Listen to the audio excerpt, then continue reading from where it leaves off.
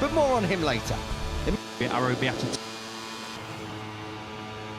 Parents, his mum and dad, the captain, hero since he got down here back home post-captain. He was over on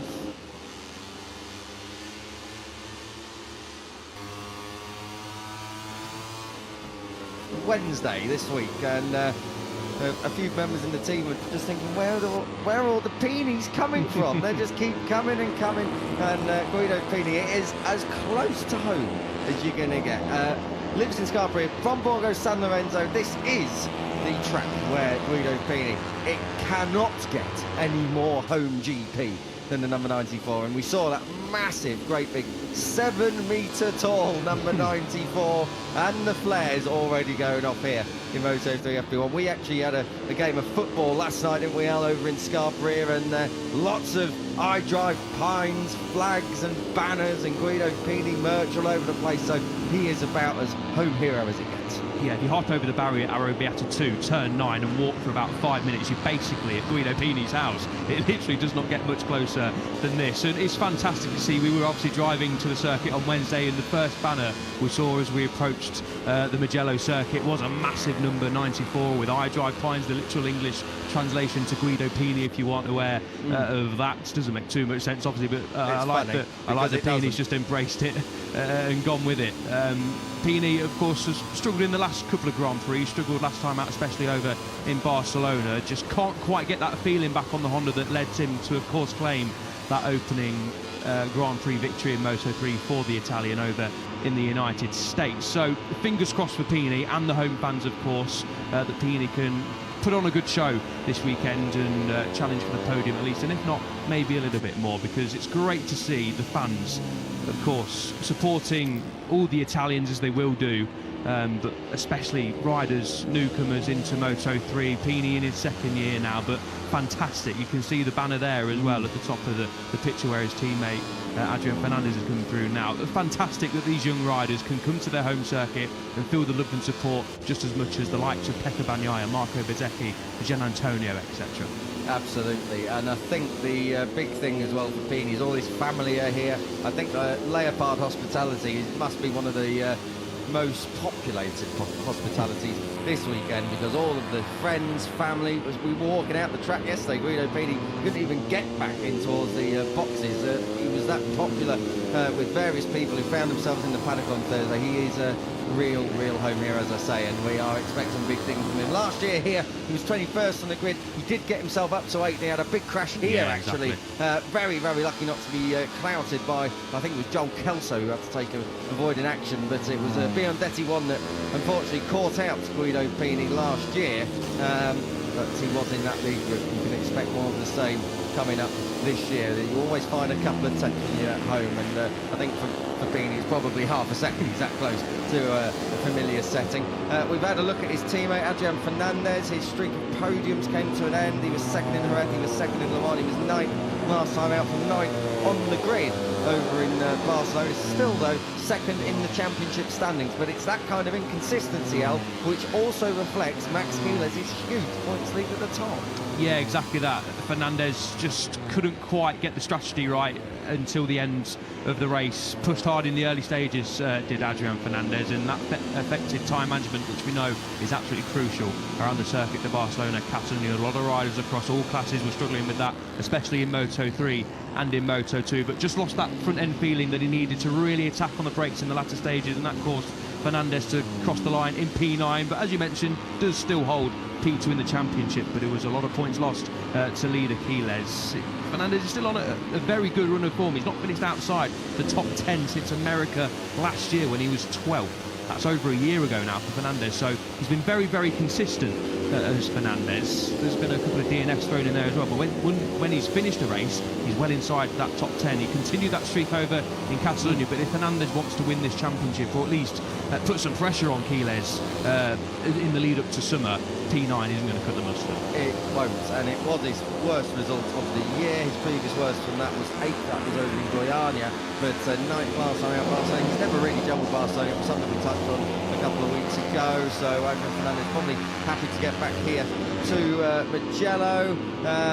He's on for an 8th consecutive top 10 here at Mugello. It'll be the 3rd time in his career that he's achieved that, should he get it.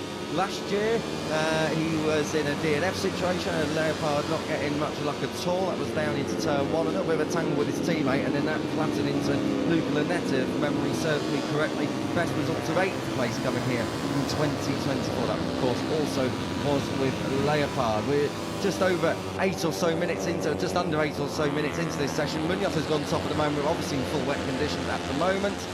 Munoz, O'Shea, Fernandez, Hakim Danish, who's a bit of a wet weather specialist, as is the rider who's in 5th place, Cormac Buchanan, Almanzi, Yamanaka, Pini, Carraro, Marco Morelli, Joel Kelso, Joel Esteban, Zen Matani, Ruche Moody, Valentin Peroni, Jesus Rios, Adrian Cruces, and Rico Salmela. 18 riders on the time in town. That's made that 19 as Rady Batama's first lap is set, but not everyone quite yet venturing out and getting that first lap time on the board.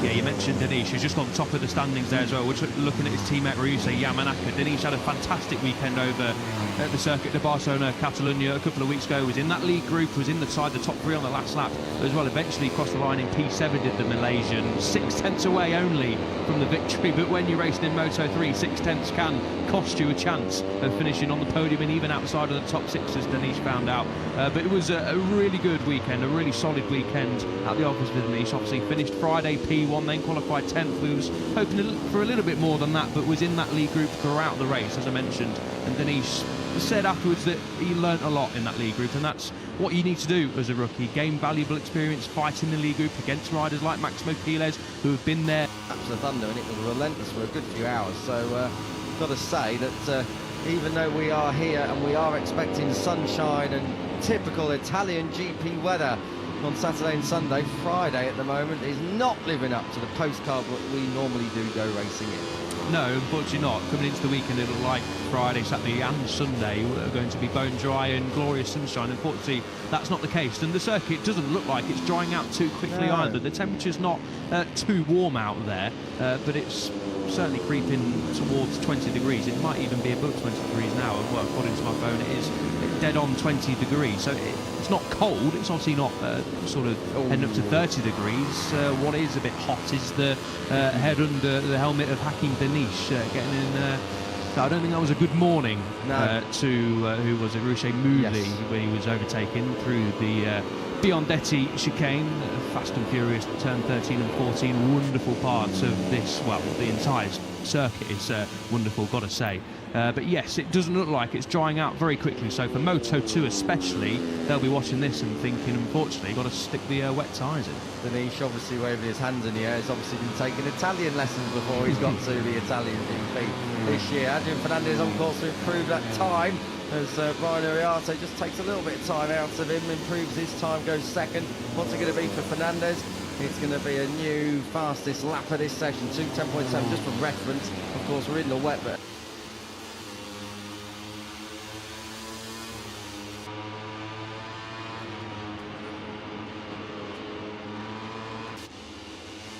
a 1:53.926 is the all-time Moto3 lap record, and you can have a good guess at who holds that. It is, of course, David Alonso, who was pretty majestic round here. Oh, hello, turns 2 and 3, yellow flag. So our first yellow flags of the day. This is where Adrian Fernandez is at the moment. So let's see who it is and what has happened. They'll wait until... Oh, Hakim Danish.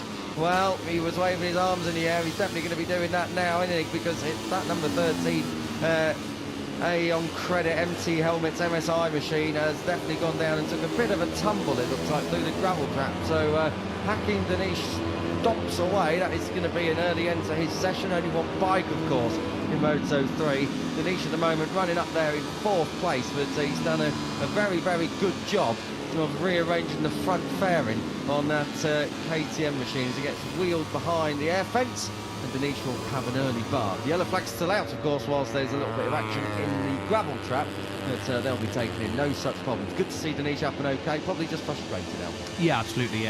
Easy place to go down, of course, when you're flicking it right through turn 3. Hopefully we get a replay to see exactly what happened, but the main thing is Danish is all okay. The bike does not look all okay. There's a bit of a work to do for this afternoon's practice session, but he's not going to lose too much time, which is good news for Danish. Obviously crashing in the final sort of 6 minutes. He'll lose maybe 3 laps at it in these conditions, but who knows what the conditions will be later on this afternoon. Hopefully they are dry, so he's not losing too much ground. But yeah, obviously you never want to chuck it down the road in any session, but the bike does look pretty damaged, so maybe a bit of a job on, and then the opening couple of laps in practice just to hopefully sort out any teething issues and work out if the bike is all okay. Joel Esteban just lighting it up out of San Donato of turn 1, just gone P2. Joel Esteban, so that's good stuff. Esteban was a little bit disappointed with how his weekend went over in Barcelona. He said basically it was a race to forget. He encountered a vibration on the front, which he said was pretty alien to both him and the team, and that just cost him any chance of trying to battle with the front guys. And I think Esteban eventually finished outside the points in P18. So yeah, sorry, not P18, P16. So yeah, Esteban not having a good time of things on Sunday over at his home Grand Prix in Barcelona. This is down in sort of Scarpa, turn 10. This is where our slow-mo camera is, as we have a look at Adrian Fernandez. Just a touch, if I can, back on Joel Esteban. One previous visit here to Mugello, and he didn't really enjoy his time there that time either. 19th on the grid, 18th in the GP, so far from ideal for Joel Esteban, who actually, even though his qualifying's been a little bit, you know, here and there this year, up and down, Barcelona was the first time he went backwards from a good position when he's finished the race. So Joel Esteban a little bit unhappy, I'm sure, because he is from Barcelona. He's from an area called El Prat, which is not named after Elliot York, of course, but it is an area near the airport. That's where Joel Esteban hails from, and Barcelona, it is a true home GP for him. So a bit unfortunate really not to get any points on the board there, but he's already back up there inside the top 3 at the moment, and looking very, very good indeed in these tricky conditions on a Friday morning. I tell you what, the highlights reel for Adrian Fernandez looks very nice, doesn't it? We're getting slow-mos just about everywhere, and I tell you what, the reason that is for is because he's now P1, the number 31, has carried on improving his time. He's got just over a quarter of a second advantage over Max Quiles, who is there in second. This is Alvaro Carpe down in 16th place at the moment, working his way through this first sector. This fantastic, wonderful opening first sector here at Mugello. I mean, they're all brilliant, but that uphill climb and then down up through turns 4, 5, and then all the way dropping down the hill, Casanova Cervelli coming up. So Alvaro Carpe is definitely lighting it up, but at the moment not on the time screen, so that's unfortunate for him. 16th place as he just navigates these tricky conditions. Yeah, but as we mentioned, Carpe does not need to crash on a Friday. I think just keeping it nice and clean, which is understandable. One rider who I've just caught the attention of me on the time screen is Joel Kelso down in P26, 7.388 seconds off after 10 laps, so something not quite right there with Kelso. We used to see him in way up the timesheets in these conditions, in all conditions to be fair. Jesus Rios also 6.8 seconds off as well. Rios had a good time of things until his crash on Sunday over in Barcelona. Was in that podium hunt as well. It was a good showing from the number 4, but a couple of riders there definitely struggling a lot more than we would have thought in these conditions so far in FP1. Yeah, David Almanza as well down in 20th place, so just wonder what's going on down there. Just on Rios, I think he's just behind Max Quiles on track. He's just ahead of this rider here, the number 83 of Alvaro Carpe. Scott Ogden has moved up into 8th place, so that's good stuff from the Brit. Eddie O'Shea is there in 13th place. That's why it'll be a bit concerning for Kelso, I suppose, down there in 25th place right now, with just under 2 minutes left on the clock. They're going to come round, whoever crosses the line now, it's going to start their final flying lap as we enter the final 90 seconds of Moto3 FP1 action. Another improver there was Cormac McCannon, moving up to 5th, so the New Zealander, we know he's good in the wet, so he'll definitely have had a smile on his face when he rolled out of bed this morning. Good stuff indeed from the number 14, who's now up there, as I say, in the top 5. Joel Esteban looking to try and nick a late P1 here as he fires it out of Buccini, this fantastic final corner, and it's all the way up this massive 1.1 kilometre front straight. The finish line is not quite 1.1 kilometres away, of course, it's just about now. And Esteban, does he go P1? Yes, he does, by a couple of tenths of a second over Adrian Fernandez. We're getting down towards the low 210s or the high 209s, so I think we may well have to wait until later until we see any slick running, at least in Moto3, and that is only if the weather holds off. Yeah, Fernandez again through that third split gained over 5/10 of a second on Joel Esteban's time. Esteban has just gone P1. I think we might be seeing the first 2:09 of the session from Adrian Fernandez. Hasn't got, well, he's got a little bit slipstream, but not quite close enough to take the full advantage from Routier Moodley ahead of him. But this surely will take Fernandez back to the summit of the session, and it does, and he gains time as well. So a really good lap there from Fernandez. He is doing something in that Sector 3, as you mentioned, Kiko, that no one else is quite able to do. So it would be nice to just have a little look at Sector 3 when Fernandez gets there on this lap, if he's still pushing. Sector 3 and 4, because he's holding it in that final sector as well. So the 31 in P1 at the moment, and we do indeed have our first 2:09 of the session. It's a long way round here, over 5 kilometres in length, 5.25 kilometres to be absolutely exact. As the checkered flag comes out, we have a look at Joel Esteban, who is going to see he can just dislodge Adrian Fernandez's P1.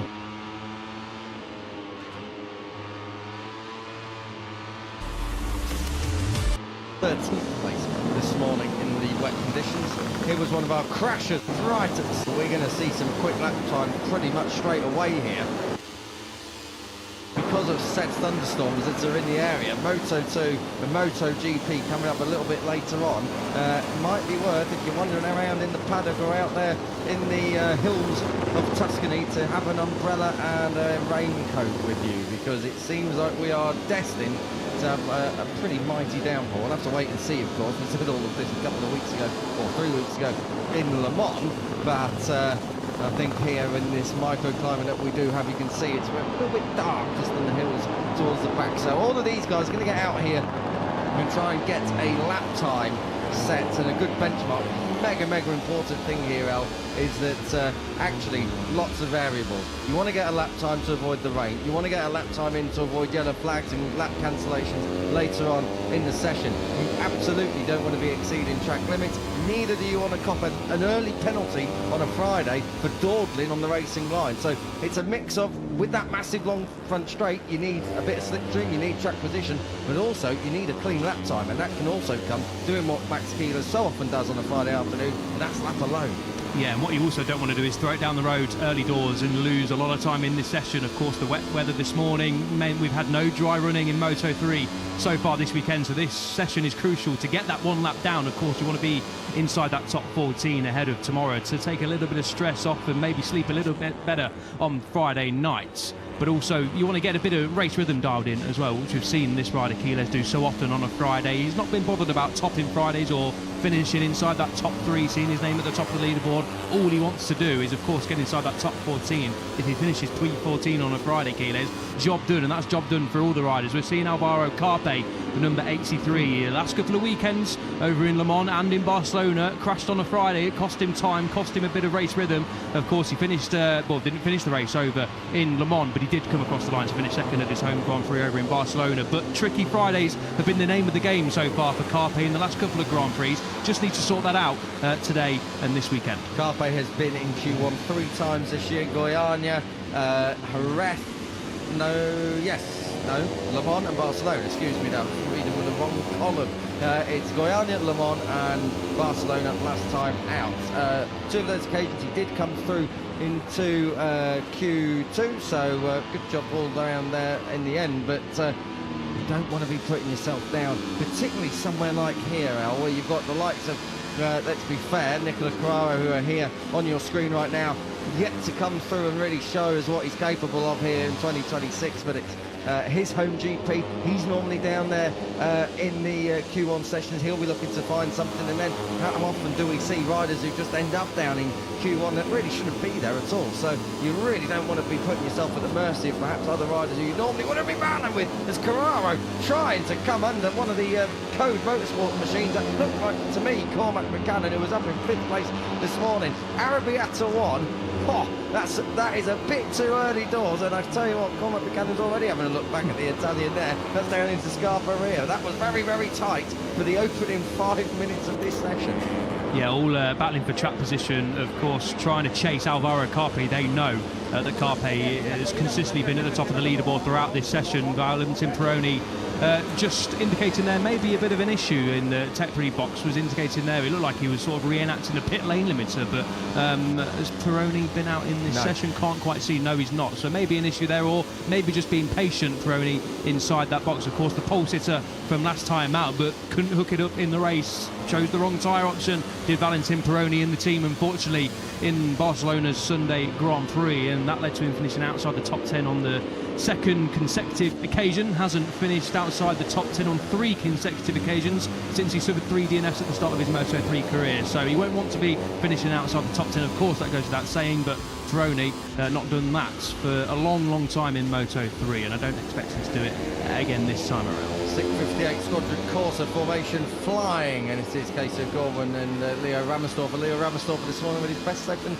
of the year, 7th place at FP1, so very strong start. We know it was damp, but Leo Ramersdorfer, maybe that session's giving him a little bit of belief, and there's no reason why he won't be able to come through if he's in Q1 tomorrow, or even go through directly today if he gets a lap time in. We see here the slipstream plays such a part, such a role in qualifying and in practice when push comes to shove, so just keep an eye on the riders that perhaps you don't always expect to be in those top 14 highlighted positions in that timing tower. But just having a look at Jesus Rios, I was a bit of a fan of what he was able to do over in Barcelona up until the last 3 or 4 laps when he just started getting shuffled back, and then obviously he crashed out at turn 10, a pretty big crash as well. Jesus Rios struggled this morning, was plumb last, 26 out, 26 riders, but expect Rios to come good. I think he's a little bit of a weapon out there on board that we've called Sniper's team machine, and he's definitely showing what that team can do when someone is quick enough to fight at the front is on board that machine. Yeah, 100% agreed.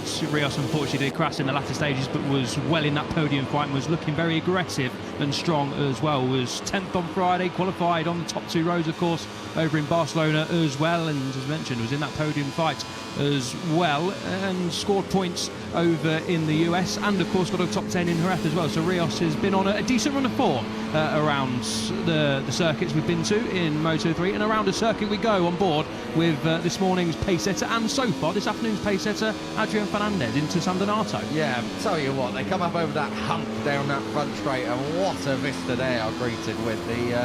The hills of Tuscany just await him. This is coming through turns 2 and 3, and this is down towards turns 4 and 5, and Borgo San Lorenzo I think is coming up through here, so I've got to say this is fast.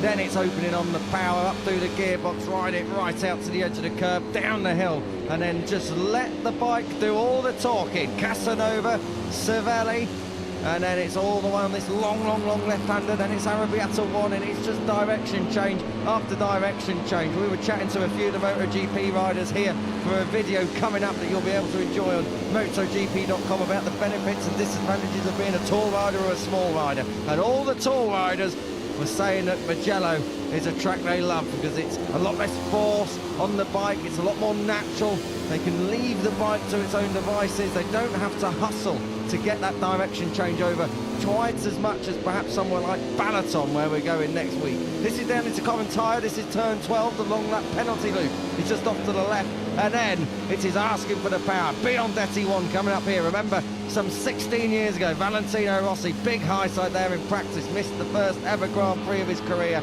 and then down towards turn 15, this is Fucini, this is where it is really fast on entry.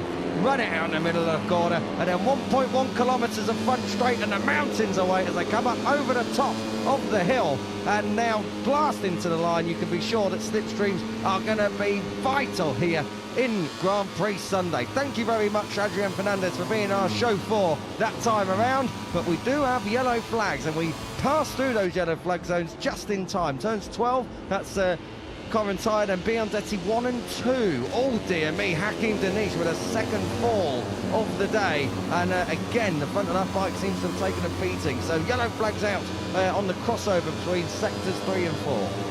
Yeah, as you mentioned, Denish crashed this morning. It was in the opening sector. Denish crashed, I think it was at turn 3. Here we're going to get a replay on the exit. Wow. Oh, dearie me. Out the front door, and I tell you how far he slid.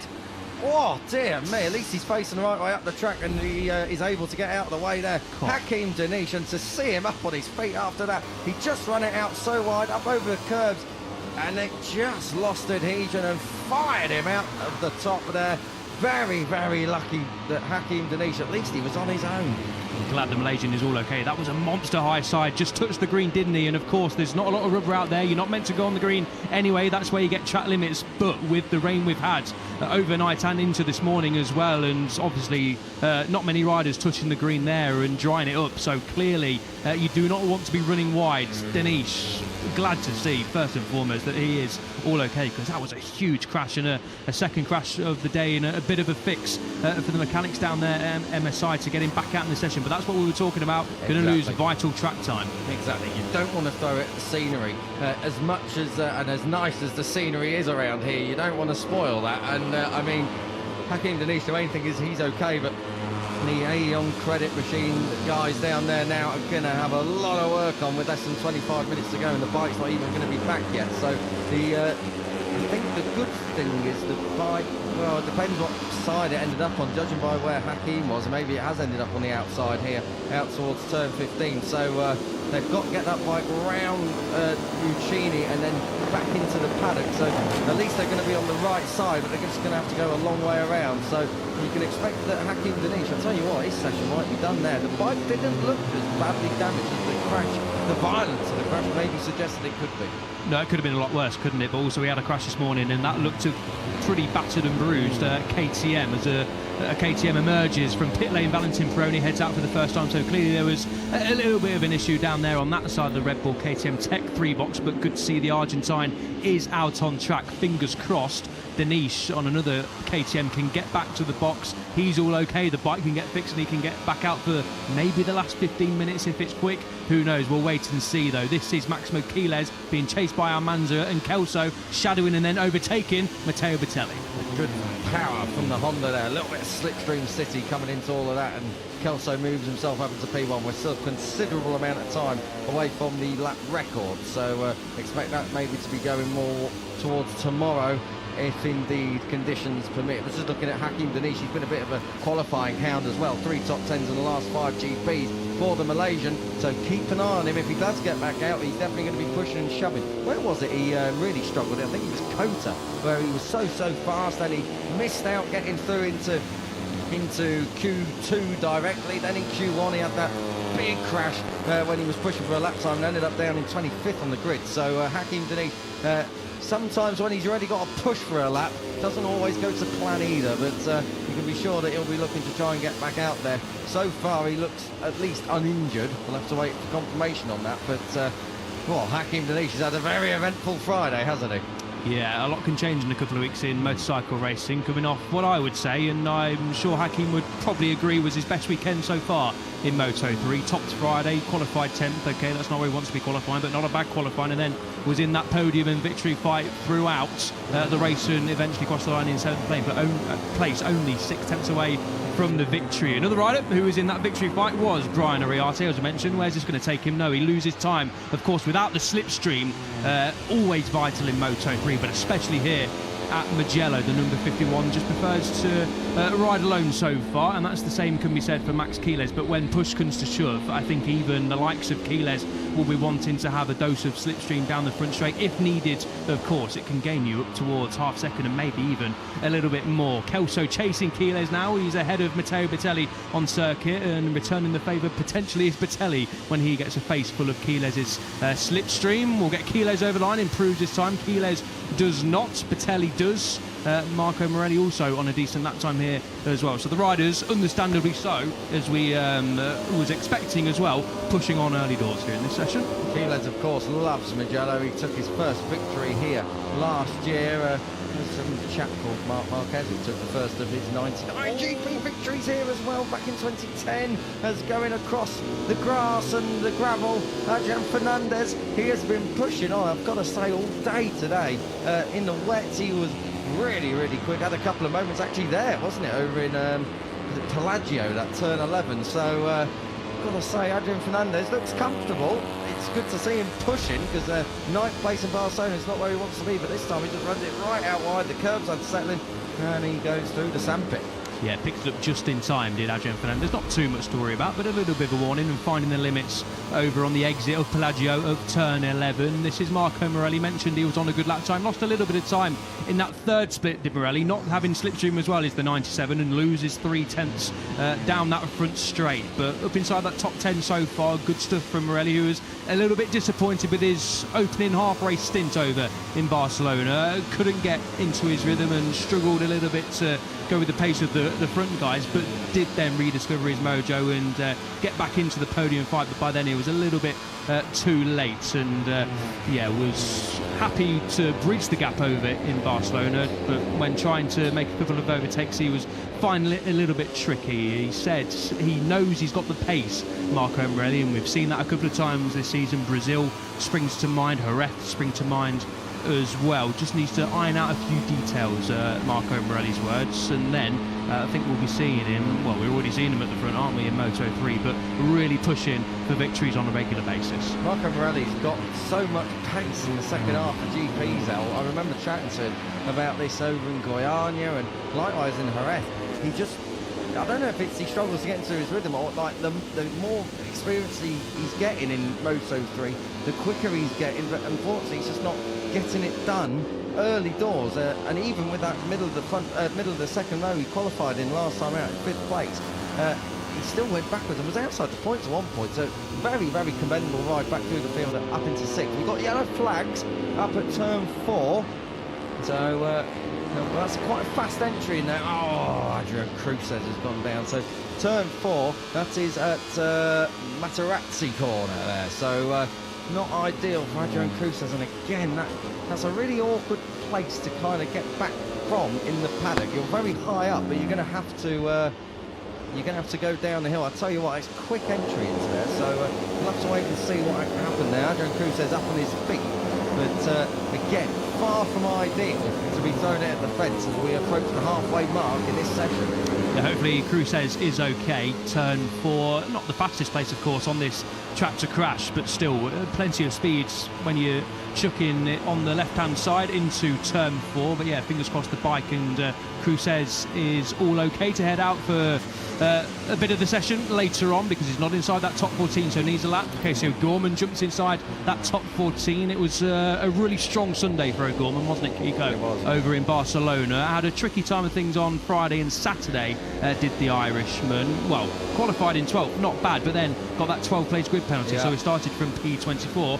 And when you're starting from P24, more often than not, you're not going to really challenge for a big haul of points. But that's exactly what Casey O'Gorman did. Is this the Cruces crash? Just watching the background. Yes, it is. Front end folded there on the number 11 machine. Slides to the gravel. Hopefully Cruces is all okay. But yeah, O'Gorman just ahead of Cruces on track, because there as well as a second crash in the gravel for front again. Cruces. But yeah, really impressed with O'Gorman on Sunday. A great fight back and was inside that top 10 as well. So top job from the Irishman, who qualified well, but then got that penalty, but then got his head down in the races and was in that podium fight come the end of it as well. So yeah, a strong Sunday for O'Gorman. O'Gorman has been impressive, I've got to say, on Sunday so far this year. 11th in Buram, 9th and a top 10 performance. His best result of the season, that was over in Goiânia. He was in the top 10 again in Kota, but then fell off late on. I think it was the penultimate lap, and then 12th left time out in Jerez. Then at Le Mans it was a DNF, 10th last time out, and back in that top 10. Oh, hello! Oh, dearie me! Guido Pini, well, he's just absolutely run out the inside of Rico Salmella.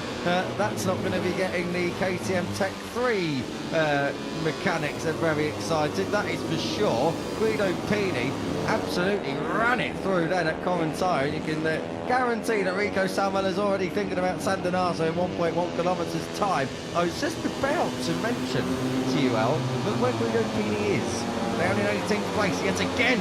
Guido Pini on a Friday, really struggling. There was something flapping. He got a bit of KTM probably on his right hand side, although it was the left side. It's his glove. It's his glove. It's a bit loose, the strap there. Have a look at this. Pini's turning it tight. Oh, I'll tell you what. The race direction, FIA MotoGP Studios will be looking at that. I think if it was on a Sunday, you could say all this fair rubbing is racing, but unfortunately, this little bit much on for Moto3 practice. I think Guido Pini was trying to show exactly where he lives to Rico Salmela there. Yeah, maybe a tad aggressive, and Salmela wouldn't have seen Pini, of course, No. so Salmela was just taking his racing line, maybe a tad wide, but Salmela certainly didn't lose too much time, but the door was open for Pini to try and come through, and then the two paths merged, didn't they, unfortunately for the two. Turn 12, current tyre, but yeah, Pini has a little bit of work to do. He moved up to P15 with that lap, but of course that's not good enough for the top 14, and he was outside of the top 14 in Catalonia, outside of the top 14 in France, outside of the top 14 in Jerez as well. So since his win, hasn't seen a top 14 on a Friday as the number 94, so just needs to get that rhythm back on a Friday. He said he has struggled to get into weekends and find that feeling he needs on that Honda to start the weekend. He was mentioning ahead of his home Grand Prix it was really important for them to try and figure out to get up to speed quicker on a Friday. At least he did go through Q1 and into Q2 in Le Mans and Catalonia. It was more the disaster of Jerez, where a lot of big things were expected from the 94, fresh from his win in America, but unfortunately it just didn't happen for Guido Pini, who is quite literally racing at home. We touched on it quite a lot this morning, and yeah, he is from Scarperia. That's the exact location within the Borgo San Lorenzo commune, let's say. So Guido Pini is as close to home as is basically possible here racing at Mugello. Crossline moves into the top 14 now, so provisionally he's in. Let's just give you a rundown then. Less than 15 minutes of this session left to go here in Moto3 practice. Your top 14 names are the ones that are going to move through provisionally, but of course that can all change with just less than 14 minutes on the clock as we have a look at Guido Pini's glove strap flapping in the breeze. But it's Joel Kelso, Alvaro Carpe, David Almanza, Adrian Fernandez and Max Quiles who are your top five. Joel Kelso, brilliant lap for the Grid M-Lab Racing Honda team. He puts himself up there in P1 thus far.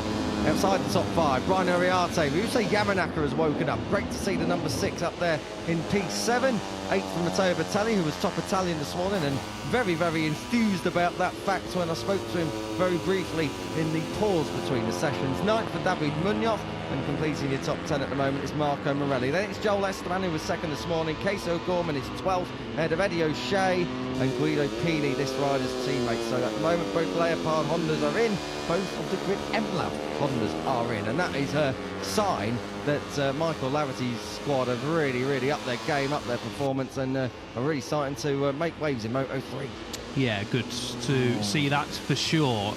Adrian Fernandez, we're watching, one of only, well, I think the only rider out on track, along with Guido Pini's teammate, of course. Adrian Cruz has still not made it back to the pits according to our timing screens. Jesus Rios just re-emerging onto the circuit as well for the final 12.5 minutes as expected. Adrian Fernandez pits for some fresh Pirelli rubber, and in a couple of minutes time I think we shall be seeing the field head out for the time attack, the final 10 minutes of, basically, as you guys will know, is a mini qualifying session, or Friday's qualifying session to get into that top 14. Q0 really, isn't it? Yeah. That's what it is. Just outside that top 14 at the moment, Al, let's just bring some attention to Scott Ogden, 16th. He'll be looking for better than that. In fact, both the CIP repowered machines after what was quite a difficult weekend over in Barcelona. Alan Bronek's team are not going to be very happy if they're both in Q1 again. Ogden's 16th at the moment, Cruz says 18th, they're split by Salmela, who's in 17th. Danish is going to need a lap if he can. Oh dear me, what has happened to it? Guido Pini, has he stalled it somewhere in pit lane? He was out on track. He was one of only 2 riders who were out on track, so whether it's run out of fuel or whatever, but it's getting back into the box now. And they're having a look down at the bottom of the bike. Is his maybe the gear lever? The gear lever, maybe, yeah. So I'll tell you what, that's far from ideal for Guido Pini with 11.5 minutes on the clock. Also outside, Denise, as I said, will need a lap time. Vedi Patama, very, very quiet Friday for the Indonesian down there in 21st. Valentin Peroni, 22nd. He was pole sitting last time out. Moodley, Rios, Ramersdorf and Matani. There's no big surprises there. Perhaps Jesus Rios, but I think he was so strong anyway in Barcelona that perhaps he's just getting acquainted to Mugello. Worth noting that for Adrian Cruz, I believe, judging from my research, that this is his first time here. He's never seen Mugello, so you can almost forgive him for tucking the front on his first day of action. yeah, Crusez wasn't in the Red Bull Rookies Cup, and I've got it noted down as never raced here as well for Crusez. But he's a quick learner, is Crusez, and yeah, he's back in the box, or just outside the KTM box as it is. All the Moto3 teams who haven't got a pit box on the pit lane, there's a lot of garages outside the back of the paddock as well. It's very difficult to find a circuit that can fit every single Moto3, Moto2 and MotoGP team in the pit lane, so not unfamiliar to see that as David Almanza sits patiently in the box. We didn't see much of him and his teammate David Munoz, not seen much of Munoz in this session either, but Almanza is inside that top 5. Where is David Munoz? Ninth. So yeah, a bit of a better session so far for the Liquid Money Dynabolt Intact GP team. We get a load of replays, and that is the kind of postcard setting that we are racing in this weekend. Perfectly illustrated by Max Keeler. Love the curves around here as well, reflecting the flag, of course, the Italian flag. There's Matteo Bertelli, one of the home heroes, is going to be going for broke on Sunday. Missed this GP this time last year, but his first Moto3 top 10 did come here. That was back in 2022. 9th place, his best finish so far at Mugello. Best grid position of 4th. That came a year later, but he did miss Mugello here last year. Of course, he was at that quite frightening set of injuries from a training accident, but he's definitely back to his best, Matteo Bertelli. I've got to say, as we see the world's biggest number 94, no, it's not a massive Jonas Folger fan club. It is Guido Pini's fan club, the iDrive Pines fan club. He is the most popular person in this paddock this weekend, and I tell you what, I think that flag was flapping in the breeze just as much as his glove was as he was coming down the front straight with Rico Salmella in behind. 13 there. Hakim Danish is now back in the pit lane, so let's see what they can do there with the Aeon Credit MT helmets. MSI squad looks like it's ready to rock and roll, so good stuff then for Jordi Cattell's team down there, and let's see if Hakim Danish can indeed get himself up into, oh dear me, into Q2. He got himself some airtime, that's for sure, in more ways than one. Oh dear me, at least he slides off the track towards the right hand side and out of harm's way. But wow, that was a massive run. Just on back to Matteo Bertelli, if I can just close off that subject. Of course, not only has he been fast really since we came back to Europe, but he's, I think we can say, now walking absolutely normally. He's not got a limp on him anymore. At least it's not a proper limp. He's looking very, very normal. He's finally, I think, fully recovered and back to full fitness. Yeah, it was this time last year in Mugello where we first saw him back in the paddock after those numerous injuries, and yeah, it's safe to say that Bertelli was not in fine shape, as good a shape as he could have been after the training crashes that he had, of course. So great to see Bertelli around about a year later, who's been back on the Moto3 podium and looking somewhat back to his best. So yeah, good stuff for Matteo Bertelli, and of course the Level Up MTA team as well, who have stuck by Bertelli through thick and thin. And yeah, it's good to see that the Italian is getting back to full fitness and of course riding like we know he can be. Now then, who is everyone waiting for, I wonder? Who is going to be the guinea pig? There's been a few guinea pigs head out there already. Adrian Fernandez, Yamanaka, Morelli and Hakim Danish. Maybe they're all waiting for the number 64. Who knows? But yes, everyone's going to be wanting a bit of slipstream down that start-finish straight. I have a horrible feeling we're going to see a load of dawdling incoming as well in a moment. So less than 7 minutes left on the clock. The Red Bull KTM IO guys are getting ready with Carpe. This is the CIB Green Power setup. Crusez on the left. Good to see that Crusez is now going to be back out on track after his accident. Scott Ogden is in the pink helmet as well there on the green machine. Brian Ariarte, Ruche Mood and Guido Pini all head out. So whatever the problem was for Guido Pini, whether it was the gear lever or something else, Pini is back out there and now out on track. Keylez is still in the box. They don't seem too urgent to get him out. It's like getting ready for a 100-metre sprint down there in pit lane with some of the mechanics. Yeah, this is Cormac Buchanan, who's just lingering outside the top 14 as things stand. There's obviously a few riders you can see there. John Crusez less than a second away from top spot, Joel Kelso, and just over a tenth and a half away from the top 14. Expect that to change a lot, as we can see. Keylez, as you rightly mentioned as well, he'll look at the times and see that he's well over 6 tenths clear of the top 14, the cut line, over half second clear at least, and yeah, he's just going to be sitting patiently, let everyone else do the donkey work, let everyone else play some games, and he'll head out when he needs to head out. Of course, he'll try and set a couple of lap times, but he's under no pressure to get inside that top 14. As things stand, it could change a lot. I must admit, I'm very surprised that they didn't all try and get down pit lane and join onto this little train at the front here. So, well, Adrian Fernandez, for now at least, has a clear bit of track. Max Keeler is heading out. Let's see if anyone else is going to follow him. I wonder. I wonder if he's going to throw him a dummy. No, indeed he's not. John Kelso straight out there. Cormac Buchanan likewise. And, as we were saying, oh, brilliant. Max Keeler punching the biggest hole in the air, metaphorically, to Q2 directly out. He's under Adrian Fernandez.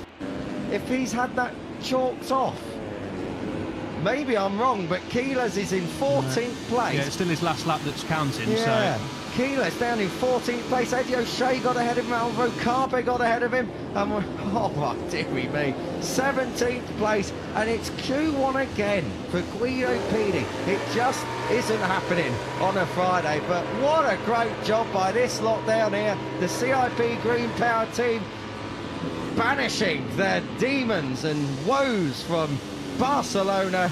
Scott Ogden, P1 on a Friday. Oh, well, that sounds great. yeah, very good stuff from Ogden. Needed a lap time at the end there and delivered. Got a bit of slipstream to help as well. Ogden is on a run of 3 consecutive non-point scores. He's not done that since mid-2024, and that's a great way to start the weekend here in Mugello. He was on the front row here.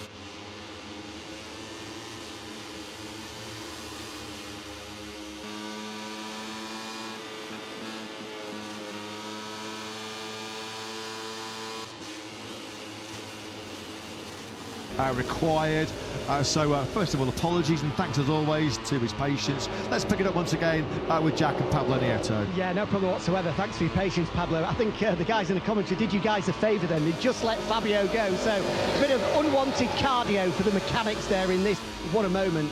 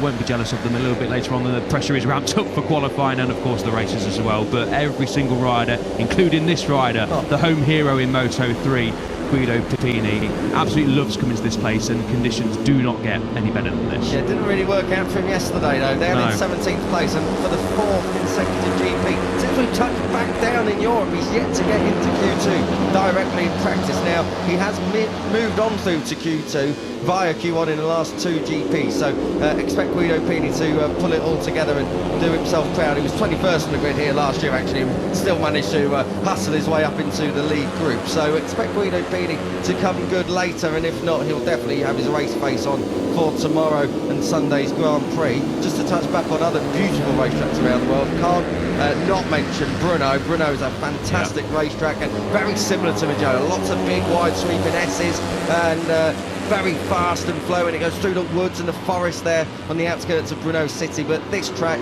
just laces itself through the Tuscan hills. It's all very natural. You can't override here. You've got to let the bike sing and dance all the way down through those hills, and that's why Mugello, we talk about it being magical. It's not just for the scenery, it's because the racetrack, of all the places they could have built one, they did build one in not only one of the hardest places to build one, but wow, they got it right. There's a reason why 50 years after it opened now, it hasn't changed a bit. No, exactly that. As Adrian Fernandez leads over this pack of riders, including his teammate Guido Pini, Ralph Fernandez leaning over pit wall. As always, Adrian Fernandez's biggest supporter is Raul, and understandably so, the younger sibling, of course, of the MotoGP rider. Just touching back on Guido Pini, it's been, as you mentioned, Kika, a bit of a strange one. We thought after his debut Grand Prix win in Moto3 back at the Grand Prix of the United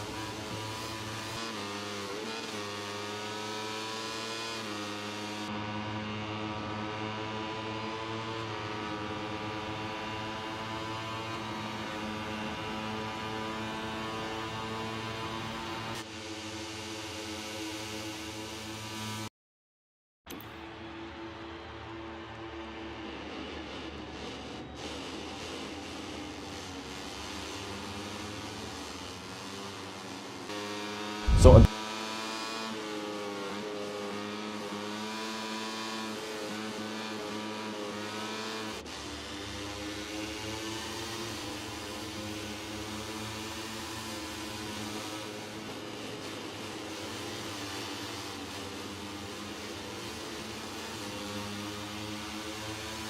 launched that now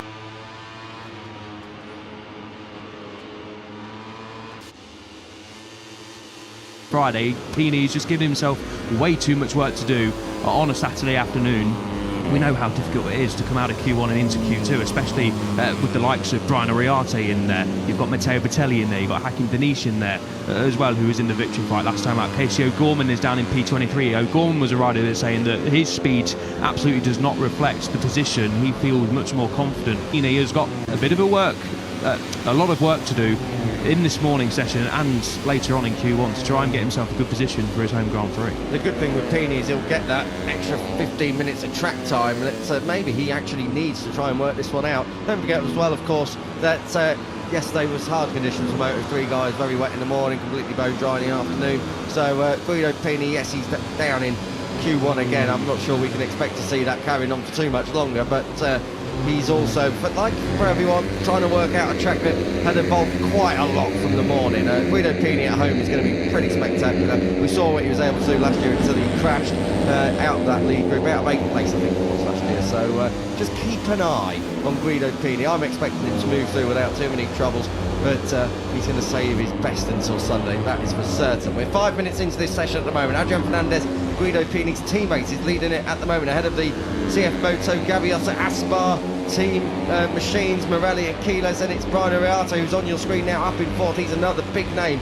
Finds himself down in Q1 later on. He was on the front row last time out in Catalonia for the first time in his short Moto3 Grand Prix career, but Brian Oriate giving himself a little bit of work to do later on this afternoon. David Almanzo, who was 6th yesterday, is up there inside the top 5 at the moment. Pini, who's on your screens right now, in there in 6th. Jesus Rios 10th like he was yesterday. Good job indeed from Jesus Rios late on yesterday, Al, to get that lap in. Number 54, find him some form, find him some confidence after what was a Catalonia weekend to remember, even if the result was one to forget.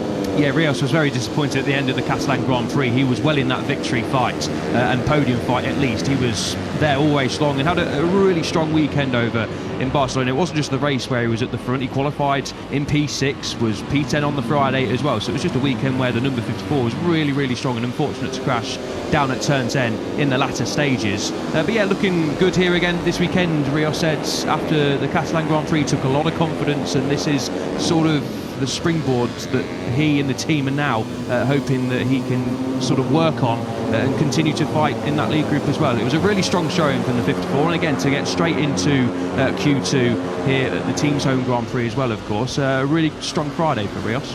Talking of a mixed Friday, Matteo Bertelli was top Italian in FP1 and then he was down in 20th in practice. So Matteo Bertelli, a little bit of work to do, perhaps he's another one. Finds himself down in Q1. I'm looking at the Q1 entry list here. for later on today. I mean, it is an absolute headline grabber, isn't it? Ryan Ariati, Guido Pini, Rico Saltmellers there in 19th place, Matteo Vitali, Hakim Denisha crashed of course as well, Casey Gorman, who was in the top 10 last time out, so real big names in Q1. Someone who doesn't have to worry about that has his own worries at the moment in FP2 is Adrian Fernandez as he pedals it back into pit lane. I just wonder what's going on there, but that's not the first time we've seen the Leopard racing machines have a problem. We had Guido Pini, who had a small problem yesterday in practice, and Adrian Fernandez very aware there, looks behind him, hand up in the air, keeps off the racing line, but knows straight away that there's a problem with that 254 stroke Honda.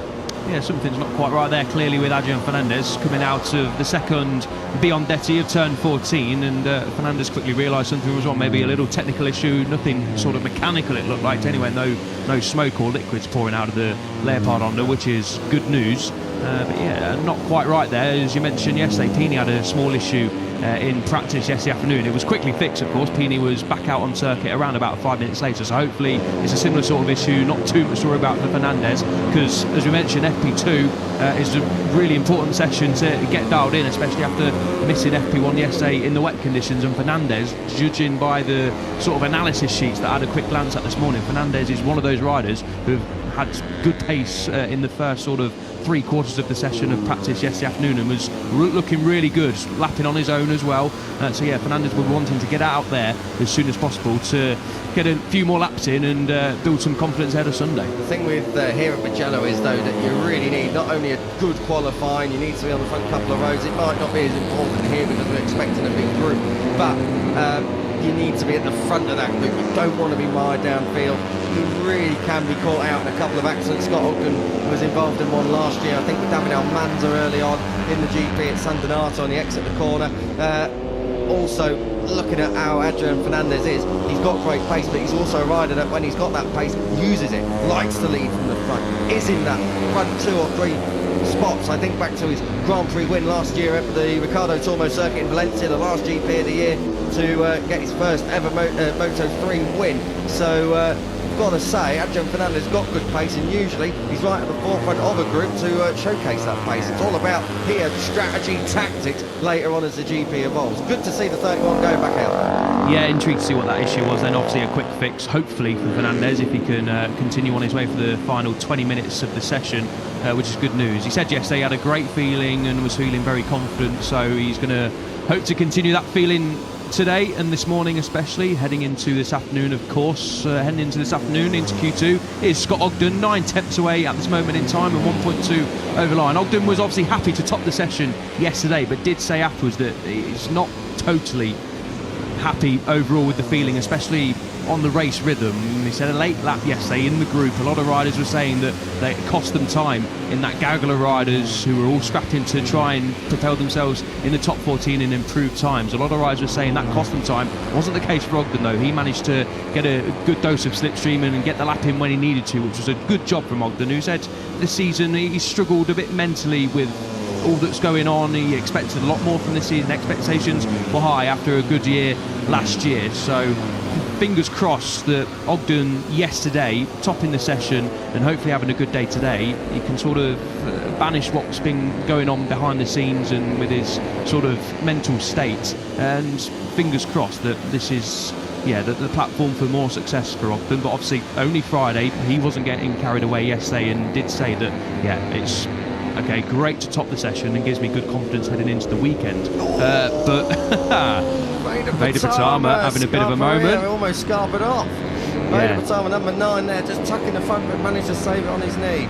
Yeah, good stuff from the number 9 to keep that upright. We're going to see plenty more action down there, I'm sure, at turn 10. But yeah, just to round off the Ogden point, he was not too pleased yesterday in terms of his bike feeling over race distance, and obviously he's down there in P17 at this moment in time as well. So this was a session that Ogden was pinpointing where he needs to make some strides forward in terms of race rhythm. Yeah, it's very important as well for a rider that you've got a very, very solid team, a stable team around you, a calm atmosphere as well. And I think Scott Ogden as well needs that base to kind of go out and deliver on track. So let's hope that all is well within Alan Bronick's team moving forward, and that indeed those CIP Green Power machines of Ogden, the number 19, and the number 11 rookie of Adrian Cruces can find their way at the front. At the moment, Cruces 16th, 18th, and in the pits for Scott Ogden as Max Keeles properly exceed track limits there, so this lap is going to go away from him. It's no surprise that the 55.277 that you've got on the top of your timing tower there, set by Max Keeles, is the fastest lap of the weekend. The fastest previous lap was a 55.8 by Ogden yesterday, but we're still away off the lap record set by David Alonso in 2024, a 153.9. So a little bit of time left in this Mugello circuit, yeah, but expect that's a challenge later on in qualifying. We'll be down into the 54s for sure if conditions remain as is, but there's no forecast to suggest they shouldn't. Hakim Danish back in the top 10, a couple of crashes yesterday, sizable one in the morning, even more sizable one in the afternoon. He had a properly big get-off, didn't he, coming out of Biondetti 2, the exit of turn 14, your Harry Flatters full chat through there. So asking for the power, ran out onto the edge of the curve, and it just dropped away from him. And it seems like there's been a little bit of resurfacing work done on the exit of some corners and some track limits, and a little bit of lack of grip out there. So a couple of the Moto2 riders also saying that to me yesterday in the debrief. So just keep an eye on that. You don't want to be out in the marbles and then off the track altogether, because it seems very, very slippery, a little bit more slippery than usual. Yeah, Manu Gonzalez was saying that yesterday too, wasn't he? And yeah, just taking a bit of time to work that one out was the Moto2 Championship leader. This is the Moto3 World Championship leader, Maximo Keeles. Nice little slow-mos of the fastest part of this circuit.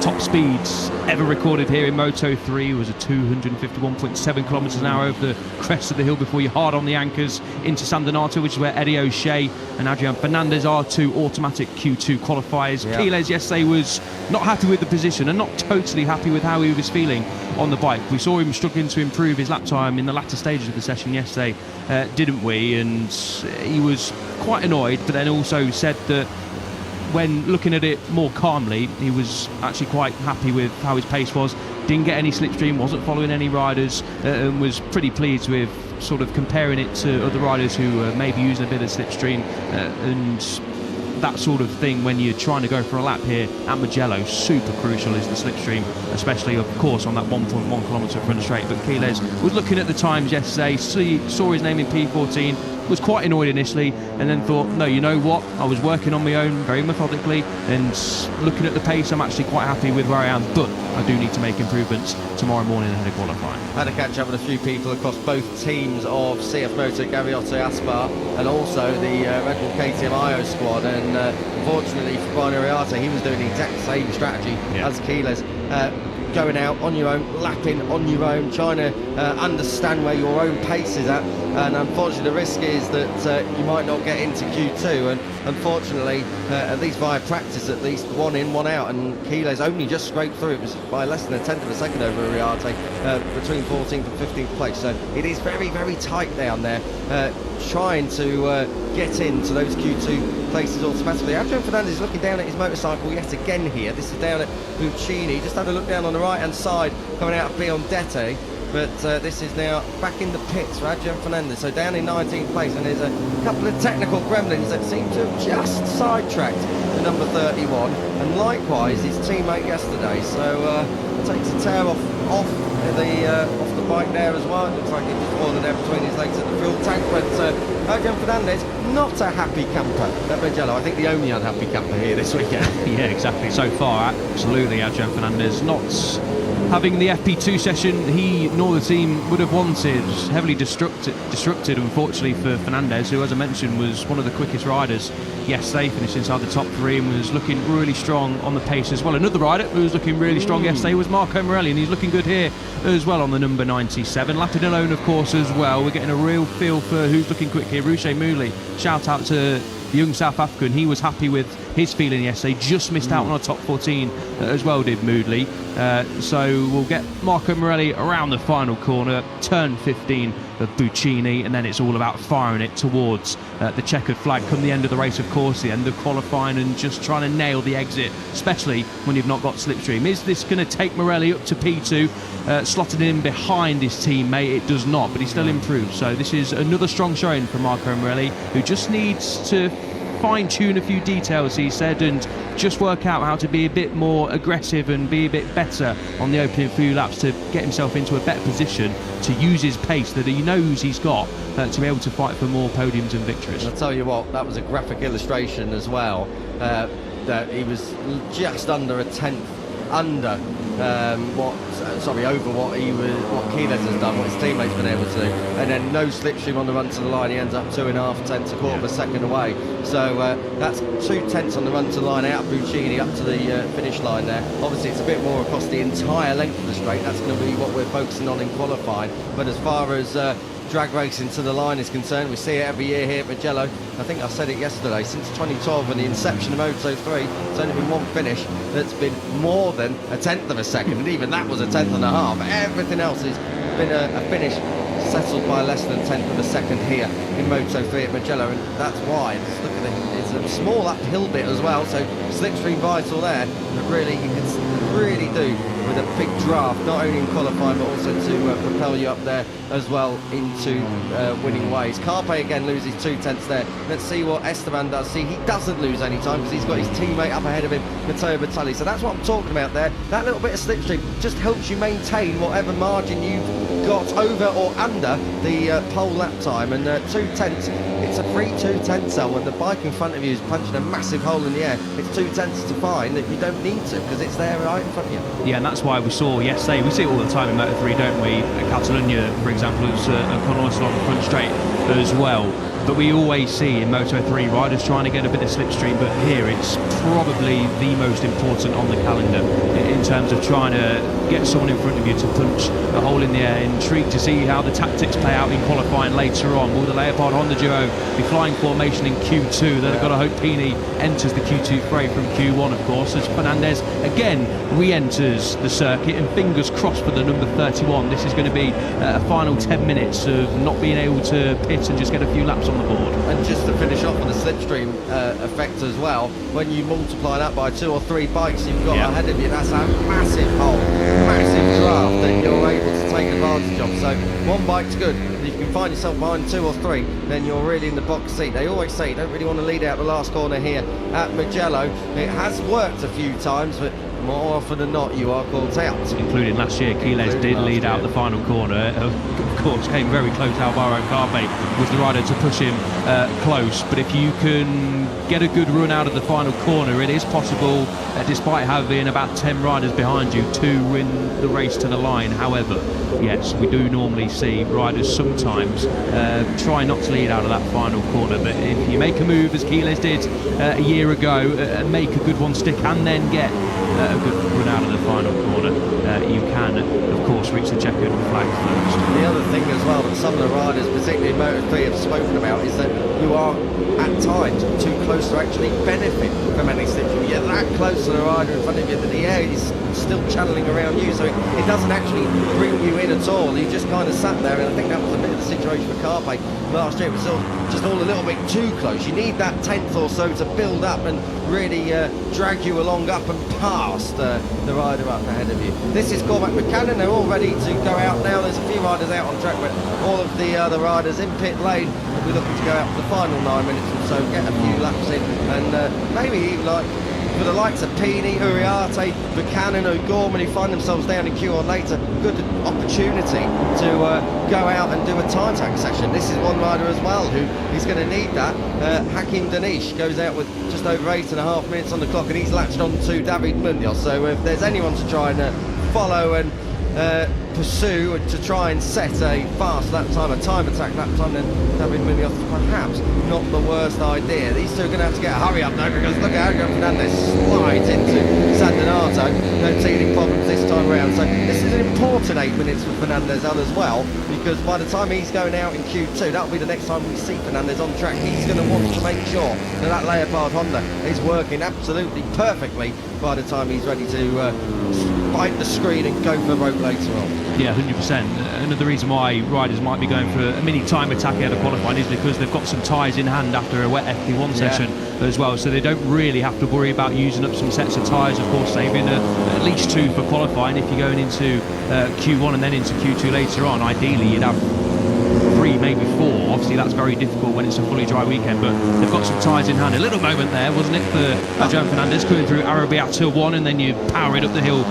Fast right-hander into Arrabbiata 2, a phenomenal piece of circuit on what is basically a phenomenal ribbon of tarmac here, nestled into the Tuscan hills. But Fernandez, thankfully for him and the team, looking strong here. I'd like to see the rest of the lap. Yes, exactly, and we pick it up now out of Palagio and up over the top of the hill and down the other side into Correntine. Fernandez, you said he had a couple of moments down at Arrabbiata 1. He's had a few moments all the way around for the bits of the lap we've seen. I've got to say, he was a little bit sideways on into turn 1. He was sideways on into Casanova and Savelli. He's through Bioldetti without dramas, doesn't exceed track limits. Now on the burst down to Puccini. This is another area where you can get a bit of slipstream. There's not really a back straight on this track, but those little inclinations up hills and down the other sides, they can provide a bit of slipstream too, as well as down in towards that final corner. So slipstream pivotal here in some areas of the track where you might not think it. Fernandez coming to the line, 3/10 off after 3 sectors. Where does this put him up into 74.5 off the top time set by Quiles earlier on in this session? So Fernandez's gremlins from earlier in this session have gone away. He needs to be able to get his head down now as Munoz and Denise behind him try and latch on, and probably a really good reference from David Munoz as well, who's second in this session. But will they be able to study Adrian Fernandez? We know these two are not the best of friends from various incidents in the past, but for sure we'll be able to be talking about that more as qualifying and the races get underway. We pick up the 18-year-old Guido Pini, who's just come by his village, because that's the side of the circuit where Scarperia is, and now he loops back round. This is where he crashed out last year. A little bit of contact, I think it was with Joel Kelso, and then down he went just here, and he's very, very lucky to not be collected. But Guido Pini at the moment in 12th place, looking to try and get in the top 10 on Saturday morning, and hopefully that'll be a springboard for something a little bit special later on, even if it is via Q1. Yeah, 100%. Always nice to see the home heroes doing well. Of course, if you're Italian, you'll love to see Guido Pini doing well, but it's always special to see riders at the home Grand Prix, especially in Moto3 and Moto2, when you're sort of not the star of the show in MotoGP. Plenty of Italians, of course, in MotoGP for the home support to cheer on. But Guido Pini does not get more local to Mugello than where Guido Pini is from. You could pretty much throw a stone over Arrabbiata 2 or Scarperia and it would reach the village of Scarperia, as we get Guido Pini on the 94 and Jesus Rios on the 54, rising over the crest before hard on the anchors into San Donato. I don't know what you do in your village, mate, but I certainly don't start throwing stones all over the gap. So let's just call for calm, please, in the Moto3 commentary box in Moto3 FP2. And yes, that is coming from a Millwall fan. I know what you're thinking there. We haven't had an Italian winner here in Moto3 in Mugello since Dennis Foggia back in 2021. That was on Honda machinery though. That was Honda's last win round here as well. There's the massive, great big 94. The fans have seen themselves on the screen, and they go potty as we pick up Guido Pini here, working his way through Arrabbiata 1 and 2. Before that, we've had Tony Arbolino, Andrea Migno, of course, and that classic from 2017, Romano Fenati back in 2014. And as far as Moto3 is concerned, that is all. But going back through 125s, obviously Simone Corsi, Mattia Bassini, Roberto Locatelli, Lucio Cecchinello. The LCR Honda team put out a brilliant video of Lucio Cecchinello himself taking victory in the lightweight class here back in 2003. Do go and check it out then. Obviously Roberto Locatelli and some fella called Valentino Rossi was the first ever 125cc winner since Mugello was the full home of MotoGP since 1994. He went on to do some pretty decent things, I'm told. One here in 250s in 99, and then 7 on the spin 2002 until 2008. So Valentino Rossi, magic most places, but Mugello really, really special. It's a massive event for all the Italian riders, and I think when you're so close, as you say, a stone's throw for Guido Pini from the village where he is to the track where he is now, yeah, it means a bit more to Guido Pini than most other Italians, I think. Yeah, 100%. When you're that close and see, is it 7 metre tall? 7 metre tall 7 metre flag, tall, yeah. 94 when you're coming into the circuit, of course.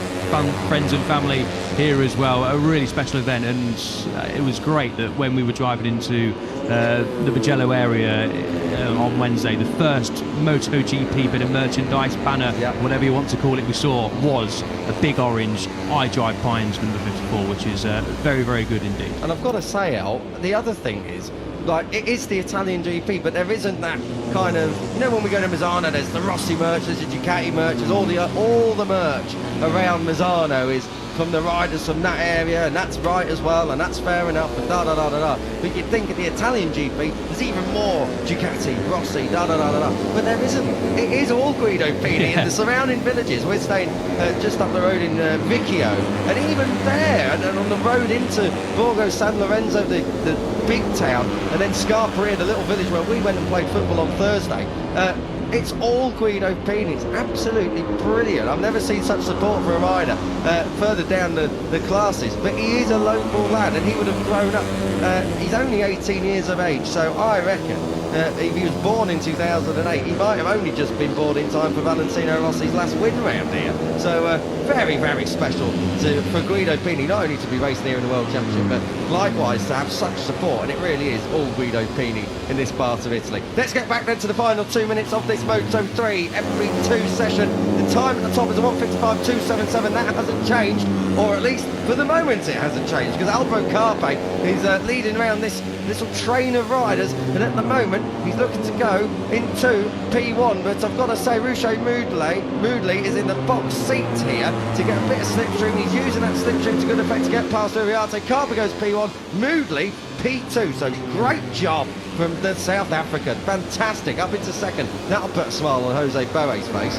Certainly will. That's what Moodley was saying yesterday, as I mentioned earlier, was feeling good, and he was in Q2 for quite a while in the practice session before being bumped out in the latter stages. Carpe, another rider, he goes directly into Q2, but he said yesterday that the position he finished in, which was down in P12, does not reflect how he was feeling. He was feeling really strong on that KTM yesterday and just didn't quite get a lap time in to push himself further up the order, but didn't have a bit of slipstream to play with as well. So Carpe looking good here, as is David Munoz, 55.271 without any slipstream as well, similar to Carpe, a couple of attempts slower than his fellow Spaniard, but yeah, the sort of cream of Moto3 rising to the top here late in F2. Carpe top, obviously Max Keeles has just been shuffled down to P4 but was leading for most of the session, and Munoz rising to P3 as well. Yeah, Carpe looks really, really good, of course. He was on pole for the first time here last year, of course. He did start from pole over in Silverstone, but that was for a penalty for his teammate last year, Jose Antonio Reda. What are we having a look at here? Is this just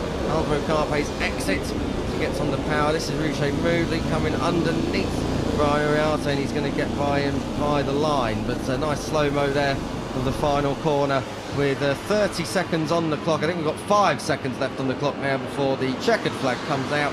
A couple of changes up inside the top 5. Scott Ogden has just moved up into the top 5 as well, so the fastest from Friday is 5th on Saturday morning. Great job by Doncaster's finest.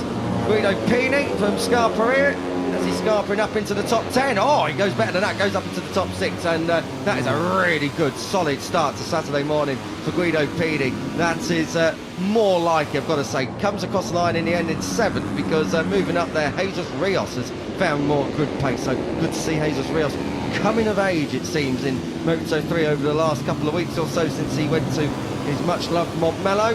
Alvaro Carpe at the moment has got it all done and dusted. I'm not seeing any red helmets. Well, Rico Salmella was up through the first sector, so let's just wait and see what Salmella can do, who is down at the moment in 21st place, but it looks like it is more or less all done and dusted. Alvaro Carpe and a Ruche Moodley. Well, I'll tell you what, El, that's Ruche Moodley's best session of the year. He's not been higher than 14th in any session. That was when he qualified in the middle of that 5th row over in Jerez at the end of April. So a month later, and Moodley is second only to Alvaro Carpe, last year's pole sitter here on Saturday morning in FP2. Great job by the South African. Yeah, absolutely, and as I mentioned, great to hear Moodley feeling good yesterday and sort of singing from a positive hymn sheet. It was here last year where he picked up quite a nasty injury in the race, multiple fractures to his right arm, so got a few demons to banish around Mugello as Moodley, and he's doing exactly that. A top weekend so far, has to go through Q1 but missed out by a very slender margin, and Cormac Buchanan as well, just outside the top 10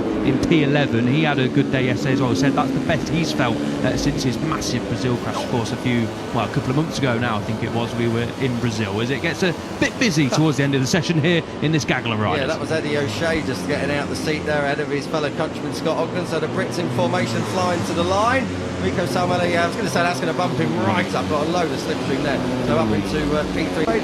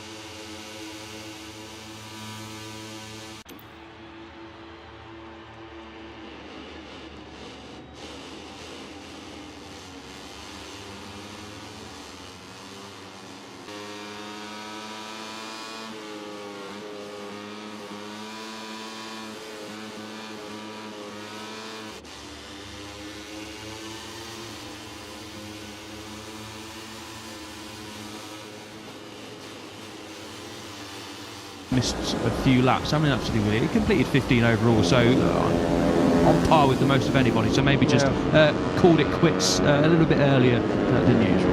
Now you can see fastest on time will be well into the 54s.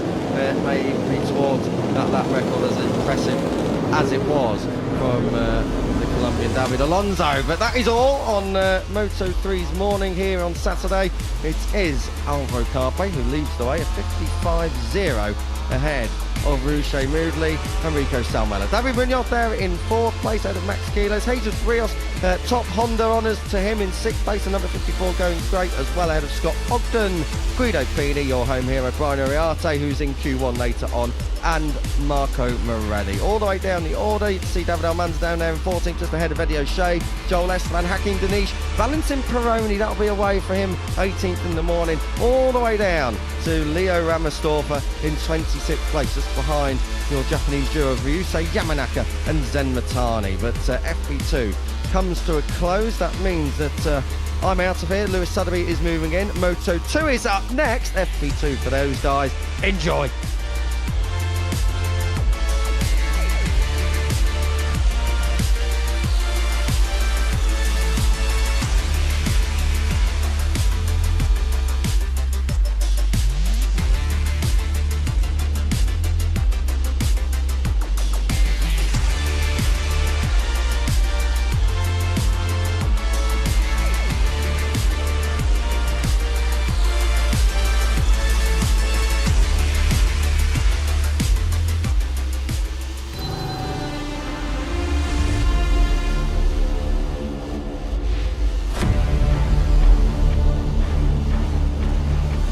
And it is a very good morning to you once again from Mugello. This is the Mugello we were promised. Beautiful, blazing sunshine, which we're expecting for the rest of this weekend. The slightly iffy start to proceedings yesterday, where we began this Italian Grand Prix on a wet track. Fortunately, that's the last we're going to see of that. This is one of the motorcycle racing circuits where you get to see MotoGP in the raw. You get to see it at its quickest, at its least restricted, and at its most exciting. So with perfect conditions predicted for this Sprint Saturday and for our Grand Prix Sunday action tomorrow, with all 3 races of course to come tomorrow, we're set fair for a cracking weekend. Already in Moto3, it's looking close and competitive. And Moto2 promises plenty already after the action of yesterday. Even if they did have just the one fully dry session in the intermediate class yesterday, the top 3 in the World Championship all raising their hand and trying to stake a claim to be the genuine favourite for this weekend's Italian Grand Prix. And it was an Italian who did end the opening day on top. Celestino Vietti, who topped both Friday sessions back in Barcelona.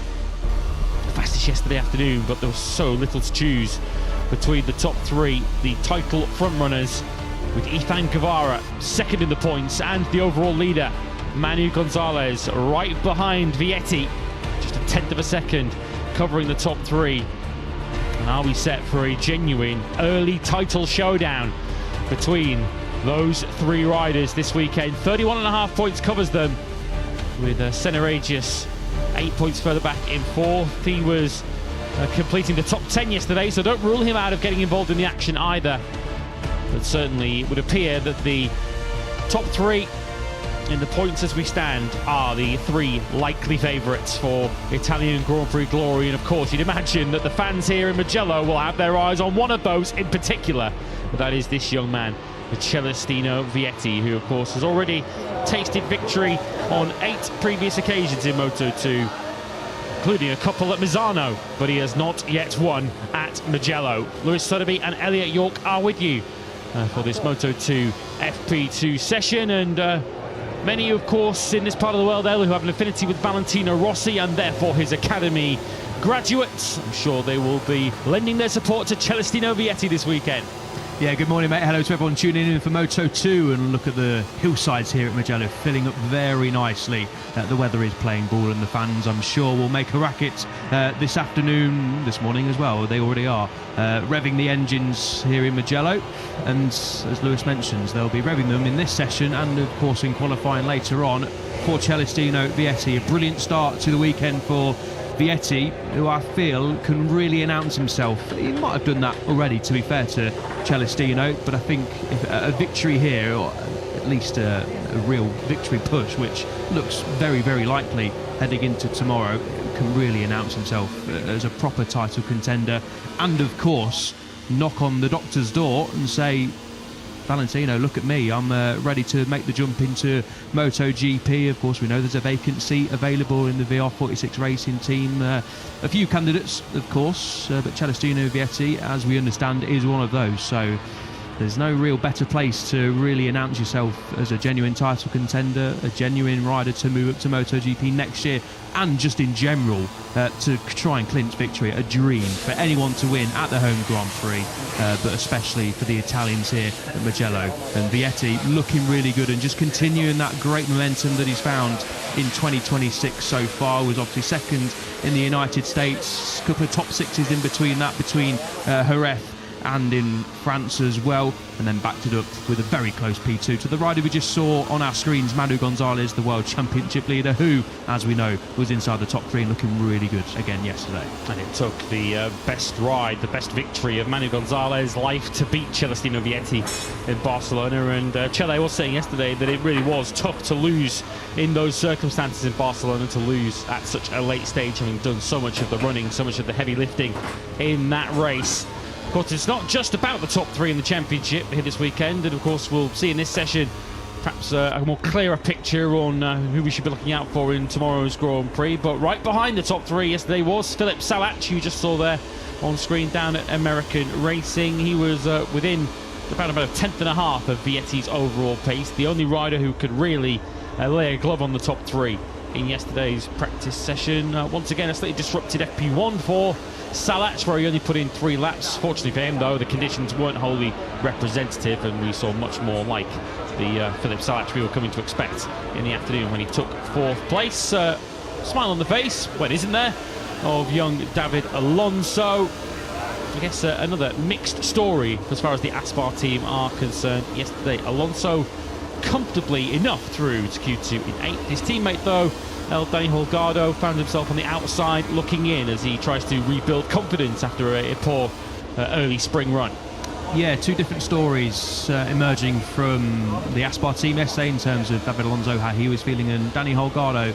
Yeah, surprised to see Holgado missing out. We thought he'd sort of turned a corner at both at Le Mans. Of course, we know how that race ended, disqualification at the end of it, a big crash before the red flag too as well. But then backed it up with a really solid result, and from what Holgado was saying, he'd sort of regained that sort of confidence that had just gone astray slightly in the middle part of these opening 6 races of the campaign, but just said yesterday he was not comfortable, tried to change his riding style around some parts of this Mugello circuit, but just didn't work. So maybe Holgado will switch back to what he knows this morning, and obviously we're going to see in the upcoming 30-minute session how Holgado is feeling. But on the other side of the box, Alonso was very happy with how he was feeling yesterday. No issues with the shoulder, which he was saying at the end of the Catalan Grand Prix, and now obviously a week and a bit more of training, recuperation, rehab. Alonso is feeling really good, absolutely zero issues with that shoulder. He said it feels great, happy with the overall feeling, just needs to make a couple more steps on the overall pace. And we know in time attack mode, Alonso is where he's struggled most. That's his Achilles heel in Moto2 so far in the last season, and a little bit more, of course, including last season and this season. Alonso, if he can qualify on the top 2 rows, Alonso is going to be a real threat come Sunday. We're going to see obviously the pace in FP2 coming up in the 30 minutes, but Holgado has got more work to do than Alonso at this stage of the weekend. Yeah, Alonso was pretty consistent on his run at the start of practice yesterday. He was doing laps very comfortably in the low 151s. Holgado was around about half a second a lap slower than Alonso at the same time in this session, so a clear step needing to be made for Holgado. In terms of championship position, he is the biggest name going through qualifying 1 later on today. Morgado, he is 7th in the World Championship. We'll be seeing him in qualifying 1 later on today. The next highest rider in the World Championship who's going to be in that Q1 session is Tony Arbolino, who is 12th in the World Championship. He was down in 23rd at the end of practice yesterday. Here is Colin Wyatt, who kept up his 100% automatic Q2 record yesterday. 7 out of 7 for him, but there's another rider who is targeting a step forward today. He was the thick end of a second adrift of Vietti and Guevara at the sharp end yesterday. Yeah, the Dutchman said yesterday at the beginning of practice, the first few laps encountered a couple of struggles, a couple of problems, but managed to iron those out. And yeah, he said overall he was quite happy yesterday, but as you rightly mentioned, Lewis, steps need to be made if he wants to bridge the gap to sort of top 4, top 5 riders that we saw yesterday in the session. Vietti, Gonzalez, Guevara, Salat are all split by a 10.5. A bit of a gap then to Alonso Lopez in P5, but the sort of top 3, top 4 were the standouts yesterday. So Via and a few more riders, Alonso have mentioned as well, just need to make a bit more of a step forwards in race rhythm terms and on 1 lap pace, of course, coming into qualifying. But we know Via doesn't really struggle with that this year, does he? Was a pole position in Jerez and claimed a front row start over in Barcelona as well. But yeah, just for Via and a few others, just need to improve little areas, as we so often see in motorcycle racing ahead of Saturday morning's FP2 session. And then qualifying is all about sort of not taking the brain fully out, but just doing what you need to do, doing what you know how to do on a motorcycle, and just going all out for a qualifying time attack mode. But this session isn't about that, it's all about getting dialed in for the race. And Manu Gonzalez said yesterday that it's really important to see how the tyre life lasts. Obviously not as critical or as weird, let's call it, over in Barcelona. Barcelona is quite a unique circuit for that, but still, as everywhere we go, tyre life and managing the rear tyre especially is absolutely crucial around here. You just saw Javi Zuratuza there. Reminder, he's in for Jorge Navarro. We've also, of course, got the injury replacement for Ankle Piqueras, Unai Aradre down at MSI, and Mario Aggi, if you weren't with us yesterday, he's undergone recent surgery. We won't be seeing him this weekend, nor we suspect next weekend in Hungary. Key session, it feels like this, of course, doesn't count towards overall qualifying. Q2 places, or at least 14 of them, decided yesterday. We're on board with Ethan Guevara, who secured one of them. Of course, qualifying 1 to come later on this afternoon. But I guess given that the Moto2 field only have 1 fully dry session, any representative running to their name so far, and you look at what kind of lappage they were doing yesterday. Vietti did 16 laps, Guevara did 14 yesterday. The race distance here in Mugello Moto2 tomorrow is 19 laps, so no one has put anything close to race distance on either of the super soft compounds of rear tyre. The front tyre also is often very critical around this circuit because of the long fast corners we have here at Mugello. So we said at the start of practice yesterday, didn't we, that the teams and the riders are trying to condense sort of 3 sessions worth of practice running into 2, and no one wants to make a mistake in this FP2 session, because you'll be going into tomorrow's Grand Prix pretty much in the dark.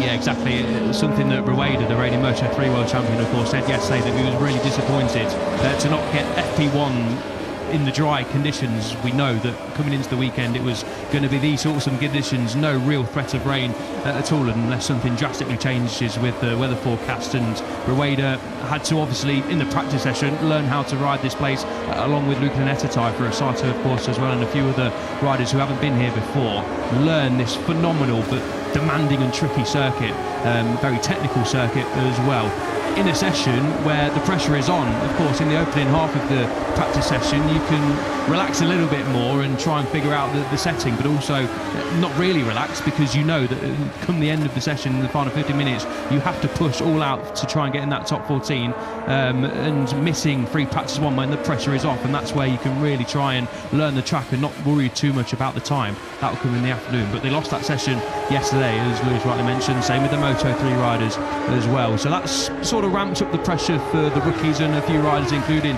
Tony Arbolino on our screens now in this session, where they lost the morning session, didn't get it right in the afternoon session yesterday afternoon. So getting laps on the board here in the 27 remaining minutes is absolutely vital. 5th Q1 appearance of the season coming up for Arbolino this afternoon, and the 4th in a row. He has, in 2 of the previous 3, gone through to Q2. Didn't achieve that in Barcelona last time out, and that was where his 100% points record for 2026 came to an end when Arbolino, after a poor start to the Grand Prix, found himself ultimately only able to get as high 17th at the checkered flag. Both of the Fantic riders are in qualifying 1 later on today. It was a poor day yesterday for Barry Baltus, down in 19th place, 1.2 seconds off the pace. Baltus, of course, back to this time last season, was one of the former horses in Moto2, even if he didn't necessarily get a great result here after a crash in qualifying. But Baltus finds himself in qualifying 1 for the 2nd Grand Prix weekend in a row. He will certainly be a name to watch closely in that Q1 session later on. Certainly amongst the names that we should be keeping an eye out for in Q1 later on. We've mentioned Holgado.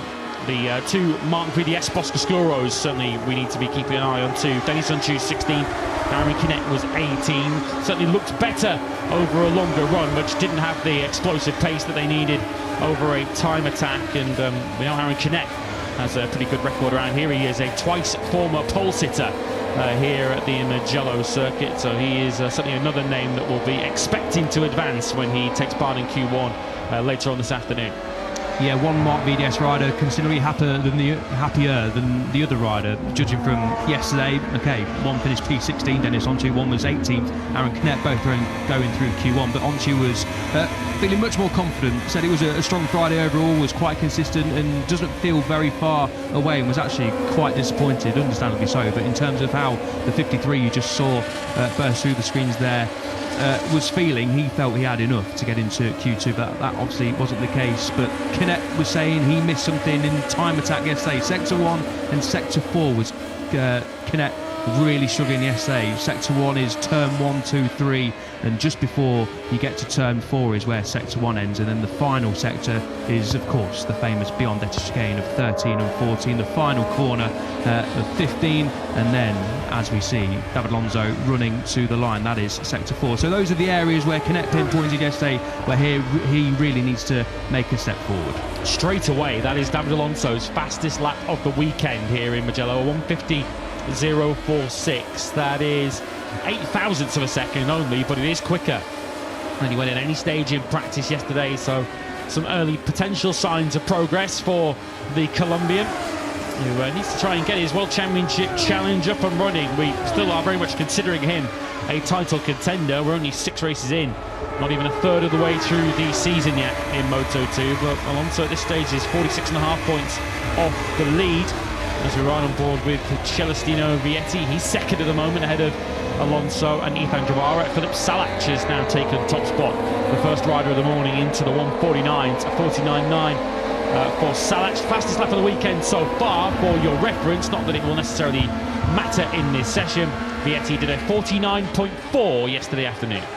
Yeah, Ethan Guevara, another rider to do it, a 49.4. 11 thousandths of a second was splitting the riders 2nd and 3rd in the championship standings. Alistair Screech, another good day yesterday. He was back up inside the top 6 after a disappointing Catalan Grand Prix. Good to see he's not feeling the effects of his big crash that ultimately led to him having to retire from the race on Sunday. So good to see the number 11 up towards the time sheets. The Forwards and Clint's racing team will be pleased to see their bike up there as well. But he's really impressed in the last, 2.5 Grand Prix now with Philip Salach. Was clearly made a step forward, turned a corner after struggling a little bit in the early part of the season. But Salach now is sort of every day saying that he's got a really good feeling in the OnlyFans American racing team. On board that Calix was riding the Boscoscuro last year in the Elf Mark VDS team alongside Jake Dixon as well. So Salach is really starting to find his feet. Was unlucky not to be in that podium fight, just got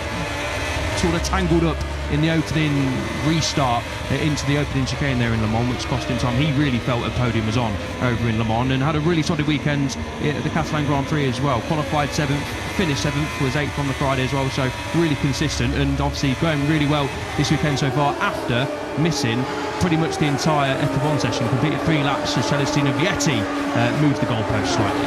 I don't want to pour cold water on the Filip Salac excitement, because I totally agree. He's looking very good. What might concern him, though, in the race tomorrow, he mentioned after Barcelona that he found it really difficult to overtake because of the short gearing that they have on his American Racing Kalex. And when I look at the top speed charts at the moment, we got top speed rankings down to 24th place. So that's basically all bar 3 riders. Filip Salac's name is not in those 24 names, so he's clearly in the bottom 3 in the field in terms of top speed at the end of the main straight. Once again, you would assume it's down to the gearing setup that they have on that American Racing Kalex. So clearly, around the rest of the lap through the corners, he's getting that American Racing Kalex working. I do have a slight concern for him, though, that in a pack tomorrow in Moto2, which is what we're likely to see in the heat of racing, how difficult is Filip Salac going to find it to both attack and defend in the Grand Prix tomorrow? Yeah, just got into the top speed charts. The average from yesterday, Salac, to be fair, was inside that top 5. So maybe they've changed the gear in this morning or just not hit the heights of yesterday. 295 was his average speed. But one name that really stands out to me is Senna Aegis, and to be fair, Salac's teammate Joe Roberts, down there in the bottom 3 of the top speed charts. We know Aegis obviously been super strong all season long. Picked up those 2 brilliant victories. But we know Aegis's weak link has been top speed, nothing to do with Aegis. He's riding the best he ever has done. He explained this really well at the Spanish Grand Prix.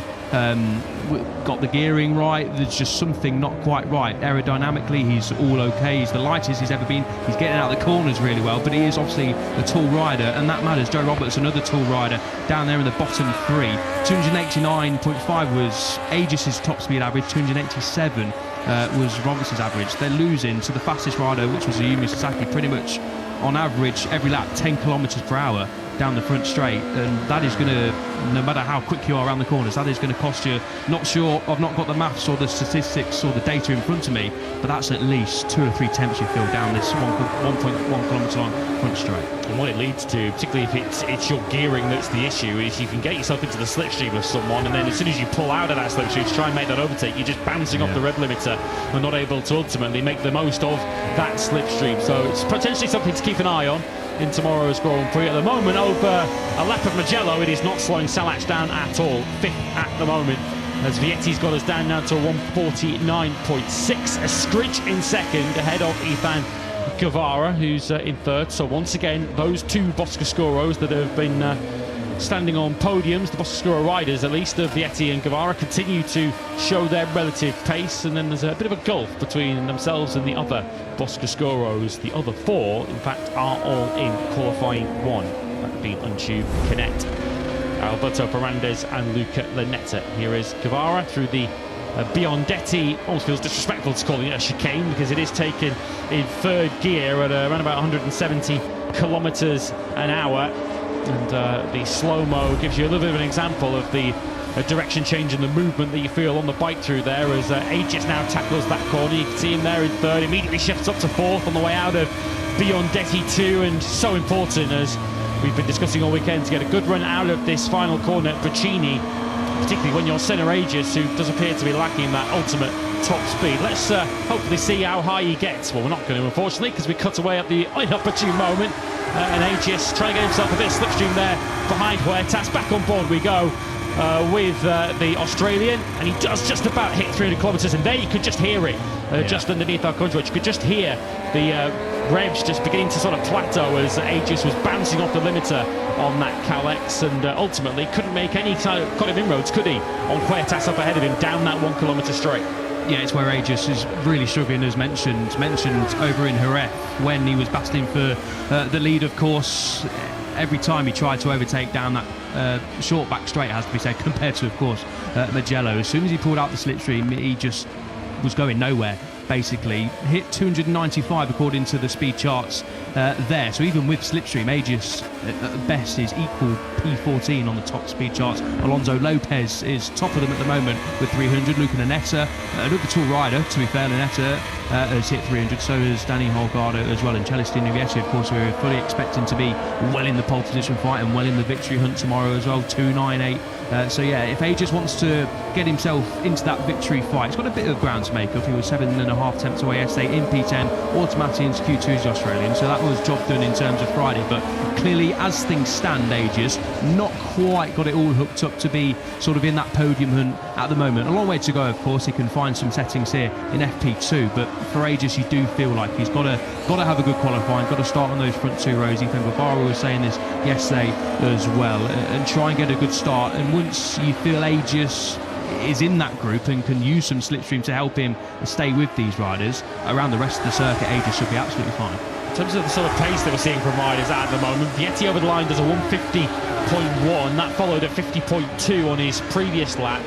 Ethan Guevara's most recent lap across the line was a 149.9. I'm liking the look of Alonso in this morning session too. He did a 50.0 and has just come over the line to do a 150.2 at the moment on his particular lap. Here is the young Colombian on the number 80 now coming through the Arrabbiata sequence, and we're only halfway through this FP2 session, but it certainly appears that Alonso has made the step forward he was looking for.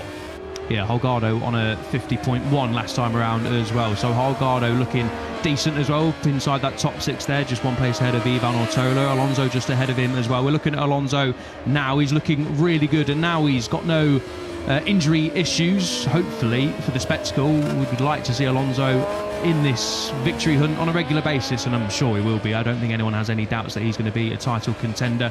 Let's be honest, with the results he's had so far, for Alonso to be P5, and I know 46.5 points sounds like a lot at this stage of the season, and to be fair, it is, especially when the likes of Gonzalez and Guevara and Celestino Vietti are super consistent, but particularly Gonzalez and Guevara. Alonso's given himself a bit of work to do, but I think once he gets that first podium of the season, once he gets that first victory of the season, which can't be too far away, I'm sure, like London buses, more will be coming at once. So 50.385, slightly slower that time around for Alonso.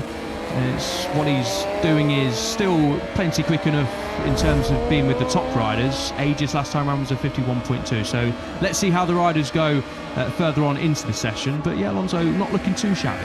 Yeah, 50.7 for Guevara on his last lap around. Vietti is approaching the line now. He's done a 50.2 once again, a 50.6 for Gonzalez, and you can perhaps see why that lap was ever so slightly slower for David Alonso on that particular occasion. Still quick despite all that. Yeah, turn 10, Scarpa rear, downhill braking zone, very tricky to get right on a regular basis. A lot of riders were saying yesterday in Moto3 and in Moto2 that finding consistency is very difficult, especially when you've not been here plenty of times before. Alonso, of course, has been here in Moto3 and in Moto2 last year, of course, but yeah, getting that lap nailed on a consistent basis is very tricky around Mugello. But yeah, Alonso just treating us to a nice little slow-mo. Great work from the camera guys and girls out there as always to get those shots, and just about saving it. Not too much of a big save, I don't think, not one of the bigger ones we'll see, but still he'd have felt that, and it was a little moment there to get round turn 10. This is Daniel Holgado chasing Dani Munoz, a rider who he got very familiar with back in Brazil when they were fighting for victory in the latter stages of that race. Now climbing up over the crest, and you plunge downhill once again into Scarpa here, and visibly Holgado closing in on Munoz, who is down in 18th place in this session. Best he's done so far in this session is a 150.6. Munoz did a 50.3 in practice yesterday afternoon, and yeah, Aspar will be pretty pleased with what they're seeing at the moment from both of their riders. Gonzalez gets well and truly out of the way on the outside of Correntayo, and Holgado doing pretty consistent low 150s here, isn't he? Might lose a little bit of time here, and has, up behind Munoz, so this lap time will not be particularly special. And Holgado, one thing he's not lacking at the moment, looking on the top speed charts, is that overall horsepower and speed down the straights. Expect him to zero in and move past Munoz here. In fact, he was almost past him by the time he got to the finish line there, and that was taking candy from a baby, wasn't it, for Dani Holgado. Still did a 150.572. Munoz is down in 19th on the top speeds. He's giving up 6 kilometres an hour to Holgado in terms of their overall best top speed of the session, and it looks it on that particular lap around. Yeah, if you needed a reminder, not that anyone does tuning in or us watching and commentating on as well, that slipstream is very impactful here, then that was it from Danny Holgado. Just looking at Luca Nanetta and Jose Antonio Rueda, 50.4 for Nanetta, 50.5 for Rueda. Decent lap times for the two rookies. Colin Vire slightly so on that time around. So yeah, the most consistent riders so far have been, of course, the ones at the top of the timesheets, but obviously Celestino Vietti 49.6, but we haven't seen another 149 set by anyone in quite a while. Celestino Vietti leading rounds, the OnlyFans American race studio. Here we pick up Luca Nanetta, of course a home hero. He enjoyed himself yesterday, of course enjoyed himself at the Catalan Grand Prix as well, picking up his first Moto2 top 10, and it wasn't really a fluke either. Qualified really well over in Catalunya did Luca Nanetta, and backed it up with a P9 in the race. P10 on the grid, P9 in the race. A really strong ride from the rookie who's had his injury issues this year, and one of the many Italians here this weekend who's hoping to have a good weekend. And he was one of the rookies, like Rueda, who was sort of disappointed to miss out on a fully dry FP1 session. Doesn't look like Ethan Guevara's particularly pleased in the box there, does he? Where is Guevara in the session? He's P3, so not a bad session in terms of the one lap he's done to get himself inside that top 3, but for him to be sat in the box at this stage instead of lapping and getting more laps on the board to try and figure out the tyre wear, and for Sunday as well, Denis Onchu clearly pushing on this lap, and that's judged by the red sector as well. But yeah, something not quite right for Guevara there. I wonder if Onchu, well, he must have done looking at the lap times with all no disrespect intended to Denis Onchu.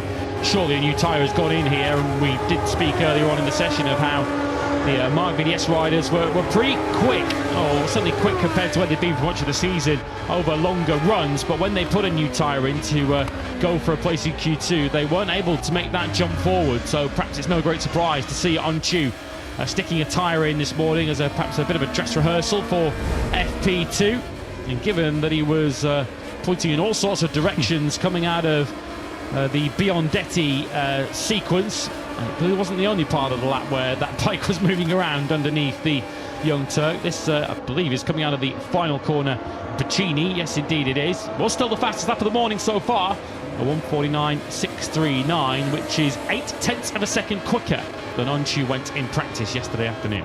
Yeah, as mentioned, the Turk was feeling pretty good yesterday, arguably the best he's felt all season. Just couldn't quite hook it up at the end of the session, but he was hooking up there, wasn't he, Denis Onchu?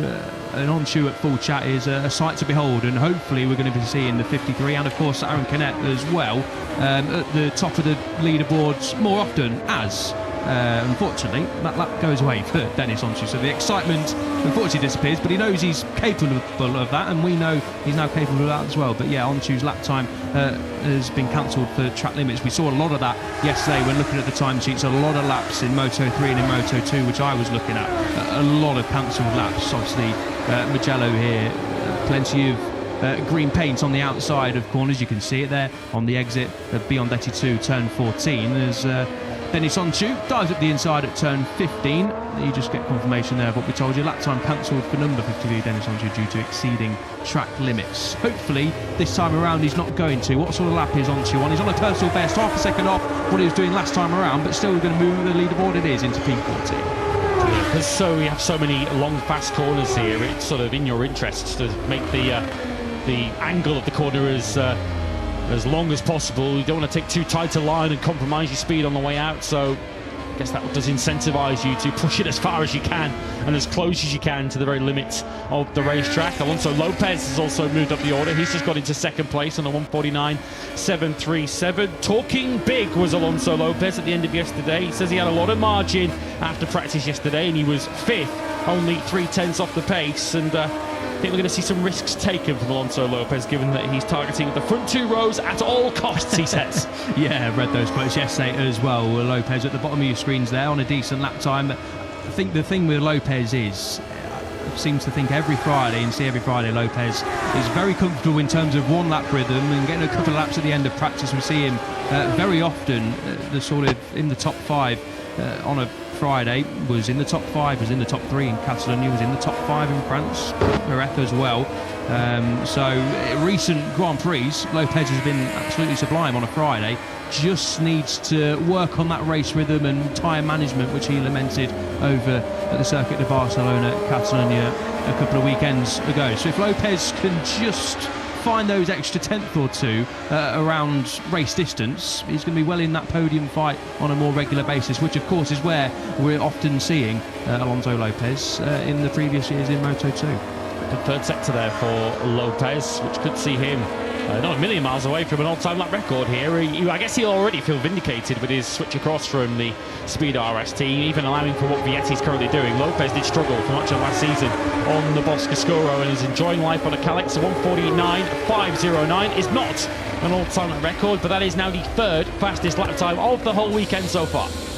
Yeah, good stuff from Lopez, and the team clearly happy with that as well. Pretty sure Lopez will have slotted in a fresh rear tyre, and of course they've got tyres to play with after FP1 was pretty much fully wet. Some riders at the end of the session did go out for a couple of laps on the slick tyres. They wouldn't have punished them too much though in the conditions, so I don't think there's any worries this weekend about preserving tyres. Lopez of course straight into Q2, so he's not got to worry about using the set in Q1 as well, so that bodes well for later on for Lopez.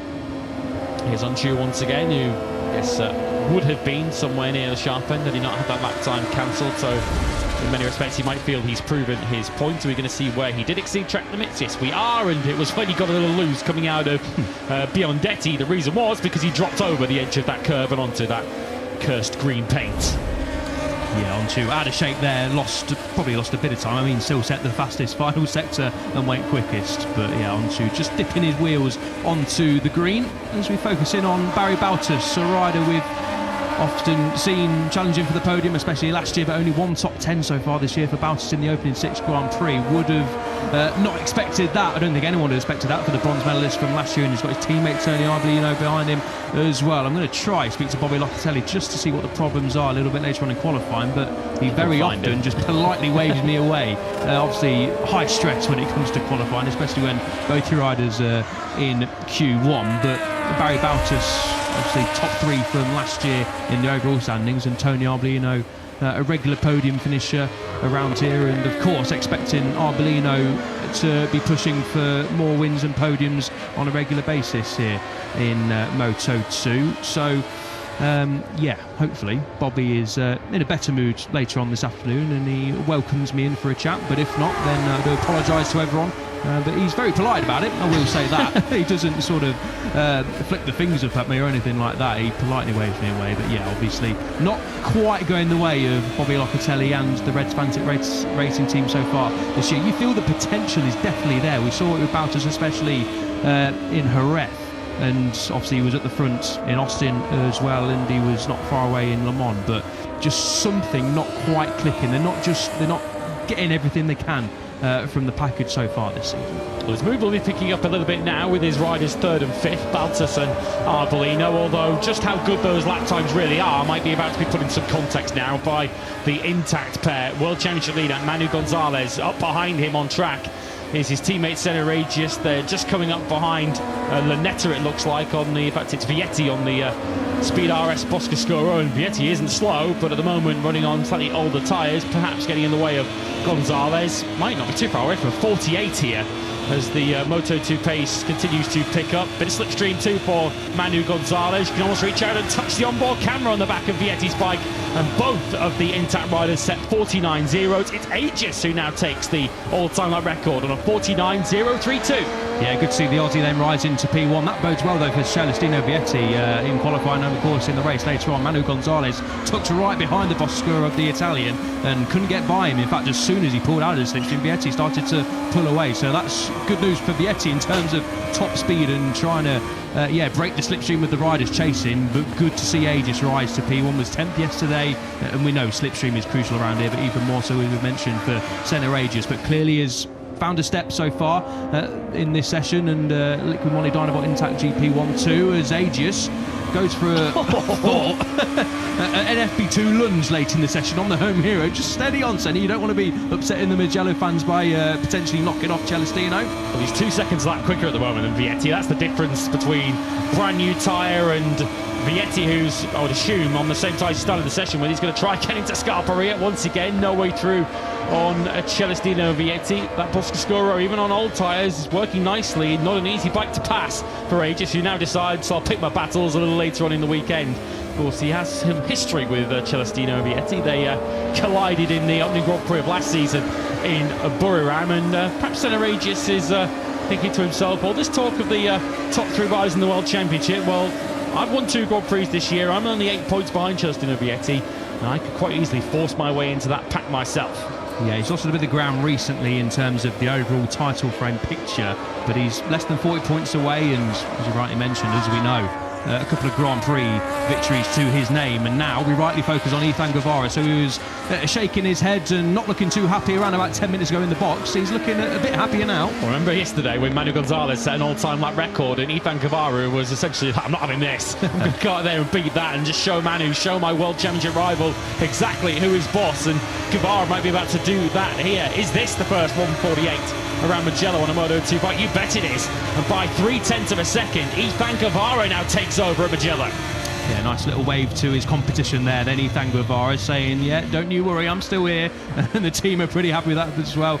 Gino Borsoi trying to hide his smile, but failing to do so before the camera panned to him. So, yeah, a really good lap time that from Guevara. That's a mini gauntlet laid down ahead of qualifying, and qualifying has been where Guevara has struggled so far this season. He said if he qualifies on the top 2 rows later on this afternoon, he'll be very, very pleased with that. And looking at that time, he's absolutely in line to do so. Guevara, who qualified 11th over at the Catalan Grand Prix, started in 11th and obviously came back to the podium. It's only in Le Mans and in Buriram where he's qualified on the top 2 rows this season, and he went on to finish 2nd and 3rd in those Grand Prix. So if Guevara can just figure out how to regularly qualify on the top 2 rows, he's going to give himself plenty less to do on a Sunday, and with less to do, who knows what the ceiling is for Ethan Guevara. Because he's often one of the fastest starters, and he's often quite dynamic on lap 1s in Moto2 battles, is Guevara. So if he's anywhere near the front of the field, then you won't get very long odds on him leading at the end of lap 1 tomorrow. Salach continues to get himself in and amongst the top 4 or 5, back up to 4th now on a 149.186, just a 10th behind the intact pair of Aegis and Gonzalez, nearly half a second though behind Guevara, who has really moved the goalposts somewhat in this morning's session. And once again, the ferocious rate of progress of the performance of Moto2 in terms of the bikes, in terms of rider skill, in terms of the tyre performance as well, being provided by Pirelli. We are now 1 second faster than the all-time lap record before this weekend began. Moreira only last year took pole on a 149.7. We're now a full second quicker. Quite staggering, really, isn't it, for these riders to be doing these sorts of lap times. Last time around for Manu Gonzalez with a 49.4, so absolutely not very slow, not a personal best or want to challenge Ethan Guevara, but still very consistent. He's got Aegis and Celestino Vietti just ahead of him as well. If we can have these 3 doing this sort of thing in the Grand Prix tomorrow, that'll go down very nicely as well. And chuck in an Ethan Guevara, maybe a Philip Salach up there as well at the top of the timesheets. David Alonso, of course, Danny Holgado, other names to be a little bit quiet, but Aegis is still having trouble with Celestino Vietti, aren't they? Hounding Vietti. Vietti now does move out of the way. I think Vietti has figured out that he may be just struggling for pace slightly. 51.3 last time around for Vietti, so hopefully that's, well, it's obviously Vietti still pushing, but the tyre must have obviously suffered plenty in that 30-minute session. But if Vietti hasn't pitted, but we don't think he has, then that's obviously good information for tomorrow. We do believe Manu Gonzalez and Senna Aegis have pitted for some fresh rubber. So, yeah, Vietti, albeit slower at the end of this session, has got some really good data ahead of his home Grand Prix tomorrow. Yeah, he might be sitting there thinking, you guys keep setting lap records, you put your new tyres in and think of qualifying. I'm looking at the race tomorrow, and I've got the information in my head that you may not, in terms of how steep the tyre drop's going to be, when it's going to drop, when he's going to potentially have to adapt his riding style to get around some issues in the race. 16 laps Vietti's put in, which will now become 17 as he takes the checkered flag. Race distance, to remind you, the Italian Grand Prix tomorrow, which in Moto2 gets underway at 12:15, just after midday here, local time, is 19 laps. So Vietti might have ended his session in 6th. He might be 9/10 off the pace, but I don't think he'll be remotely disappointed with this morning's work.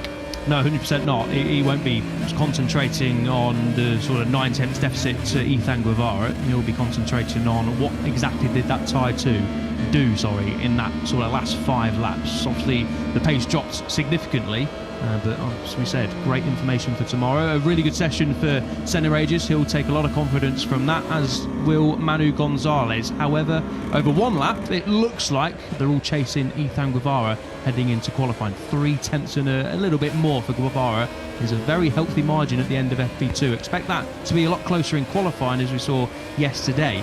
But that's, as I mentioned, a bit of a gauntlet laid down and a bit of a warning shot to his rivals to say, I'm not totally happy with how I was feeling on the bike, but then I can go out, set a lap time all on his own as well without any slipstream. So that's really promising signs for Guevara, who is clearly now a lot happier than he was around about 15 minutes ago.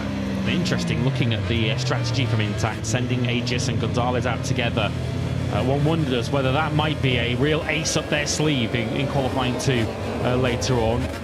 Guevara and Vietti, of course, each have a rookie teammate that is going through qualifying 1 later on today. Of course, we might see either or both of Lanetta and Ferrandez move through into qualifying 2. They were both in Q2 in Barcelona last time out, but could that be a real trump card for Intact later on in qualifying? In fact, they have 2 riders who could potentially tow each other up that main straight in Q2. Ethan Guevara, without any help from slipstreams or such like, was still quickest and set the fastest ever Moto2 lap on Mugello this morning, a 48.7. 3/10 clear of Aegis and Gonzalez. Salach 4th from Lopez and Vietti. Munoz took 7th ahead of Escrich, Arbolino and Alonso, who also caught the eye with his consistency early on. Holgado 11th ahead of Ortola. Rueda 13th. And then Garcia, Cadet and Vaya. Sasaki took 17th for the RW squad ahead of Unchu, who was much higher than that before his lap time got cancelled for track limits. Robertson Huertas complete the top 20 ahead of Lanetta for Rosato, Vanden Gorberg, Baltus, whose lap time also got cancelled, Ferrandez, Oradre and Zudertuza completing your field of 27. But it was the 28 on top in Moto2 this morning. A new lap record for title chaser Ethan Guevara. Is he the favourite for pole in Moto2 later on this afternoon? We're going to begin the countdown to qualifying in MotoGP in just a moment. Free practice 2 is up next.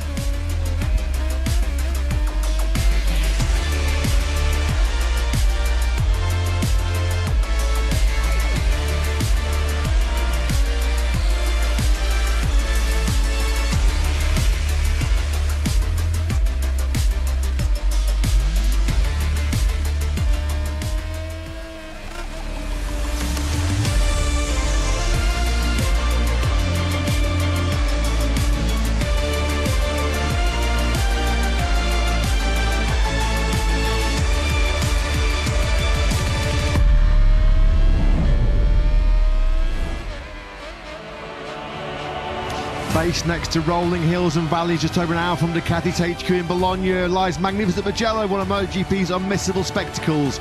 Royal Tuscany is a postcard setting for the Brembo Grand Prix of Italy, and Mugello sits less than 30 kilometres from the stunning architecture of Florence. Sprint Saturday 7 starts with qualifying coming up live. It's time for MotoGP.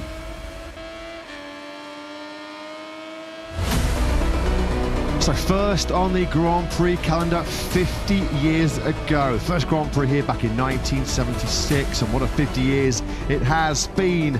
40th Grand Prix to take place here at this magnificent Mugello circuit.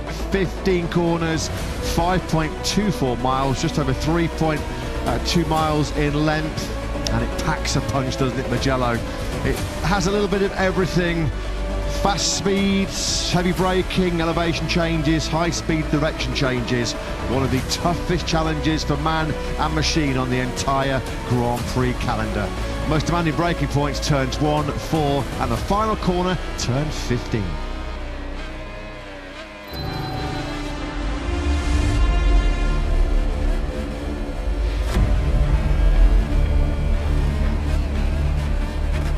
Well, that's what we like to see, because it looks like it is going to be a sunny sprint Saturday here in the Brembo Grand Prix of Italy. Good morning, one and all. Welcome to this spectacular part of Italy's Tuscany region. Off in the background, the very familiar mountains that flank this magnificent venue. It's 50th anniversary, and they did such a great job on Mugello. The track layout has not changed a single millimetre since it was first opened here all the way back in 1976. The Italian crowd and the Italian riders yesterday on Free Practice Friday, well, they certainly enjoyed their opening day on home soil, because we had 4 Italian riders lock out the top 4 places at the end of what was always a pretty dramatic and thrilling practice session here yesterday, led by the bang-in form Fabio Di Gianantonio. What a purple patch Digia is having right now. Winner, of course, of our last Grand Prix over in Barcelona. Top Ducati in the World Championship, 3rd in the rankings. He is going into this afternoon's 11-lap Tissot sprint. Digia, well, he was fastest in both practice sessions here yesterday. A 1:44.808 got the job done for Digia. His closest challenger, well, that was fellow Ducati GP26 rider Pecco Bagnaia, already a 3-time MotoGP winner here previously in Mugello. Enea Bastianini getting some home comforts as well. It was certainly a home sweet home for Enea yesterday, 3rd fastest and top KTM, and completing that top Italian quartet was Frankie Morbidelli. A great day for VR Politics Racing with both of their riders inside the top 4. Marc Marquez on his injury return safely through to Q2 in 6th place. World Championship leader Marco Bezzecchi, 15 points clear in the standings going into the sprint this afternoon. Well, he was 7th fastest. Some big names that missed out, including Pedro Acosta on pole position last time out in Barcelona. He has to go through Q1. Only one KTM made it through into the top 10 yesterday. The top 10 yesterday, we have to mention, was completed by Diogo Moreira. Fantastic ride by the rookie from Brazil. First time we're going to see Moreira feature in a Q2 session. But it was all about the Italians yesterday. They did a job on the field. Coming up this morning, FP2, 30 minutes coming your way next live in the glorious Mugello sunshine. And then we go qualifying. Who'll be on pole position number 7 in 2026. And it's all the company. Matt Burt, Lewis to be in the commentary box. Jack up and down in pit lane. We're in Mugello, which means only one thing on a Saturday morning, Lewis. It's special helmet time. Yes, and a dedication there on the back also to the late Alessandro Zanardi, who lost his life very recently. Of course, a former Formula 1 driver and Paralympic gold medalist.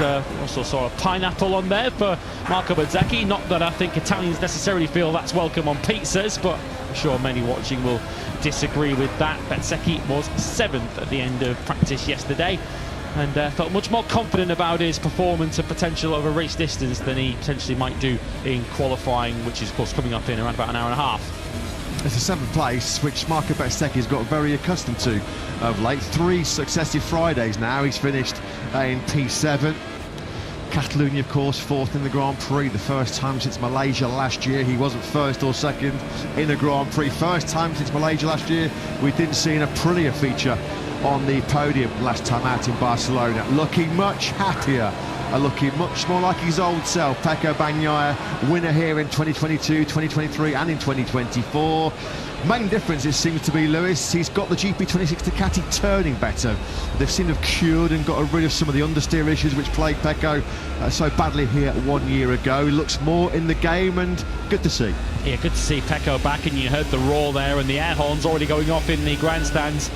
They do love Pecco Bagnaia dearly, and it must have hurt the fans as much as it hurt Pecco last year to see his struggles. We now cut to Luca Marini, of course, in the factory Honda box, continuing the theme of special Mugello helmets. Now, there's a very special story behind this for Luca Marini. It's a collaboration with Casci per il Cuore, which is a charity that helps hospitalised children in this part of the world. A lovely touch, a lovely sentiment for Luca Marini for his Mugello special. A bit of work through this morning for both Honda HRC Castrol riders. They were struggling more than expected around Mugello yesterday. Luca way down the order in 19th place. His teammate Joan Mir, of course, who was sadly denied the podium silverware last time out in Barcelona with a tyre pressure infringement.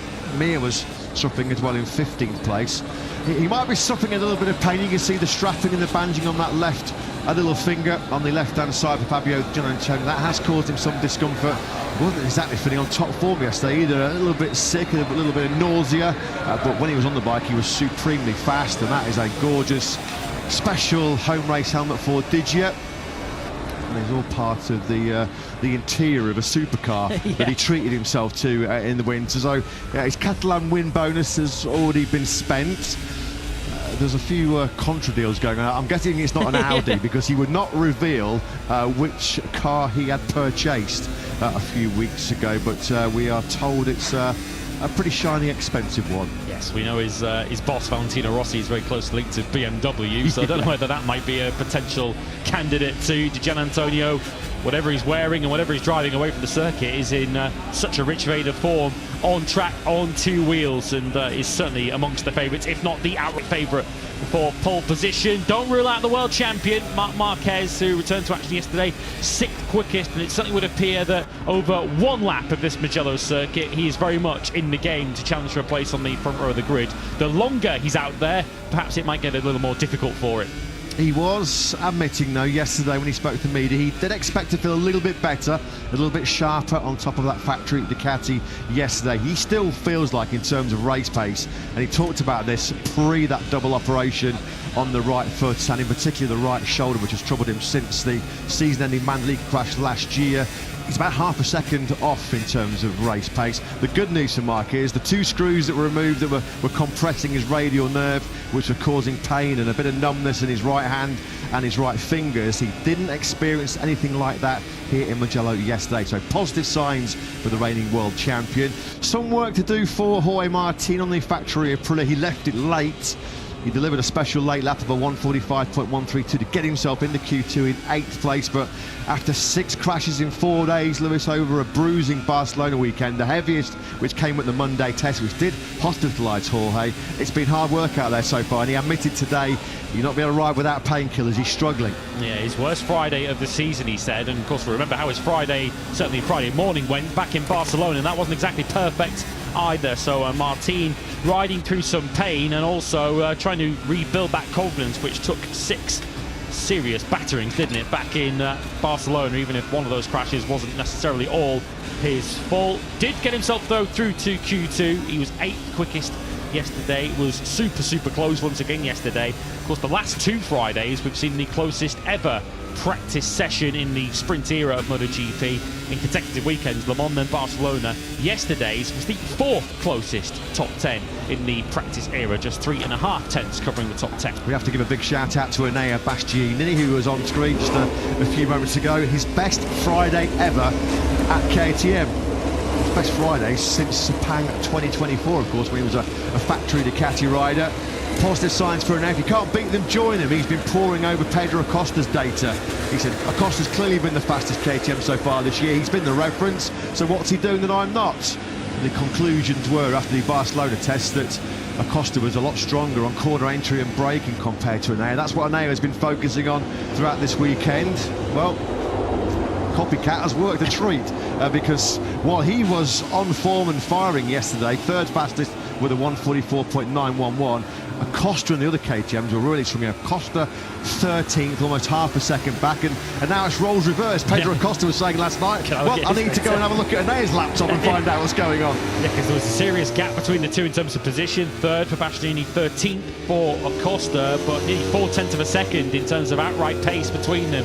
Bastianini perhaps a little more concerned though over his longer race pace, which is generally his great strength. He had a bit of a floating feeling, he said, when from the rear of the bike when the tyre started to get old, so that might be something that he'll look to dial out in this morning's FP2 session in what are perfect conditions first thing on this Saturday morning after the slightly damp start to the Italian Grand Prix in FP1 yesterday. Perfect conditions from here on in now. He's carried that issue right from round 1 in Burma. I remember him saying back in Thailand he had this sort of floating feeling on the front end, quite unnerving when you're trying to race a 360 km an hour MotoGP bike. He was fastest through the speed gun yesterday, was Enea. Ayagura, well, as always, fine margins, narrow gaps can completely change your weekend in MotoGP. Agura 11th, just missing out on direct place in Q2 yesterday by less than 0.08 of a second. had a positive start to proceeding yesterday as well. He was third quickest in the morning session, in the damp session. I agree. He'd got out of bed the wrong side, or the right side, I should say, for once yesterday morning. But work to do with both Trackhouse Aprilias coming up in Q1 shortly. Ralph Fernandez was just one place further back and just 300s adrift of his teammate. Yeah, with the, I guess, over-performances, if you want to call it that, of Alex Rins, 9th on the factory Yamaha, Diogo Moreira, 10th on the LCR Honda, first Q2 appearance for the rookie. That has plunged the likes of Acosta and the Trackhouse Aprilias, and potentially Joan Mir, another name that you perhaps wouldn't have expected to be as low down as he was, down in 15th place, perhaps struggling by their usual standards yesterday in practice. And as mentioned, it was super close. A second covered the top 18 yesterday, down to Brad Binder with his various mechanical dramas yesterday down in P18. Yeah, sort of concerning signs at the moment down at KTM. We saw Pedro Acosta's RC16 cut out in dramatic fashion in Barcelona, instigating that real serious incident involving Alex Marquez, and Brad Binder saying yesterday different issues he explained to the media, but again just the KTM cutting out on him. So something that the Matting-Hoffman engineers are going to have to address quite quickly, because they are running into some sort of red-faced reliability issues of late. Speaking about Diogo Moreira, loved his comment yesterday when he did that 45.162 to get himself into Q2 for the third time yesterday. He just said, I had one clear goal. I even told my mechanics, I even told the team, my one plan is, we're in Mugello, fault on an Italian. Just get behind any Italian rider, preferably a fast one, because they will show you around Mugello. They've cut thousands and thousands of laps around this great circuit, and it was a tactic that paid off handsomely for Diogo Moreira. I love that. Yeah, the Italian in question was Pecco Bagnaia yesterday at the end of practice. He's often very good at that, is Moreira, at identifying the right rider to follow. And when you are a rookie like Moreira is, who better to learn from around Mugello than a three-time winner around here in Pecco Bagnaia? It reminds me of, I think it might have been Marc Marquez or someone else who said it back in Misano, where he said, if you're going to follow someone around there, follow one of the VR46 Academy riders. Moreira clearly getting his strategy spot on yesterday, but it is fair to say that first Q2 appearance had been coming. It was when Mark won that flag-to-flag race for Grazini in 2024, wasn't it? It started just spots of rain, and Mark at that time, I think, was behind Pecco Bagnaia, and he just went, well, whatever Pecco's doing, he knows the weather around here. He lives up the road, for crying out loud. I'm just going to do exactly what he does. Of course, on that occasion, it was when Jorge Martin made the completely wrong call that it really did at that stage of 2024, throw the World Championship upside down. At the moment, though, Fabio Di Giannantonio, the only way he's going is up, because he is performing out of his skin at the moment. Not 100% at his physical best. He talked about it yesterday. We saw the bandage on that left little finger, the legacy of him being involved in the Acosta Alex Marquez incident in Barcelona. That has causing him a bit of an issue. It's a physical, long, fast and flowing lap around Mugello, and he says with that injury on that left pinky, he's just not able to grip the handlebar like he normally would do. Tough in the change of directions, tough in the hard braking zones, although you have to say it wasn't really much of a handicap yesterday, was it, for Fabio Di Giannantonio? Fastest in both sessions yesterday, fastest on a Friday for just the second time in his MotoGP career. This is Grand Prix start number 86, so he is flying, he is the rider to catch. And he's a genuine title contender at the moment at this stage of the season. Of course, this is only round 7 of our 22-round season. Only 26 points off the World Championship lead, and in red-hot form is Fabio Di Giannantonio, so just who knows how far up the standings he could get as we go through this season, as we're on board with Pecco Bagnaia, who's got off to a flyer in this morning's session. He's straight down into the 145s now, 145.911. It's, I guess we'll have to wait until we get to Sunday afternoon to say whether this is the peak Pecco Bagnaia back, but 3 victories already to his name, including 2 doubles, of course, in the sprint era, 23 and 24. He won on both Saturday and Sunday around here. He loves this place. We've got a new MotoGP all-time top speed record, folks. Jorge Martinez just blasted through the speed traps here in Mugello on the factory Aprilia at a mind-blowing 368.6 kilometres an hour. That's why we've jumped on board with Jorge straight away. 368.6 kilometres an hour. That has been the previous record in MotoGP, 366.1 kilometres an hour. In old money, that is 230.37 miles an hour. Wow. Aprilia then, they've got the best motorcycle in MotoGP right now. They have now got the fastest motorcycle in Grand Prix history, just shy of 370 kilometres an hour. Unbelievable. We were waiting for it. We were waiting for a new top speed record. Aprilia and Jorge Martin have delivered it. And by my record, Ayagura equalled the old record at the same time. He hit 366.1 himself on the Trackhouse Aprilia. Eye-watering, mind-blowing speed from these modern MotoGP machines. And Jorge Martin did a 146.1 in doing that. And I guess we're going to see as we go through the weekend when the racing starts, that record might not even be finished yet. My brain just can't compute that. I can't calculate that. 230 miles an hour. Come on, shall we get greedy? Shall we have a 370 clicks down the start-finish straight here in Mugello? This is the fastest track in the world, the record of 366.1, which, as always mentioned, held by Paul Espargaro and Brad Brinn, has been matched this morning by Ayagura. So we knew already that this was going to be the place of all the tracks on the calendar where the top speed record could be broken. Jorge Martin has delivered the fastest ever top speed we have witnessed since Grand Prix motorcycle racing began all the way back in 1949. 368.6 kilometres an hour. Unbelievable speed, isn't it? The rate of performance, the rate of progress in terms of the motorcycles in every aspect, be it tyres, be it ride height devices, be it engines, be it aero. They're constantly moving the game on in MotoGP nowadays, and it's another symbol of the progress that Aprilia have been making in every aspect of that motorcycle. As you mentioned, they're the fastest bikes from zero off a start line. Clearly at the end of straights, they are super quick too, which generally gives you the feeling that if an Aprilia is anywhere near the front of the grid for the sprint later on and the Grand Prix tomorrow, they are going to waltz to the front of the Grand Prix by turn one. Top speed in history. Okay, yeah, we're talking about the fastest ever recorded top speed. Jorge Martin at 368.6. Poor old Jack Miller on the Pramac Yamaha in this session is 25 kilometres slower than Jorge Martin through the speed gun. I mean, Martin maybe had a bit of a slipstream, a bit of a reference. He certainly nailed his exit coming out of the final corner. That's about 15 miles an hour that Miller's, and someone runs into you at 15 miles an hour, that would hurt quite a lot. That gives you the idea of the difference. Gian Antonio now takes top spot back from Bagnaia at 1:45.641. Reminder, we were in the 44s yesterday afternoon. Well, let's go down now to Aprilia, where I'm sure their engineering group is proud as punch right now, because they have just witnessed their motorcycle, their engineered RSGP, set the fastest ever top speed in MotoGP history. What an accolade that is, and the man behind it, so key to Aprilia's recent and current success, Fabiano Sterlachini, is with Jack. Yeah, it certainly is. Fabiano, what an honour that is for Aprilia and all of the engineering department down here. 368 kilometres an hour, 230 miles an hour, a brand new MotoGP top speed record. How much does that mean to the Noali factory? Yeah, for sure it's one of the targets that we have because it's super, let me say, exciting to reach the highest than ever. Obviously, it is thanks to the job of all the people in the company in terms of aerodynamic perfection and also the engine performance, and everything is the synergic work of all the aspects of the bike.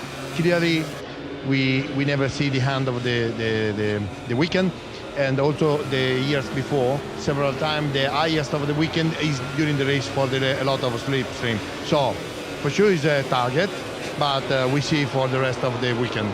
It wasn't that long ago that Aprilia maybe wasn't regarded as the most prolific engine on the grids, but the work in that area, the work on aerodynamics over the past couple of years has been exemplary to take you to where you are in the championship now. How much of this is a team effort rather than just what we see on the engine side?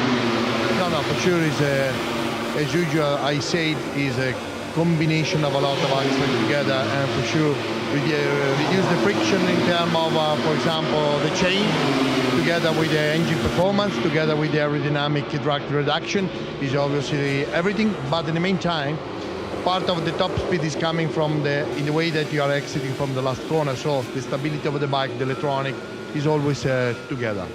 you say maybe with a bit of slipstream in the race we could see 370. Can we get excited maybe hitting that milestone? I'm not excluding, because clearly if we have the right direction of the wind with the tailwind, with some slipstream, is possible another 2 kilometers faster. Well, we'll keep an eye on it. Fabiano, for now anyway, Aprilia are the new record holders. Congratulations. Thank you very much.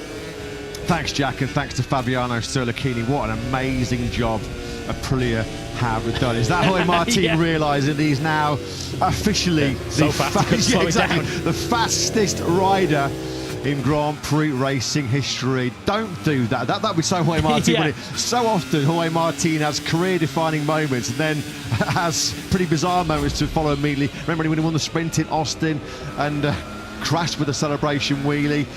Well, there you heard it. I mean, Aprilia's clear intent, their clear focus coming into this Italian Grand Prix was to win and try and get 37 points. But also, they did clearly also have one eye on that top speed record. Absolutely brilliant. Frankie Morbidelli there was also in the mix there with Martin when he came down to San Alberto. If that was on the lap where he'd set the top speed record, I think we can give Jorge Martin a pass, because quite literally nobody has ever had to brake from that fast in MotoGP before.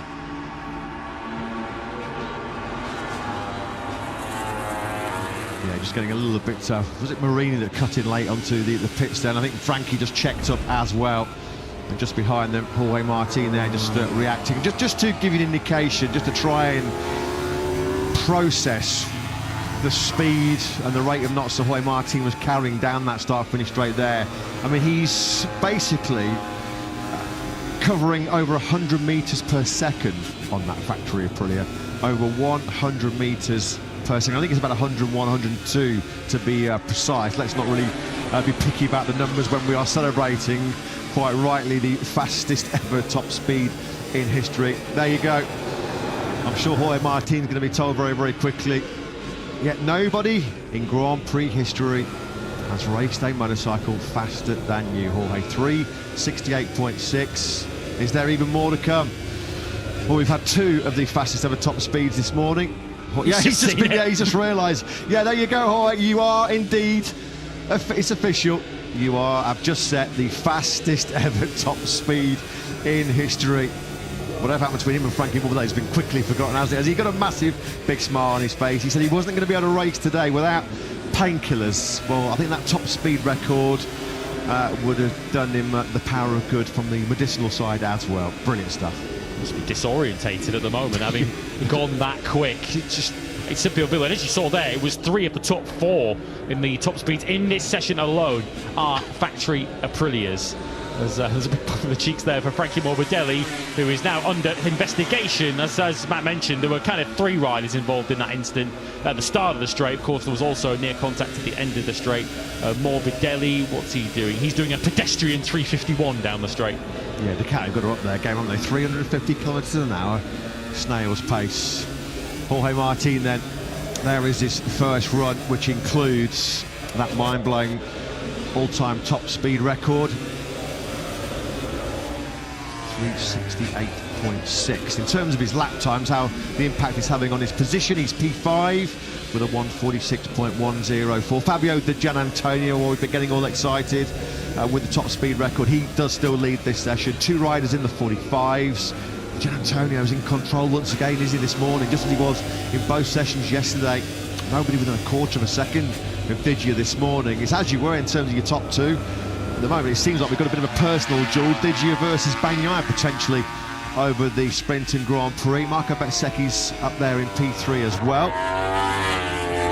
We now take a look at Marco Bezzecchi wearing the Alex Zanardi replica helmet design, another Italian hero of motorsport gone past. We'll follow Bezzecchi through the final sector, and while we watch him, we'll head back down to pit lane and get a word from the KTM camp, who have had their issues already this weekend, even if they do have one rider, courtesy of Bertolini's Tech 3 KTM, through to Q2. Jack's with Akiaya.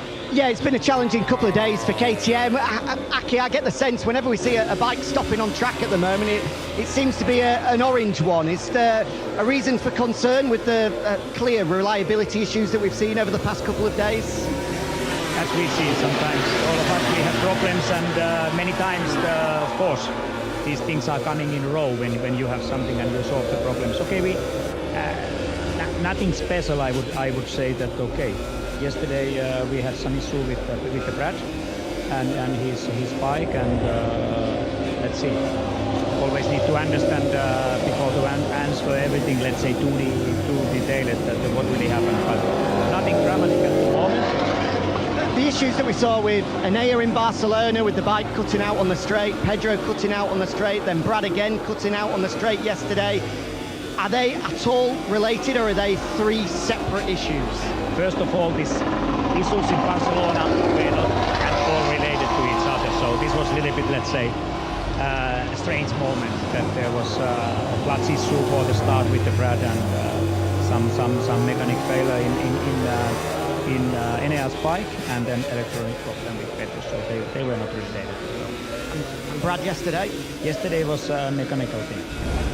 Looking to the rest of the weekend, I think Pedro understood that maybe things might be a bit more challenging here this weekend than what we had in Barcelona, but are things as challenging as you expected? As we see now the competition, as I mentioned all the time, that it's so close in this category now, and you know, last year also I feel that Mugello was one of those challenging tracks for Pedro, and I think he somehow know it in advance also, and of course working for this a lot. So we are still in process for this weekend first of all, but as we see yesterday, maybe it was not fitting like for him like some other track or whatever, but it's always part of the work.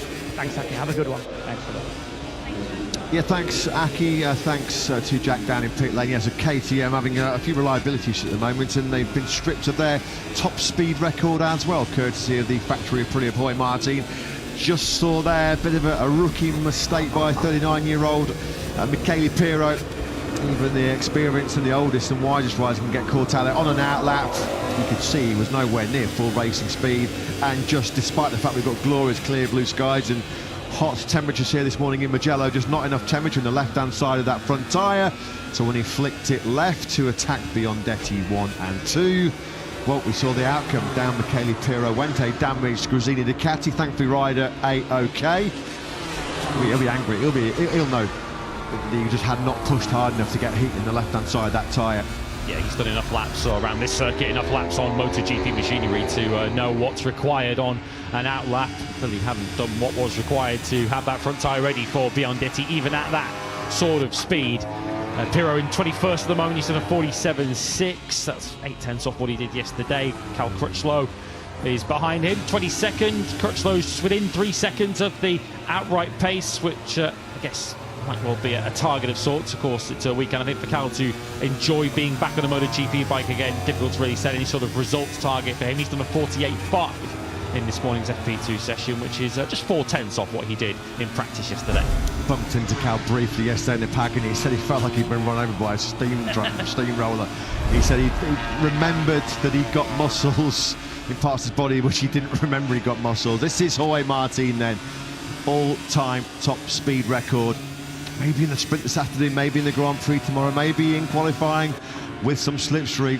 Are we going to get that record bettered even more? Are we going to get 370 kilometres an hour for the very first time in Grand Prix history? And there he is, dropping anchor from 368 kilometres an hour down to around 85 kilometres an hour for this real tricky downhill right-hander into San Donato. A brutal braking zone, this one. The G-forces going through the body, the upper body, your arms. Yeah, Jorge Martin. But at the moment, and that was the moment he did realise,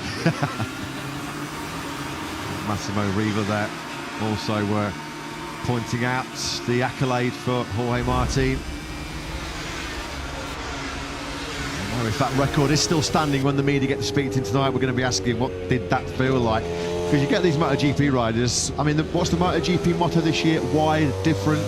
Well, that was proof that these guys genuinely are wide different. Because I'm sure Jorge's going to say, well, to be perfectly honest with you, 368.6 kilometers an hour doesn't feel any different to 315, 320. You know, Yeah. All we're doing is just, all he'll be saying is, well, I'm just trying to get the best exit out the final corner, get the best slipstream I possibly can, and then just make sure that I don't make a hash of my braking zone into turn one. Yeah, how do you decide where to brake to for turn one, where you've never carried that much speed before when you arrive at the corner. This is Gian Antonio. Is he off the racetrack with a mistake, or has he broken down? It would appear to be the latter. That Ducati is going to be stopped at the side of the road, and a bit of a blow for Diggio with 8 minutes of FP2 remaining. Bit of a blow as well, because of course this potentially puts at risk his chances of having 2 bikes available for Q2 coming up shortly. He had a little bit of look down, didn't he, at the left boot. The Wolf 49, or the Wolf, has been on the prowl over the last couple of weeks or so in MotoGP. Motor is still running, as we can see. He's able to, on the service road, continue under his own steam. So maybe there's just been some, as the bike got into sort of a safety mode setting. These sophisticated MotoGP bikes, they're laden with all kinds of technology which, when they are aware of a problem, they do go into sort of a safety shutdown.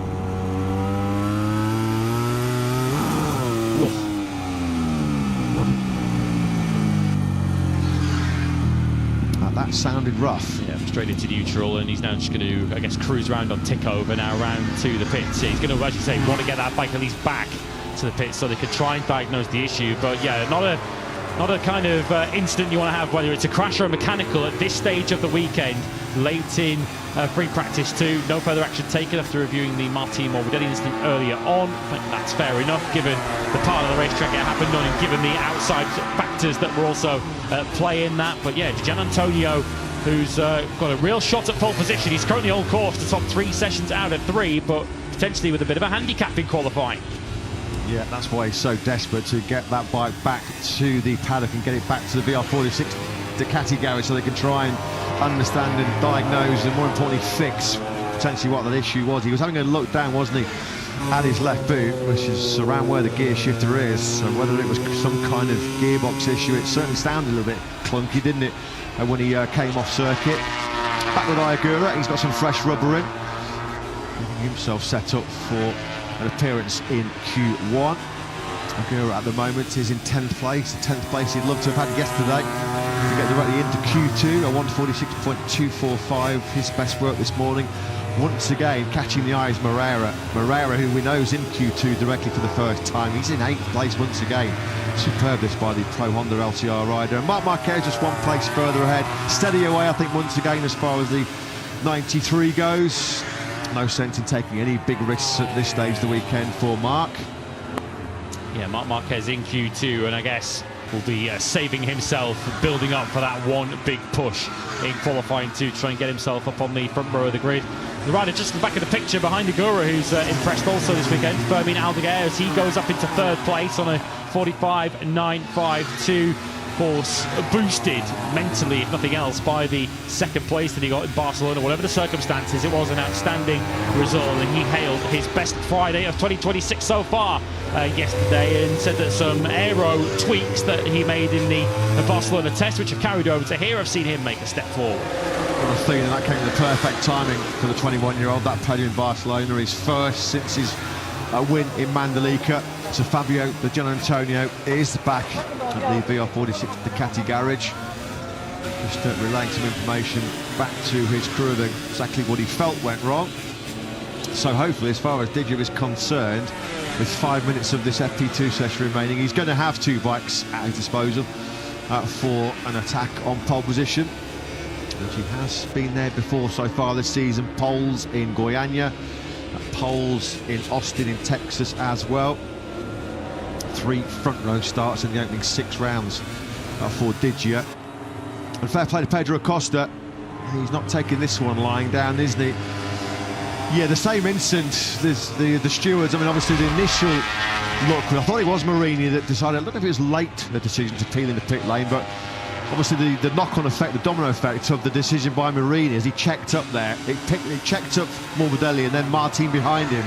So there's been no guilt, no blame apportioned to Morbidelli, but Luca Marini and Morbidelli are now under investigation. I think they're looking at Marini's action more than probably what Frankie Morbidelli was doing, having been cleared of any involvement in the Martin situation. So, yeah, Simon Crafar has been a busy man this morning in the FIA MotoGP Stewards office. Yeah, I understand riders have been reluctant to go out onto the green there necessarily, because they're trained not to go out there, but I think there's an acceptance from the stewards that if you need to get out of the way and get into pit lane, that's absolutely fine to get yourself out on there without any sort of track limit strike or warning coming up at any stage. So Luca Marini perhaps will be argued that he didn't do the maximum to get out of the way there into pit lanes. Of course, naturally, the racing line coming out of that final corner, you do go as far as you can out onto that right-hand side, because you want to give yourself the best possible slingshot onto the main straight to try and hit those eye-watering top speeds. Yeah, and the stewards have spoken to the riders quite a lot over the last few months, saying that, you know, when you're on a slow-down lap, or when you're coming into the pits, indicate to the riders, signal to the riders behind you that that's going to be your next course of action. I was just about to mention before we saw that graphic come up, a bit of light at the end of the tunnel here in Mugello for Pedro Acosta, who has bounced back pretty well, you have to say, from yesterday. A tough Friday, probably the toughest Friday he's had of the season so far. The Spaniard, when he was down in 13th place, much more like the Pedro Acosta at Barcelona that we've seen this morning so far. A 1:45.885 has got Pedro up into second place. Somebody has finally split Fidget and Bagnaia then in the top three.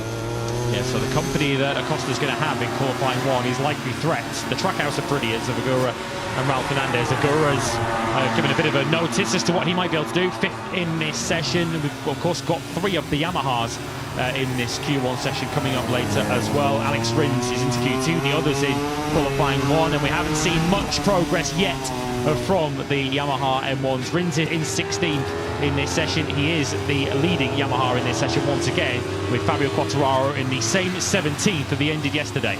Yeah, and Quartararo was pretty blunt as always when assessing Yamaha's current woes. We know they were going to be blitzed on the start-finish straight here in Mugello. Quartararo did a 1:45.670 yesterday, and it was a pretty painful experience too after the crash at turn 4, and he said, I'm not really sure how much more there's left in the tank.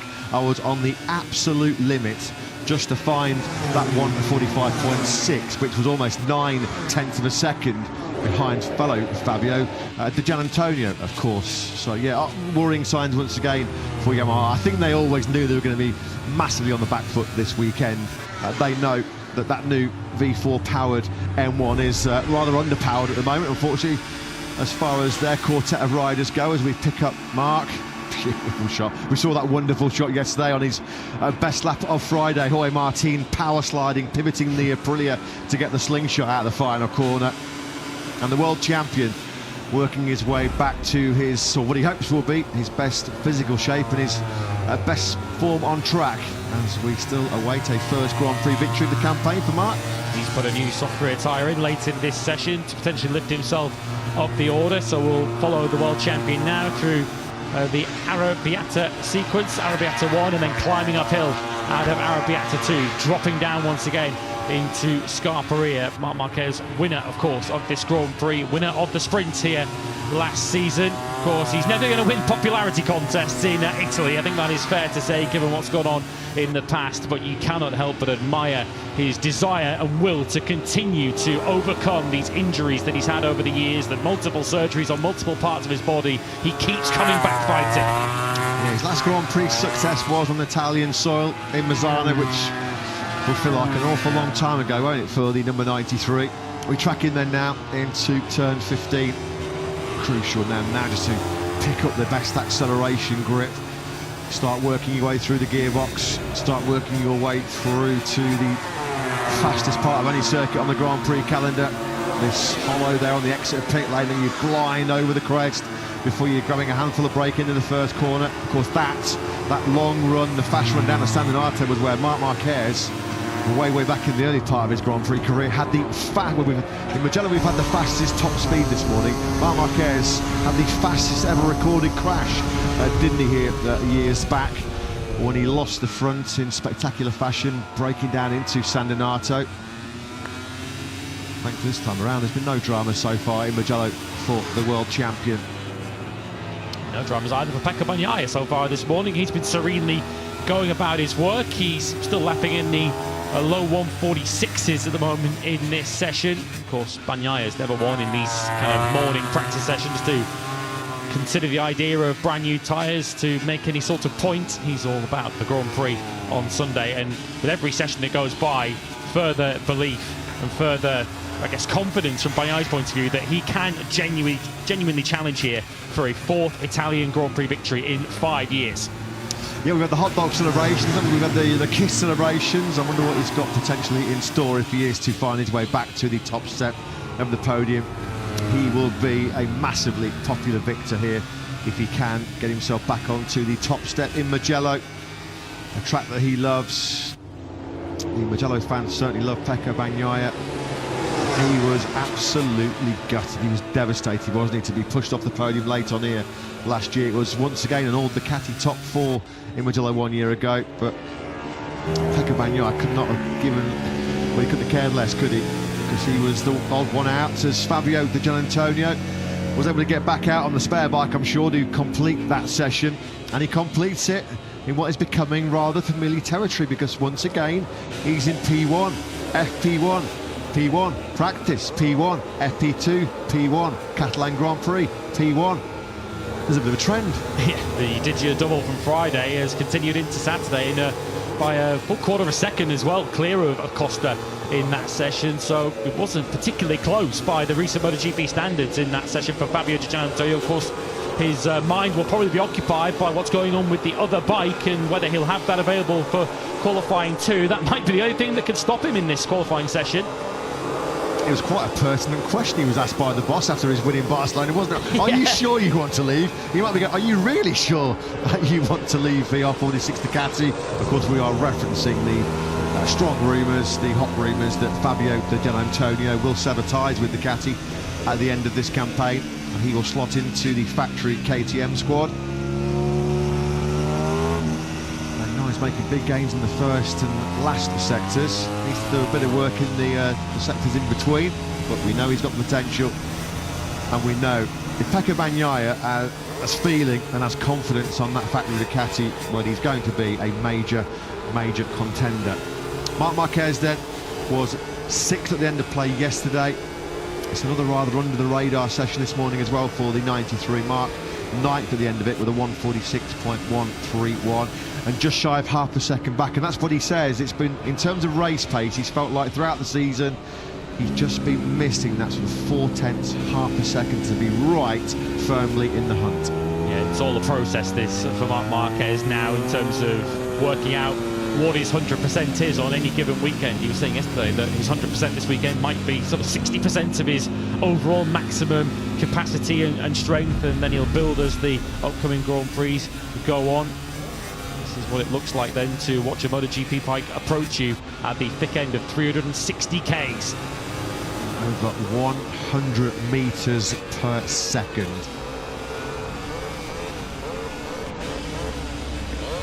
And that's what it looked like with our super slow-mo 1,000 frames per second. Look at that shot. Look at the finger raised in the air as Fabio's about to break down into one finger breaking down to San Donato. I think I want about 3 hands on the leader, to be perfectly honest. An anchor. Superb, brilliant scenes here as Fabio Di Gianantonio's golden run continues. 3 out of 3 for Digia at Mugello. Next stop for him is Q2. Pedro Costa, of course, is going to Q1 shortly. He was second ahead of Pecco Bagnaia, Fermin Aldeguer, and another Q1 participants. Ayagura Bezzecchi under the radar 6th ahead of Morbidelli Martin, who broke the top speed record of all time in that session. Marc Marquez and Moreira completed the top 10 from Fernandez, Binder, Marini, Mir and Maverick Vinales. Alex Rins first of the Yamahas in 16th. He's in Q2, of course, later on. Bastianini 17th ahead of Quartararo, Miller, Toprak, Pirro, who crashed at Biondetti, and Cal Crutchlow in 22nd on the LCR Honda. So Fabio Di Gianantonio was complaining of nausea and sickness yesterday. He will not be getting sick of the sights of his name at the top of the MotoGP leaderboard, because as he did so on Friday with the double, it's Fabio Di Gianantonio quickest this morning as we go into qualifying here in Mugello.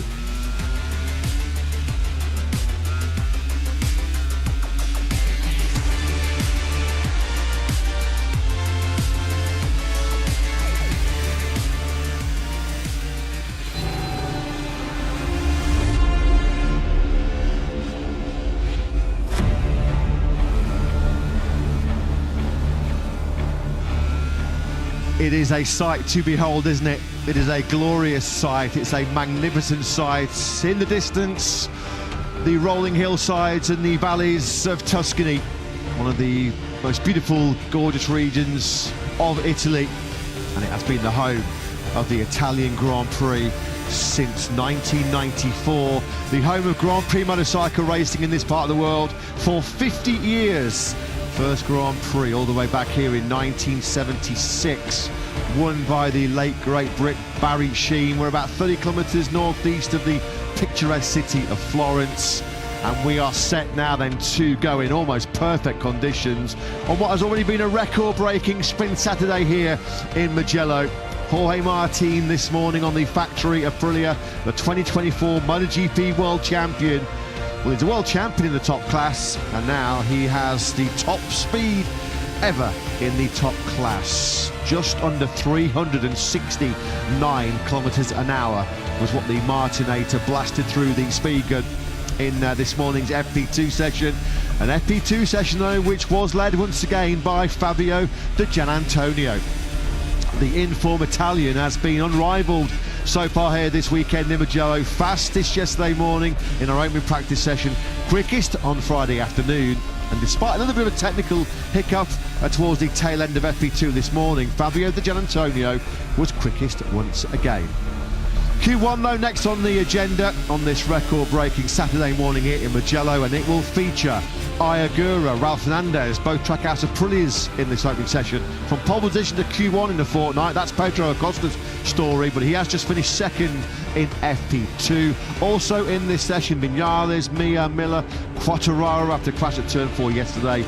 Binder, who's been beset by more KTM tech issues this weekend. Marini, Razgatlioglu, Pirro in for the injured Alex Marquez, and Cal Crutchlow in for the injured Johann Zarco.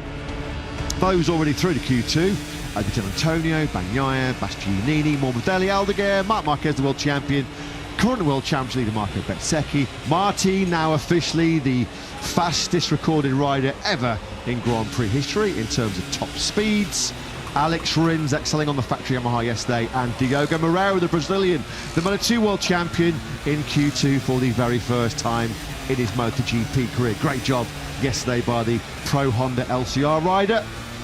Well, second fastest in FP2 this morning, Lewis. Pole position last week, a couple of weeks ago in Catalonia. You have to be parting with a lot of your hard-earned money on Acosta getting through this opening session. But to pick maybe a second rider to come through, not a given that Acosta's going to make it, but Acosta's surely the favourite. The Trackhouse Aprilia is looking strong. Maybe one of the factory Hondas. Tough to call, though, as always, in Q1. Yeah, it feels like 3 into 2 for me here in this, between Pedro Acosta and the Trackhouse Aprilias of Ayagura and Ralph Fernandez, who were the two riders immediately outside the top 10 yesterday in practice. And we certainly know that the Aprilia is not lacking top speed, as proven in free practice 2. It has even more than the KTM, clearly, at the moment in MotoGP. Yeah, the factory Hondas of Joan Mir and Luca Marini, I guess, have to be factored in, but they have looked a little bit off the pace compared to what we've seen from them in recent rounds. Do the Hondas, so perhaps they might not necessarily be able to expect the best from them in this session. Oh, we did see, despite the fact that he was quickest in FP2 this morning, a little bit of a late tech drama for Fabio Di Gianantonio. A little bit of concerns about whether he'd have 2 bikes available for an attack on his third pole of the season. As always, on the money down in pit lane, bringing us all the up-to-date information is Jack. What's going on, Jack? Yeah, just before this Q1 session really gets underway, one of the favourites for pole position have just had it confirmed by the team, will only have one motorcycle at his disposal. So Fabio Di Gianantonio, as you guys said, has been in red-hot form, but he's going to have to do it the tough way, the extra pressure of just one bike for this Q2 session coming up shortly. Thanks very much, Jack, and that is pressure. That is just a distraction that he didn't really need. These riders, though, they're famed. There's a reason why they're in MotoGP, because they're brilliant at blocking out tough situations and adverse moments. There's Joan Mir, some kind of issue getting one of his Hondas fired up on ears. We welcome back Cal Crutchlow. And what a special weekend for Lucio Cecchinello, celebrating their 30th anniversary in the World Championship. Of course, it was 10 years ago now, famously in Brno, when Cal Crutchlow won his first MotoGP race, LCR Honda's first in the Premier class, ending that over 30-year drought for British fans to see one of their own win in the top class. And as always, just while we have the opportunity, we extend our best wishes and speedy recoveries once again to Alex Marquez and to Johann Zarco. We're hoping that Alex will be back in action for the Czech Grand Prix in Brno. Unfortunately, a serious left knee injury for Johan Zarco. Is going to see the Frenchman sidelined for some quite considerable time. We're not exactly sure moving forward into the season whether it'll be Crutchlow continuing to deputise, or when Aleix Espargaro maybe is back fully fit, or even Jake Dixon maybe, Honda's World Superbike rider, who's had his own well-documented injury problems so far this campaign. Jake, as part of his World Superbike contract, was actually contracted by HRC to be their designated replacement rider should they require. Of course, he was unavailable this weekend because he's currently got other things to occupy his mind, racing the Fireblade over in Aragon. With Pedro Acosta then starting his first lap of qualifying too, and looking at what we saw yesterday, they're going to have to be at the very least in the low 145s, you suspect, if not into the 44s in this Q1 session to be able to get through Acosta. Of course, without the benefit of any slipstream, don't think he'll be looking for that, because only 11 other riders alongside him in this session out on the racetrack to try and find, 3 of which, of course, in this session are KTMs, who ride on board now with Acosta as he makes his way towards Casanova. In fact, this is the first sequence of lefts and rights. This is Materazzi and Borgo San Lorenzo, turns 4 and 5. Then he'll begin the descent down towards Casanova and Cervelli. And this is where you do get a sense of the spectacular undulation and the roller coaster effect coming in now here in Mugello as you drop down through Casanova and Cervelli, right in the deepest part of the circuit here, really Arrabbiata 1. Then you start to climb sharply up the hill through Arrabbiata 2, over a blind crest, and you'll be dropping down once again into the braking zone for Scarperia. This all in second gear, just over 100 kilometres an hour. Now through the left-hander, still in second through Pelagio. You'll click up 1 gear up to third on the run to Corantayo. Pretty good overtaking opportunity this into turn 12. You can see on the outside there, that's where the long lap penalty loop is there. None of these riders will have to serve that at any point through the weekend. And this spectacular high-speed change direction, a real upper body workout this one. G-forces are plenty. Oh, a rodeo ride on the Red Bull KTM for Pedro Acosta going through Biondetti 1 and 2. Yeah, very little to choose between Acosta and Binder so far on this lap on the factory KTMs. Maverick Vinales is just up the road ahead of them on his Tech 3 bike, and Vinales matched Acosta yesterday in practice. As I say, it's got to be something at the very least in a low 45 here for Acosta, and that's exactly what he's done. At 145, 199, he is a 10th clear of his teammate. Byers going to give it a close eye on the top speed charts as well. KTM will want that top speed record back going to Austria, won't they? Here is Raul Fernandez. This is a brilliant lap by Fernandez. He's going to be straight away, immediately, surely into the 44s. Likewise, his Trackhouse teammate Ayagura will track the 25 over the line. In top gear we go. 44.834 from Raul Fernandez. Now that is the second quickest time of the weekend so far. Now that is some opening statement by the Spaniard. And match nearly to within a 10th by his teammate Agura. So it's Trackhouse 1-2 then. KTM factory 3 and 5, because Marini split them on the factory Honda. 45.2 for Marini. That is comfortably the fastest lap he's done so far this weekend, but he's still some 3/10 away from a place in Q2. 4/10 quicker than he managed yesterday, Raul Fernandez. The best time of the weekend so far, just for your reference, a 44.808, which was fired in by Gian Antonio yesterday. Gura is absolutely creaming this Mugello circuit at the moment. Second as it stands. Look at this. He's 3/10 up as he's deep into the second split. Now down through Cervelli. Lovely shot there as he drops on the inside curve through Arrabbiata 1. Lost a little bit of time, but this is still on the money. Acosta flying as well too, with Acosta through split 3. And it's going to be tight. This is going to be very, very tight. Any one of 3, isn't it? Raul Fernandez, Ayagura and Pedro Acosta, it looks like. Yeah, and he's going to get some slipstream here from a fellow KTM. Acosta now zooming up the back of Maverick Vinales' Tech 3 bike. What kind of advantage did that give him? A big one. The fastest lap of the weekend is set by Pedro Acosta. So a 44.765. He is looking like he's going to be in the hunt for back-to-back pole positions, isn't he, Pedro Acosta? It's been a brilliant recovery. Whatever they found and what they analysed data last night in KTM, it's worked a treat. He said he was going to look at Enea Bastianini's data and find out where the beast was strong around Mugello. Well, that game of copycat seems to have worked out. What about Agura? Now, he needs this lap because he's been pushed down to P3. Over the line, the Japanese rider goes, and he stays in P3. Not good enough. So at the moment, it's Acosta and Raul Fernandez split by just under 700ths of a second. Agura missing out at the moment by nothing, really. I mean, yesterday he missed a direct place in Q2 at 11th by 700ths, and this morning he's missing out a place in Q2 by 300ths. Fine margins in MotoGP. And fine margins in that fourth sector, and we'll have to see later on in the next 8.5 minutes how important that little toe that Acosta got from Viñales down the main straight, how big a difference that is going to make, because he's 69 thousandths ahead of Fernandez and a 10th ahead of Agura. It's 2 from those 3, it would appear, at the moment, as we follow Joan Mir, who's currently in 9th place, trying to force that Honda to go in places it doesn't really want to go. Sliding in the rear there as he came out of Corantayo. I mean, aside from Diogo Moreira's brilliance this weekend, it's been a bit of a bruising weekend for Honda. Both Luca Marini and Joan Mir reporting yesterday that they expected a lot better. Some of the deficiencies of the Honda coming back to the fore here. Joan Mir has picked up pace, a 145.274, nowhere near good enough to threaten Acosta and Fernandez, his fellow Spaniards. I mean, it's a decent lap time that by Mir, 45.274, but half a second behind Acosta. Leading Yamaha at the moment is Jack Miller. He's in 7th on a 45.5, so if he's going to make Q2 and join Alex Rins on the Yamaha M1 in that session, he's got to find 3/4 of a second, which feels like a tall order, whatever kind of toe the Yamahas get. Quartararo is 9th, Toprak is 11th in this session. The 3 Yamahas taking part. This was the wild ride for Acosta through Biondetti too.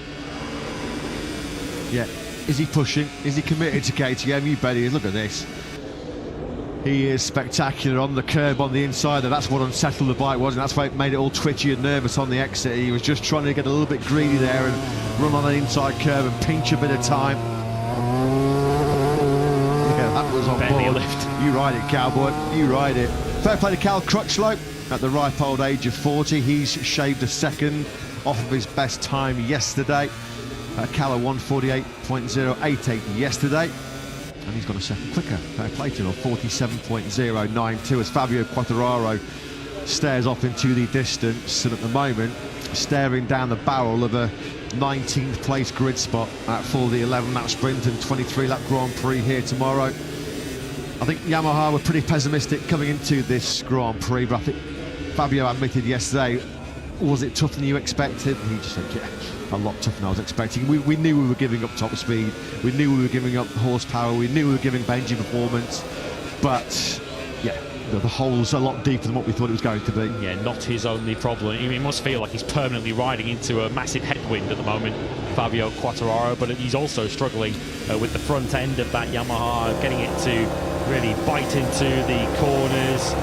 And he did, as you say it was worse than expected. Always on the limit, he felt, and on the limit, and still 1.1 seconds off the pace in this Q1 session. So even by his incredible standards over a qualifying lap, surely this feels beyond Fabio Quartararo.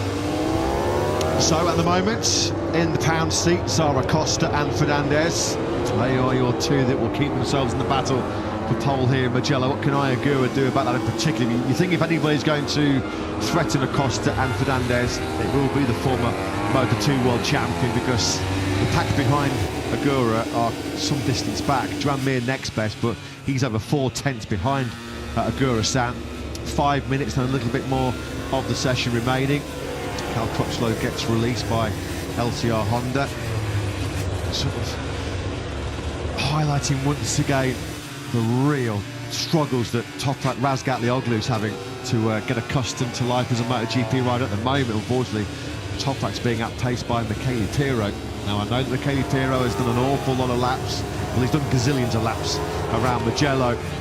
But yeah, another tough experience. I mean, Razgatlioglu would not have expected to have seen his name behind one of the replacement riders here this weekend. It could change, but yeah, another chastening experience at the moment for the Turk. Yeah, I wonder whether he's going to jump in behind someone and try and get a bit of a reference up ahead. That's often where he's been able to make a step forward, when he's been able to understand perhaps the different lines and different braking markers and references that he needs around a circuit that, of course, he hasn't been to for quite some time. This is his very early Red Bull Rookies days would have been the last time that Toprak would have seen this Mugello circuit, but he is currently 1.1 seconds of drift of his teammate Jack Miller over a single lap, and I think that's him at the back of this train now on the Pramac Yamaha. You can see both Pramac bikes in the picture trying to drop to the back of this queue so they can get towed up the main straight. And then in this session, Toprak's Yamaha is 12 kilometres down on Ayagura's Aprilia.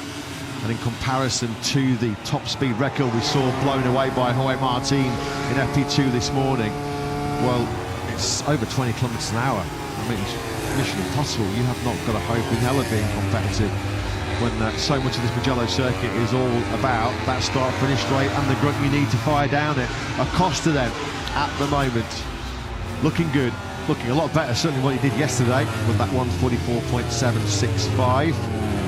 Here was Luca Marini, who had his toils and troubles here on home soil yesterday, down in 19th place.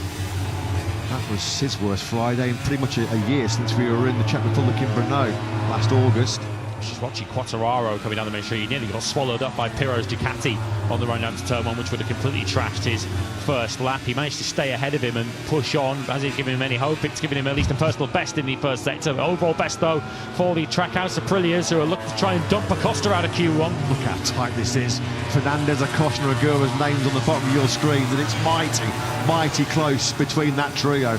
You can see how hard Agura's pushing the front end of his Aprilia as he dropped down through Casanova. He was super aggressive, squeezing every ounce of performance out of himself and RSGP right now. Down the hill he goes, trailing that right foot into turn 10. That's Scarperia, now through Pelagio. Fabio Quartararo there just off into the distance. This is going to be close. Nothing really is there to split Acosta, Fernandez and Agura on this lap. Which one of those ones is going to be the odd one out at the end of this Q1 session? It's looking like potentially Agura at this stage, unless he's had a strong third sector. We'll get our answer in a moment. Ralph Fernandez certainly had, and he could be about to take top spot from Acosta. Agura was also strong through the third sector. 44.5 for Ralph Fernandez. Acosta didn't improve, and is that going to cost him a place in Q2? Could do, because here comes Agura, and Agura is flying. If he's got a clean sector 4 here, then Acosta's out. Agura over the line, he goes. No, he missed that. He keeps losing time with that 4 split, doesn't he? Agura. I mean, I'm sure Trackhouse there, they thought we wouldn't out on it. 1-2, we've got both of our riders going into Q2. It's not over, there's 90 seconds of the session remaining, but at the moment, breathing a huge sigh of relief for KTM and Acosta. Cost him a quarter of a second, that final sector did Agura, and that's all it took. He's still a tenth of a second outside of Acosta. Once again, Agura goes red through the first sector. That is not really his problem around this circuit. It's when he gets to the end of the lap that he's really lacking. And Agura, this is his last chance. A minute remaining of the session. By the time he comes to the start-finish line, the checker flag will be waving. Through sector 2, he's about to complete now, down through Casanova and Savelli. Is he still going to be up? Well, this doesn't bode well, does it, for Agura, because we've seen over these last 2 or 3 flying laps how much time he does lose in the final split. So you feel like he's going to be at least 2 or 3 tenths up before he challenges that final sector. Down we go then now into Scarperia, the left-hander of Pelagio. He's running out of corners here, running out of time, isn't he, Agura, to get himself into Q2. Keep an eye on another personal best. Luca Marini's on a decent lap, second sector. I don't think it's going to get him anywhere near Q2, but might lift him ahead of his teammate Joan Mir and possibly Binder too, who's currently 4th. Binder actually matched Agura on that last lap. Binder's into the 44s himself, but that's not going to be enough. How's the third sector looking for Agura? It's not good enough, and we know that this is the part of the circuit where he struggled. Yeah, look at Davide Brivio's face. He's chewing his fingernails, his Brivio, but surely he knows. I mean, he needs the complete opposite of what he's done all session, where he struggled in sector 4. Now he needs the sector 4 of his life to get into Q2 here, Agura. Over the line he goes, and it is not good enough. It is not good enough. And that should be all she wrote in that session. Luca Marini has taken the checker flag, so too has Jack Miller.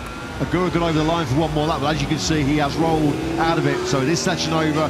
1 Trackhouse Aprilia through. Ralph Fernandez for the 144.538. Joan Mir trying to maybe pick up a spot or 2 late on in this Q1 session. He goes through Biondetti 1 and 2. There's going to be nothing, though, to damage the prospects of Fernandez and Acosta's place into Q2. Top Yamaha in this session. Of course, won't be top Yamaha on the grid, but it is Jack Miller 7th, Quartararo 8th. Toprak did get himself up ahead of Pirro into 10th. Of course, Yamaha's Q2 hopes now will solely rest on the shoulders of Alex Rins. There was no improvement in terms of position for Joan Mir, no improvement in terms of time as well. So, at the end of play in that Q1 session, we have Ralph Fernandez and Pedro Acosta going through. Agura missing out. I mean, his weekend has been completely transformed by such narrow margins. He was 700ths away yesterday from getting into Q2. This morning he's 800ths from getting out of Q1. And it just changed the dynamic of your entire weekend. I mean, he's probably got the pace and the potential to be fighting top 6 here, Agura. But 13th on the grid, he will start. Maverick Vinales potentially starting 19th. Are things going to get slightly rosier for Top Gun? Over the line he goes. Sadly not. Maverick Vinales will be in P9 at the end of that session. Luca Marini was 6th, 1 place behind fellow factory Honda rider Juan Mir. Brad Binder in 4th place. Good job that by Binder, actually. Fair play to him, because he couldn't find a 44 at all.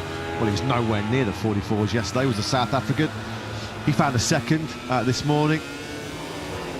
So a little bit of a chunk of time away from the all-time lap record. Marc Marquez is 144.169, but I'm caring less about that right now. Fernandez and Acosta, because their pair of 44s, a 44.5 for Fernandez, a 44.7 for Acosta, means they're through and still battling for pole here in Italy. Yep, Pedro Acosta does keep up his 100% record of being in Q2 this year. Of course, on one previous occasion he did have to come through Q1. That was back in Jerez when he came through to 6th, and we've had a crash right at the end of the session there for Toprak, and unfortunately that kind of sums up his weekend to this point. And that's after he's taken the checkers flag, bizarrely. What's happened there? What's going on there? I mean, he looks completely bemused. He's baffled. Thumbs up quickly to the marshals, and that's on the entry to the final corner. That's a completely mangled V4 M1, and he can't believe himself, can he? Mentally, he's already switched off there, hasn't he? He's thinking about coming into the pit lane and debriefing with the team, and he's left his Yamaha in several pieces.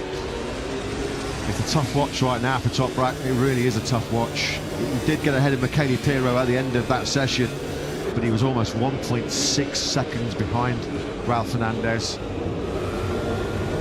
The other Yamaha's not exactly faring too much better. I mean, Miller 7th, Quartararo 8th. They are represented in Q2 by Alex Rins, who did a phenomenal job yesterday. But Ralph Fernandez and Acosta, your top 2 in Q1. The fastest lap of the weekend so far for Ralph Fernandez. That's what it took to make Q2. He and Acosta do manage it. Ayagura paying the price, I guess, for not nailing that 4th sector when it mattered most. 3rd for him, ahead of Brad Binder and Juan Mir, who won the battle of the factory Hondas. Just 5,000s between them. Miller is next up 7th, ahead of Quartararo 8th. Vinales, as we saw at the end of the session, 9th. Toprak with that crash after the session was finished, 10th, ahead of Michele Pirro and Cal Crutchlow, our 2 substitutes.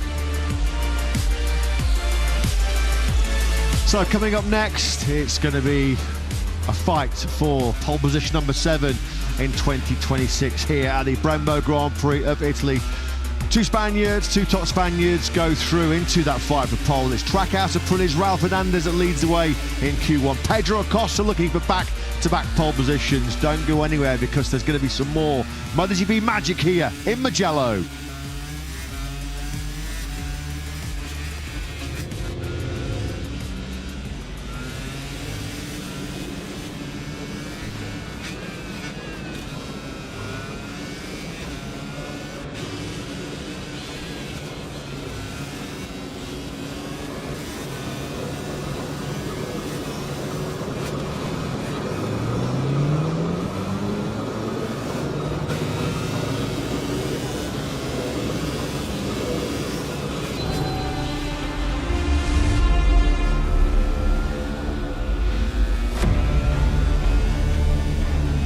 Good morning and welcome back to Mugello, welcome back to Italy. And what a morning we have already had here under the gloriously sunny skies against the spectacular backdrop of the Tuscany Mountains. We have witnessed this morning a moment of history. And what a moment it was for the Factory Aprilia team on home soil. What a moment it was for former MotoGP World Champion Jorge Martin, who set the fastest ever recorded top speed in Grand Prix history. It's the fastest track in the world. Arguably, some will say with good reason, it's the most spectacular track in the world. It's a real challenge for the world's best riders. High speeds, heavy braking, elevation changes, fast changes of direction. Fortune favours the brave around Mugello. Up next, Q2. ahead of this afternoon's Tissot sprint, 3 p.m. local time. We'll be racing over 11 laps.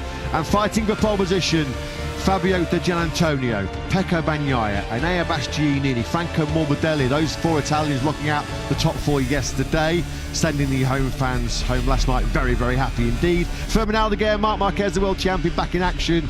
World champion Marco Bezzecchi, our fastest ever rider in MotoGP, Jorge Martin, Alex Rins, the lone Yamaha in this session, and Diogo Moreau, the lone Honda in this session. They were all in the top 10 yesterday. Ralph Fernandez and Pedro Acosta still fighting for pole position. Pedro Acosta looking to back-to-back poles after his brilliance on Saturday morning in Barcelona.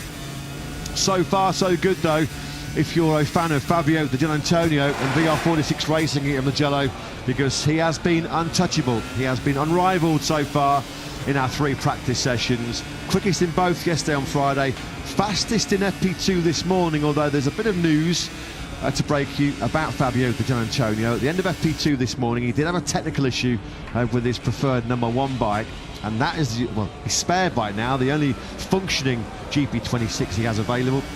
He's going to have to ride it on its lonesome here in this session as he fights for a 3rd pole position of the campaign.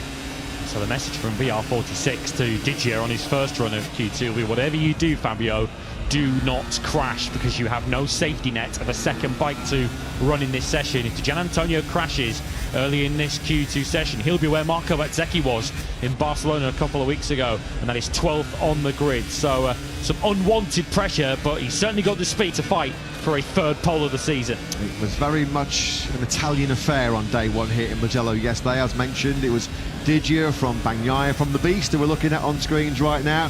The best Friday Enea's ever had on the factory KTM, or the factory supported KTM, of course, inside Gunther Steiner's Tech 3 project.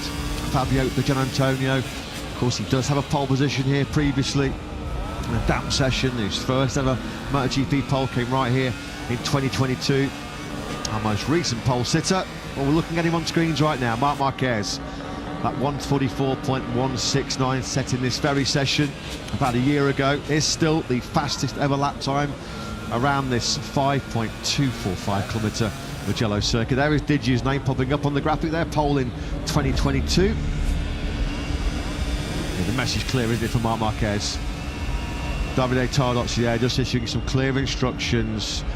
Be fast, take the risk, but let's be cool, let's be calm, let's be intelligent, let's play this smart. It's not all about pole position. We just need to get a decent grid position, and then we can look at the races and the sprints. Yeah, no unnecessary risks. Now, it's going to be interesting to see what kind of strategy Marc Marquez adopts actually in this Q2 session, whether he does what he did yesterday, of course, strategy scuppered by the red flag when he went out to try and follow Pecco Bagnaia, and it looked like it was going to work. Of course, he got through the Q2 anyway, so he didn't have to worry about the stoppages to the session. Does Marc Marquez just do his own thing, focus on himself? Because he said yesterday, didn't he? He says, my mindset is, however I'm feeling, when I'm up behind someone, my mindset is to try and beat them and try and overtake them. So it's going to be difficult, I guess, for Marc Marquez, and I think that's why Davide Tardozzi was having that conversation, trying to just remind him of the situation, the bigger picture here, because surely the Marc Marquez mindset is to go all in for pole here. Here we go then, we're ready for some qualifying magic in Mugello. That was some stat, wasn't it, on that graphic next to Jorge Martin, who we know is a real one-lap wonder, a real qualifying specialist throughout his Grand Prix career, still searching for his first front row start on the factory Aprilia so far this campaign. The best of 5th in the opening 2 Grand Prix in Buriram and in Goiânia, as the 2 factory Ducatis then eager to get on with business, lead the 12 riders out of pit lane here. And of course, guess who's on the rear tyre of the factory Ducatis? It is Diogo Moreira. He said yesterday, and I loved it, to get himself into Q2 for the first time, told the team, well, if I'm going to be fast around Mugello, I need to follow an Italian. And it looks like he's trying to do the same strategy again this morning. Love it. Yeah, you're going to have to prise him off the rear tyre of those Ducatis by his fingernails. Look at it, he's absolutely locked in to the rear tyre. Surely he'll just sit where he is. He won't get in between the factory Ducatis. Surely that's a team strategy between Bagnaia and Marquez, because we saw the same thing from them in practice yesterday. You've got pretty much 3/4 of the entire Q2 field in this session, all up behind Pecco Bagnaia, and no one knows Mugello better than that man.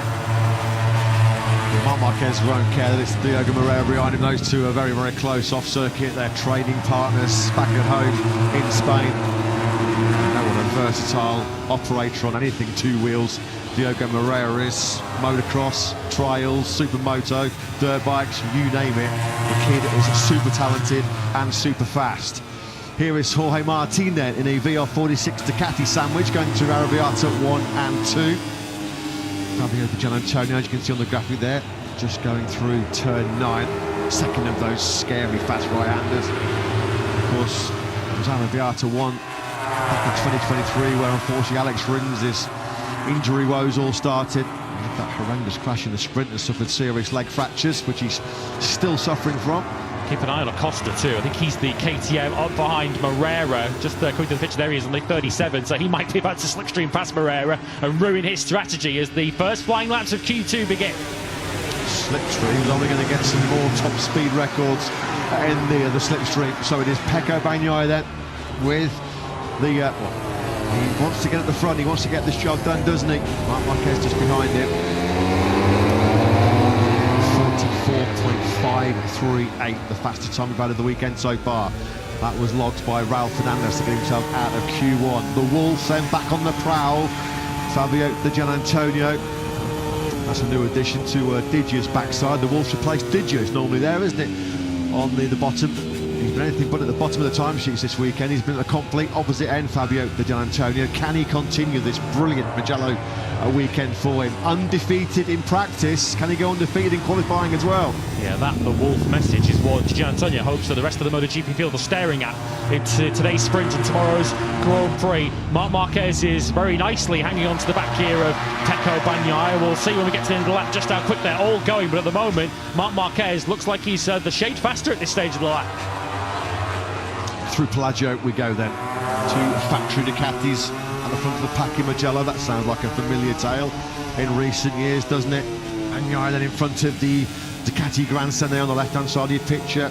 Glowing bright red, all of those fans as they go through Corantaio, through Biondetti 1 and 2. Spectacular high-speed change of direction. That on throttle, as you heard there, on board with Bagnaia. So we're going to now then get our first reference lap times of 44.169 is Marc Marquez's all-time lap record, set in qualifying here in Mugello last year. They power the fastest motorcycles in the world out the final corner, down the fastest part of a racetrack in the world. Is a 44.634 from Moreira, a 44.634. Raul Fernandez has gone now quickest with a 144.432. So out of Q1 into P1 here in Q2, but Moreira, very, very early days. What a tactic it was, what a ploy it was behind the factory Ducatis. Moreira on the front row. Watch this trio though. It's Di Gianantonio leading Jorge Martin, and Martin might be about to turn his weekend around. Martin takes provisional pole on the 144.2. Maybe he saw that stat on screen that he hasn't had a pretty front row yet. All-time lap record incoming, you feel.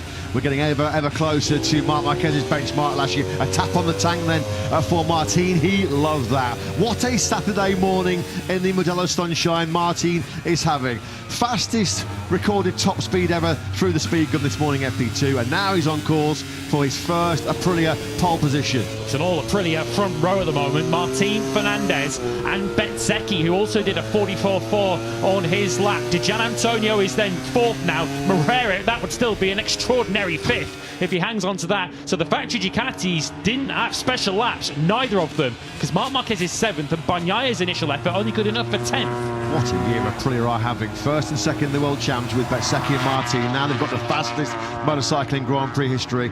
They had their first ever lockout of the podium at the French Grand Prix in Le Mans recently. Martin, Bezzecchi and Nagura are now potentially in front of their home crowd, locking out the front row of the grid. Fabio Di Gianantonio, though, is trying to gate crash and spoil that particular party. We know he's got the potential to do it. We know he's got the pace to do it as well.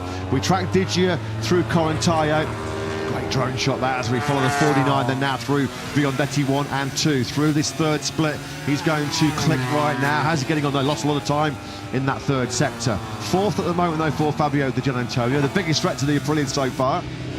rolled out of this lap. Yes, he has. He's going to come to the pits. I guess doesn't want to take too many risks when he doesn't need to, because he knows that he's only got that bike available to him, to Gian Antonio. So how much did he ride within himself, I wonder, on that first lap, just to get a reference, get a banker on the board? 44.5 is not a bad lap if it is a banker lap, which currently puts him at the front of row 2 with Moreira and his teammate, of course, Morbidelli. So very much a Brazilian flavour to the second row at the moment. Moreira's best qualifying so far this season has been a pair of 14th places in front of his home crowd in Goiânia, and then over in Austin in Texas.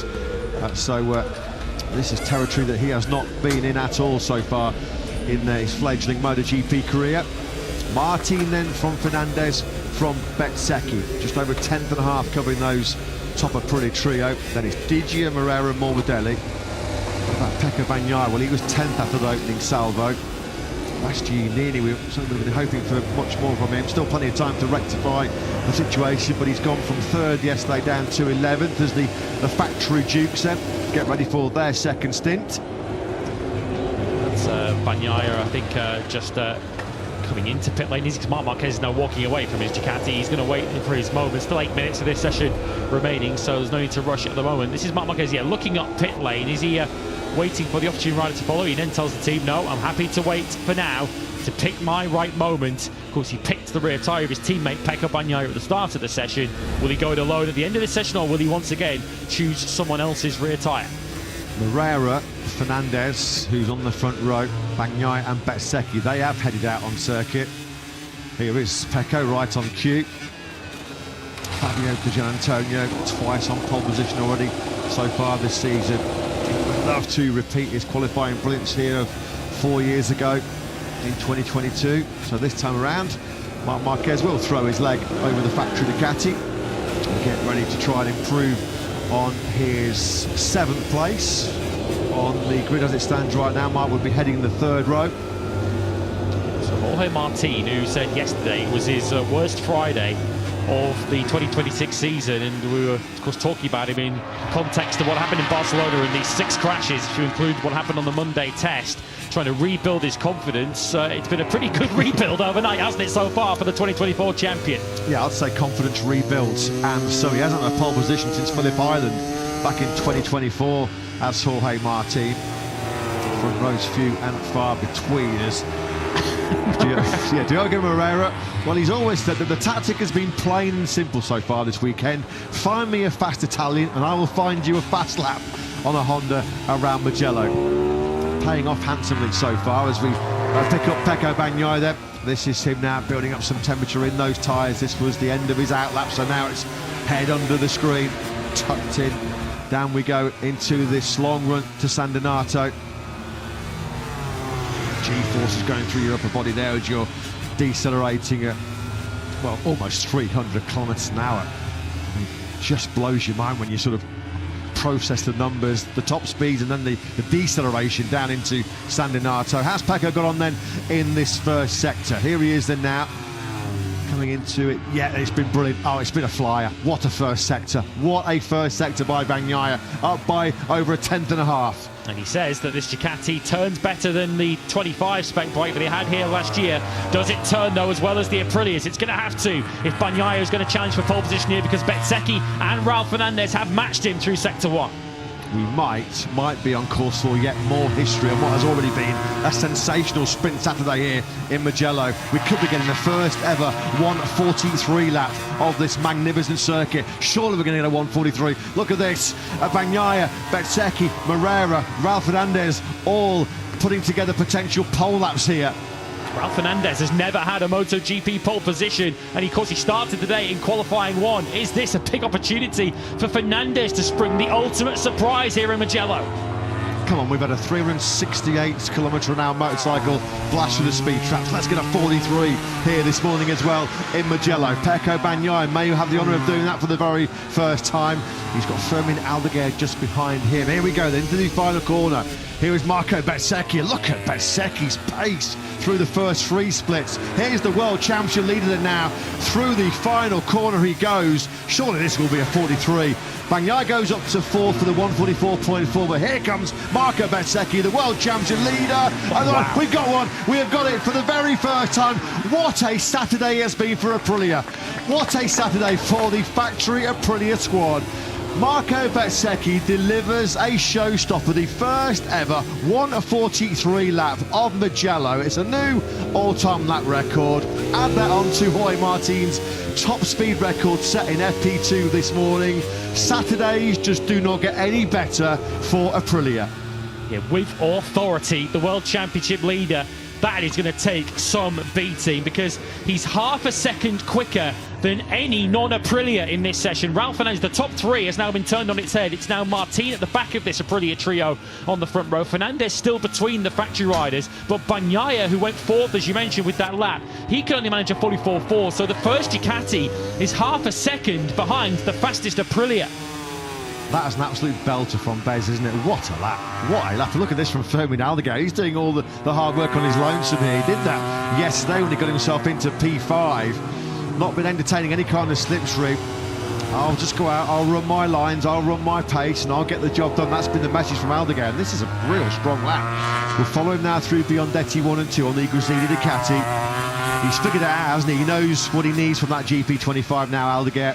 Wasn't helped by the injury recovery. He's lost time in the third sector, which is understandable when you need to really muscle the bike around. Still lacking strength in that left leg is Aldeguer, but a very respectable lap time. He's going to be moving up a few spots here. 9th as it stands right now for the Spaniard. Let's track him over the line now in top gear. 9th to 4th. Brilliant, brilliant, brilliant by Aldeguer. 44.313. Superb. Clearly the secret to that extraordinary Bezzecchi 43.9 was that third sector, which has been able to see him increase that advantage. He's close second. Marc Marquez are on board, but has to set the fastest first sector. You would put nothing past the 93, would you, at this stage? Surely this would be too big a bridge for him to climb over, because remember, the Aprilia's super strong through these infield second and third sectors. He's behind Acosta, so did that brilliant first sector come as a result of the slipstream behind Acosta, towing Mark down the back, down the start-finish straight. Surely had to have played a big impact. Acosta's on the money as well here.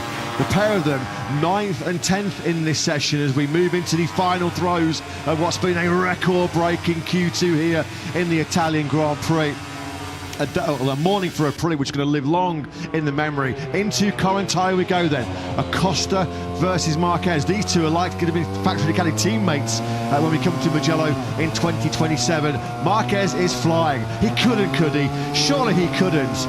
Off his hospital bed, from the surgeon's knife to pole position here in Mugello. Just couldn't match the Aprilia though, couldn't match Bezzecchi through that third sector. Could still get him back onto the second row here for Marc Marquez, and once again that KTM will be punching a hole for him. Di Gianantonio's not launching a pole challenge either. The 93's coming past us now on the main straight and potentially onto the second row. The great here for Marc Marquez. He does indeed take fourth. Acosta did not improve.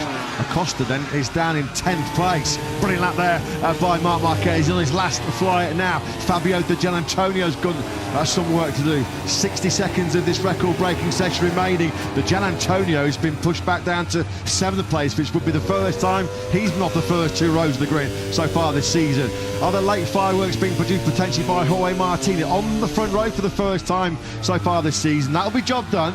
Marc Marquez, I think I just saw him on the right-hand side as Martin passed us from the onboard, so he won't be improving. He has indeed backed off. He will not be on the front row of the grid, but fourth would still be a great return for the reigning world champion. It's looking set, isn't it, for this Aprilia lockout at the front row of the grid, but we don't know yet what order they'll be in. Tight. Marc Marquez, a hundredth of a second off the front row of the grid. A Herculean effort by the 93 to get himself on that front row. Well, we've said that if there was going to be one candidate to break up the Aprilia domination of that front row, it could be Fabio Di Gianantonio. Pole sitter here 4 years ago in 2022. It was a little bit out of shape, a little bit nervous on the brakes going down into Scarperia. Let's check him. He's about, three-quarters of the way through the third sector. Into Correntine we go. Long third sector here with so many technical corners. Bezzecchi absolutely aced it on his current provisional pole lap. Martin is going to have to go even better to challenge him for pole position. What about Di Gianantonio through that third sector? He's lost nearly half a second. And it could be Digia. I was going to say maybe potentially Digia that would be pushing Martin off the front row of the grid, but that's not going to be the case. At least Digia's going to maybe squeeze himself onto the second row, which is where he's started several Grand Prix already so far this year. Has he done so over the... No, he hasn't. He has not. So Fabio Di Gianantonio then with a season worst 7th place on the grid. What a moment. Aprilia, soak it in, enjoy it. What a Saturday in Mugello for the Nuali factory. Their first ever front row lockout. They're in dreamland. They can't quite believe it. Marco Bezzecchi on pole with a 1:43.92 on the fastest ever lap of Mugello. The one and only 1:43 lap we've ever had here in Mugello. The all Aprilia front row completed by Raul Fernandez. What a job he's done this morning, having had to come through Q1. Jorge Martin on that front row, that record-breaking front row. Moments after he'd set the fastest ever top speed. Aprilia have never ever had a Saturday quite like this one. And what a place to do it as well, in their home Grand Prix here in Mugello. Just weeks after they locked out their first MotoGP podium in the French Grand Prix at Le Mans. Perfect timing in the Italian Grand Prix. The Italian manufacturer locks out the front row. Simply a stunning Saturday in Mugello for Aprilia. We thought they were playing catch-up, didn't we, after yesterday when they were 7th and 8th, Bezzecchi and Martin. Of course, as you mentioned, Fernandez wasn't even in the top 10 yesterday. Whatever they found overnight on those factory Aprilias, Ducati will be looking for some of the same for the sprint later on, because they have turned the tables on their Italian rivals big time this morning. The problem the opposition has got now, the Aprilia is the best starting motorcycle in MotoGP right now, so it's going to be a real tough task to try and first get ahead of the Aprilias and let alone beat them. Jorge Martin's first front row since Malaysia, Sepang, all the way back in 2024. It will have been worth the wait as far as he goes. What a session, what a session. What a performance as well by Marco Bezzecchi.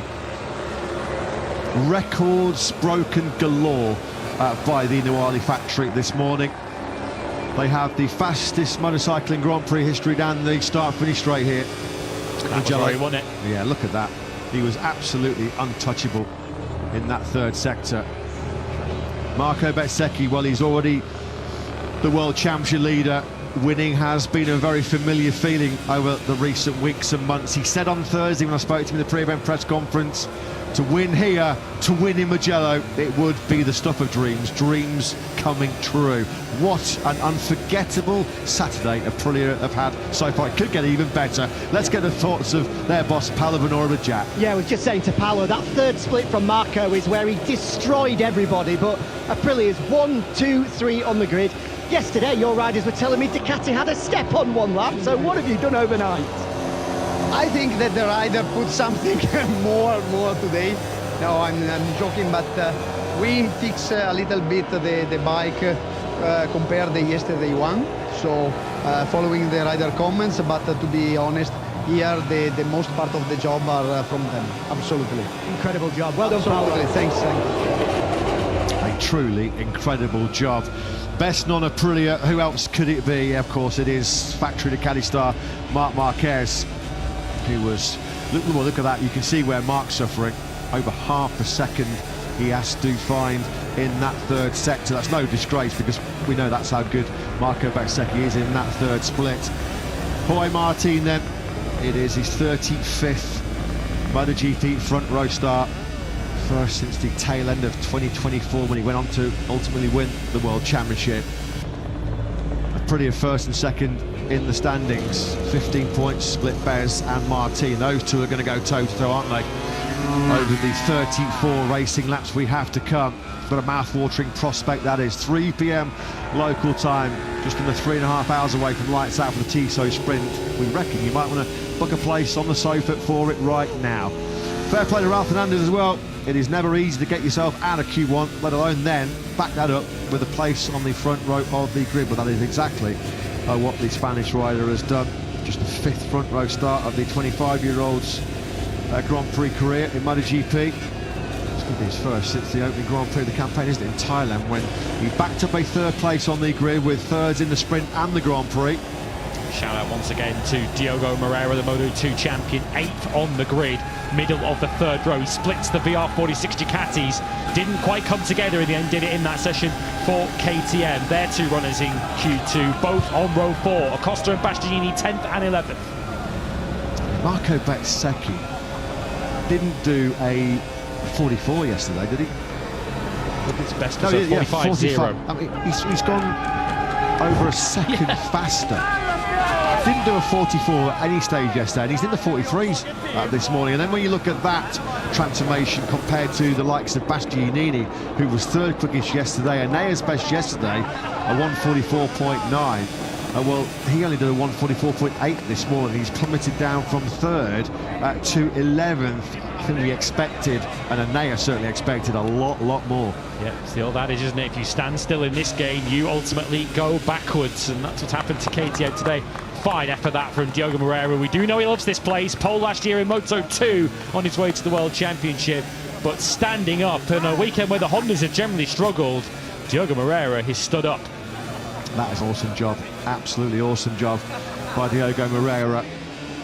And also to this young man, Raul Fernandez, who at the moment is having to contend with all kinds of off-track gossip, all kinds of off-track rumours that he may well be losing his seat at Trackhouse next year. Massimo Rivola happier with Raul Fernandez there than what he was with him. He was in Barcelona a couple of weeks ago. I mean, after there was the controversial collisions with Raul Fernandez and Martin last time out in Barcelona, now we've got an all Aprilia front row. Maybe there's going to be another meeting before this, guys. Another meeting with the Aprilia quartet before this afternoon sprint. Another moment of history though for Aprilia. They will not want 2026 to end, will they? Marco Bezzecchi with that beautiful tribute to Alex Zanardi on the helmet. Just a phenomenal lap time. What a morning though for Jorge Martin. His first front row for Aprilia and the fastest rider ever in MotoGP history. Let's get his thoughts with Jack. Oh, hey, yesterday we spoke and you said that was the most difficult Friday of the season so far. You're now on the front row of the grid, and to go with it as well, MotoGP's fastest ever man with a new top speed record. Not a bad Saturday morning. Yeah, nice feeling. I knew I could beat that record because I was behind the two other bikes, and I said, okay, let's go. I will break the latest I can to make that high speed. And yeah, it was good fun. And then overall, I'm feeling much better than yesterday. The pace is really good. We just need to continue improving. The opponents are very strong. Anyway, here Aprilia is working fantastic as always, and we just have to continue working. It was a tricky qualifying, a lot of traffic, like everybody wants to get in the two of the other ones. But we did it the first row, another target achieved for me with Aprilia, so step by step. Great job, well done. Thank you. Step by step, he is coming to the top step once again, isn't he? He did the brilliant double at the French Grand Prix Le Mans. Unfortunately, that was backed up. The first time ever a rider's done a double win, then followed up with a double DNF. But he has been superb. What a response. What a bounce back from Barcelona for Martin. 4 days if you throw in the Monday test session that he had in Catalonia. He was on the floor 6 times. He was in hospital in Barcelona on Monday. Such was the severity and impact of his crash at the Monday test. Yet here he is. Fast forward a few days, and he's on the front row for the first time for Aprilia with a top speed record to boot as well. Yeah, Massimo Rivola, the Aprilia Racing CEO, on the right-hand side of your pitch there, embracing Marco Bezzecchi, who has done so much since he first arrived at the Wally factory back in 2019 to turn Aprilia from back markers to front runners in the MotoGP World Championship. They have gone quite literally from the back of the grid to the front of the grid, and it's another milestone and a season that's already delivered so many special milestone moments for Aprilia. They can tick another box now in the Wale for the first time. Bezzecchi, Fernandez and Martin lock out an all Aprilia front row, and there's no better place to do it as well. In front of their home crowd, there'll be a lot of Aprilia guests here this weekend. I think this is Raul Fernandez. Was he waiting for Marco Bezzecchi at one point? Yeah, he was waiting. I thought he was. You could get a say, like, I'm going to follow Marco Bezzecchi. I don't care what you tell me, what the strategy is. I'm going to follow the 72. Go. Yeah, let's go. You have to say, he called it spot on. He was right on the money. Look at Bezzecchi wringing the neck of that Aprilia through Biondetti 1 and 2. They're doing a stellar job of hanging right in there, particularly in that third sector. And that was the moment where we saw Bezzecchi and Fernandez secure first and second on the grid. So close to his own 143 himself, wasn't he, Fernandez? Brilliant performance. And we saw the last time he was on the front row, he did have a double podium, but here he is then, second on the grid here in Mugello. Let's get the thoughts of Raul with Jack. Well, Raul, you've done it again. I feel like you absolutely love topping Q1 and then using all of that experience to stick it onto the front row of the grid. You must be absolutely delighted, again, with the work you've done overnight to achieve that result as planes really take us out. Well, yes, I'm very happy again to be in first row. It is important always to be in this kind of position on the grid because as we see and as we know, it's very difficult to overtake, so it is easier place to start for tomorrow, but anyway, and also for today. Anyway, I think during the weekend we make a good job. Yesterday also we were unlucky with the red flag, but anyway, we know the potential. And yeah, for sure, I am happy. I'm really happy for Aprilia. They make a super good job. You see 3 bikes on the first row. Anyway, I know that Ducati have a very good pace.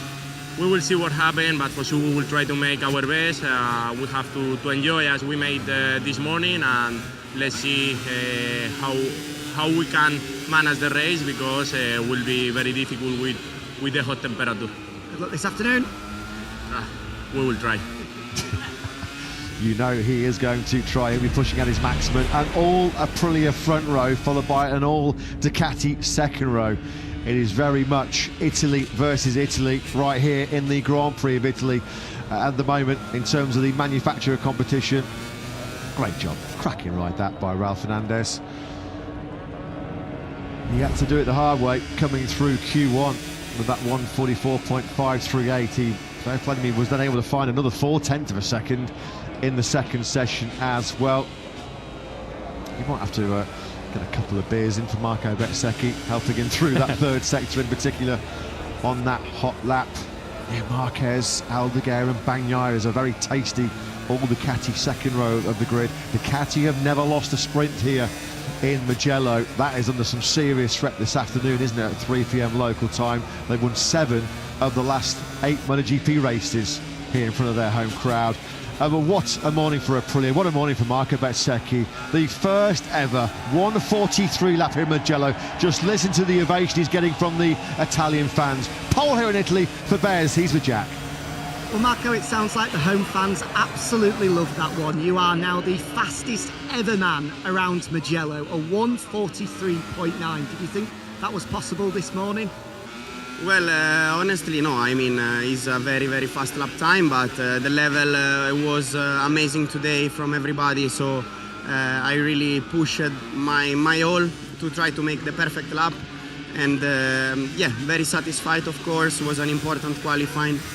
Now we must enjoy a little bit, but we must also come back to the box and work for the races because the 2 main events are now. So very happy, thanks to the team, thanks to the fans, of course. They've been amazing all around the track, and yeah, hopefully we can make them enjoy this afternoon. Brilliant lap, well done. Thank you. Yeah, it was, in every sense of the word, phenomenal performance that. Bez with a beauty, an all-time lap record. We said pre-Q2, we expected magic in Mugello, and we got it. And it was delivered in style by the number 72, Marco Bezzecchi. A 143.921. I'm not sure he's done too many better laps in his Grand Prix career than that one he produced in front of his home crowd. Of course, this used to be Valentino Rossi's backyard, his playground, but it's one of his own. It's a rider who Marco Bezzecchi said the only reason he's here fighting in MotoGP is because of VR46 and the Doctor. Can Bezzecchi continue that special Saturday, having topped Q2? His first pole since the opening Saturday of the season in Buriram. Bezzecchi leads in a Aprilia lockout. Fernandez and Martin join him on the front row. All Ducati row 2. Marc Marquez, Fermin Aldeguer and Pecco Bagnaia. Gian Antonio, I guess, will be disappointed with only 7th. Moreira surely will be thrilled with 8th. Morbidelli 9th from the KTMs of Acosta, Bastianini and the Yamaha of Rins. Ayagura, a 44.8 for him, not enough for Q2. He's 13th ahead of Binder, Mir, Marini, Miller and Quartararo. Maverick Vinales will start 19th on the second of the Tech 3 KTMs. Toprak had a tough Saturday morning, crashed after the checkered flag in Q1 to leave him 20th on the grid ahead of Michele Pirro and Cal Crutchlow. What does that all mean for the BMW M Award? Marco Bezzecchi retakes the lead. 12 points ahead now of Fabio Di Gianantonio, who was leading coming into this weekend. Marc Marquez back in the points, of course, having returned to action. He's 3rd ahead of Pedro Costa, and Jorge Martin's first front row in Aprilia colours lifts him up into 5th place.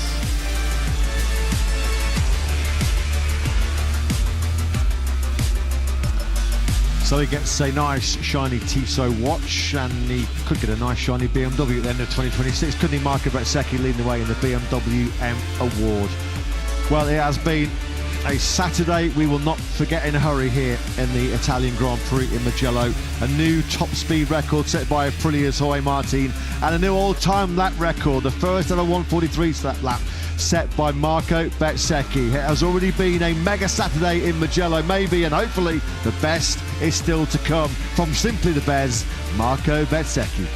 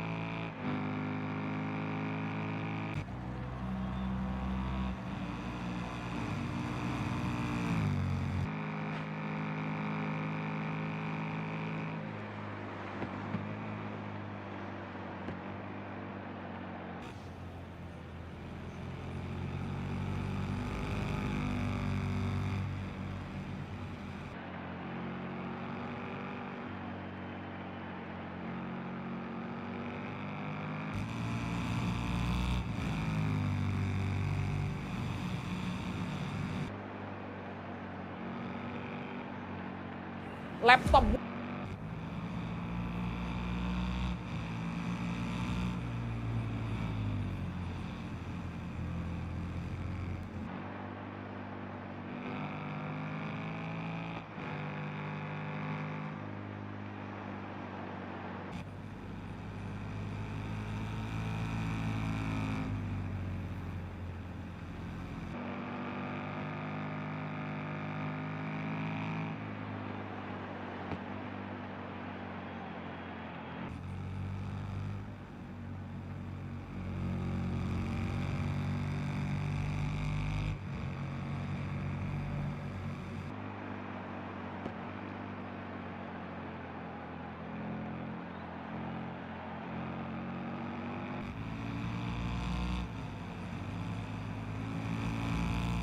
So just one place behind, bit of a family affair on that third row of the grid. And you have to see what Travis will be able to do in this race. He'll be hoping to improve on his best result of 5th that we saw back in Kota. And Corey West, of course, has plenty of experience in this class. He is 6th overall in the championship. He completes the grid order. 10 riders, of course, with the addition of Andrea Iannone. At least they'll all be able to come away with the top 10, but unfortunately it's Corey West who is your rider down there on the 4th early grid. They are all chasing Eric Granado, who in turn is chasing his first win in the class.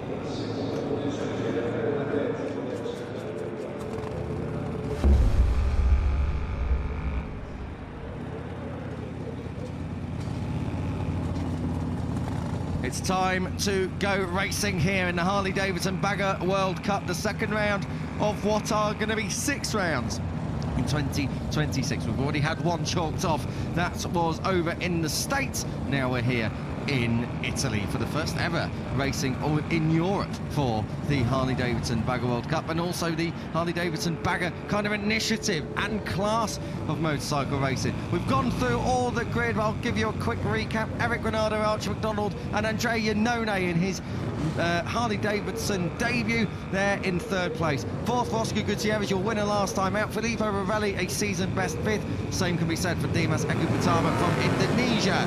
Then it is Jake Lewis, Cody Wyman and Travis Wyman, I believe, on the 8th and 9th place. And then 10th is Corey West, who, as we have already said, is in the top 6 overall in the championship standings. Neil, we've had the fighter jets going above us earlier on today, but these things are, I won't say quite as loud, but pretty loud. And if you're trackside, they are going to be making some noise. These wonderful 45-degree V-twin Harley-Davidsons have got some horsepower. They chuck out some proper horsepower, and they make the lap pretty quickly as well. What we saw over in Kota was the lap times tumbled, and those who found a groove in the races were able to really improve on what we saw in qualifying. I think we're going to have the same today.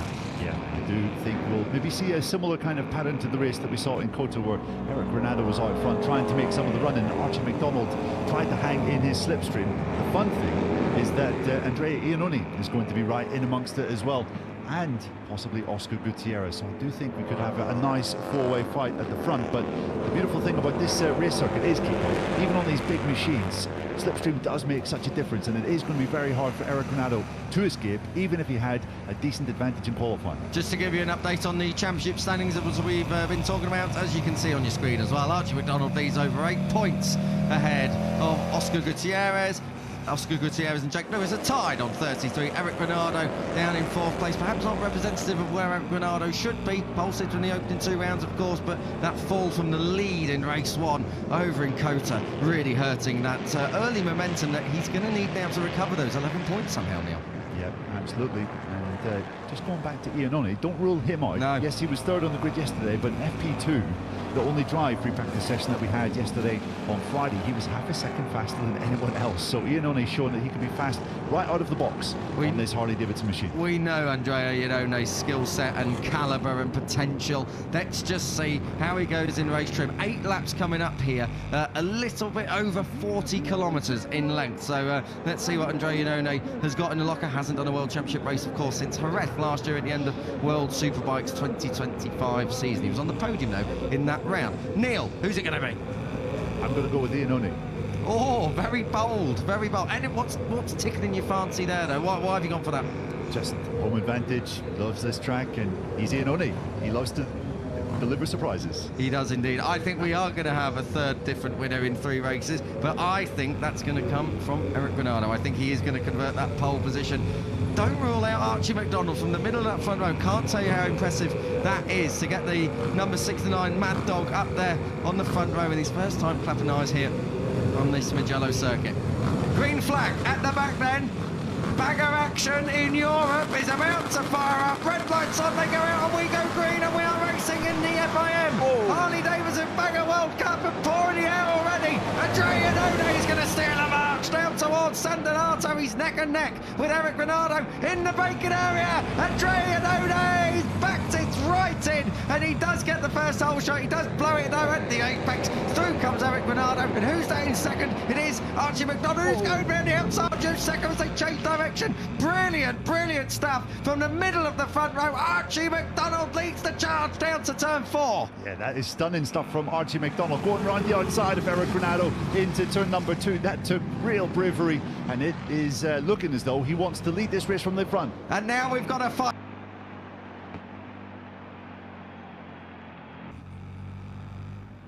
Because we know Eric Granado with Archie McDonald, who's now going to flick left to your TV screens. This is the right-hander of Arabiata. We look back at the Brazilian of Eric Granado, who's closing all the time. And Andrea, a little bit of a gap back now, down to that third place, and Oscar Gutierrez is going to be next up to try and make a pass if he can. We're going into Scarperia. No passes this time around at the front. But Eric Granado is looking very keen to get by. Oh, hello. Got a yellow flag. Someone has crashed down there, and that is... Oh, I can't see who that is on the side of the bum patch there. I think it may have... Was it Filippo Ravelli? Oh, it was Dimas Akipatama. Oh, Dimas Akipatama, after that season-best qualifying of P6, has got down Scarperia nearly. It's so easily done. It's downhill and off camera over there. Yeah, very, very tricky corner. Very easy to lose the front, especially on the first lap with a relatively full tank of fuel. New tyres as well. But up at the front, it looks as though we've got a bit of a 5-way fight developing, because Filippo Ravelli is actually tagged on to the back of this quartet. Excellent stuff from the 27, the home hero as well. It's not just Andrea Iannone that has the home advantage here in Mugello. As we come along the straight, and let's see the power of the slipstream. What can Eric Granado do as they come and roar past the finish line? Oh, they use all the rumble strips as well between the track and pit lane exit. Oh, Eric Granado had a bit of a shake on there. He's not going to make the move this time around. Oscar Gutierrez is having a good old think about it into San Donato. Careful, don't knock the bags themselves off, but up to... oh, Andrea Iannone, I think he just said keep calm now on the exit of turn 1. That is... I don't think that's Pratama. I'm not sure that is Dimas Akipatama. Out he goes anyway. Oh, I'll tell you what, 280 kilos of motorcycle picking up a bit of momentum coming up through the gravel trap. I've got to say, that's pretty badly damaged, but thankfully Ryder is okay. Well, Dimas Akipatama, everyone else has come across the line, so it must have been Dimas Akipatama, so that is his race run. The Indonesian is out as we pick up the race leaders. Archie McDonald still ahead of the number 51 of Eric Granado, who's very, very quick, Neil, coming through this section. Surely he's not having a look up the inside of Arabiata 2. No, don't think so. But these 4 are together now. Yeah, they are indeed. And Filippo Ravelli made a bit of a mess of turn 1. He's lost over 2 seconds to the leader. Look at this, Iannone coming up into second position down into Scarperia. And how about that for confidence? That's going to have to be given back, because they were clearing the bike off on the background there of shot. So yellow flag is still up there. You can see as we pan back round with the camera. I reckon Andrea Iannone, well, he likes copping a few penalties and rubbing the stewards up the wrong way at times, and he's about to do it in his first race here. The yellow flag graphic, just to confirm to you guys looking at home, on the top of your left-hand side timing tower, if it goes yellow, that means there's been an incident. It will go light yellow at the top and only at the very top if that incident is still being cleared, and I'm fairly sure it was yellow when Andrea Iannone made that move, so for sure they are going to be looking at him under investigation. But let's take it for what it is at the moment and what we see on TV. Andrea Iannone at Mugello is in P2, lap 2 coming to an end, and Archie McDonald leads them onto lap 3. Yeah, fastest laps coming in then from Archie McDonald and Andrea Iannone, a 57.8. That is a little bit off what we were doing in qualifying yesterday. No surprise there. I can't tell you how impressive this is from Archie McDonald up at the front to be leading the way like this, and a track that he had never seen before this week. It is one of the more technical, daunting tracks on the entire calendar, and for McDonald to show up here as a rookie is really quite someone. I know everyone is a relative rookie in this category, but in terms of track experience, McDonald has given away quite a few years to the riders just behind him. He really is, and he's taken to this track like a duck to water. The number 69 leads the 29, leads the 51, and leads the 99 as they come through Casanova Savelli. This is where Granado seems to be very, very good, Neil. So let's see if he is able to latch on to Andrea Iannone. He's out a little bit wide through Savelli, but that's okay. Yeah, he's really, really strong. So keep an eye on Eric Granado through here, perhaps in the closing stages of this opening race in the FIM Harley-Davidson Bagger World Cup here at Mugello. This is down to Scarperia. This is where Andrea Iannone made his move on Granado last time around. I must admit, I'm sure it was under yellow flags, but at the moment, right on cue. Yes, Andrea Iannone currently under investigation, overtaking under yellow flags. Neil, I think if that is a penalty, it's going to be a drop one position or potentially even a long lap, which is going to really hurt Andrea Iannone's chances of victory in this one. Let's see what the stewards decide. But Iannone, it is a provisional second place at the moment, even if he set the fastest lap the last time around. But even still, you can see Roger McDonald keeping around. Oh, he's got a long lap. He's got a long lap, Neil, on the timing tower. Andrea Iannone has already been handed this long lap. Now, that has not come up on our timing monitor. It may well be that Andrea Iannone has been given a long lap penalty here already in his first race in the FIM Harley-Davidson Bagger World Cup, and there it is on our TV screens. Andrea Iannone, the maniac, has already caught the eye of the stewards in his first race back in the MotoGP paddock, and he shoves out, and Eric Granado at San Donato as well. So Andrea Iannone, what a disaster for him, and that's going to end any hopes of victory, I'm fairly sure, unless he's saving something in the locker, Neil. Just to touch on where the long lap penalty is, turn 12, Corinthio. Yeah, I'm sure he was able to see the message on his dashboard as he came down the main straight to let him know that he has got that long lap penalty, and there is confirmation on our screen. So it was a good spot, Kiko, down into turn number 10 on that first lap that Iannone had, or second lap it was, sorry, that he had overtaken on those yellow flags. And you would imagine that is going to be it for his podium chances. Let's see when he wants to take this long lap penalty. Of course, there will be, if Andrea Iannone was to, I don't know, copy what he did in Catalonia 2010 in a Moto2 race and get himself disqualified for not looking at what a penalty he will have to serve. If he does ignore the long lap penalty, he'll get a second one for not completing the first one, and then it will be a time penalty added on at the end of his race, because we are still within enough time where Iannone can serve the penalty, so it won't be an automatic 3 seconds added on, let's say. There, he didn't take it. You can see just on the edge of Corinthio, that's where long that penalty is. As Kiko said, Archie McDonald was out over the edge of the curbs, coming out of Pelagio, turn number 11. So the Australian really is on the limit right at the moment, but you can see he's not managing to break clear of the riders behind him. It does seem as though the likes of Iannone and Granado really do bunch up once they get round Casanova Savelli into the two Arrabbiata right-handers. That is where the Italian and the Brazilian seem to have just a little bit of an edge on the Australian up ahead, and there is confirmation. Iannone, if he hasn't seen it on his dashboard, he'll have seen it now. Oscar Gutierrez, fastest lap, and he's on the extreme inside as they come over the hill and break for San Donato. Andrea Iannone came across the line in second. He's now down in fourth as Eric Granado takes up P2 ahead of Gutierrez, who, as I said, set that fastest lap. Iannone back now down to fourth, but Archie McDonald, even that slipstream, and he's punching a massive hole in the air on these bagger machines. They're still holding on, asking for all that power. Eric Granado was just a little bit squirmy there coming out of Poggio Secco. That was the right-hander turn 3. But yeah, Archie McDonald punching a huge hole in the air, but they're not getting past him. So he's got enough top end on that numbered 69 machine. Yeah, he does indeed, and his lap time last time around still would have been enough to qualify 5th on the grid yesterday. So McDonald continuing to do a fine job. You can see here, just a little bit more to the inside as they enter Arrabbiata 1. And just seems to have a slightly faster line through Arrabbiata 2 as well. You can see that Brazil really is. Oh, he's on the power here. And he's underneath him, coming down into Scarperia. We've got a change of the lead. Good move. Turn 10, Eric Granado then for the first time. Hits the front in this race. Good move from the Brazilian. the number 51 from pole position, of course, now takes up that advantage. Oh, Andrea Iannone, up the inside of Corintari. Probably should have been out a little bit wider in the long lap there, as he had a good old sniff at Oscar Gutierrez's rear wheel, but was unable to make that move. So Andrea Iannone is riding it like he stole it, and he's in there in 4th place still, but he has got that long lap penalty to serve. But Eric Granado, remember over in race 1 in Cota, Neil, before Granado binned it, he did have some pace in the second half of this race, and we're now in the second half of this race as well. So I wonder if Eric Granado has maybe just been sandbagging ever so slightly. Let's wait and see.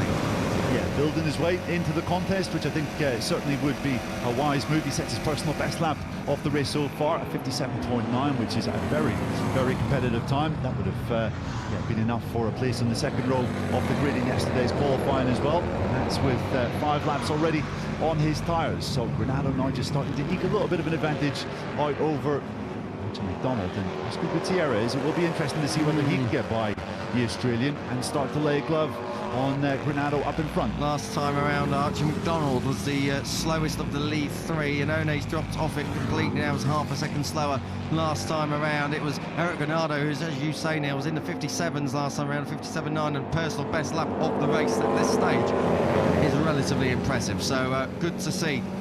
Eric Granado has still got some pace left in him at the moment as we come through. This is Arrabbiata 1. Whoa, you could just see as they ask for the power. We're looking back, I think, at Oscar Gutierrez there down in B3. Whoa, out to the edge of the curb for Eric Granado, and likewise Archie McDonald just kicking up a little bit of dust. Archie McDonald just struggling to get that stop there in Scarberry, ever so slightly, a little bobble there just on braking. So I'll tell you what, with that gap that's forming at the front, Oscar Gutierrez is going to be starting to think that he's got to clear him. Andrea Iannone does get into the long lap penalty loop. Now, he won't have done one of these before, will he, Neil? I mean, he may have been here back in, was it 2 years ago when he replaced it to Pang? He nearly high-sides it coming out of the long lap penalty. Lighting it out, probably a little bit too much horsepower through that right wrist, Andrea, but I don't think he would have served a long lap before, but he has now, and he's held on to 4th. Filippo Ravelli's right in behind him now. Yeah, I'm not sure if he exceeded the track limits. Here he is coming out of it,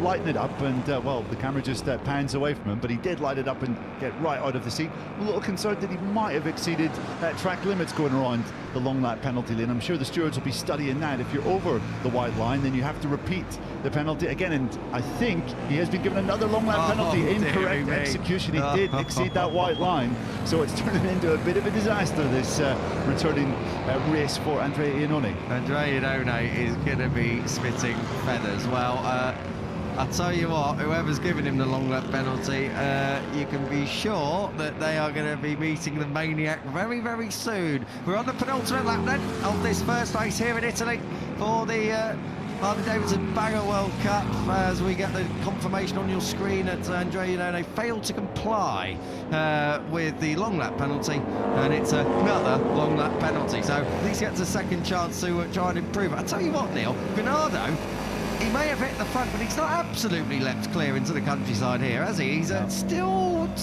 just within reach of Oscar Gutierrez, who looks very, very quick on this lap, I've got to say. Yeah, Gutierrez made an early pass on Archie McDonald on this 7th lap of the race, the penultimate lap, and you can see that he is now trying to close that 6/10 of a second advantage to the Brazilian up ahead, and it looks as though he is managing to do that. I've got to say, Granado was in ever so slightly deep into Scarperia as well. I think Granado is pushing, and you can see that gap has visually come down. Look how wide. This is going to be a long, wide, arcing line from Oscar Gutierrez, who asked for a handful of throttle. Oh, he had a head shaker going into Biondetti 1 and through Biondetti 2. He's still there, though. Oscar Gutierrez, your winner in race 2 in Cota, he's got the magnets out, hasn't he, Neil? He's latching on to Eric Granado. We may well be in for a grandstand finish here. We come out to Buccini then for the penultimate time. Next time they'll be racing to the flat, because we are going to start the last lap now. Oh, as they cross the checkered stripe, and we have got a head-to-head trading fastest laps. Granado at 57.797. It's a 57.350 for Gutierrez, who's coming up the inside already at turn 1 at San Donato. Does he pull it down? He more or less does. Granado's going to have a think about it on his inside. Rubbing his racing, don't forget, but Gutierrez has just done enough, Neil. Turn 2, he's P1. That is absolutely incredible. Where did Oscar Gutierrez pull that lap time out of? And the fighting up at the front is maybe going to allow Archie McDonald to come back into it, although he is a bit rough and ready coming out off turn number 4. He's definitely trying, isn't he? This is through 4 and 5, Materazzi and Borgo San Lorenzo, and then we drop down the hill. Oh, spin it up, Oscar. Go on, son.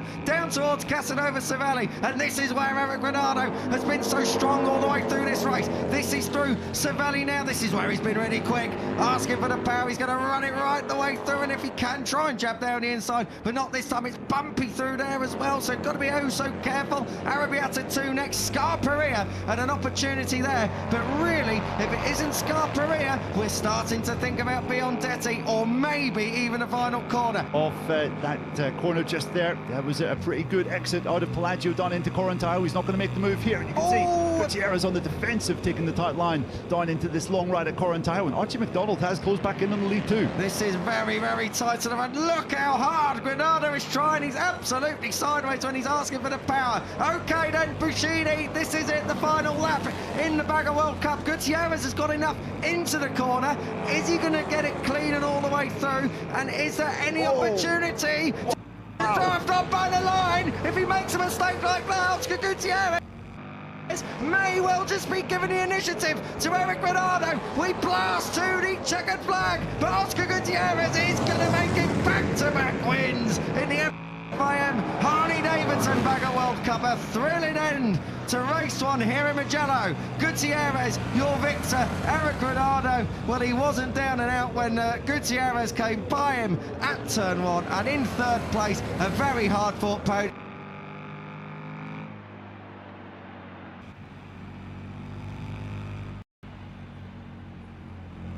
Is there in 5th place. 6th it will be for Jake Lewis, and Cody Wyman gets his brother on the final lap. 7th for him, 8th for Travis. Corey West there in 9th.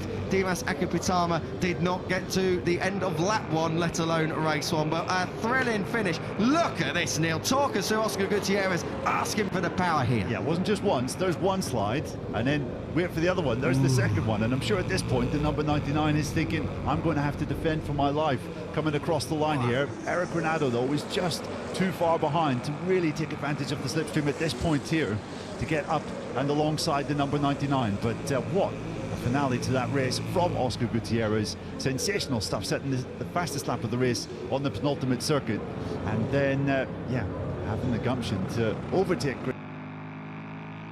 Granado cleanly at the start of the final lap.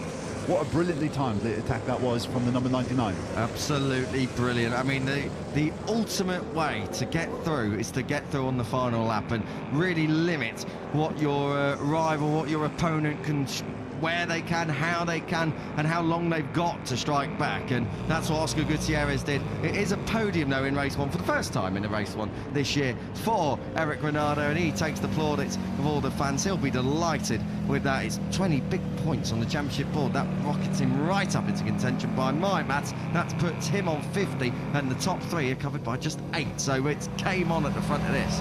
Yeah, and what a brilliant ride it was from McDonald in 3rd. We mentioned the fact that really doesn't have a great deal of experience here around Mugello. Just one day of riding it, which came yesterday, and one of those sessions that we had was held in full wet conditions, so certainly not the ideal prep coming into this race. He also said his personal best lap of the race on the last lap to come within 3/10, or just over 3/10 of a second of victory. So I think Archie McDonald once again really impressing us up here in the commentary box. Very, very much so. Archie McDonald is a real talent, and to finish less than 4/10 off the eventual winner here, who is on your screen, Oscar Gutierrez, that is an impressive feat in itself.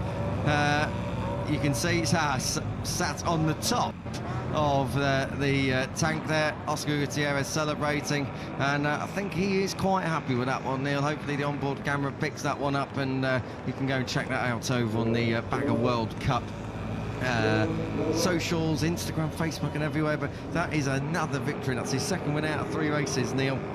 Oscar Gutierrez has really taken to the bag as well, hasn't he? Yeah, He really has, and I think that one will taste even sweeter than his victory in Kota, just because of the manner of it, the way that he sat 4th position for the majority of that race, then gradually made his way up, and well, he really was saving himself and saving his rear tyre for that final attack, which he executed to perfection. Brilliant stuff from him. And just a quick note, Andrea Iannone did take his second long lap penalty on the last lap and did pretty well to actually come home in 4th ahead of Filippo Ravelli. So all things considered, with 2 long lap penalties served, Iannone did a decent job to come home in 4th place. Yeah, and just 6.6 seconds off the win as well. So you've got to think that with a bit of battling that went on in those last couple of laps, had he not had that problem and not had those double long laps that he had to serve, then Iannone would have been right there. Jose Antonio Rueda and Alvaro Carpe are right there with Oscar Gutierrez as he makes his way down into pit lane. Oscar Gutierrez, like I said, that's a second win, a second podium for him as well.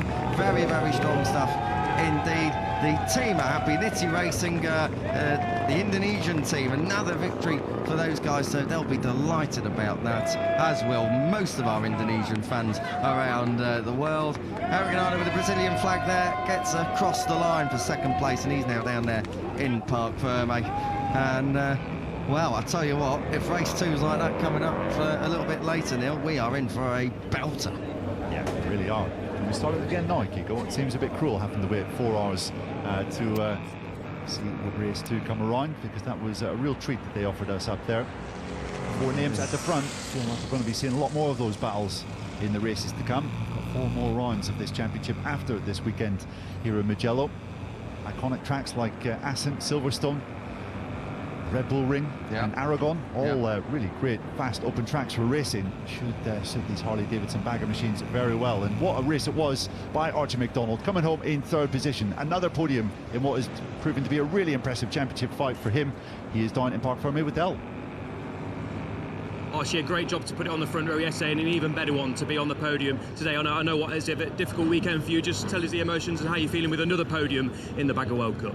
Yeah, over the moon, you could say. It's a great track to be on, and I'm over the moon. And I made a big mistake on my half that I'm too embarrassed to even vocalise, but we're on the podium. It's another positive. We're moving forward against these experienced riders. And yeah, I want to thank everyone at home. I can see an Australian flag in the crowd right now, and I know my mum's at home right now watching this.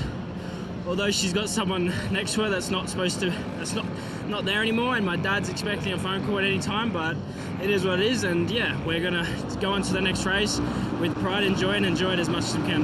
Enjoy the podium.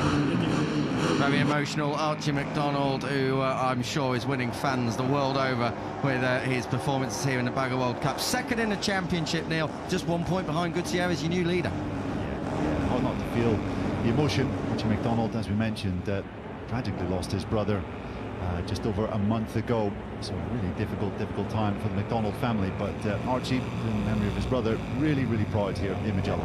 Indeed he is, and he gets another chance to fight for victory later on today, as does Eric Granado, your pole sitter from today. Fantastic job, gets to the end of race 1, and he is now 3rd in the championship, just 8 points behind your winner Gutierrez. He's down there with El. Eric, a great battle with Oscar and Archie there, just so close to the win. I'm sure you're pretty pleased though with P2. Talk us through the race. Yes, I'm so happy, much better than the first race in Austin, so it's always great to be on the podium. I was feeling so good on the bike, you know, the temperature is high, so it's not easy, the grip is really low. We saw the last laps, me and Oscar fighting with the bike, but you know, I take it, 2nd position is amazing. I will do my best to the 2nd race, improve that, but always stay in the top is important for the championship. And yes, thanks for my team, and we work to do another step for the 2nd race. And em português, bom, foi uma ótima corrida, melhor do que a primeira corrida de Austin, então isso é o positivo. O importante é sempre estar aqui brigando pelo pódio, pontuando, feliz com a 2ª colocação. Vamos trabalhar aí agora até a 2ª corrida para conseguir dar um passo adiante, poder brigar e tentar conseguir a vitória. Mas é isso aí, estou muito feliz com o resultado, obrigado pela torcida de todos, vamos para a próxima. Valeu. Great job, Oda. Thank you. Excellent stuff from Eric Granado. I was expecting him to be a little bit disappointed after losing the victory on the last lap, but he was anything but. You can see there, just delighted to be up there and so competitive in this race. And look at the shapes that his machine and Oscar Gutierrez's machine were making into the Beyond Eddie chicane just there. How did Gutierrez actually make the corner there with his bike dancing over the place like that? Spectacular stuff from both of them.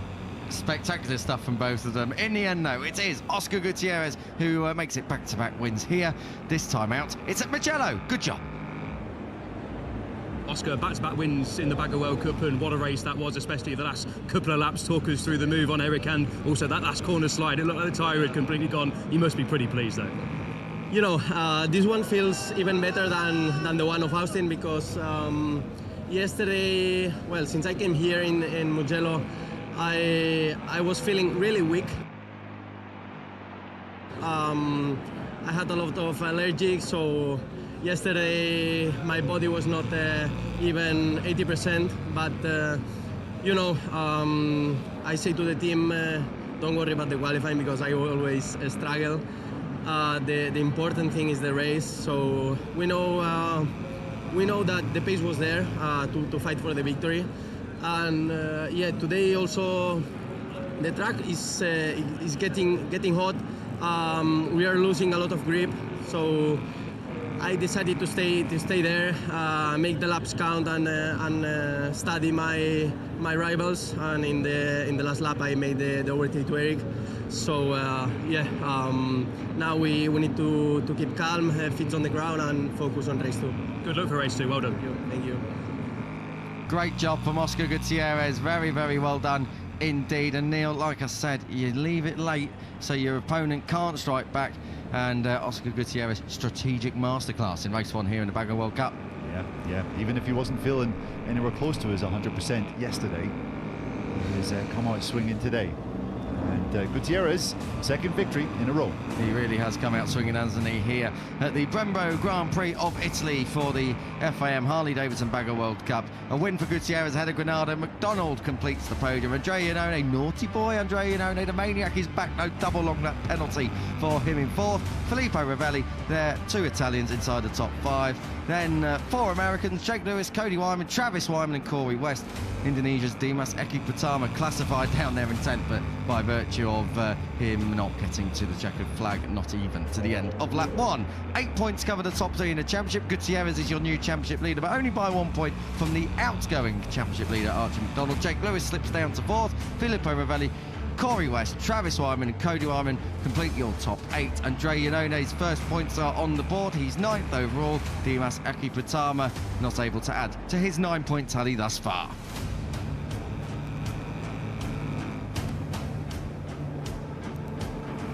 And now it is time for the podium ceremony. 3 different flags on the podium, Neil. That's always great to see. Great to see a Brazilian one and an Australian one flanking the Spanish one that we've come so accustomed to seeing here in the MotoGP paddock. But all 3 riders thoroughly well deserving of their accolades on Saturday afternoon.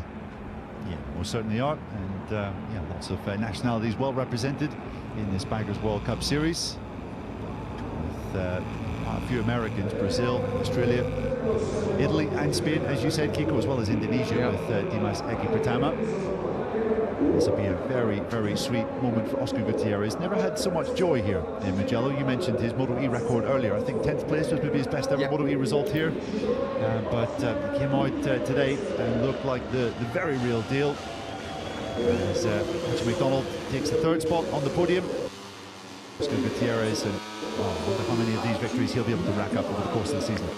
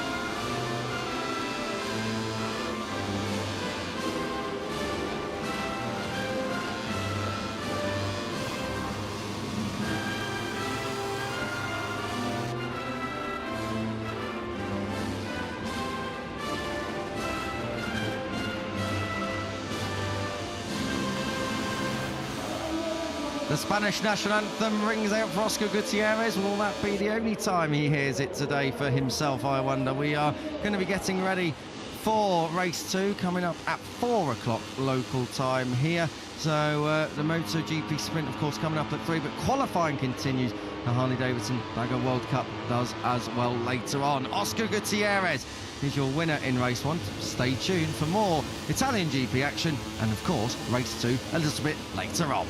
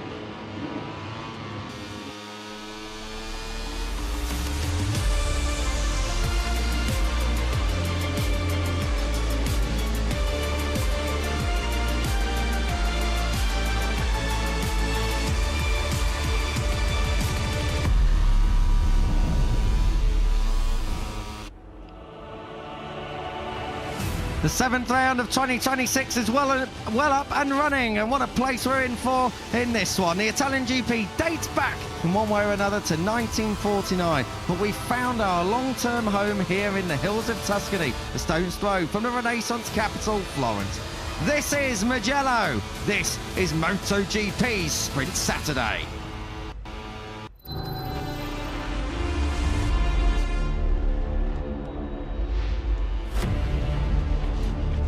Six rounds down, 16 to go, and we're in the middle of this 7th. Good afternoon and a very warm welcome to wherever you are around the world, and welcome to the postcard that we are racing in this weekend. This is the very best of Italy. The reason MotoGP has been coming here every year, with the exception of 2020, since 1994. We're just over 2 hours or so away from lights out for the Tissot sprint, and we've already had our first race with the Harley-Davidson Bagger World Cup. But now it's time to get going with qualifying for Moto3 and Moto2, starting with the lightweight class. And we've had 6 different pole sitters already in 6 different GPs in 2026. Will we get a 7th this weekend? We'll have to wait and see. That's coming up in Q2. But first, Q1, where we find Brian Ariarte, Roger Moodley, Guido Pini, Cormac Buchanan, Rico Salmella, Matteo Bertelli, Hakim Danish, Nicola Carraro, Casey O'Gorman, Adrian Cruces, Leo Ramastorfer and Zen Matani, all trying to find their way a passage through to Q2. The fastest 4 in the session we're about to see will join an already seeded 14 riders that will go through and get on with it into Q2. You're joining myself, Kiko Giles. Lewis Sotheby is alongside me here, and we are straight down to business, aren't we? We had a little bit of a delay with the Harley-Davidson Bagger World Cup, but I'm very pleased to say that less build-up, more track action doesn't ever go down in our bad books up here in commentary. Good afternoon, Lewis. Afternoon to you, Kiko. Afternoon to all of you watching around the world. And let's crack on with qualifying, shall we? Moto3 Qualifying 1 up and running, and it's becoming a rather familiar experience for this young man, isn't it? The localist of local heroes, Guido Pini, as you can see there on your screen. He hails from Borgo San Lorenzo, and the attentive among you will know that that is the name of a corner around the circuit, because it is one of the nearby villages. Pini, you'll be able to see the orange flares cheering him on, although they would have hoped that they would have had to wait till Q2 to see him today. Even better than just Borgo San Lorenzo, he's from the tiny part of it called Scarperia. Ring a bell, anyone turn 10 here at Mugello is Scarperia. There's a massive 7-metre flag waving him on. Let's see what Guido Pini can do. We have become accustomed to seeing him in Q1, which always gives us an opportunity to nip down to pit lane and check in with our pit lane reporter Elliot York, who I believe finds himself over in the Leopard box. El, what have you got? Yeah, cheers boys. Hello to everyone and a good afternoon from a very sunny Mugello. I'm down here with Mir Drag Couture, the team boss down here at Leopard. Guido Pini, Mir Drag, obviously we're used to seeing him now, unfortunately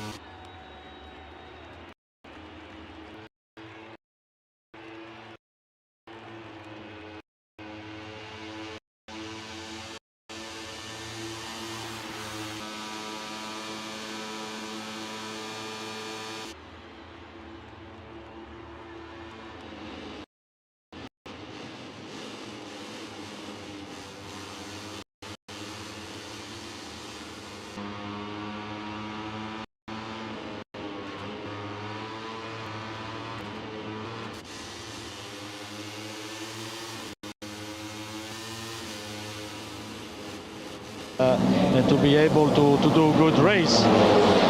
We can see fans everywhere in the city here in Mugello.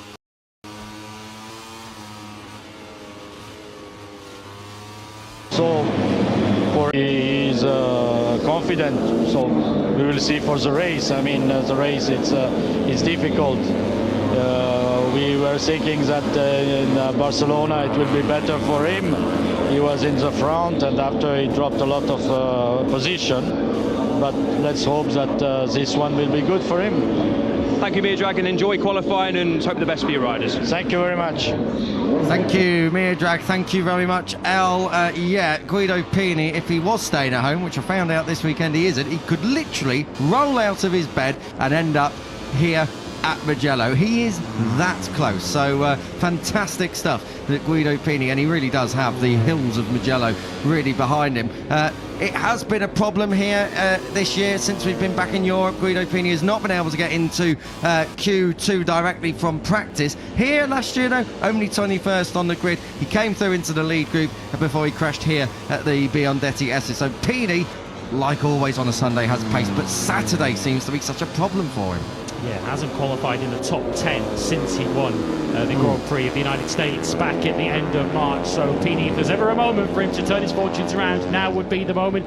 To Meerdrag's point of him picking up this morning, he did go a second quicker in FP2 this morning than he had in practice. In fact, we've got 3 of the top 8 riders from this morning's free practice 2 session, and 2 of the top 3 from that session taking part in this Q1 session. Absolutely, and actually, you know, Guido Pini did find some pace this morning up in the top 10, as you say. Lewis in 8th place. Oh, Hakim Demetrius gets a little bit of a bobble on down towards San Donato, but gathers it up all very nicely indeed. But yes, Guido Pini up in the top 10 with 8th place this morning.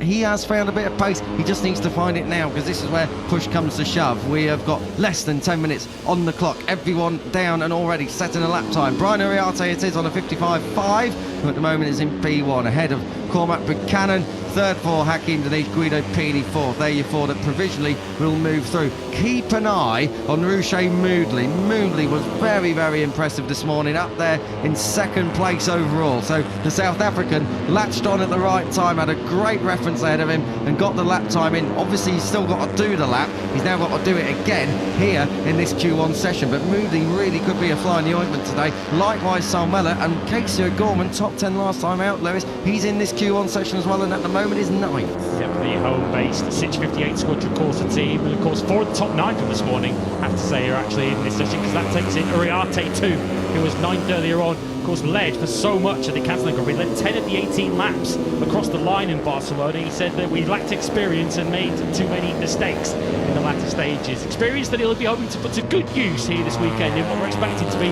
a very similar Moto3 battle to Barcelona. It was Alvaro Carpe who topped this morning's session. Keep an eye on him later, because not only has he managed to get himself straight into Q2 this weekend for a first time in a little while, but he was on pole here last year. This is very interesting. Pini is now right behind Brian Uriarte. Uriarte's on a real quick lap here, looking to improve his own time, but watch the slipstream effect for Guido Pini. Let's see if this pings him up into the top 4. Casey Gorman's just gone forward briefly, but that's now traded out as Pini gets traded in, and good lap indeed from Pini, but he's still only 4th, so probably needs a full lap now behind Brian Uriarte, but unfortunately the 51 bails at San Donato. We say it so often in Moto3 qualifying sessions, the importance of the slipstream. This feels like one of the more pertinent ones, doesn't it? The 1.1 kilometre main straight here. If you can tuck yourself in behind someone who can tow you along, as Pini was trying to do there, up behind Uriarte, it can potentially gain you as much as half a second over one lap. If you can get a slipstream onto the main straight to start your lap, and then a slipstream at the end of it, it can transform your grid position. Going to need some subtitles to work out that banner there, I'm afraid. If it was in Spanish, I might stand half a chance, but in Italian, no chance at all. Rico Salmela now heads out onto the track. You could say he's a bit of a surprise to be down here, Rico Salmela, but in the end of the day, he's always pretty much qualified strongly. Last time out 15th place, and with the exception of before that Le Mans where he was 23rd, it was always pretty reasonable from what you can expect from a rookie. So expect Rico Salmela to throw in a lap time. Salmela as well this weekend was up in P3 this morning, so just keep an eye on him.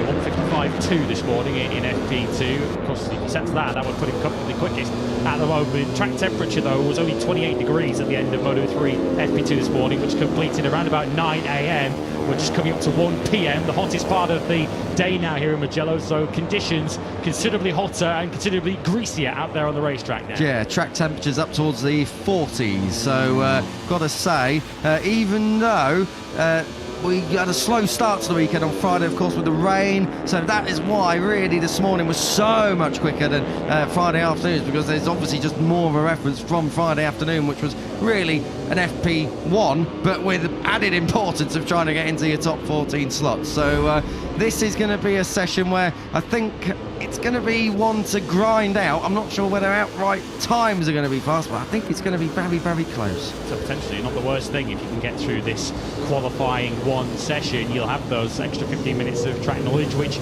might not sound like a lot, but as you say, with limited dry running in Moto3 so far this weekend, 15 minutes is actually quite a lot, because they can learn plenty in that time, and it sets you up nicely for qualifying two at the moment. It's Uriarte, Danish, Buchanan and Pini who are heading through. Danish, who was another rookie who was featuring in that leading group in Barcelona, made a crucial mistake on the final lap, which ultimately dropped him down to 7th place. Not the ideal start, though, to the weekend, when he decided to take in the run from Biondetti down to Bacini on his hands and knees yesterday. Yeah, he definitely got up close and personal with the run down towards turn 15, didn't he? I've got to say, this is impressive from Danish, because last time he had a stressed weekend like this, I think back to Kota, and he had to go for the lap times. He had a big crash in qualifying one as well, and then had another one at the end, and he just could not get that lap time set, and actually was at the very, very back of the grid, the Malaysian rookie. That was over in Kota, where he was 25th on the grid. So bit of a disaster back then in America for Danish. He's up there in P2, just over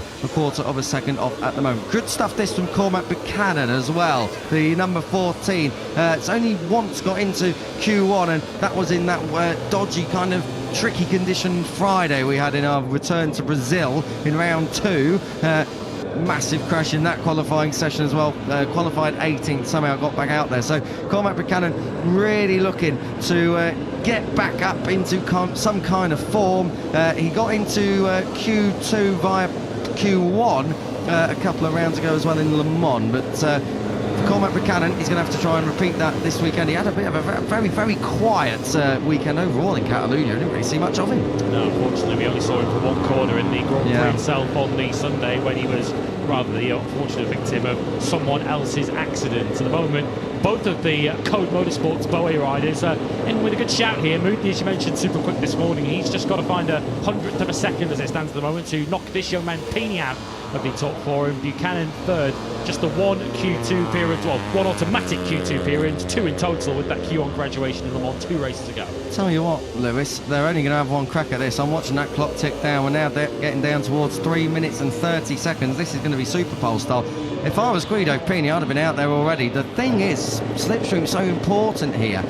We were looking this morning, myself and Elle, who's down in pit lane, we're up here in commentary, and we're looking at the time gain in that final sector. You're gaining up to just the line, 2.5 tenths. So add that on to what you can gain in the second half between the line and turn 1 here, where Rico Salmella's just braking for. It could be half a second or more. So that's why they're all waiting. Yeah, to sort of put that into speed terms, kilometres an hour. Salmella, who's on his own on the racetrack, he's just gone through the speed traps at 238 kilometres an hour. That's a kilometre slower than his top speed on his first run. That's with no slipstream. Ruche Moodley has set the fastest top speed so far in this session. 8 kilometres an hour quicker, 5 miles an hour. That's just free lap time that you're gaining on that 1 kilometre straight. Exactly, and that translates into tenths of a second, and tenths of a second can be what decides this. As we, well, they're still waiting. They're very, very cool. You've got to be out there in the next 20 seconds. Yeah, I've been saying this for a little while. One day they are going to get caught out by this, and their maths are going to be a little bit poor. You've got to hope now, though, Lewis, this is another dynamic, because they now do funnel out onto this 5.25 kilometre long Mugello circuit, that there's no yellow flags. The risk of leaving it absolutely last minute here is so big. Yeah, we've got Buchanan and Uriarte sat in the pits. The onus was on the riders outside the top four. The likes of Moodley, O'Gorman, Salmella, who was already out on the racetrack doing his own thing. Batelli led this group out of pit lane because he's got to get on with it and get a lap time on the board. They've gone out of pit lane with 2 minutes to go. And remember, the finish line, and therefore the start of the lap, is a long way down the main straight. So they've got to do near-on race pace out laps here to even get round to the line. And of course, the riders outside the top four will be stranded. Lewis, I don't think they're going to do it. I think Pini was so lax coming out of pit lane now. I think Pini might be just... He's very, very chill. He's riding around like he's on a track day. I mean, I'd be... With 90 seconds on the clock and they're dawdling now, they had to do an absolute flying out lap. They're not going to make it. They've not been synchronising their watches, have they? Down in the pit lane, this Moto3 field. We haven't seen this before, we have to say, in Moto3 qualifying sessions, but you think they'd have learned by now. The riders who I think will get round were that little group who went out about 20 seconds earlier. Batelli. So you've got Batelli, Cruces, and I think Carraro's on the back of that train as well, who left the pit lane with them. I don't know whether Zemmitani's potentially in that as well, because there's Cruces at the front of the picture, so he's leading the straight, so he's dropped back. He's with Pini on the 94 bike, so these riders might just get round. The Leopard team aren't confident. Of course, Pini at the moment is sat in fourth, so it's against Batelli, the rider that could potentially take aim at him. That looked very stony-faced down there in that Leopard racing box. Let's see.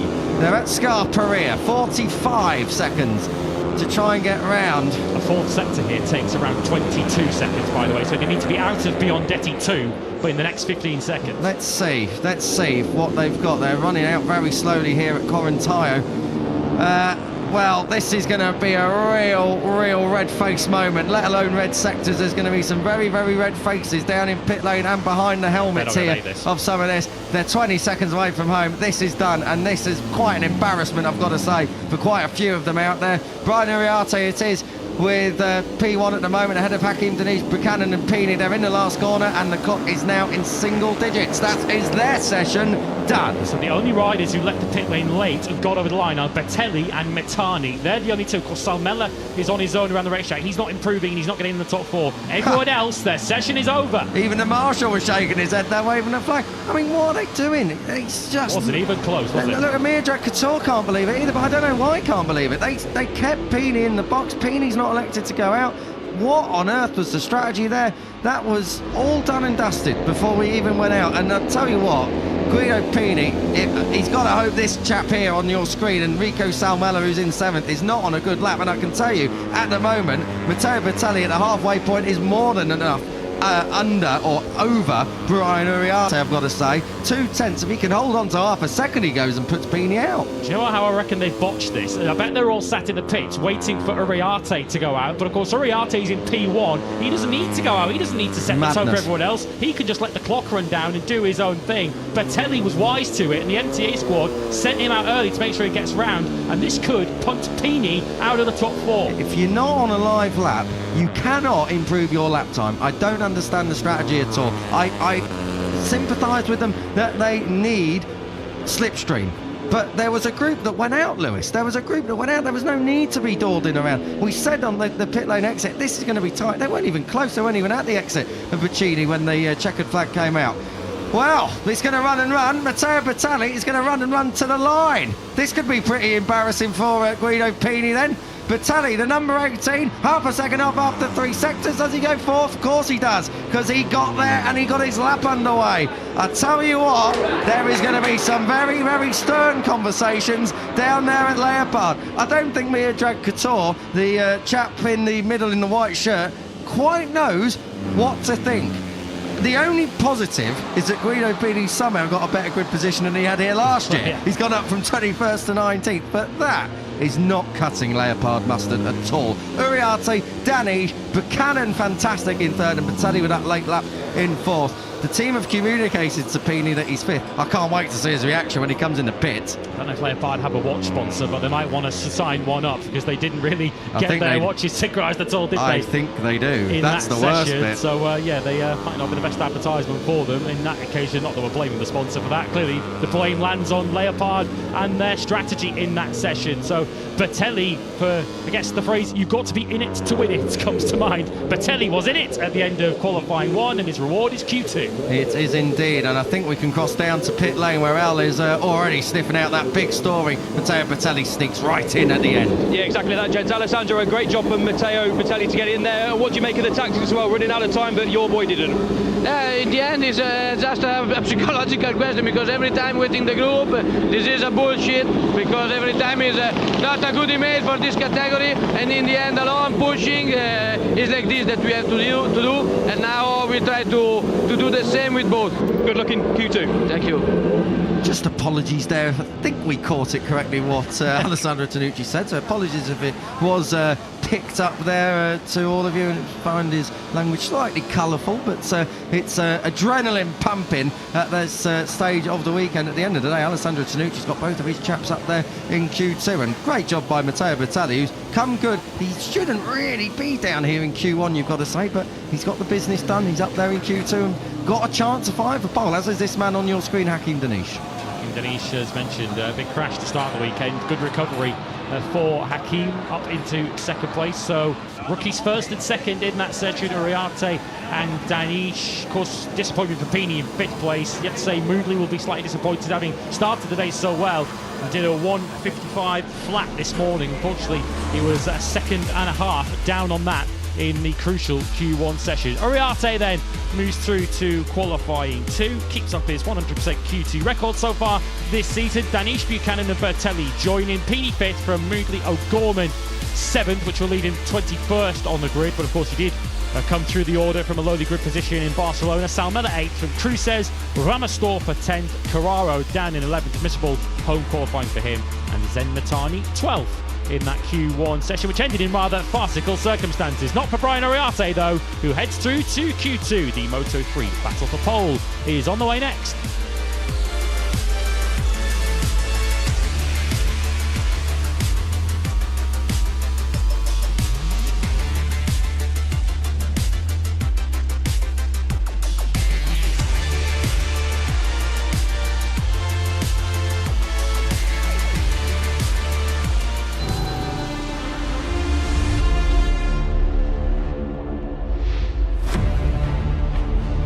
Magical Mugello there. This is the pole shootout in Moto3. We've had Q1. Brian Uriarte is going to join Hakim Danish, Cormac Buchanan and Matteo Bertelli. They are also up there in the battle for P1 here in Moto3 qualifying. It doesn't feature Guido Pini. Unfortunately, terrible strategy down there over in Leopard. That's really cost him a chance to move through. And El, if I'm correct, you've got an update. What is it? Yeah, no, I was just speaking to the team to ask basically what happened, and Mirjak basically said to me whilst we were switching from Q1 to Q2 and said we told Guido, and obviously the other team managers would have told the other riders as well, to push on the outlap, and I saw Christian Lundberg in the back of the box giving Guido a bit of a dressing down and saying, look, you need to push on the outlap. So it doesn't seem like it was a team fault. Obviously the team might blame the rider instead of the team, but it did seem like Mirjak and a lot of other team members told their riders to push on the outlap, and they didn't do so, and it's cost Guido. Don't go anywhere, El, because I want to throw back down to you if I can, because what I can't understand is that we knew up here in commentary that when they were leaving pit lane it was already going to be tight. Surely they must have known. What's the atmosphere like down there? Mia Dragator looks fuming up what we saw on the TV screens up here. Yeah, no, in Leopard, absolutely. You know, you heard from Alessandro Tonucci as well. He sent his rider out in time. Matteo Bertelli was the guinea pig, basically. Team managers are dotted all up pit lane, not stood outside their box, and on the radios to the team members saying when the riders go out. They sent the riders out and they needed to push, and simply they didn't. And obviously I went up to Leopard to obviously get the latest story, and Guido Pini was sat in the back of the box, and yeah, the Leopard's racing team were not happy at all. Mirjak caught eyes with me and just shook his head. Obviously I got a quick chat with him as well, so yeah, very disappointed team members down here, and especially for the home hero. You know, he was P4 and needed a lap time and didn't get round to the checkered flag, and yeah, not happy down here in some of the teams. Cheers for that, El. To be fair, I sympathise with Mirjak Couture because every time I see you, I shake my head as well. So fair enough, Mirjak's got one thing in common with me. Just to touch on what we saw, because we were talking about Guido Pini not managing to get through, and the strategy and his strategy, the team strategy, X, Y, Z. It's going to run and run, but let's just talk about who's coming up in this session. Scott Ogden, who's on your screen right now, was P1 fastest yesterday. 55.8 saw him lead the charge in Moto3 ahead of Marco Morelli, Adrian Fernandez, David Munoz, Valentin Peroni, David Almanza, Joel Esteban, Ryusei Yamanaka, Veda Patama and Jesus Rios. Joel Kelso, Alvaro Carpi, Eddie O'Shea and championship leader Max Quiles. They were your 14 riders through. And as I said just before we cut down to Brian Ariati, Hakeem Danish, Cormac Buchanan from New Zealand and home hero Matteo Bertalli are going to be your 18 riders battling out for pole and setting the front 6 rows of this grid. Lewis, let's park Q1 conversation there for a moment. We'll come on to it, I'm sure, as this session gets underway, but great to see, after what was a tricky Catalunya, the likes of Scott Ogden back to what we know he's capable of and leading into Moto3 qualifying. Yeah, I'm sure we will come back to that discussion because there's every chance Q2 could end in very similar fashion. But Ogden, who does have pedigree around this circuit, front row qualifier here, of course, last season, even if his race ended, unfortunately, with a collision on the final lap, proving once again yesterday in practice just how valuable the slipstream is, which is why we saw the fun games at the end of Q1, because they were all trying to wait for a rider to follow so they could get that slipstream. It's all about finding that balance between timing all that correctly and finding the right rear wheel to follow. I don't think it's going out on a limb to say that if you do a lap on your own in this Q2 session, you're probably not going to be on pole position. You're probably not going to be on pole position, but you'll get a banker at least, and that is just as important. The main thing is you're already up there into the Q2 session, so okay, it's not a benefit if you're down in the 5th row, the 6th row, but you can really make waves, and maybe a banker, depending on yellow flags, lap time cancellations, if you exceed track limits, is more important than looking for a slipstream and leaving it late. And we have seen generally huge freight trains in Moto3 races here over the years. I think last year's winning margin of just over 1/10 of a second was the biggest Moto3 winning margin we've ever had around this circuit, and we've been racing in this particular iteration of the lightweight class since 2012. So generally, even if you are on the 4th, 5th, 6th row, that does not mean you can't challenge for the very front. It was the only time the gap between first and second has been more than 1/10 of a second. All the other Moto3 finishes have been less than 1/10 of a second here in Mugello. I've got to say, just to touch on something that I hope you guys can hear at home.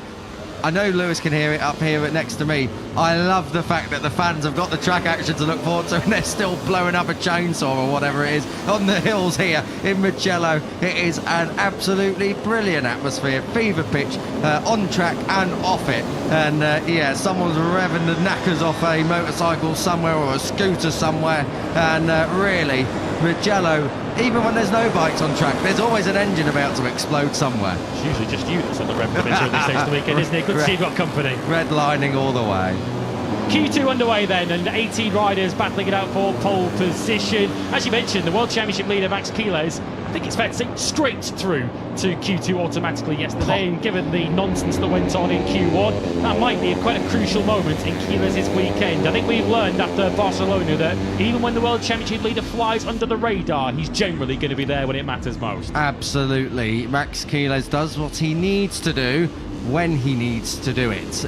He doesn't need to top every single free practice session. He just needs to top the main session, and that is arguably Sunday afternoon or morning for Moto3 as we head out on track. And a little bit of door there. I tell you what, talking about rev limiters, I will explode if I see a carbon copy of what happened in Q1 or anything even similar at that stage of a session. You've got to be out there, you've got to be setting a lap time, you've got to get your head down on the opening lap, on your out lap. You cannot leave it so late, and these guys will hopefully have seen all of that in their boxes, in their tents, wherever they're located, and be thinking, we are not going to make the same mistake that Guido Pini, and not just Pini, he's the one who missed out, but the other riders who were there who didn't get the chance because the timing was off. Yeah, because they were just looking for someone. I think that someone in Q1 was Uriarte that they were waiting to follow. Who are they looking to follow this time? And I guess the problem is everyone wants to follow. As a result of that, nobody wants to lead onto that main straight because you're just going to be giving an advantage, a free advantage to your competition. Unsurprisingly, Quiles not interested in any of that. He is going to go about this Q2 session, at least initially, all on his own. Absolutely the right strategy, I think, at this stage of the session, as you say, Lewis. Early doors, just get those bankers in. And I spoke with a couple of the team members down there in the CF Moto Gaviota Aspar team, and you know, Max did all the laps he did yesterday on his own, and yes, scraped through to 14th, but he's got great pace. He's still one of the Prix-Grand Prix favourites for tomorrow, and he's done, as I said, what he needed to do. Let's see if he changes tact and goes for a more group setting as the minutes count down here. This is Adrian Fernandez. Tell you what, Adrian Fernandez is another one who's got great race pace, it seems, this weekend, particularly again on his own. Doesn't seem like he needs help to do the lap, but the thing is, no one needs help. It's as soon as that slipstream comes into play down the front straight, and then also at various other points coming. I always think out of Arrabbiata, that's a little bit of a place as well, over towards Correntire, out of Pelagio, and then down towards the final corner out of Biondetti. There's another couple of places where combined probably give you a 10th and a half as well, which could be vital. And there's a fraction wide into turn 4, Materazzi, only about a metre or so, but could make all the difference. He's got the two MT8 KTMs right behind him. Esteban, who of course was already into Q2, and Bettelli, who had his brain switched on and his clock synchronised at the end of qualifying 1 to book his place here. Yeah, and I tell you what, the best thing about that is, as I said in Q1, both of Alessandro Tanucci's machines now are out there in this session. They can work together. You don't need to wait for the big freight train. You can use each other's slipstream. We've seen it so often before. One lap around, it's one rider leading. The next lap around, it's the other rider leading. That's how teamwork works. We're waiting for our first laps to come in. This is Max Keeler, who's just into the final corner now. Let's see what the championship leader has got in the locker. He is your championship leader by more than 2 Grand Prix worth of points. He has been in mighty form in 2026. Did we expect anything else? Of course we didn't. His opening gambit is a 55.8. That is respectable, but it's not going to be your pole time. There's a lot of time left in this track just yet, even if the temps have come up. I think the rider we need to keep an eye on is Kelso. He looks like he's going very quickly through the third sector. The Honda and Fernandez not particularly quick. Yamanaka initially onto pole position on a 55, and Kelso did go onto the front row of the grid on a 55.6. Yamanaka did take the first podium of his Moto3 career here, so potentially this is where we can expect a return to form for the Japanese. Let's wait and see whether Ryusei Yamanaka has found what he's been missing in the opening quarter of this 2026 Moto3 season. We're seeing him now. He's just following Vader Patama, who's had a very up and down weekend. A bit slow in the wet, a bit slow this morning, but again, like Keeler's has done. Oh, 54.880. That is a rapid time from Hakim Danish, just to finish off on Ryusei Yamanaka and the like Vader Patama. Patama was up there in the top 10 when it came to matter yesterday in practice, and like Max Keeler, just does what he needs to do when he needs to do it. So just keep an eye on Patama in this session, but I've got to say a 54.880, it's still just under a second off the lap record set by David Alonso, but that is a very, very fast time from Hakim Danish. It's a second quicker than he went in Q1 when he was second overall in that session. That's a heck of a lap from Hakim Danish. He's a quarter of a second clear of Uriarte. It's a rookie front row of the grid at the moment. Danish, Uriarte and Jesus Rios, who was so impressive until the very closing stages of the Catalan Grand Prix when he crashed on the penultimate lap. What a performance he put in. Admittedly, had a circuit that has often suited him in the past, but Rios looking like he's not just a one-weekend wonder. Yeah, indeed. I'll tell you what, that's the first 54 of the weekend from Hakim Danish. I'm not getting all excited about that because it's going to be the time to beat, and I'm fairly sure it's going to be beaten. So Hakim Danish, let's wait and see. We've got half a second under. David Almanza is absolutely flying around this Mugello circuit on our timing screens. Let's take Adrian Fernandez to the line. Lost a little bit in that third sector. Let's see what he's got. Cross line moves up to fourth. Carpe, he stays 10th but does improve his lap time, but we need to be seeing David Almanza, who is absolutely on rails. He's going to be in that third sector very, very soon. I think he's just at the back of all this, and again doing it on his own, so that is also very, very impressive from Almanza. I've got to say he's lost a lot of time in that third sector though, so Almanza, the number 22, he's probably not going to get pole by virtue he's got no slipstream. This is to the line. Hakim Danish has got a bit of slipstream. He's already P1 as he moved the goalposts. Not this time around, lost a bit of time, maybe a bit tripped up over Jesus Rios. Oh, David Almanza, he has gone top.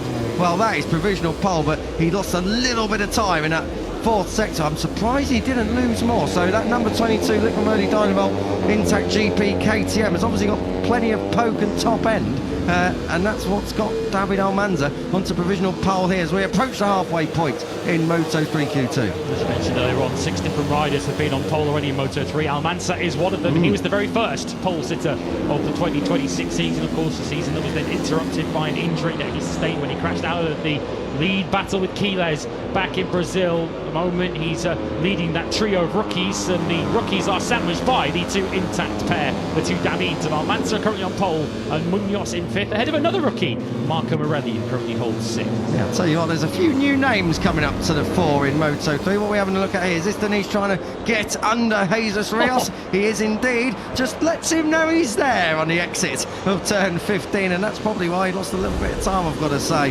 So Jesus Rios has been Denished at the exit of that final corner. Just to recap your pole sitters so far this year, as you correctly say, Lewis, Buriram went to David Almanza, Joel Esteban came to the fore in Brazil, Alvaro Carpe in stateside in the USA, Max Quiles for his home GP in Jerez in Spain, Adrian Fernandez at the French GP at Le Mans, and then Valentin Peroni a pole, the first pole of his season last time out, and the first non-Spanish pole. Technically, he does race under an Argentinian flag, but he is from Barcelona. He was born there, so we'll still take the different Argentine pole there. Yes, so Quiles and Peroni in question, those two riders you mentioned, 15th and 16th at the moment, having done their works that Quiles did on his own, and that is the effect. Not necessarily Quiles might have been holding something in reserve on that lap just to make sure he's got a lap time on the board, but he's 8/10 of a second throwing off David Almanza, who holds that provisional pole position. So the rookies going well, as mentioned, 2nd, 3rd and 4th, Danish, Uriarte and Rios. Good first lap too for Kelso, he's in 8th place, and Ogden, who as we already mentioned was fastest yesterday, he's currently on those front 3 rows of the grid too. I think he would settle for something in that top 10. David Almanza gets back into the box, and Manu Gonzalez vacates the area just ever so slightly. Of course, Manu Gonzalez is coming up very, very soon in Moto2 Qualifying. Me and myself, Lewis and El will all be bringing you that action very, very soon. As we get a lovely slow-mo. This is down into the braking area at turn 1. Very, very nice indeed. Seeing the Moto3 freight train progress and start another lap round here at Mugello. We have got just over 5 minutes or so remaining in this one, plus whatever time's left to complete the lap at the end. Lewis, at the moment I'm looking, all riders covered by a second, so this is still pretty wide open, and the biggest margin you've got to say is probably between 2nd and 3rd, and then between 5th and 6th, so between Danish and Uriarte and Munoz and Morelli. It's an all KTM front row at the moment too, with Almanza, Danish and Uriarte. Honda's in 4th for Rios. Next Honda then will be Fernandez. Kelso 2 on a Honda in 8th place. So it's advantage KTM at this stage of the session. And I do wonder for Max Quiles here, whether he is still so confident in his own ability that he's going to go out there all on his own and do this lap.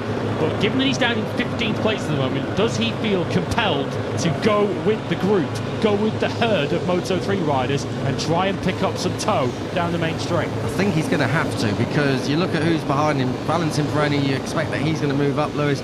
Matteo Bertelli, likewise. Cormac Buchanan can fire a lap in, as he did yesterday and as he did today, to move through into Q2 from Q1. So Max Quiles won't want to be starting down on the 5th or 6th rows of the grid. I think we're going to get a small carbon copy of what we saw in Q1. This time around, perhaps they'll get out a bit sooner though. No such worries for Adrian Fernandez, who chases Joel Esteban. We heard contrasting thoughts down there in both of those boxes. Pini has obviously not made it through, but Leopard do have one rider in there, as we just wait and see to see exactly who's going to follow who and who's going to blink first, Lewis. That's another thing, as you said earlier, no one wants to be the leader. No, I think you've got to make sure you're out of the pit lane and then just sort it out on the outlap. I know we don't like to see riders messing about on the outlap, saying after you, but ultimately someone's going to have to go for this. They've got around a minute and a quarter at a push to get themselves out of pit lane, as we've got Adrian Fernandez saying to Joel Esteban, I'm not going to give you this advantage, Joel, you're going to have to do this all on your own. Well, I don't think Adrian Fernandez down in 7th place is in too much of a position to be a picker here. I think he's going to just have to go for it and hope that Joel Esteban can't stay with him. It doesn't really matter anyway. I mean, Adrian Fernandez needs to do his own lap. Max Quiles was off the bike, now he's on the bike, so let's see if he... I remember yesterday in practice, now he did get out there, and I think it was yesterday in practice, or was it this morning, can't remember, but there was one session where he went out, it was yesterday, because I was chatting about this with the team, down into turn 1, he was a massive gaggle of riders, he led them all out, and by turn 2 and 3 he'd already broke them, so maybe Max Quiles is confident in his ability to do that more than it is to do it all on his own. But we'll have to wait and see. Fernandez and Esteban have started flying laps, just less than 2.5 minutes left until we find out to see who is going to be your Italian GP Moto3 pole sitter. So Eddie O'Shea and Joel Kelso for MLab, they've gone out of pit lane now. They, of course, can work together. The rest are now going. This group, with 2 minutes and 13 seconds to go, they are right up against it. You've got Oriate through your screens. Then comes Yamanaka and Buchanan. And I have to say, Max Quiles, you might be stuck down in 15th, I'm afraid, Max. Lewis, I can't believe it. I think we're seeing this again. Quiles, he's not going to get by. He's not even left the pit lane. Finish line is there. Quiles, Munoz and Almanza. I mean, Almanza at least is provisional pole, but I'm sure the 54.8 is going to move on anyway. I just can't believe what we're seeing here today. I'd be shocked if Max Quiles gets around here. I mean, he's got to go for an outlap. Al, what are you seeing down here? I can't believe it. Yeah, I'm just trying to get a word with Nico Tyrrell, but they're very angry down here. Tyrrell knows that Max Quiles is not going to get round for another lap. I saw Macaulay Webb, the Grip NLab team boss, saying to Eddie O'Shea and Joel Kelso, you've got to go now. That's why we saw Eddie and Joel leave the pit lane pretty quickly, and the Aspart team know that Quiles is not going to get another lap here.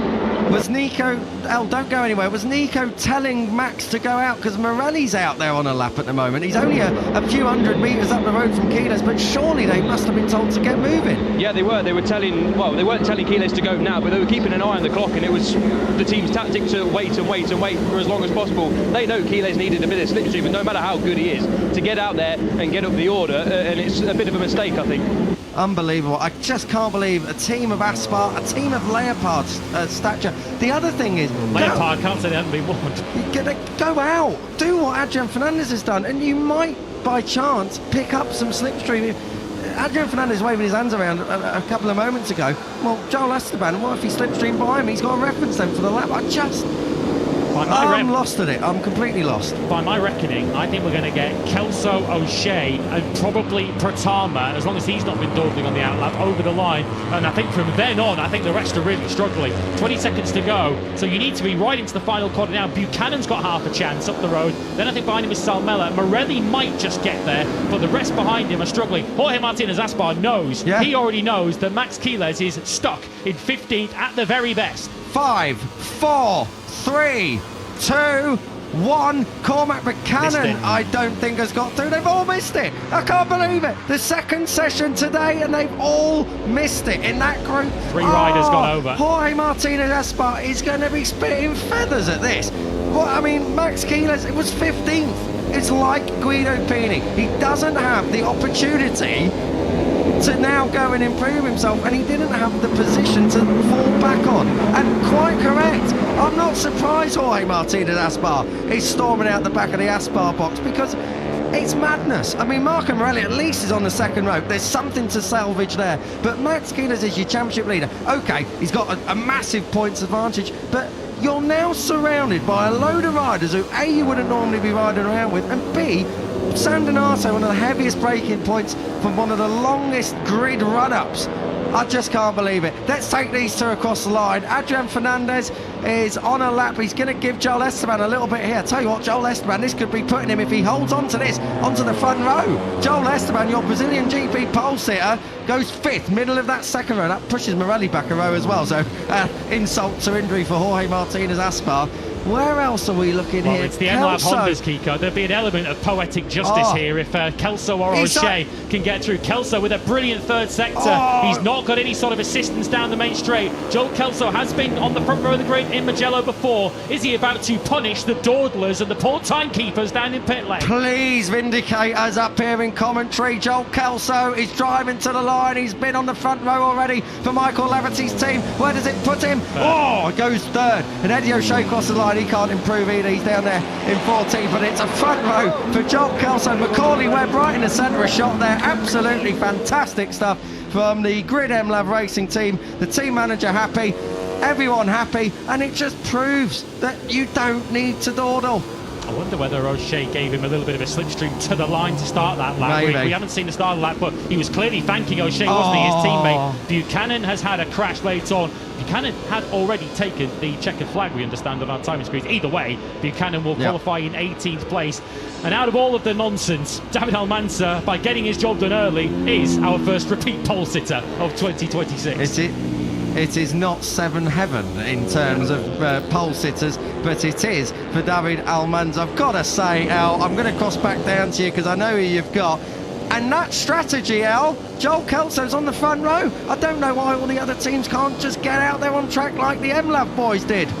Yeah, exactly that, Keacombe. Down here in Macaulay, where Macaulay, you got his strategy spot on, sorry. I was watching you and you pulled your boys out just in the nick of time, and Joel stuck it on the front row at the end. You must be really pleased with that. Yeah, you know, I'm really happy to actually get the result here this weekend. We've done really good job this weekend so far. So yeah, it's nice to actually be rewarded with a front row. That's just, you know, the level of the team this year is incredibly high, and we planned for situations like this, and we knew exactly that the other guys wouldn't make the lap, so that's why we went, and yeah, it's nice to actually put it on the front row for him. Great job, and enjoy the front row, and good luck tomorrow. Thank you very much. Speak soon. Yeah, cheers, Macaulay. Great job all round there down in the Grid MLAV team. Brilliant job as well by Hakim Denise. Got that lap in so early. David Almanza's taken all the plaudits down in Parc Ferme. Oh dear, this will be very interesting because Max Quiles, well, he is not going to be happy. The team will be able to say, well, we told him to go out. Why send him out so close to the line? I just do not understand it. Max Quiles sits down. He is down in 15th place on the grid for tomorrow, Lewis. I've got to say, I make that his by far worst qualifying of the year. 11th was his previous worst. That was back in Brazil, and I think we can kind of excuse everyone in Brazil because it was such an odd weekend all round. For Max Quiles, 15th, he's going to have to come some to repeat what he did on Sunday here last year. Yeah, we know he's got some impressive powers of recovery as Max Quiles, but he's going to need them from there. The World Championship leader deep in the pack for tomorrow's Italian Grand Prix. Of course, I guess the team's not trying to give them an excuse or an out here, but to try and play devil's advocate. They clearly feel that the incentive of the slipstream is worth the risk of not getting round to the end of the lap at all, and that's ultimately what they were weighing up down there in pit lane. Was it worth it not getting round at all and just dawdling around? Not only is it Max Quiles' worst qualifying of the season, it's one of, if not his worst ever in Moto3. Don't think for 1 second that we can't win from there, though. Max Quiles will be up in the top 10, I reckon, by the end of the first lap. A monster slipstream, if nothing else, down to Sandon Arts. Maybe even by the end of the first run down towards turn one. You just never know. But I've got to say, to add on to that, I see what Aspar are doing because they weren't the only ones who missed out. Yeah. The rest of that group did. So the thing is, though, that's fine, but Max Quiles is 15th. So he has already got 18th as his worst. So why leave it as that as the potential? And judging by Jorge Martinez Aspar's reaction, and from what we've heard down in pit lane with El down there, that was not the plan. The plan was to go out, get the slipstream, yes, but go out and get a valid lap time. There's pointless waiting for the slipstream if you're not gonna go and benefit from having the lap time open. Reward for getting your work done early in that qualifying session, nailing that first lap, and there's no question that David Almanza did. He is your pole sitter for the Italian Grand Prix, and he's talking now to El. David, congratulations on a fantastic pole here in Mugello after the injury struggles this year. This pole must feel very good. How was it? Yes, of course, it was a very good lap. I lose a lot in the street because I doing a lot, but I put my 100% and I do that perfect lap for me. Good luck for tomorrow. Thank you. Good job, David Almanza. He almost flew under the radar. He got that lap sorted so early. David Almanza, your Grand Prix winner from Buriram. Cracking replay that. Not sure exactly what we were looking at, but I was waiting for a David Almanza shot to fly on by, but instead, no. David Almanza, fantastic job, as I say, Grand Prix winner over in Buriram, and he'll be looking to try and add to that tally. Here we go. This is earlier on in the session. David Almanza did most of it on his own, it's got to be said, and he had a clear view up ahead of him. So great job from David Almanza, but I'm fairly sure, Lewis, a 54.8 was well beatable today had they all played their cards right.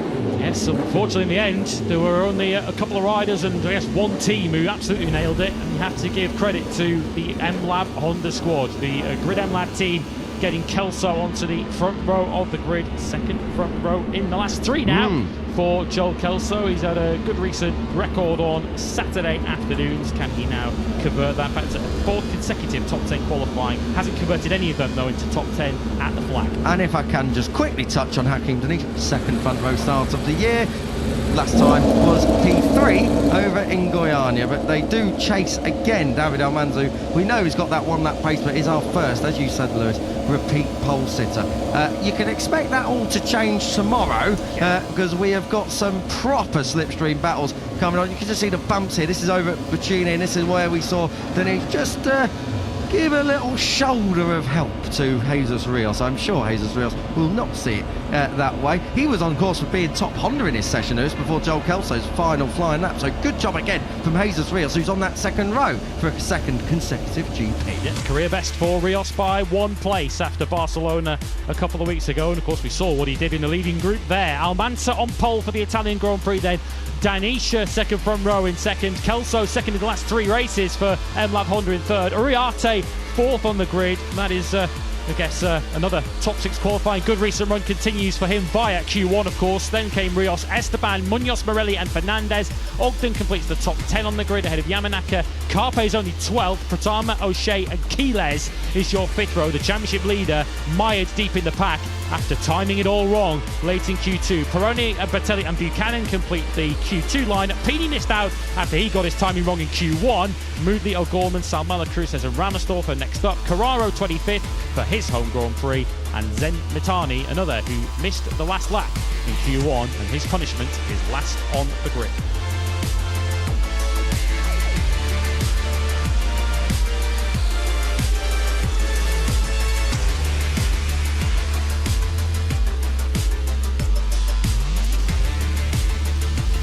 David Almanza is our first repeat pole sitter of the season in Moto3. Will we see similar in Moto2 as we go for a 7th different pole sitter of the season? Q1 gets us underway in Moto2 in just a moment.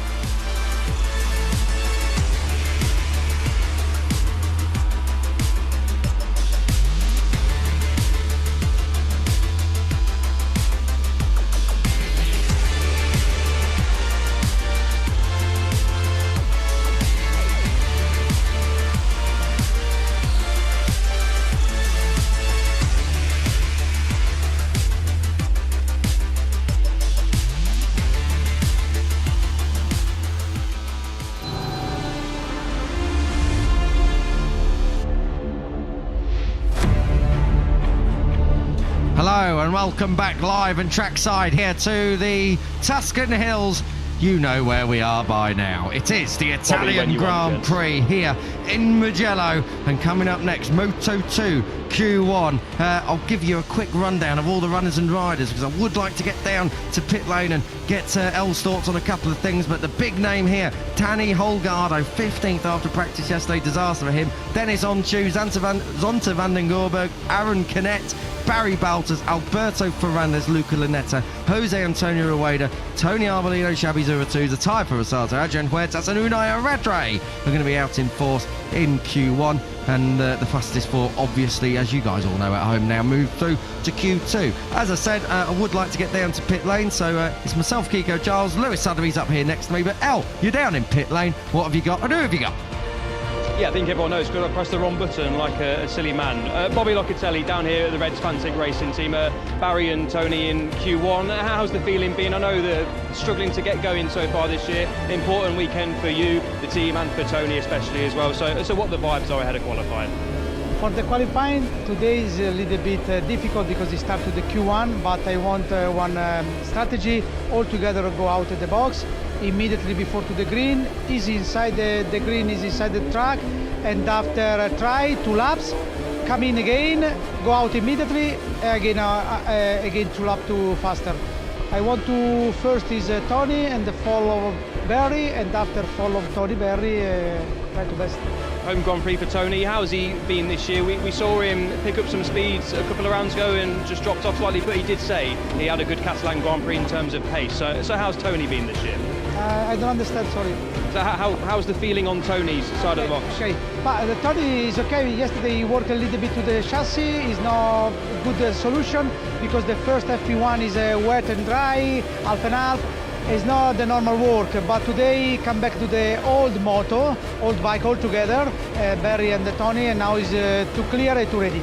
And for Barry on the other side, third place overall last year. What does he need extra so far this season? What's he missing? In this season, the start this season, I think he's not lucky.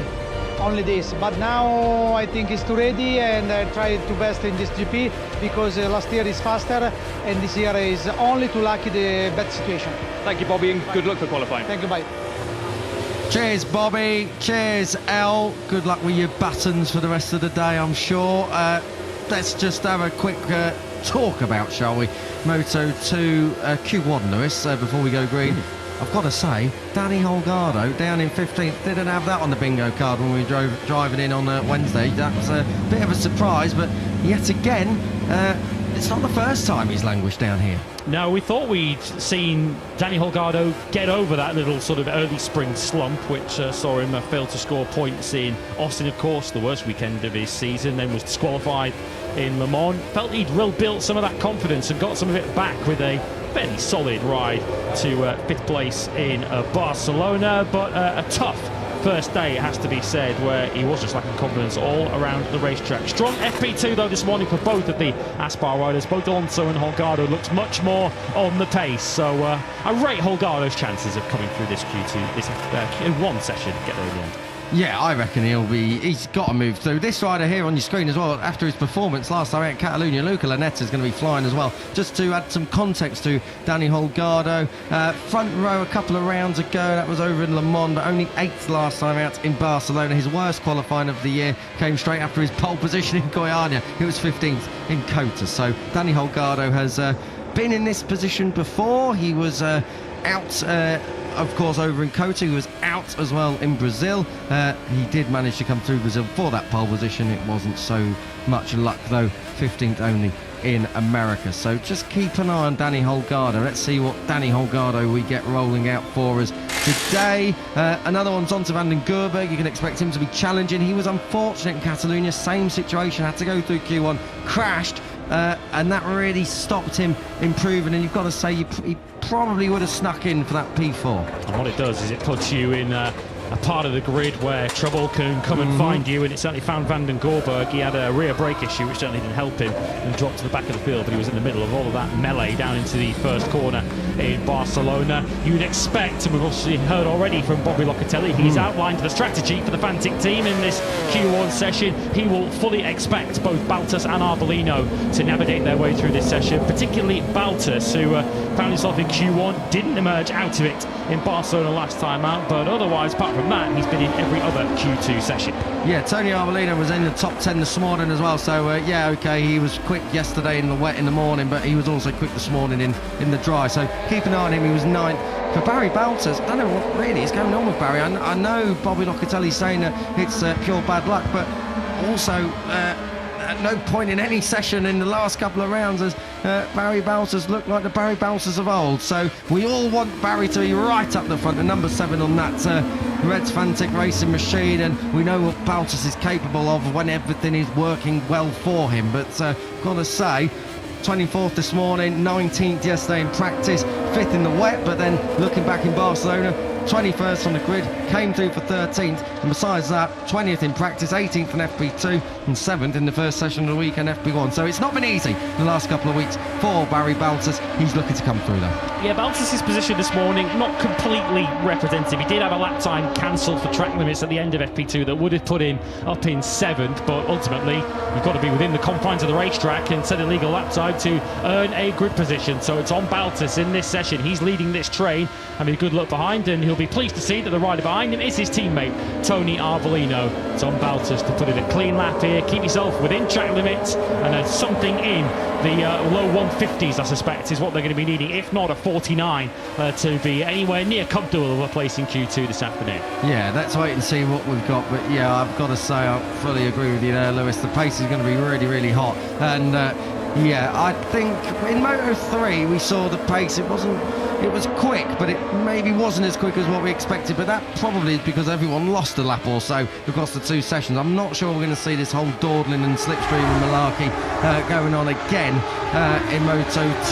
The first laps are just starting. The two Red Fantic machines working together. That's Arbolino and Barry Baltus. Two very, very different lines to San Donato, and Baltus was on the correct one. Gets under Arbolino already, and it's Baltus now who finds himself with clear track. I've got to say, oof, I thought Arbolino was just about to come through there. Yeah, I don't think that one was in the Fantic Racing Handbook, was it? No, it absolutely would not have been, and I was holding my breath there just for a quick moment. The other two riders, we've got to touch on them.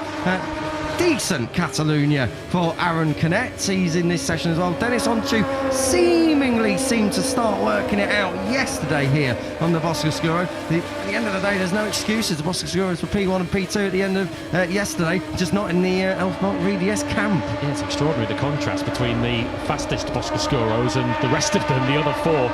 As you mentioned, the teammates to Vietti and Guevara, plus Elfmark VDS in a completely different part of the session this morning. The Mark VDS pair, much stronger over race distance, they felt, than over a single lap in qualifying, so they may be trying to make their way forwards from relatively loaded grid positions wherever they end up in this Q1 session. But we have seen them, particularly Canet, come through Q1 already so far this season.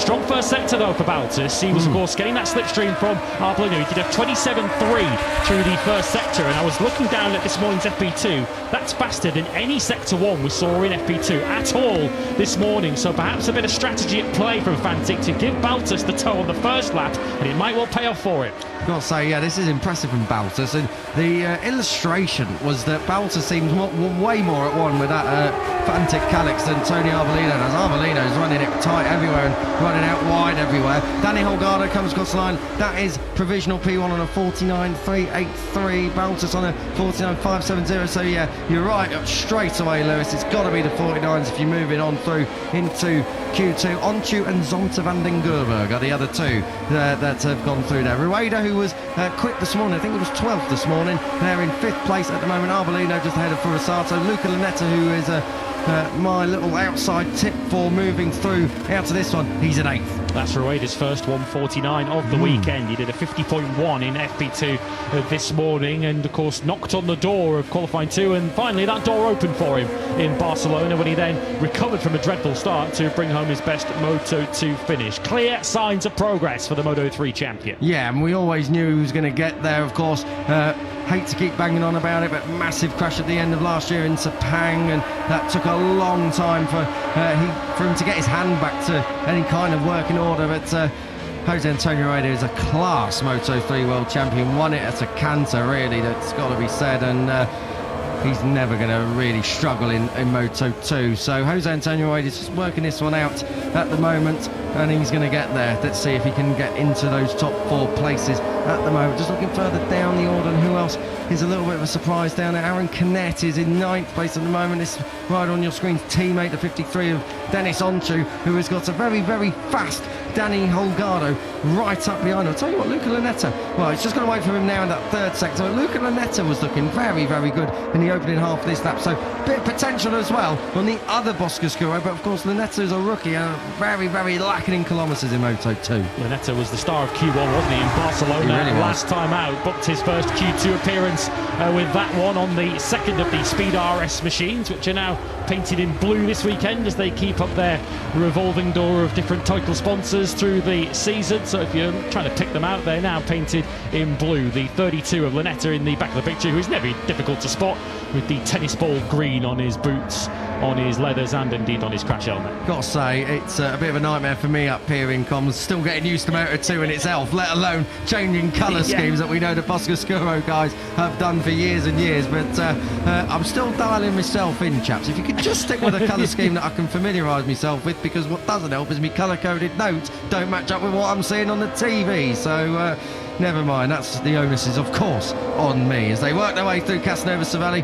8.5 minutes left on the clock. It's still Holgado on tube, Van den Gorberg and Baltus in there in fourth. We look at two of our star rookies, two Grand Prix winners in Moto3 last year. Tayo Furusato being chased by the reigning Moto3 world champion Jose Antonio Rueda, who is in 5th place at the moment in this session. 7th for Furusato. Yeah, his best qualifying is 20th. He's a place off that at the moment. If he stays where he is, he'll be 21st on the grid. Was very good in the mixed conditions yesterday morning, was Tayo. Was up inside the top 10, but he's, I think, getting a little bit of a hurry up from team manager Hiroshi Oyama, who says that the gap from Furusato in terms of pure lap times, the very fastest, is still a little too big, even as a rookie in Moto2. So Furusato, it's clear where he needs to make a step forward, he says. It's maximising the extra grip and performance you get of a brand new tyre in qualifying trim, because his race pace isn't all that bad, but of course it's no use to if you're starting in the back 2 rows of the grid. Exactly, you've got to give yourself half a chance in qualifying. That's why qualifying, we seem to be saying it's so much, but the gaps, the margins are so small, they're so finite, and it can really make or break your weekend.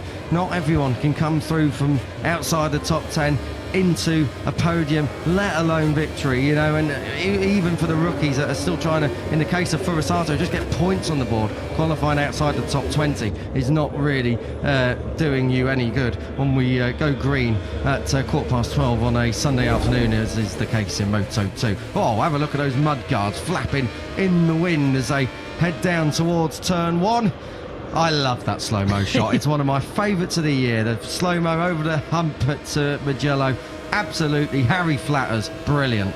Yeah, they're carrying around 300 kilometres an hour at that stage on a Moto2 by nearly 190 miles an hour. That is shifting. We can head back down to pit lane and Elliot Yorku, I believe, has got an update on Alberto Ferrandis, who's currently in 10th place. Yeah, I do. The front brake problem is an issue for Ferrandis. Came into the box signalling with his 2 fingers that there was nothing really going on with the front brakes. The team are working hard now to try and replace the calipers and the brake discs as well. So I'll stay here and see if Ferrandis can get back out, but a clear issue with the front brakes for Ferrandis.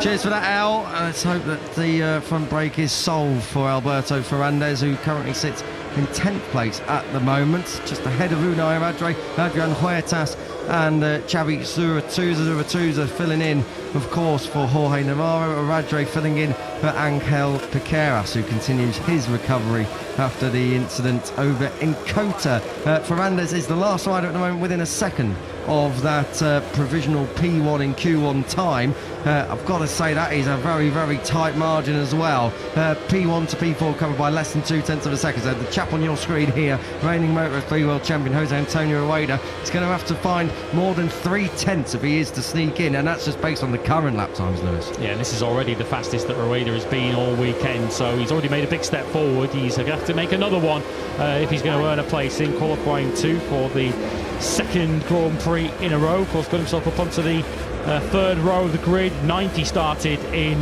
Barcelona last time out, and as mentioned earlier on, despite that poor start, he did convert that into a solid 12th place at the finish. But key moments coming up here for Rueda. For Arbolino, who's currently down in 6th place. You'd say for Canet 2, down in 9th. That would be 23rd on the grid for Aaron Canet if he stays there. And we're talking about a rider in Canet who has been on pole here twice before in Moto2, although I'm sure he would quickly put his hand up and say, yeah, but that was on a Kalex. I was looking at Aaron Canet's stats, I've got to say, coming into this. 57 points have been scored since Germany last year. That is less than the current top 5 in the current championship in 2026. Aaron Canet, you can blame it on the Boscoscuro adaptation and changing teams or whatever you like, but Aaron Canet's problem started a long way before 2026.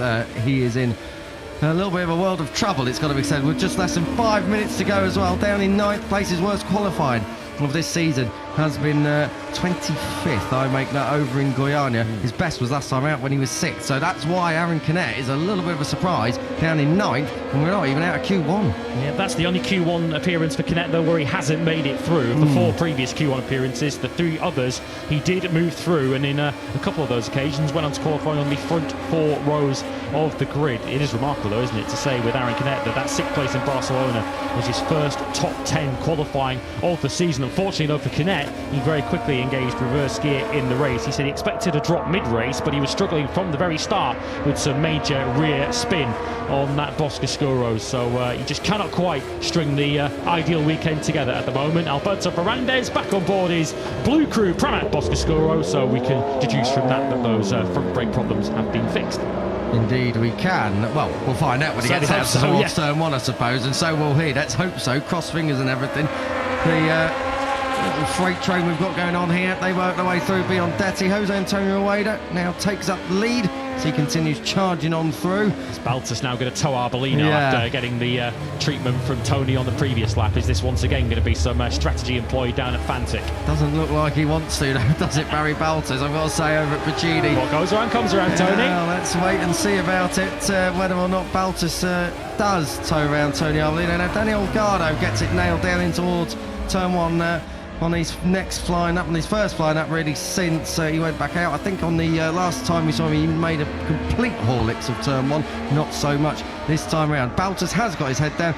Arbolino's been dropped by the lot of them. He can't even stick in with the top three there, so Tony Arbolino has been caught napping, I think, here. Holgado through that first sector is a tenth of a second, tenth and a half of a second off of what he's been able to do. He's the fastest time so far, 49.383, the target time for everyone else. I get why Baltus wouldn't want to tow anyone down the main straight, because he's the rider at risk at the moment in fourth place on that 49.5. Luca Lanetta has put up a good first sector at the moment. He's no doubt picked up a bit of slipstream down the main straight. Arbolino, who ended up with 3 bikes ahead of him instead of 1, he might have been dropped in each of that final corner, but might not be in too bad a spot. Let's see what he's got coming through the rest of this lap. The thing is, the gap between fourth and fifth is so big, so Luca Lanetta, that's what is so impressive about him. We're seeing him on your screens right now. He's just coming out Pelagio, now working his way over towards Corinto. Luca Lanetta was a star, as you said, Lewis, over in Catalunya Q1, and obviously went on to qualify pretty respectably as well as finish inside the top 10. So Luca Lanetta has got a bit of pace, it seems, in Moto2 as he continues to work out. That special gold crash helmet comes through. Ooh, just a little, he's still in touch, but he's just a little bit outside what he needs to be doing. So let's take Luca Lanetta through Buccini and then out towards the start and finish line. He's a little bit too far back to be getting any meaningful slipstream from Adrian Huertas, but the 32, currently 8th, goes 5th. That's where we predicted he would go, and the difference is less than 0.3 of a second now and only a tenth shy of that top 4. Rueda, without a slipstream, ends up going 6th, so he's done a 49.7. That is still his best lap of the weekend, but not enough for the Moto3 champion. It's Unchu who's making a dart to potentially take top spot away here from Daniel Holgado. The Turk heads for the line on the Boscoscuro, and he falls short, but it is his best lap. Arbolino does punt his teammates, crucially, out of the top 4. Baltus, little does he know it, has just been usurped by his teammates of all people. Who he refused to give a tow to, and Tony went, all right, I'll do it on my own then. And he has done it on his own. So Tony Arbolino digs deep and finds something. Now, Barry Baltus, over to you, son. And off you go to try and usurp Zonta van den Gorberg, who is hanging on by his fingernails at the moment. 10 seconds left on the clock, just a little under. And got to say, Baltus quick through that first sector, but it's not a personal best. So I just wonder if Baltus here is going to find himself down in 19th place on the grid at best. Oh, he blew that apex. He was wide at Casanova. Barry Baltus is riding hard. Mugello is not a track that normally gels well with a bit of overriding. So Baltus, lost a tenth or so in that sector. And let's see what Tony Arbolino's got up his sleeve. Arbolino, was he doing anything? He's quick in that second sector, Arbolino. 0.03 of a second under. So let's see if Barry Baltus in the end is going to trip up his teammate here. Checkered flag is out. Overriding was the word on the tip of my tongue as well when I was watching Barry Baltus, though, through the first half of that lap, and it looks a handful through the change of direction. There's a lot of it, a lot of left right around this circuit here at Mugello, and unfortunately it's not coming together for Barry Baltus. Rueda's not out of it either. Here he comes into the final corner. He's going to need a strong final sector, and he's not going to have anyone assisting him out of the final corner. Millimetres away from the green on the outside of the corner then for Jose Antonio Rueda. Might just get himself ahead of Baltus and Lanetta though with this. Across the line he goes, he doesn't. It's another 49.7. He stays 7th. He stays 7th. Lanetta has taken the flag, stays 6th. Baltus, this isn't going to be doing enough, neither for Arbolino. Time for Osato, but he can propel himself up if he holds that to the line. stays 8th. So Tyre Furasato is going to stay in 8th place. I think, Lewis, I've got to say that is all that she wrote, because Aaron Canet is out there on a lap, but it's not a very good one. Danny Holgado is going to lead Dennis Onshu, Tony Arbolino and Zonta van den Gerberg through your front 4, moving through into Q2 to join the already seeded 14 places. Barry Baltus, that is a massive name who's not moving through. I've got to say, Baltus will probably be kicking himself over that one. Yeah, ultimately, it was his teammate that knocked him out in those latter stages. It was close, 63 thousandths of a second between Van den Gerberg and Baltus, but it is Van den Gerberg who takes that final place in Q2.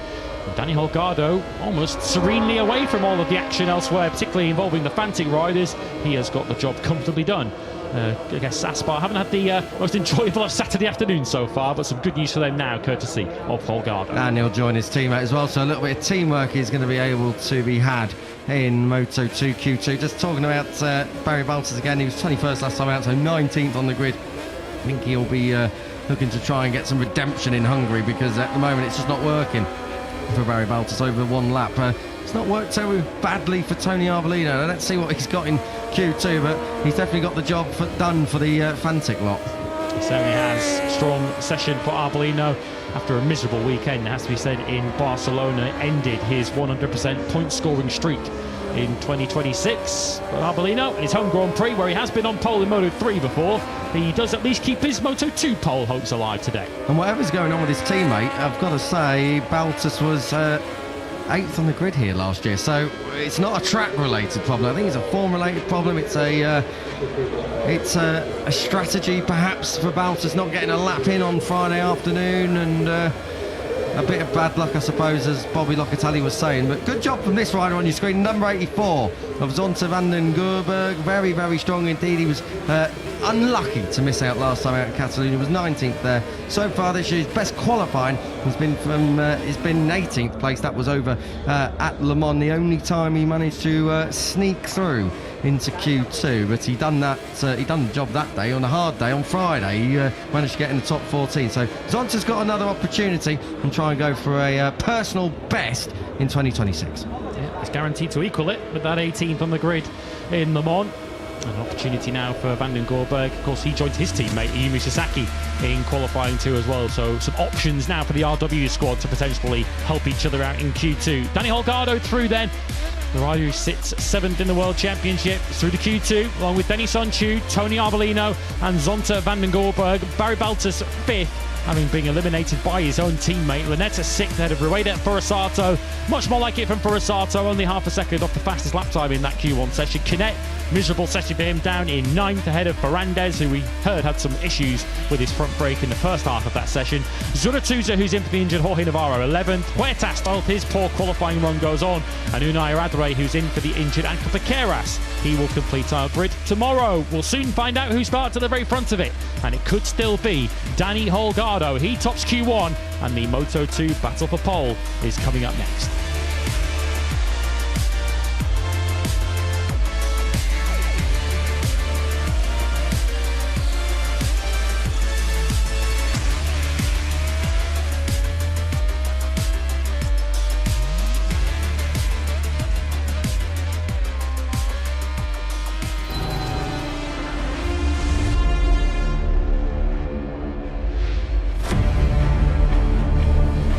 We are just now under an hour away from MotoGP Tissot Sprint action, and that is going to be an absolute blockbuster. If you haven't already seen qualifying, we'll not spoil it for you, but it's going to be fantastic.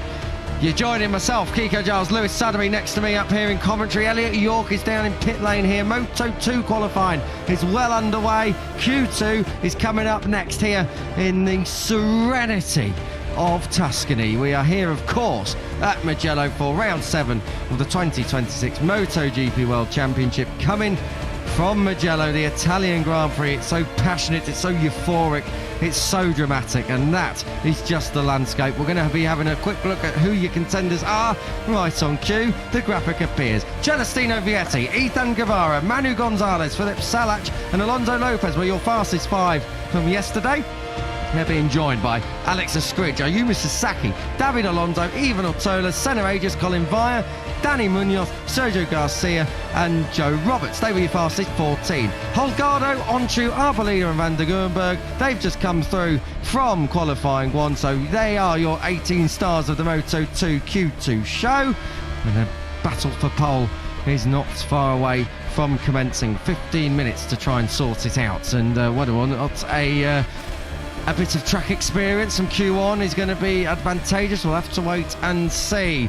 Let's nip down to pit lane before I cross over to Lewis Sudbury. Let's hear what El's got. El, who have you got for us here? I'm down here with Jürgen Ling, obviously team boss of the Liqui Moly Dynavolt Untitled GP team. Jürgen, let's just touch on the Catalan Grand Prix for a moment. An emotional win, it has to be said, for Manu. From a team's perspective, why was it such a good win? Manu described it as the best of his career, and why was he so emotional afterwards? Yeah, because it was a really difficult race. We know with the tire they have to manage, and we know also that our main competitor has a bit an advantage from the chassis, and so it was quite challenging, and we saw all the weekend that they had a bit more, and so we made a strategy, and the emotion comes because he followed one by one the strategy. He followed clearly the plan, and that's why it was so emotional. And also he had some concerns in the beginning of the race because we thought they will go around 42.2, but they went 41 high, so he had some concerns, and he said I was so focused to have not one spinning, not one slide, and at the end then he saw it will pay off, and so that was why he was so happy. And of course he knows inside there are not many opportunities for him for next year, and so he just wanted to show his potential. And I understand very well that it was very emotional, even for me, because it was really incredible job he did. It was really copy-paste as he did the plan one by one.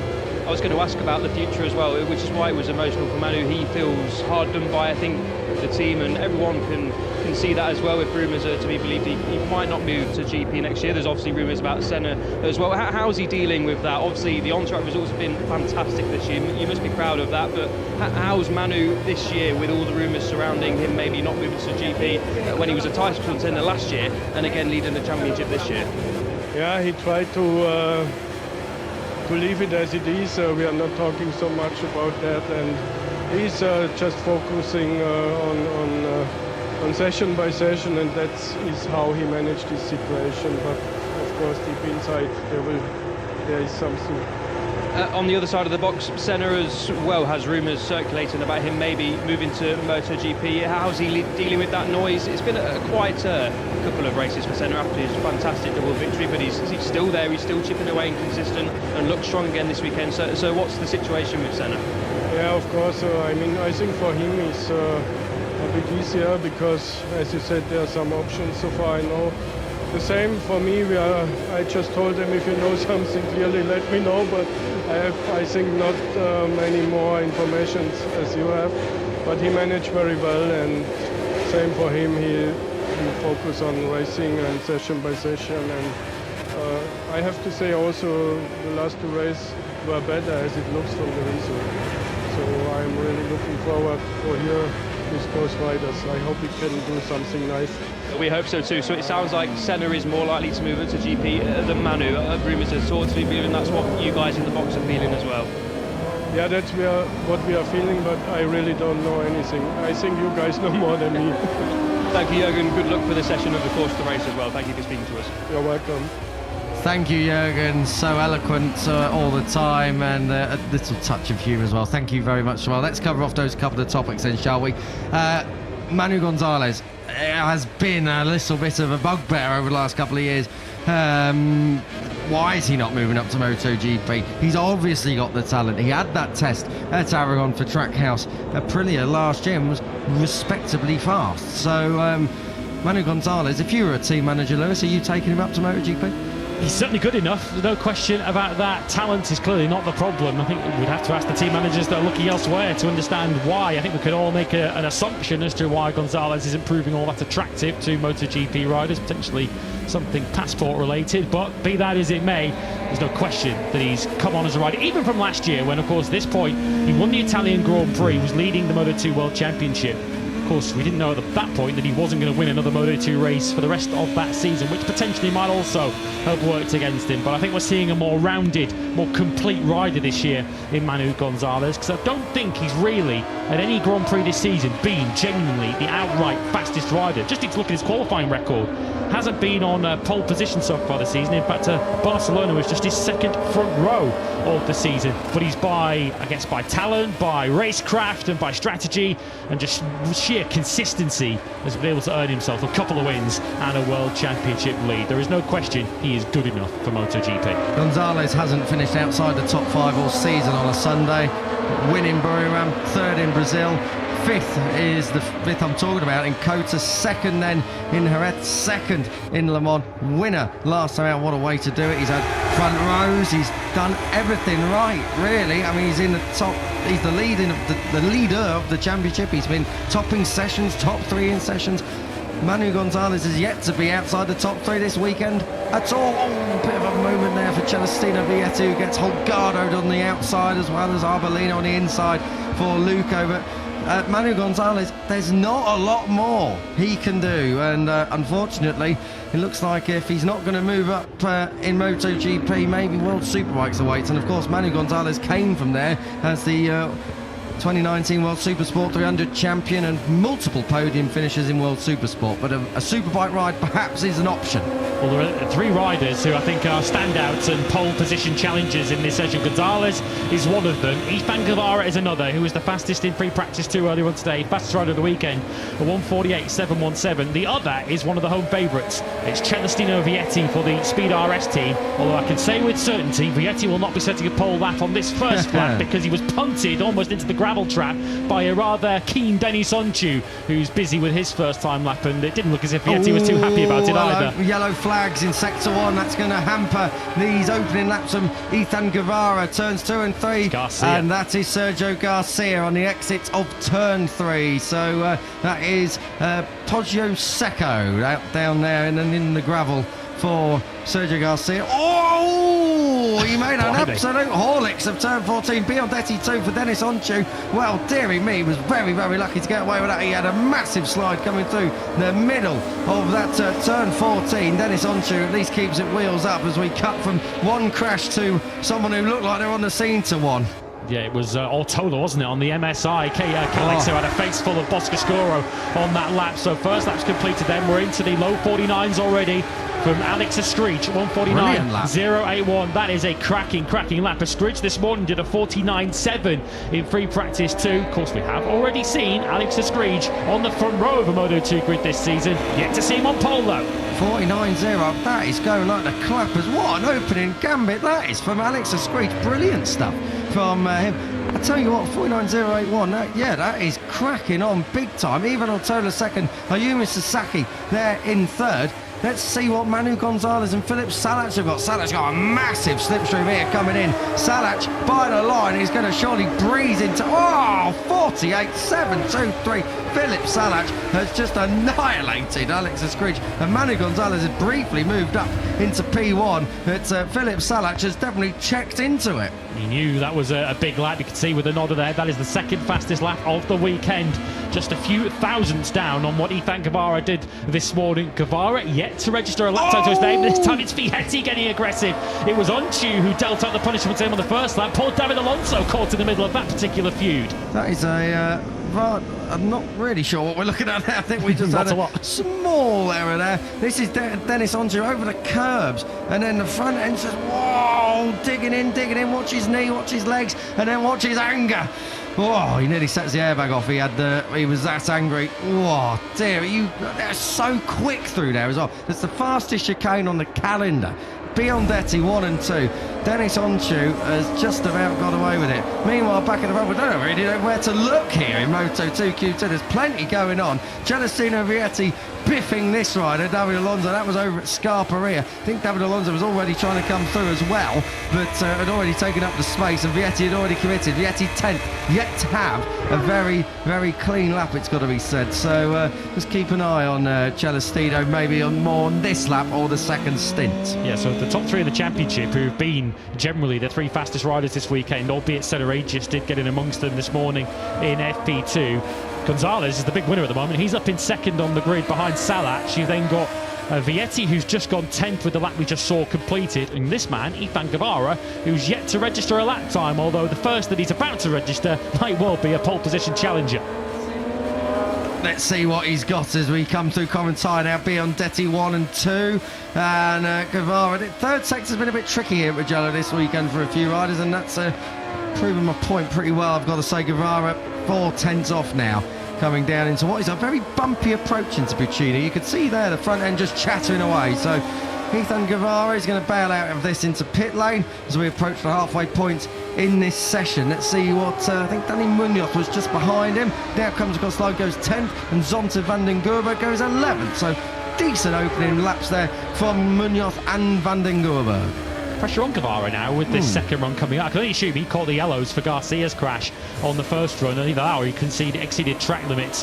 One of the two, up short of it all, whatever it was, is that Guevara is 17th at the moment without a lap time to his name. Sergio Garcia, of course, without a lap time to his name, and that is not going to change. No, that is a real problem, and he's right on the wrong side of the track as well. So that bike, even if it was not that badly damaged, is in a really inconvenient place to get back. Ethan Guevara having a chat with the team. Gino Borsoi there, of course, getting ready to head to the grid with his riders up in MotoGP as well.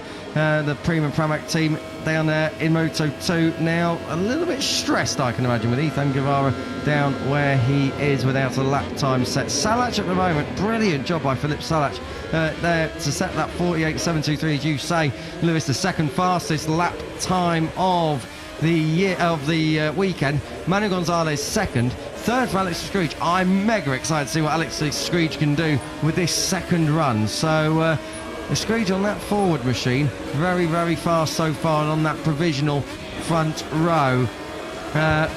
He's been into all Q2s in 2026 with the exception of Le Mans, as Alex Scridge was very unfortunate last time out in Catalonia. Had a couple of lap times deleted and yellow flags and couldn't really get a clear run in, and the GP didn't go much better. But at the moment, giving himself and the team in their home GP a fine P3 with 6.5 minutes or so left on this clock.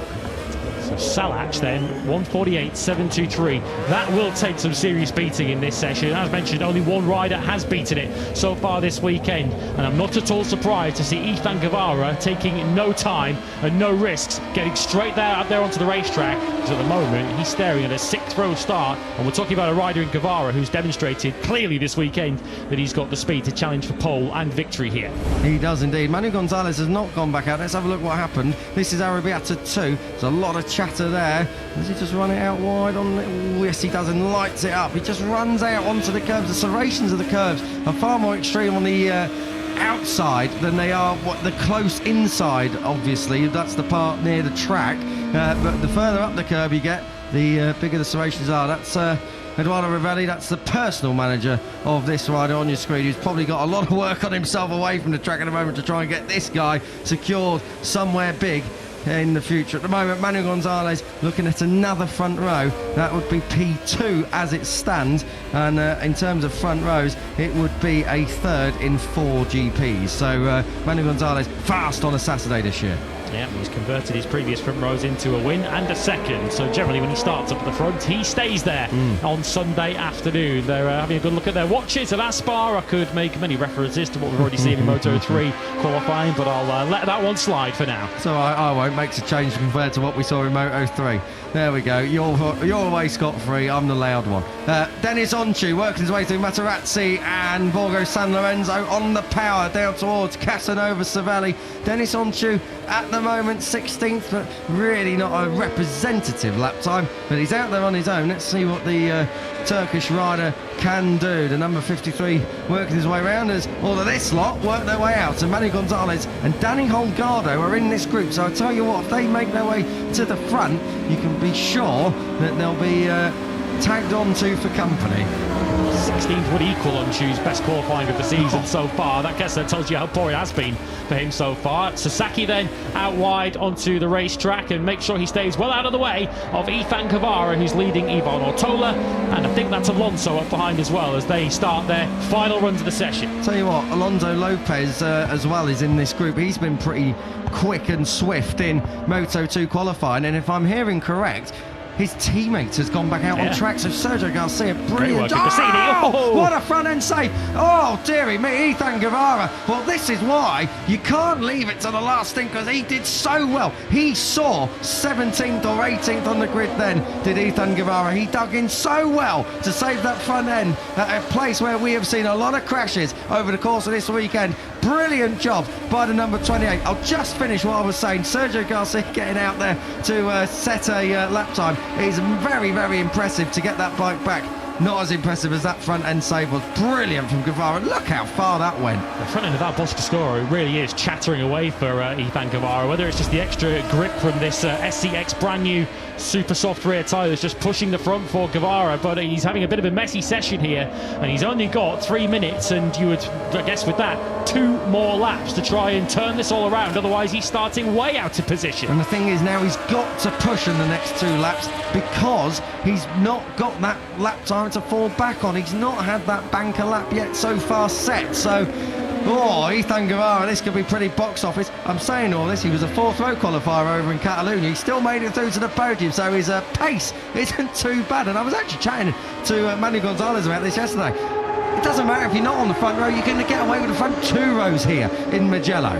He's currently on the 5th row. He's 14th is Guevara, and he is a fast starter. Via at the back of this quartet of riders has gone into 4th place. Alonso also improved. He's at the front of row 3 now. And Alex Escridge, who had lost provisional pole to Philip Salac, he's now up behind Celestino Vietti. And given that Vietti was fastest yesterday, that might be a very good place to be. He's not going to be fastest today because he's down and out at Scarperia. Oh, dearie me. Celestino Vietti, pole hero in Catalunya, 0 in Mugello. Disaster. Look at Escridge. He won't have had those yellow flags, of course. He was too close to take note. And who's going to come across those yellow flags but Ethan Guevara, who of course doesn't have a representative lap time, down in 14th place. He's on the same row at the moment as Celestino Vietti. 13th would be an absolute disaster. What's as good as it's going to get for Vietti. He's out of position 2 on the grid. 13th is his number, 13th is his grid position. Dennis Onchu 17th as they come across the line. I said I was excited about Alex Escridge. This is why. He's a 10th up, he's got no slipstream, but what has this forward machine got across the line? Alex Escridge, goes second, just over a 10th behind Philip Salac, and I think Escridge knows that is a brilliant lap, but he just missed out a little bit there.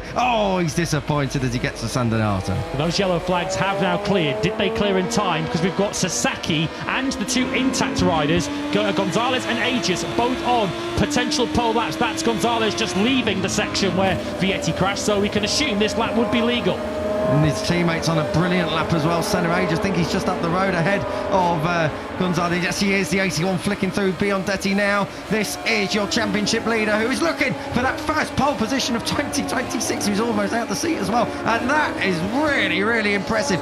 Aegis bails out, made a Horlicks of that 3rd sector, but Manu Gonzalez, well, this would be spectacular if he can get this to the line. He's not going to have a slipstream, but Manu Gonzalez, he's looking for his first pole in 2026. Does he take it?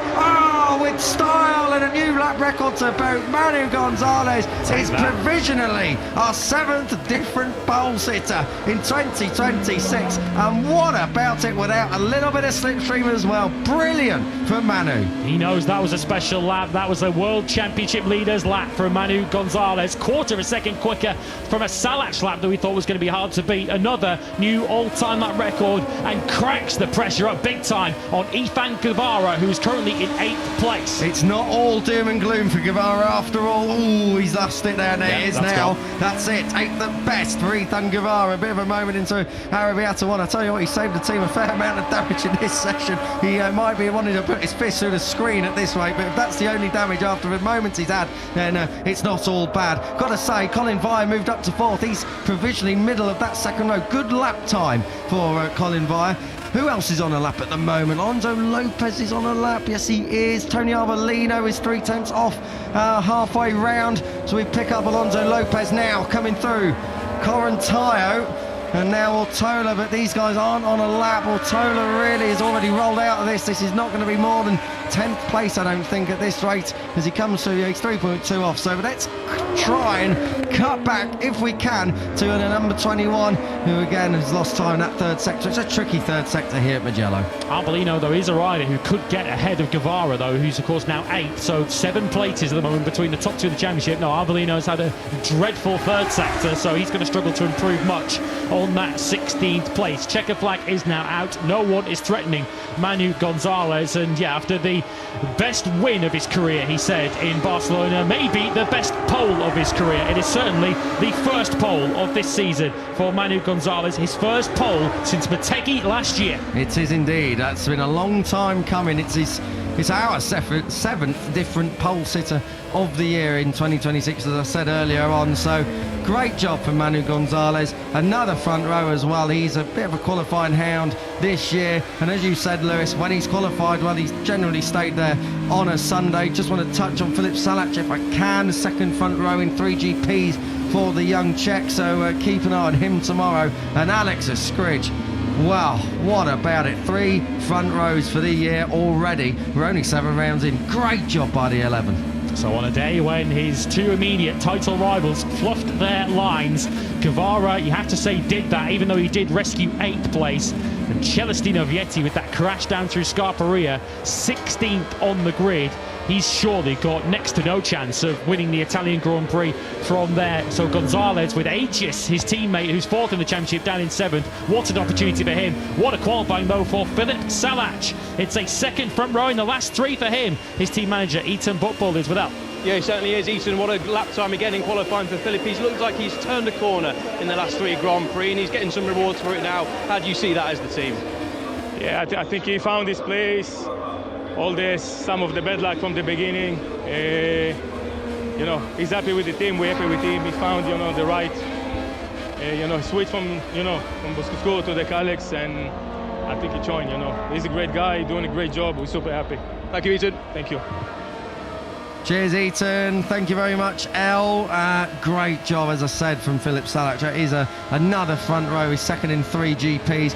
But Alex Skridge, for me, besides Manu Gonzalez's stunning lap record, Alex Skridge is one of the riders of the day. Fantastic stuff. The other Clint Forward Factory Team Machine. I know Jorge Navarro's out injured, but he's nowhere near the pace of Alex Skridge. This is the replay of Celestino Vietti. He's all out of shape. He's all trying to push for a fast lap. And when you're pushing and when you're on the limit, on a greasy track surface, Lewis, that is so often a result. Yeah, the Boscoscuros didn't really get it together, did they, in that qualifying session in the end? Don't know whether there's maybe something in that. Guevara, the leading Boscoscuro on the grid, in 8th place. But yeah, you're right to mention Skridge and draw attention to him. Another outstanding effort on board the forward. He has got as many front row starts this season as Manu Gonzalez has. Fantastic. It's brilliant. I'd love, look at what it means to the team as well. They've struggled so much over the last few years, really, developing their own way, their own machine, their own chassis. And Alex Skridge, when he goes and does something like that, it's just such a mood booster. You can see Giovanni Casari there on the right-hand side, the chap with the long grey hair.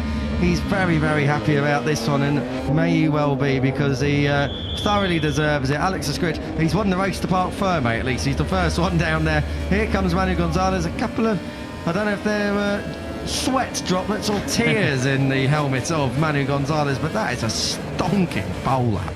We've seen plenty of both recently, haven't we, have. for Manu Gonzalez, but surely he'll be feeling much more cool and calm about life tomorrow as he gets set to start from pole position. Won here, of course, 1 year ago. I think he is in awe of himself there. I think he recognises that he's produced a special lap today.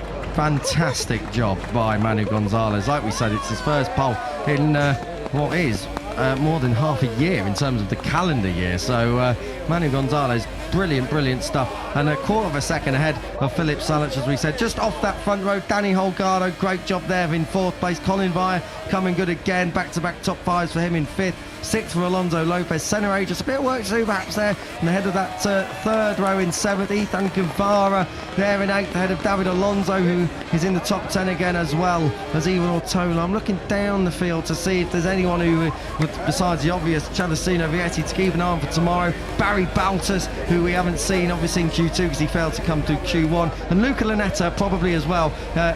will surge forward. Both of them could probably do with working together and trying to get in towards that top 10 placings. Yeah, decent qualifying for Aspar in that session. The end, Holgado via Q1 got himself up to 4th on the grid. Bit of a rescue job for him. Alonso back at the 3rd row in 9th place tomorrow. I think the big feature is almost going to be a race of 2 parts tomorrow here in Mugello. We're going to have the race of Manu Gonzalez, seeing what he can do, see if he can build up an advantage at the front of the race early on from pole position. And we're going to be watching closely for the likes of Ethan Guevara 8th and Celestino Vietti 16th. Both will be looking to make up quick early ground from the start tomorrow. Don't forget as well, we can always have a stoppage, we can always have a red flag for whatever reason, and it's important to note that if they can get themselves up the order, they do give themselves a chance of at least a better start on a restart. But doing a job on a Saturday, fantastic. A new lap record, pole for the Italian GP, Manu Gonzalez.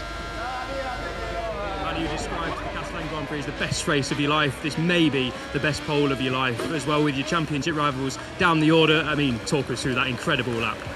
Yeah, for sure this has been the best lap I did in all my life, because I had a rocket under my hands. It was everything perfect. All came really good. I'm so happy because after the first lap in 9.0, I was happy with my lap. I say, yeah, I don't have a slipstream, but then I improved half a second even without the slipstream.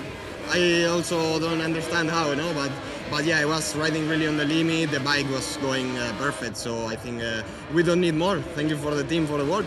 Great job and good luck for tomorrow. Thank you. Let's go. Cheers, El. Cheers, Manu. Brilliant job. Good luck for tomorrow. He doesn't need much luck. He's already got the pace, so great job for Manu Gonzalez to get that one over the line, Lewis. He did indeed. Manu Gonzalez, super cool. We always hear Jack speak to him on the grid, and he's always in no doubt as to what he's going to do in the Grand Prix, knows what's ahead of him, knows the strategy. He knows his own talent, doesn't he? There's no question about that. Even if he may feel some MotoGP team managers don't know quite how good Manu Gonzalez truly is, Manu certainly knows. He does indeed, and he's a stylish celebrant as well. Look at that fantastic wheelie up over the top. That's over at down towards Scarpari on the exit of Arrabbiata 2. It's another pole. First one since Motegi. It's our 7th different pole sit of the year, as we said, so we really have got a wide variety going on in Moto2. But Manu Gonzalez definitely goes into Sunday as the favourite. MotoGP's Tissot Sprint is coming up next, so I'm going to vacate the comms booth. Matt Burt has already moved in. Lewis, I'll leave you to wrap up here in Moto2 at Mugello, but the Grand Prix tomorrow, it's going to be spectacular.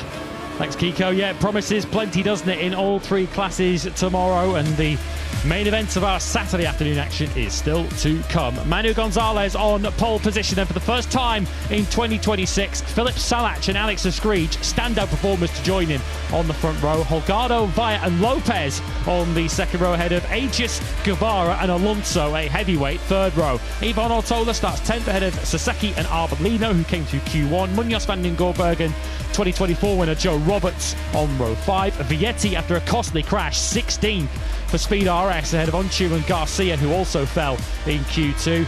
Barry Baltas missed out in Q1. He's 19th ahead of Lanetta, Rueda and Forosato, a rookie trio.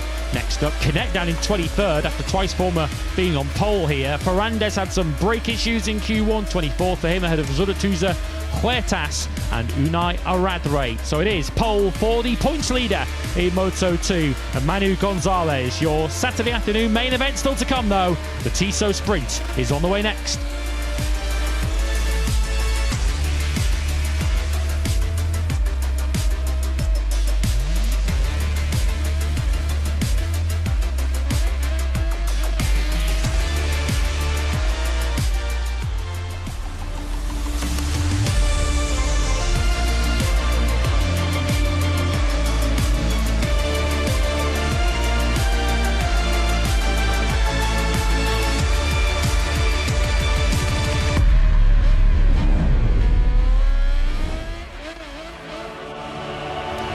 Flanked by rustic farms and cities well renowned for art and cuisine is the magnificent Mugello circuit, host of the Brembo Grand Prix of Italy. It's round 7 of the 50th anniversary of Grand Prix racing here in the Tuscany Mountains. Mugello first on the calendar in 1976. Saturday has already been spectacular, and it's the sprint next live. It's time for MotoGP.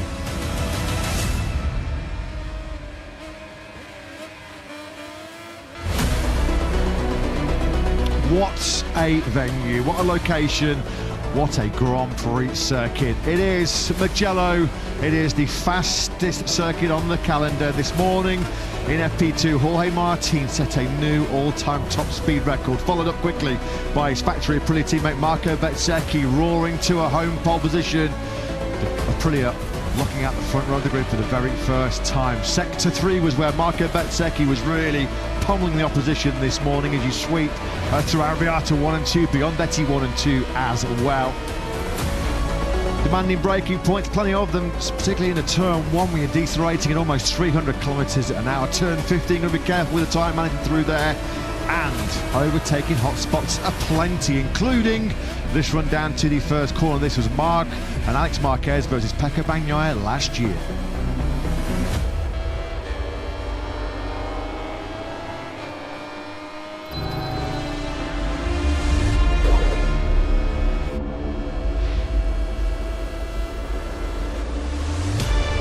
Well, 13 days ago at the Circuit de Barcelona, Catalonia, after a couple of serious incidents involving Alex Marquez and Johan Zarco, it was Raul Fernandez trying to hunt down early leader Pedro Acosta when he had this controversial collision with Jorge Martin. Frustration from the former MotoGP world champion. Coming through though from the second row, fighting his way through to the front eventually, was the fast Fabio Di Giannantonio. This was his late move on Pedro Acosta. More controversy coming the way of Trackhouse Aprilia, and Pedro Acosta was dumped off the podium contention at the last corner by Ayagura. But for the first time since Qatar 2023, Fabio Di Giannantonio victorious, and we thought he might be on pole position once again here in front of his home crowd. The pole starter in Mugello of 2022, he was fastest in all 3 practice sessions, with Digia with work to do, 7th on the grid for the home crowd favourite. Good afternoon and welcome one and all to the Brembo Grand Prix of Italy. What a sprint Saturday we have already had here in the Tuscany Mountains. For so many years, the 50th anniversary of Grand Prix motorcycle racing here at the spectacular Mugello circuit. This place, this track has delivered something extra special, and once again that was the case this morning. What a day it's been so far for Aprilia.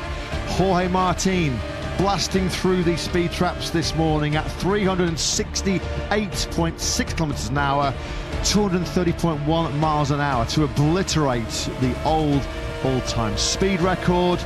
And then to cap off what was a stunning Saturday morning for the Nuali factory, Marco Bezzecchi said, well, okay, if Jorge's got the FP2 headlines, I'll hold them in Q2 as the World Championship leader.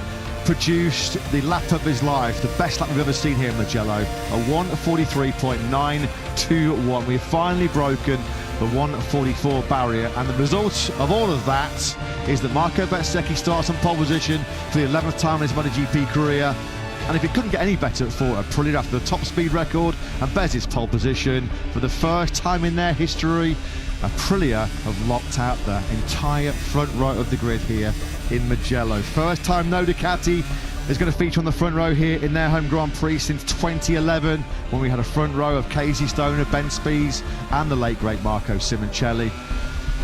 Can Aprilia though continue their sparkling form in sprints and Grand Prix? Top 2 in the World Championship are Bezzecchi and Martin. Raul Fernandez is one of those 3 Aprilias on the front row of the grid. Perfect conditions, a gorgeous late May Saturday here in the Tuscany Mountains ahead of an 11-lap Tissot sprint. But surely it's going to see 3 Aprilias fighting for the latest 12 points on offer. In the company of Matt Burt, Lewis Sotheby in the commentary box, a sun-drenched Jack Appleyard down in pit lane. Looking forward to this one. So much excitement, so much anticipation ahead of this 11-lap sprint. And Lewis, Saturdays do not get any better than this one today as far as Aprilia, Marco Bezzecchi, Raul Fernandez and Jorge Martin are concerned. Certainly not so far. A perfect qualifying session for them, locking out the front row of the grid. A first for the factory Aprilia team. Really turning the tables on Ducati, who looked like they had the legs as far as the Italian manufacturers were concerned yesterday in practice, when Ducati's locked out 5 of the top 6 places And the first Aprilia was Bezzecchi in 7th. Whatever they found overnight, it clearly worked, because not only did they break that all-time top speed record with Jorge Martin, but they locked out the front row of the grid. And this is all fascinating in light of the fact that the rules and engagement amongst the Aprilia quartet of riders have been reinforced since Barcelona last time out. Race hard, but race with respect. That is the clear message. This was Paolo Bonora, Aprilia Racing Team Manager, speaking to Jack yesterday. We had a meeting, which you can see being convened right now in the factory Aprilia Hospitality. All team management and all 4 riders summoned to meet the headmaster. We had a meeting with our 4 riders and the message was clear. Respect. Total respect. We'll find out if that message is going to be heeded over the course of the 34 racing laps here. What a moment though it is for Massimo Rivola. He's had that smile on his face since FP1 yesterday. It's all smiles at the moment, isn't it, as far as Aprilia are concerned. But this was Marco Bezzecchi ploughing his way through Sector 3, where he was completely on a different level this morning. A 1:43.921. A heck of a lap by Marco Bezzecchi. Brilliant, brilliant lap. Aprilia's first Mugello pole position since Tetsuya Harada in the 500cc 2 straight days back in 1999. And credit to Ralph Fernandez, he picked his track position perfectly. He was, about 150 metres back at Bez to secure just his 5th front row start in his 85th MotoGP appearance. A dream day so far. Fairy tale stuff this so far for Aprilia. But the most important business is still to come over the sprint and the Grand Prix tomorrow. And we're talking about a rider in Marco Bezzecchi who has yet to win a sprint in 2026. Of course, has made several key errors in sprints so far this season as he dons the Alex Zanardi replica tribute crash helmet. Of course, Zanardi, a legend of Italian motorsport and just a genuinely Italian sport, of course. A former Formula 1 driver, lost his legs in a horrible crash in Germany back in his Indy career, and then managed to reinvent himself and become a Olympic gold medalist.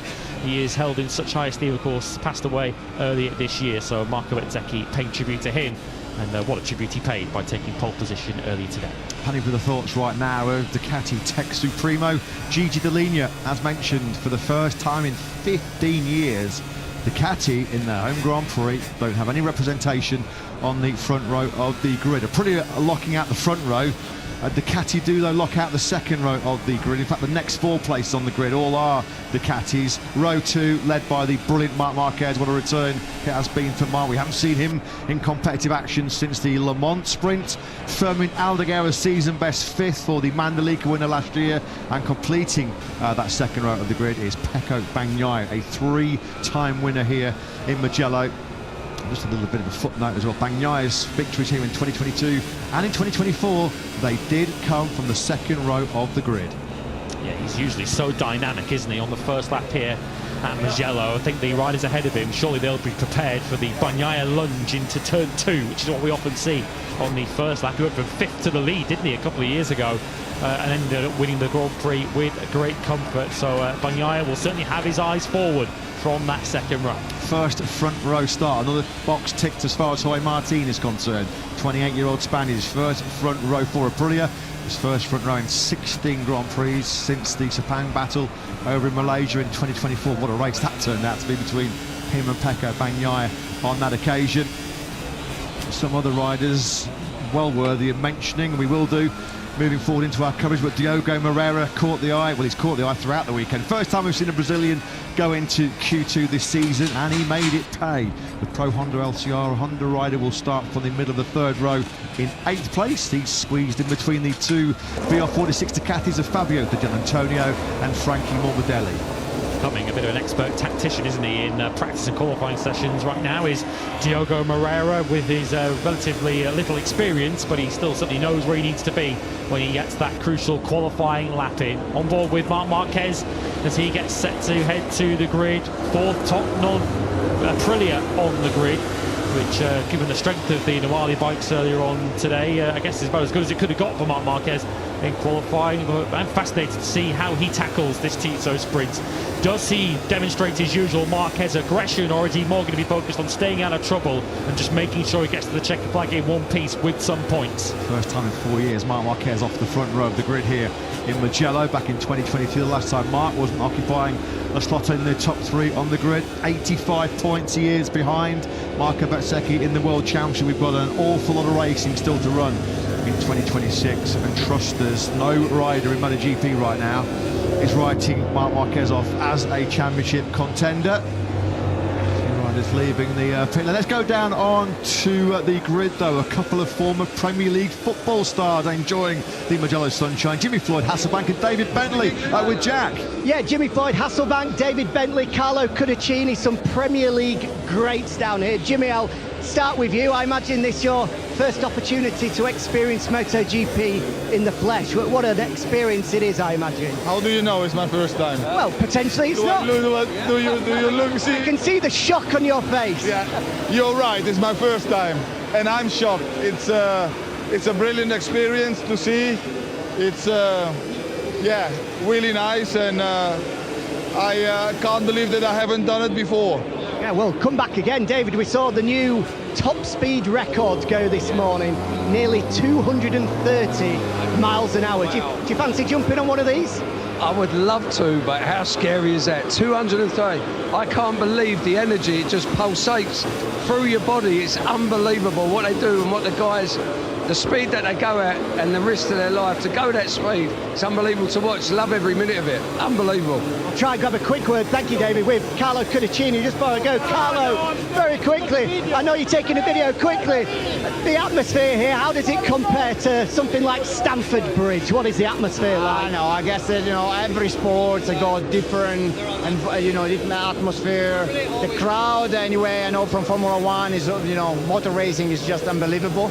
And it's my first experience here, so being an Italian, obviously, I'm proud that we have such a great event here in Italy. Great to see you here. I'll let you get back to your videos. Don't miss any. Thank you. There we go. Great to chat with 3 Premier League greats, guys. Yeah, awesome work, Jack. Brilliant stuff down there on the grid. It sounds like, as far as Jimmy Floyd Hasselbank and David Bentley concerned, this won't be their last visit to the MotoGP World Championship. What a race they picked to come to. What a day they picked to experience MotoGP for the first time, witnessing trackside the top speed record broken here today. Great to welcome some of our Premier League greats onto the grid. Marquez then, 4th, 144.294 from the Spaniard. That's the fastest lap Marc's ever set around Mugello, but still not good enough to topple the trio of Aprilias ahead of him. But you can't discount Marc, can you? You just can't discount him out of contention. 17 sprint wins to his name so far in his career. Rafa Fernandez makes his way to the front row of the grid. Love to know what's going through his mind right now as he gets set for this sprint in between the 2 factory Aprilia riders, who he must be mindful of staying out of the way of in this sprint. But of course, Fernandez himself will be targeting his first ever gold medal today. Bit of work to do from that 3rd row of the grid for Fabio Di Giannantonio and Frankie Morbidelli. Digi's had the pace, no question. He was superb throughout practice, but tough coming from 7th place on the grid. Let's get the thoughts of the boss, Pablo Nieto with Jack. Yeah, I imagine Fabio probably the most disappointed of anybody from qualifying this morning. Just to reflect on qualifying, Pablo, we saw that he had to go out on his number 2 machine. Often the feeling between 1 and 2 can be a bit different. How much of an impact did that play on what we saw from Fabio? Yeah, always you have your favorite bike. But anyway, I think we are making a very good weekend. We know that it's very, very important, the start and the qualifying. And unfortunately, we are in 3rd row, no? But anyway, I think we are working very, very good. We have the pisted rhythm. This track is one of the tracks that maybe you can make some overtakes and then try to make some risks in the first part of the race. Fastest in all 3 practice sessions was Fabio. Going into qualifying, he was, I'm sure, hoping of fighting for the victory. Is that still possible from row 3? It's going to be difficult, very difficult, but you never know. Maybe one of the tracks that maybe you can make something like that, it's this one. So I'm still believe. So it's very important. The rider, it's important that he still believes that maybe he can do it. very, very hard, but we will do our best. Good luck. Thank you. Yeah, thanks, Jack. Thanks to Pablo Nieto. I'll let Lewis run through the grid. Interesting tyre choice from the starting run in second, Lewis. Yes, Raul Fernandez, the information was that he's gone for the medium rear tyre there. Let's see if that changes over the course of the next 15 minutes. It's an all Aprilia front row, as you mentioned, all Ducati second row, Di Gianantonio, Moreira and Morbidelli together on row 3. Then we have Acosta and Bastianini on the first of the KTMs, and Alex Rins on the first of the Yamahas. Ayagura missed out in Q1. He's 13th ahead of Brad Binder and Juan Mir. Marini 16th ahead of Jack Miller and Fabio Quartararo. Not a good weekend for the Frenchman on board the Yamaha. Maverick Vinales, Toprak Razgatioglu and Michele Pirro on row 7, and completing the grid, the second sprint experience after Motegi 2023 for Cal Crutchlow. Yeah, you just mentioned what a chastening weekend it's been so far for Yamaha, in particular Fabio Quartararo, his lowest qualifying in 32 Grand Prix since he was deep on the grid at Phillip Island back in 2024. Not helped yesterday by a crash at Turn 4, and certainly not helped by the fact that his new V4 powered M1 is grossly underpowered for the second longest straight on the Grand Prix calendar. Trying to keep himself cool. It is pretty hot down on this grid here in the Tuscany Mountains. Now you can see off in the distance clear blue skies, but it's pole position number 11 for Marco Bezzecchi. His teammate, he'll be aware, Jorge Martin is the undisputed sprint king in MotoGP. Great to see Marco Melandri, 2002 250cc world champion, down on the grid. But let's go and get some thoughts from Klaus Noles, Diogo Moreira's crew chief. What a performance so far by the Brazilian. What can he do in the sprint of the Grand Prix tomorrow? Yeah, what a weekend it's been. Into Q2 for the very first time. Now third row of the grid for the rookie Klaus. What are the hopes and expectations here? I imagine whatever he can come back with will be a great reward. Yes, first of all, yes, we just want to take this experience. It's the first time that he's going to start, let's say, more in the middle, try to follow, let's say, more the front group. Yeah, the key is just to take the maximum out of this experience, keep learning, and yes, try to enjoy the race, because until now we always had to fight very hard from the first laps. Now we hope to have a decent rhythm, and yeah, we just keep the thing step by step. Good luck. Thank you. Well, no question, he has got decent rhythm. He's been fast all weekend so far, has Diogo Moreira. Just seeking a bit of sanctuary from the blazing sunshine. Our close friends, Marc Marquez, fourth on the grid. Started, well, they're close to each other on the deck chairs, aren't they, at the moment? They're close to each other on the grid as well, fourth and fifth respectively. Best qualifying in 9 since his Mandalika success for the 21-year-old Spaniard Fermin Aldeguer. What at the moment is going through the mind of Cal Crutchlow? He would not have imagined being back in this high-pressure, nervy situation. I mean, he's been here so often, the 40-year-old Brit now, ahead of what is going to be his 180th Grand Prix start. He has done one sprint previously. He was on the sprint grid in Japan back in 2023, but yeah, by his rival standards, Cal's a bit of a sprint novice, isn't he? But he's done a pretty impressive job replacing the injured Johan Zarco. He was a second quicker this morning in qualifying than he managed yesterday. Zero expectations on the shoulders of Cal, enjoying himself, bringing the bike home, and yeah, let's help LCR celebrate their 30th anniversary weekend here in Magellan. You might have noticed with the leathers there, you'll see further when we get a look at the bike, a special livery to mark that occasion for Cal Crutchlow. This was after the session had finished, after the checkered flag came out in qualifying 1 earlier on today. Toprak Razgatioglu almost looked like he was performing a bit of a stoppie there, didn't it, on the way into the final corner into pit lane, and made a complete mess of his M1 Yamaha. He's just done a practice start. He's done a practice start which he was perfectly entitled to do on the exit of Beyond Eddie 2. And maybe that's just saw a whole bunch of temperature drop out of the tyres, maybe the brakes as well, as limbering up, just going through, I'm sure, his pre-prepped exercises under doctor's instructions with that recovering right shoulder is Marc Marquez. Off camera now. Let's go and get some thoughts out from the boss. The two factory Ducatis on the second row, 4th and 6th respectively. Davide Tarlozzi with Jack. Yeah, and as you guys said, no Ducati on the front row of the grid here at Mugello for the first time in 15 years, Davide. I mean, that must hurt around here of all places. Yeah, it's a shame for us, but in the end, who's in front row, he deserved it because he was very, very fast. We'll see what it could be the race. I think that if Aprilia's lead on the first lap, it will be very difficult for us to overtake them, but we'll see, you know. In racing, everything is possible. We saw you pleading with Marc before qualifying to be calm, to ride within himself, and he ended up as the fastest Ducati. I guess him fighting his instincts is normally a lot harder than he imagined. I think that Mark has the fastest lap possibility, but very difficult for him to be fast all the race. So we took this race and probably next one as a train, and then I'm confident that from Renault it will be 100%. And just finally on Pecco, he has the pace. That first lap, I guess, is going to be so important. I think, as I said, that if Pecco is closer to the top guys from the beginning, he could have a good race. Good luck. Thank you. Thanks, Jack. Thanks to Davide Todd. Obviously, I mean, no Ducati has lapped Mugello faster than what Marc Marquez produced this morning. That 1:44.294, the best ever lap by a Ducati around Mugello. But on current Aprilia form, it's just simply not good enough. Not fast enough as we look once again at Ralph Fernandez. Fourth he was in the sprint in Catalonia a couple of weeks ago. That was only the 8th time in 65 sprints he's been inside the top 6. Going to be keeping a close eye, aren't we, on Fernandez and that rear tyre choice. There's Laura Bezzecchi then. That's a brilliant shot, keeping her brother cool under the umbrella. Now then, there's going to be big hopes of a Trackhouse medal at the end of the sprint with Ralph Fernandez on the front row. Igor's got good race pace as well, but he's 30. Let's get the thoughts of their boss, Davide Brivio, with Jack. Davide, brilliant job by Raul this morning to get himself onto the front row. How much will Barcelona be in the back of his mind here, knowing that he's got Jorge to his left and Marco to his right? I don't think it's anything different. I mean, there's been a lot of talking about this meeting, but we just say to the rider, just respect each other. What happened in Barcelona is that at the end of the day, Raul and Jorge both lost a lot of points and lost a missed opportunity. So something, I mean, it's not smart that happened, so we have to try to avoid that, at least between us. Then, of course, we know the other competitor, the competition is hard, but at least between us, let's try to make it smooth.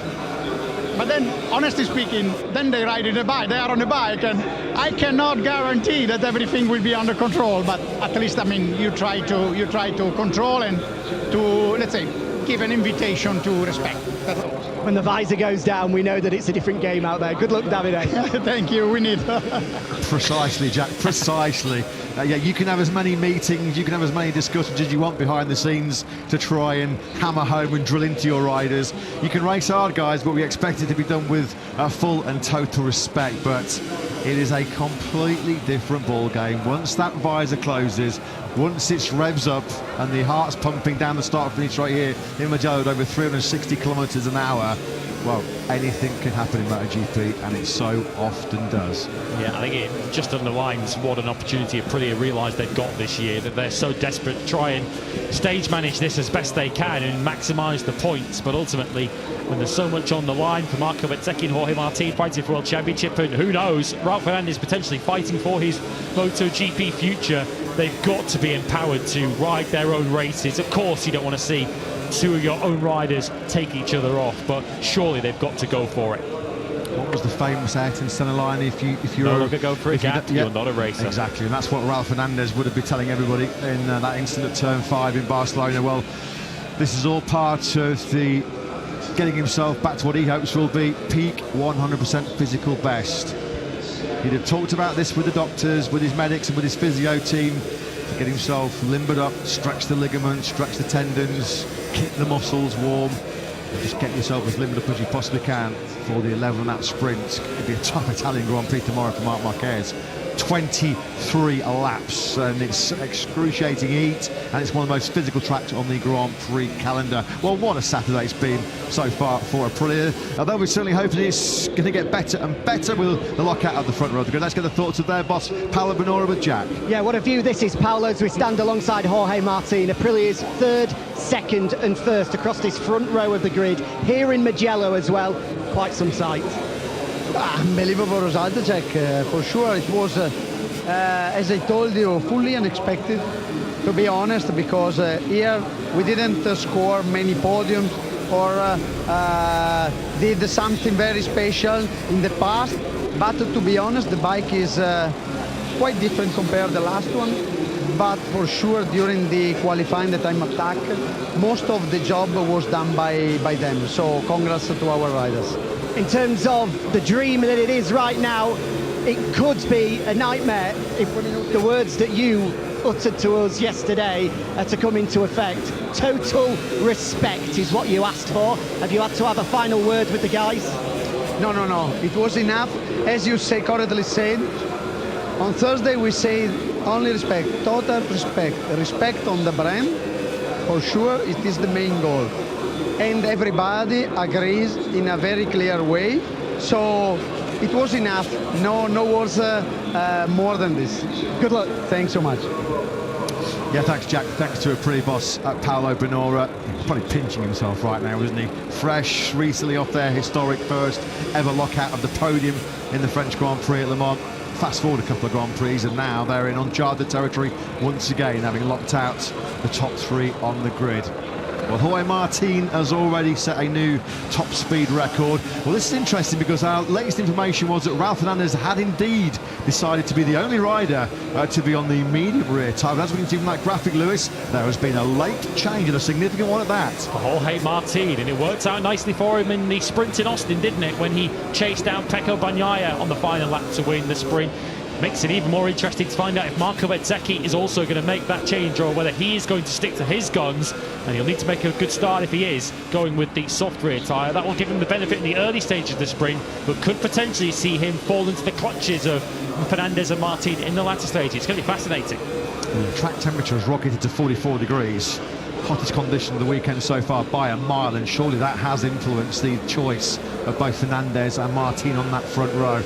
Well, we already known for quite some time that Brazil has a new motorsport superstar in the making, and confirming that has been Diogo Moreira here this weekend. 10th yesterday to get himself into Q2 for the first time. He went a couple of places better this morning in that decisive second qualifying session. What a performance that was, a 144.634 from Moreira. He's in the middle of that third row of the grid.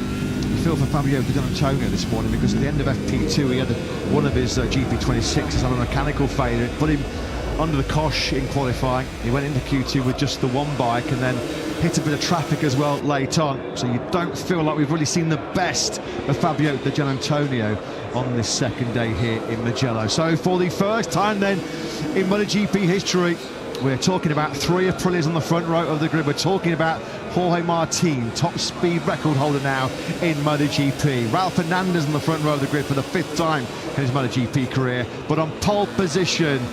What a weekend it has been so far for the home crowd hero. Can Marco Bezzecchi now sprint to success for Aprilia in Mugello from pole position?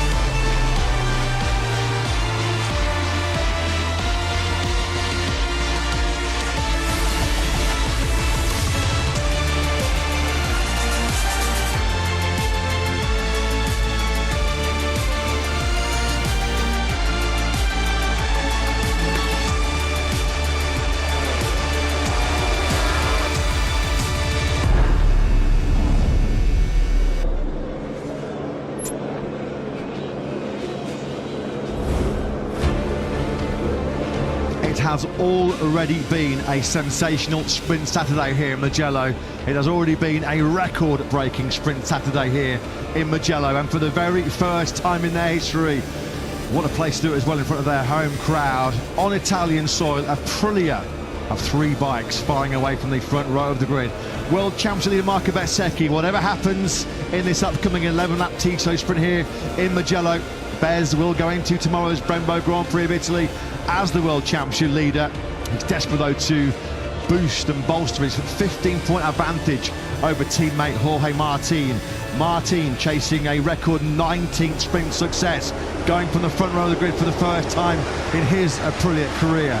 Do not discount Ralph Fernandez on the Trackhouse Aprilia. He completes that all-Noale lockout of the front row. And it's all eyes on row 2. Marc Marquez trying to win his 18th sprint rather of his Grand Prix career. Pecco Bagnaia so far this season, well, he's knocked on the door of sprint success. Second in Austin, second in Jerez, second in Le Mans. Are we going to see Bagnaia continue Ducati's brilliant form in sprints here in Mugello? They are undefeated, the Borgo Panigale brand. Their headquarters about an hour's drive away as you roll through the Tuscany mountains onto the outskirts of nearby Bologna. But the tale of Sprint Saturday so far has been owned by Aprilia. Marco Bezzecchi then is the outlier on that front row of the grid. We knew Ralph Fernandez, he came to the grid with the medium rear tyre. There was a late change for 2024 world champion Jorge Martin. First time in 15 years, no Ducati is on the front row of the grid. So far this season, Sprint Saturdays have delivered some stunning action. 3 of our closest top 10 finishes in sprint history have already come so far this season in Buriram, in Goiânia, and of course last time out in Catalonia in what was our 67th edition of the Tissot sprint format. We had our closest ever finish, just under 500th of a second dividing Alex Marquez and Pedro Acosta at the checker flag. Only the second sprint ever to be decided by less than a tenth of a second. We'd love more of the same here this afternoon. The Italian fans would love more of the same, and they'd be loving it as well if Marco Bezzecchi was to hold off the Spanish Armada behind him on that front row. Ralph Fernandez, Jorge Martin, Marc Marquez and Fermin Aldeguer, all Spaniards honing in on Bez on that pole position. 11 laps then it is of this magnificent Mugello. 5.245 kilometres, 3.259 miles of some of the best tarmac you will ever find on planet Earth. 368.6 kilometres an hour. Jorge Martin set a new top speed record this morning. All eyes on those Aprilias on the front row of the grid. They have been told that they can race hard, they can race aggressive, but it has to be fair, it has to be clean, it has to be done with respect. But now it's time for racing. Visors down, revs up, lights out, and we're racing in the sprint here then in the Grand Prix of Italy in Mugello. It's a brilliant start by Marc Marquez on the factory Ducati. He's already going to threaten to split the Aprilias on the run down to the first corner. Going the long way. Look at Marquez, how late is he braking on the factory Ducati? He's going to lead. He's passed all the Aprilias. He got a great start, super late on the brakes, and Marquez leads from 4th. And Marco Bezzecchi was just way too cautious. Look at Moreira up in 4th place on the LCR Honda. Ralph Fernandez carves up the inside of Marc Marquez. Martin also through. The Aprilia is fighting back. Yeah, pushing and shoving already. Moreira fancying an attack now on Marquez into turn 4 and 5, and he's made it through. This is lovely by Moreira up into P3. He's gained 5 places already as he dropped now down through Casanova and Svelli for the first time. Magic from Moreira in Mugello. Di Gianantonio's gained ground. Bagnaia had a shocker. He's down to 9th place. So that's Di Gianantonio up the inside of Marco Bezzecchi. The pole starter's back to P6 now. That's an early nightmare for Bez from that dream pole position. And look at Ralph Fernandez. Top 2, the only 2 in this grid. On this grid, they have the medium rear tyre fitted, and Ralph Fernandez already trying to break away. Down we go into Scarperia for the first time. He was almost 3.5 tenths clear of Martin through split 2. Yeah, I'd like to get a look at that first corner again, because Bez had the inside line as they were going 3 wide into turn 1. Just braked, I think, too early and got absolutely swamped. Now Marc Marquez loses another one. Clearly, understandably cautious on this first lap after initially taking the lead. Now Di Gianantonio has passed it. Bagnaia is down in 11th place. He's done an absolute horror show at the start of this sprint. It's Moreira who's made the big forward move, and going the wrong way, the opposite way, has been Bagnaia. Trying to show his front wheel to Marquez into the final corner goes Bezzecchi. Now he's going to rely on some slipstream and some of that famed poke from the factory. Probably the fastest motorcycle in Grand Prix history. Well, Bez needs all of that 300 horsepower right now, doesn't he? Lap 1 in the box said Ralph Fernandez that leads. Aldeguer's taken Bastianini behind that for 8th, as Marc Marquez is actually going on the attack down the main straight. He's coming back past Di Gianantonio. So Marc Marquez sideways into turn 1. He's going to struggle to get that one. Stops, and Digia retakes it. Yeah, you're decelerating speed there. One of the KTMs has gone wide into the first corner as well. You're scrubbing off almost 300 kilometres an hour in about 250 metres or so on that run down to San Donato. Pecco Bagnaia was briefly back inside the top 10. He did briefly get ahead of Iagura, but once again he's been pushed back down into P11, so he lost 5 places on that first lap. So too did Marco Bezzecchi. Frankie Morbidelli was a big loser on the lap lap as well. He lost 7 spots. Moreira, as mentioned, was the big winner. Costa was the KTM that went wide into San Donato. He's now back to 9th place, lost the place to Bastianini, but well, it's a mouthwatering prospect, isn't it? The 2 riders on the medium rear tyre, the 2 riders who ran into each other on more than one occasion in Barcelona a couple of weeks ago, the 2 riders who came together and triggered that meeting at the Prix on Thursday. It's Raul Fernandez versus Jorge Martin. Scrapping, fighting for his MotoGP future right now. It's Fernandez. He's on the big threat. Lots of talk about Nicola Buliga potentially swooping in and taking his seat in Trackhouse Aprilia next year. A first sprint victory will be awesome as far as Fernandez is concerned. Not a given, because we know that Jorge Martin is the undisputed sprint king in MotoGP, as now Moreira starts to drop back into the clutches of Fabio Di Gianantonio. Digi might actually be close enough to attack Moreira on the brakes in the 15. Bezzecchi certainly is, though, on the inside of Marc Marquez. It's going to be close. They're going to lean on each other, aren't they? Marquez is going right out of the marbles on the outside of 15. Bezzecchi eases on through, so Bez then in recovery mode, back up in a P5. He's got to try and keep Marquez behind him, though, now on the main straight. Marc from so wide will get a massive run on him down the main straight. Crucial moments this for Marco Bezzecchi. Look, you can see them top of the screens side by side, but Bezzecchi is clear of the reigning world champion, so crucially up into 5th place. Problem for Bez, though, is he's over 2.3 seconds off the sprint lead. What a job Moreira's doing in 3rd, keeping Fabio Di Gianantonio at bay. Let's not forget that Di Gianantonio was quickest in both practice sessions yesterday. He set the pace in FP2 this morning, missed out clearly in a pretty eventful qualifying for the number 49, but he can't find the way through as yet on Moreira. Rookie? What rookie? This is awesome from the Brazilian. Costa still ahead of Bagnaia, so Bagnaia is now ahead of Agura and clearly into the top 10. He's just at the back of the picture. He's trying to close in on this trio that we're riding on board with. This is Acosta looking ahead of Bastianini, and ahead of him is Aldeguer as Di Gianantonio now into Arrabbiata 1. Does get the move done on Diogo Moreira. That's a bold move. That is a bold move down the hill into Arrabbiata 1. You've got to be precise, millimetre precise to make that move. Digia was on that second lap. Only Fernandez and Martin with that medium rear tyre, the only 2 in the 44s. And you've got to think that as this sprint wears on, they're going to have the better durability, the better endurance on that medium rear. I mean, those 2 have checked out. You have to say at the moment, Martin's not threatening to lay a glove on Fernandez at the front of this sprint. In fact, the gap between the 2 of them now is crept up to over half a second.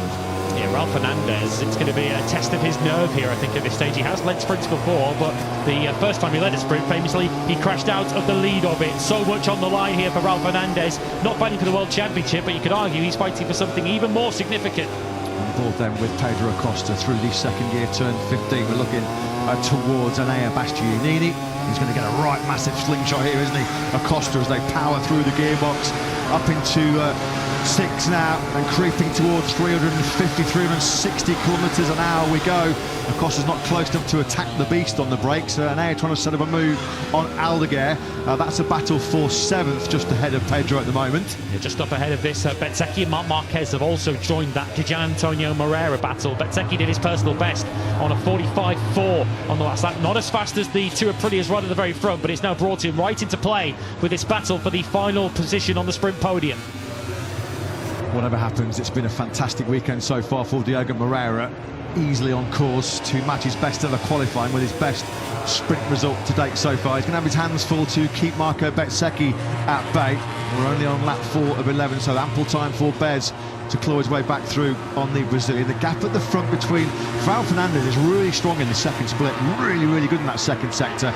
Once again, he's taken 2.5 tenths out of Martin through split 2. The gap now 6.5 tenths. A day that started in qualifying 1 for Raul Fernandez. Boy, is it turning around in a hurry for him as this KTM battle continues. They are starting to fall back into the clutches of Pecco Bagnaia, who is in that 10th place. He also did a personal best last time around, but he's trying to get himself back into the sprint points here when we were thinking of Bagnaia potentially going forwards from the second row.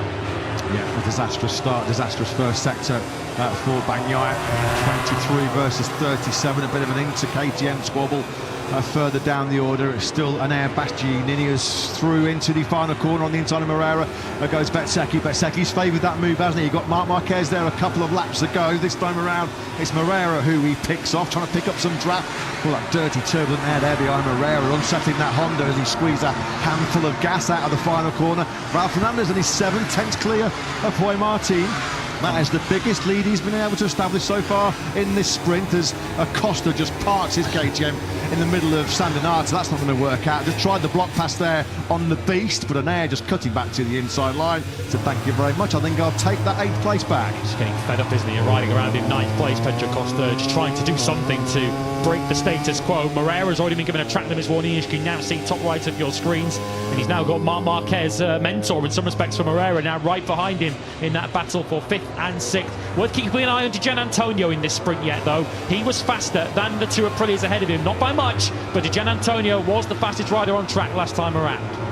He's gaining gold knowledge here, Diogo Moreira, but at the moment he is a lot slower. We have to say a lot slower than all of those around him. 45.4 from Ralph Fernandez, your sprint lead. I mean, Moreira on that last lap was in the 46s.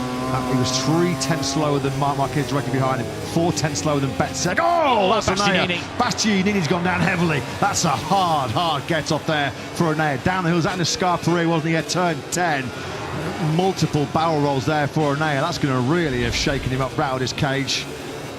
Dropping down, he was on the curve, whether he got it a little unsettled from that wider line that he was trying to take it to Scarperia. It unsettled that KTM and ended up getting a washing machine a job through the gravel trap, forcing up on his feet. Frankie Morbidelli, while you're watching this, has also crashed out. He was running down in 15th place, so 2 Italians out on this 5th lap. Yeah, you fear for Moreira here, in particular for this 5th place. I don't think that's going to be in his hands for too much longer, as Marc Marquez goes up to top gear and hits top power on the factory Ducati. Great time to ride on board then with the reigning world champion. He's just going to cut to the inside line here, but how good is Moreira on the brakes? That is some confidence and a half to make sure that you're not going to get attacked by Marc Marquez in a shootout, a game of tear on the brakes in the San Donato.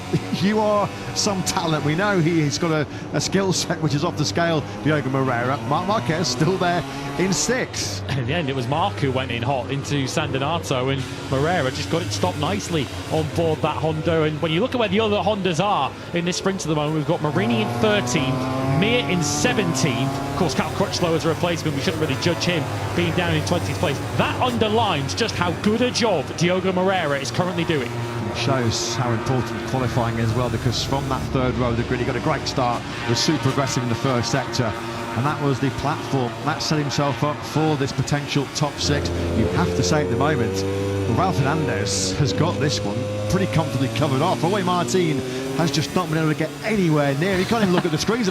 I'm sorry, Davide, we've still got about 5.5 laps to go here in this Italian sprint. What a ride this will be. I mean, talk about perfect timing.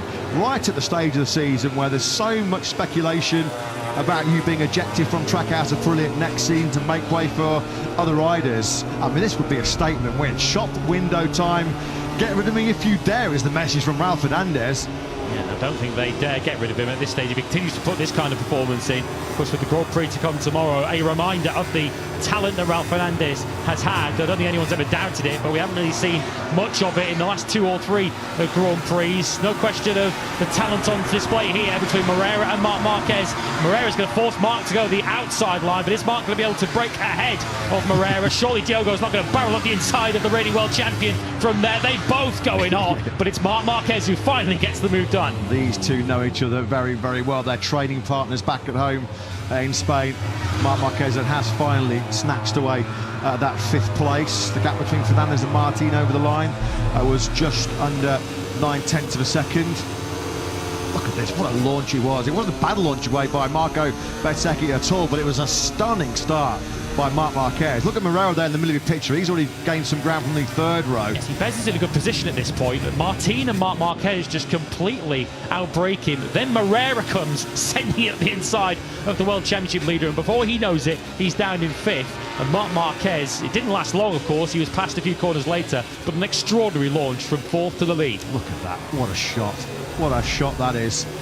4 abreast going into that San Donato corner. That was absolutely awesome camera work from our production crew. It got worse, didn't it, for Bezzecchi? He was 5th, as we saw on that replay through San Donato on lap 1. He did eventually get pushed back to 6 at the conclusion of that opening lap, but at the moment, I'm not being disrespectful for Ralph Fernandez here, but I think when we saw that all Aprilia front row and you were sort of picking a potential sprint winner, you were immediately drawn to Jorge Martin and Marco Bezzecchi. Yeah, but he's the outsider. Ralph Fernandez, well, he's silencing a few people once again here. Yeah, he was the outsider, no question about it.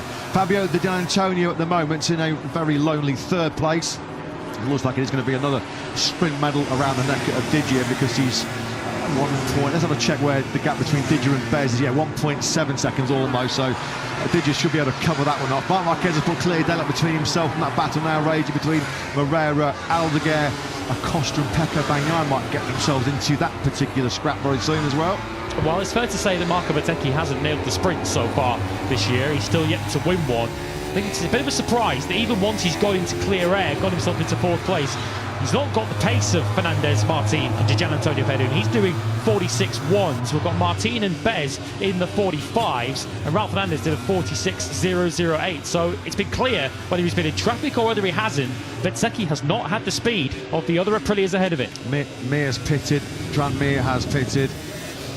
Unfortunately, it's been a wretched weekend as far as the factory on the team are concerned. It's a good job that Diogo Moreira has been holding HRC on them, because otherwise they'd be absolutely nowhere so far this weekend. So Meer pits as we pick up the helicopter shot of Ralph Fernandez, just looking absolutely awesome. He has not put a single foot wrong, hasn't he? At the moment, this has been nothing but faultless Fernandez in this sprint. Yeah, here he sensed this was coming. Fermin Aldeguer now has jumped all over the rear tyre of Diogo Moreira's Honda LCR machine. Moreira goes defensive down the hill into turn 12. This is through Colentaio. I'm not too sure how much longer Moreira's going to be able to resist this incessant pressure. Moreira in many respects has made his point already though in this sprint, just demonstrating the incredible talent he clearly has. Reigning Moto2 champion, of course a rider who thought he would have been a champion of Moto2 himself, Aldeguer, is now taking away that 6th place. Gaps come down quite dramatically between Martin and Fernandez through Sector 3. At the end of Sector 2, Jorge Martin was almost a second behind Ralph Fernandez, your sprint leader, and out of absolutely nowhere the gap came down to 6 tenths through Sector 3, and over the line it was down to under half a second. Jorge Martin has switched into a full attack mode here, hasn't he? It's Fernandez just running out of a little bit of a grip, but now what was looking like a pretty comfortable Saturday afternoon in the Magellan sunshine for Ralph Fernandez might start to get very uncomfortable. And just because you're on the medium rear tyre doesn't mean you can't run out of grip. Later on, of course, you could also run out of front grip, given how hard you're pushing, because of course they're going to be absolutely flat out qualifying mode in this sprint. And penny for the thoughts of Massimo Rivola watching these two potentially lock horns again. Well, Martin's recovered half a second in half a lap. He's motoring, he's charging towards Ralph Fernandez. Fernandez will be getting the message on his pit board. He'll be made aware of the situation. But yeah, that was a big lap. Was that the most important and decisive lap of this sprint so far? We're on lap 9 of 11. Crucial moments here. Has Fernandez just been given a bit of a hurry up that he's now going to heed and speed up himself, or is he still on the limit and not be able to really respond to this pace? It was Martin speeding up rather than Ralph Fernandez slowing down. Fernandez did another low 46, but it was Martin dropping down to a 1:45.8, which has now cranked up the pressure on Fernandez. Yeah, Martin and Di Giannantonio, the only riders on that last circuit that were keeping themselves in those 1:45s. Fermin Aldeguer, the pace is slacking off further back because there's a big melee raging as well. This lot are in the 47s, and it's some scrap, isn't it? What's happening further back? Aldeguer's already got through on Moreira, and coming from a long way back in the Scarperia goes Pedro Acosta. He had the inside line, nothing that Moreira could do about that. So Moreira is fading late on here. What about the back at the front? Just over half a second, the gap between Fernandez and Martin. Yeah, I was going to say Raul responded, but he's just keeping that consistent pace in the low 46s. Martin was back in the 46s himself on that last lap. Bagnaia has passed Moreira, as you can see now, so Moreira's down to 9th. He might not score a point now in this sprint, because Ogura could relegate him, in fact is now relegating him to 10th place. Moreira just couldn't get it stopped, couldn't get it turned in to San Donato. Fair play to him. He just went, you know what, I'm all in here. Let's go gung-ho. Let's go a bit banzai at the start of this sprint and see how long we can hang in there. He'd have been getting loads of experience, though. Not so often so far this year. He's been mixing it with the very best at the front of Sprints or Grand Prix, so he'll take a lot of experience into the full Grand Prix here tomorrow. But unfortunately, Diogo Moreira has finally been bumped out of the point scoring place. He's in P10. Once again, Fernandez is just so good in that second sector. He's taken a gain. There's been previous laps where he's been a quarter of a second faster than Martin in that second split. Crucially, late on here in this sprint, he's taken another 2 tenths out of the 89 on this current lap. Yeah, surely he's thinking, if I can just keep this pace I'm doing at the moment, 46.0, 46.1, that will be enough to win this sprint. Has Jorge Martin gone to enter? Because Martin surely from here isn't going to be close enough to attack him down to San Donato on the final lap, and from there the opportunities get quite limited for Jorge Martin. Yeah, and Jorge Martin, it's very, very early to be thinking about and factoring in points to play in terms of the championship, but part of him must be thinking, well, it's not worth throwing away 9 very important World Championship This points. lad wanted a bit more than me. Yes, I mean, you know, I'll take it. It's been a very good day. My first Aprilia front row. I've got the top speed record and 9 superbly important points for the championship. Last lap then underway. What have you got, Jorge Martin, in terms of attacking Ralph Fernandez? The gap between the two of them has crept back up to almost 9/10 of a second.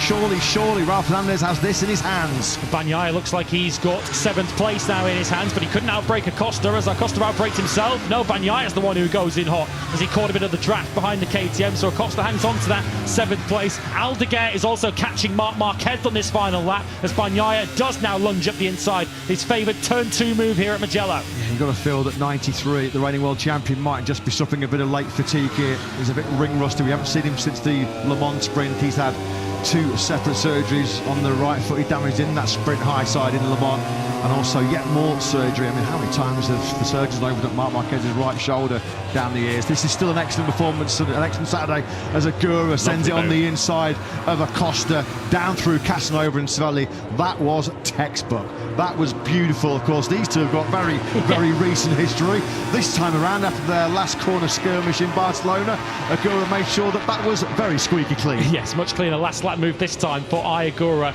as his teammate is now moving into the final sequence of corners. Correntaio is now ticked off. He has, of course, got a Grand Prix win under his name. This, though, is a corner away as he exits Biondetti from being a first sprint win for Ralph Fernandez. Track out of Prix this weekend. I've got the special Gulf livery, and there's been a golfing clash this afternoon between Ralph Fernandez and the chasing pack, because as he powers out of the final corner from the historic first Aprilia lockout of the front row, it has quite simply been a faultless and flawless Fernandez who wins the Tissot sprint here in Mugello. What a moment for Ralph Fernandez as he takes his first ever sprint success. He does deny Jorge Martin a 19th sprint victory. Martino does take second.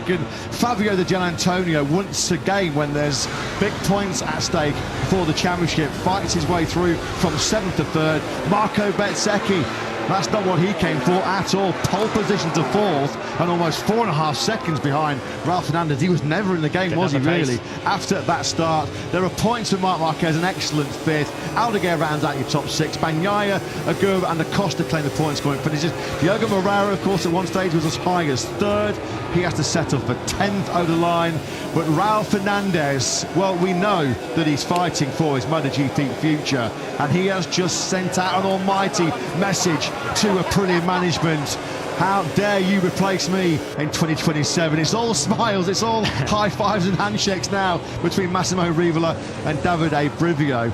But that was one of the best rides. I'd say that his second best ride behind his Phillip Island win in MotoGP, because Lewis, he was absolutely immaculate. Took the lead, half a lap into the sprint and never looked back. Martin threw some punches at him. That 1:45.8 which closed the gap. Ralph Fernandez had a response. And of course, so much of the talk coming into this weekend was about the rules of engagement of the 4 Aprilia riders after they came together in Barcelona. All the talk of respect between the 4. The message from Ralph Fernandez, simple today: respect that. Yeah, that was incredible. That was absolutely awesome. Jorge Martin then, very important. 9 points to championship. He does claw back 3 on Marco Bezzecchi. What we have found so often of late in his factory Aprilia career for Marco Bezzecchi, when he hasn't really performed and when he hasn't really shone on sprint Saturdays, he has rebounded and delivered in spectacular fashion on Sundays. Well, the Wolf went hunting, and the reward was a bronze medal in the sprint for Fabio Di Gianantonio. That's back-to-back sprint podiums for Digia, his 3rd sprint podium of the season. But what a ride by Ralph Fernandez. Absolutely sensational. He's the winner of the sprint here in Mugello. Let's get the thoughts of the boss, Davide Brivio. Davide, what a performance that is by Raul. We have to say, we've been saying on commentary, we're looking across the front row of the grid before the race, and Raul was the outsider up against the factory guys. You were convinced to go with the medium. It looked like an inspired choice in the end, but to go out and deliver like that, you must be delighted. Yeah, we decided the medium. We were aware, because also Martin, I think, decided last minute. We were aware we could be the only one, but for us it was a good choice. And yeah, I mean, I'm happy also because sometimes he changed the mind, maybe if he's alone or whatever. This time we were convinced. So I mean, I think he showed a great maturity in a way that he managed to stay in front of Martin all the race, making a pace. It's not easy, and so congratulations, really congratulations to Raul. Congrats, well done. Not really much else you can add to that for those words and sentiments from Davide Brivio. I mean, it was just absolutely sensational as far as Raul Fernandez is concerned. I think that makes him our 10th different sprint winner, does it, in MotoGP history? In double figures now for sprint winners. Raul Fernandez is certainly our latest and newest MotoGP sprint winner. What a Saturday it's been for Aprilia all round, and for Raul Fernandez, from P1 in Q1 to P1 in the Tissot sprint. His first gold medal after a golden performance by the Trackhouse Aprilia rider. It's the 11th time different sprint winner that Raul Fernandez notches up. Of course, already this season we've had our first share of sprint winners. That's the 5th different sprint winner already this season in the first 7 weekends. Of course, we've added Pedro Acosta in 2026 as a brand new sprint winner. Today we also add Raul Fernandez. Super Saturday for Martin. Top speed record this morning when he was blitzing through the speed traps at 230 miles an hour. Just blows your mind, doesn't it? Just staying it. Imagine what it's like experiencing it on board that factory Aprilia. Once again, I was just about to mention, Fabio Di Giannantonio has stepped up and offered the only kind of real resistance to the Aprilias in 2026 as a frustrated Marco Bezzecchi jumps off his number 72 RSGP. He's getting a round of applause, as he should do, for a hard-earned 4th place. But after destroying the lap record this morning and producing some Mugello magic with the first ever 1:43 lap we've ever seen around this great circuit, there's going to be a tinge of frustration surely there as far as the World Championship leader is concerned. 4th in the sprint and 3 points lost to Martin in terms of championship chase. Clearly the first lap did a lot of damage to Marco Bezzecchi. Pole back to 6th on the opening lap, but as I mentioned during the sprint itself, it was clear that once he got himself out of traffic, he did not have the pace of any of the 3 ahead of him. Will he put it down to the soft rear tyre? Did he make a mistake not going for the medium? In the end, the only 2 riders that went for the medium rear tyre finished that sprint in 1st and 2nd, so they will feel fully vindicated. Going to enjoy this special moment, isn't he? Raul Fernandez, his first victory in what is his 66th sprint appearance. He's had 68, he's missed a couple injured. It's taken him a long time to get a gold medal around his neck. That is going to be happening very shortly in our special medal ceremony right on the start-finish straight here in Mugello. Yeah, job well done that for Jorge Martin. Sometimes you just have to yield to the better rider on the day, somebody just that little bit faster, just that little bit stronger. He, at some stage late on, surely there locked himself into championship mode. Gets the congratulations of an Italian sporting icon, certainly on 2 wheels, Max Biaggi, 4-time 250cc world champion, MotoGP legend, MotoGP race winner, world superbike champion. Fair to say Max was pretty good himself, wasn't he, on a motorcycle. Comes from several riders that had their careers launched by Aprilia. And Fabio Di Giannantonio then is the sole Italian then on the podium. The home fans showing their appreciation for another real gutsy and gritty ride from the VR46 racing team rider. He's now 25 points. He's picked up a point over Marco Bezzecchi in terms of the championship, so he's within striking distance, isn't he, of the top 2 Aprilias? Yeah, we'll never know how he might have gone had he qualified somewhere near where we expected him to at the start of the day. Fastest in both sessions yesterday, but only 7th on the grid. Did make that early progress, passing Bezzecchi on the first lap and lifting himself up into the podium positions, but ultimately today he did not quite have the pace to chase down the 2 Aprilias ahead. I love that expression there when when Davide Brivio and Ralph Fernandez sort of clapped eyes on each other, Davide's expression was, where'd that come from? Yeah. Awesome job, brilliant. Another great job by Fabio Di Giannantonio. Once again, we keep saying it, he's the top Ducati, and he's third in that sprint. And let's listen to his thoughts for Jack. Fabio, coming through from the third row of the grid, you knew that it wasn't going to be easy today, but you got your elbows out. You were uber aggressive in those opening laps. How much does this podium mean after what you went through this morning? I'm super happy, much more happy than the results. It's like the third place is amazing, but I'm happy because we did an incredible first lap, super aggressive, super clean, precise, and we've been again on the podium. It is super important to me to be on the podium in front of my own crowd, so grazie ragazzi, l'ho fatto per tutti insieme, italiani, cazzo, andiamoli a prendere, andiamo! He's getting those Italian fans fired up and revved up for tomorrow's main Grand Prix. That'll be over 23 laps at 2 p.m. local time tomorrow. Can he topple the Aprilias? That will not be an easy task, given the fact that Ralph Fernandez and Jorge Martin were so strong. A great Saturday here for Jorge Martin. A really important second place and 9 World Championship points. Let's get the Martinez thoughts with Jack. Jorge, another brilliant ride. Yesterday, as I said in Parc Ferme earlier on today, you said it was the most difficult day of the season yesterday. Well, not a bad Saturday. Front row, podium in the sprint. What a turnaround. Yeah, for sure, my team did an amazing job. Our target is always to improve ourselves. Yesterday was tough, but we knew that our potential is always the podium. You know, we always try to fight for the podium, and this was my target. Today, you know, I felt great. When I was closing the gap to Raul, was becoming a bit more difficult, but finally I thought the points were more important than a crash. So yeah, I did my best. Raul was impressive. I have to congrats the Trackhouse for the work, and Aprilia is improving a lot, so we have to be really grateful. Great job, well done. Thank you. And that is it. That was the Jorge Martin of 2024, wasn't it? Just keep building and the points and racking up those podiums. If you can't win, make sure you're on the box, and that's exactly what he has done again. Great ride.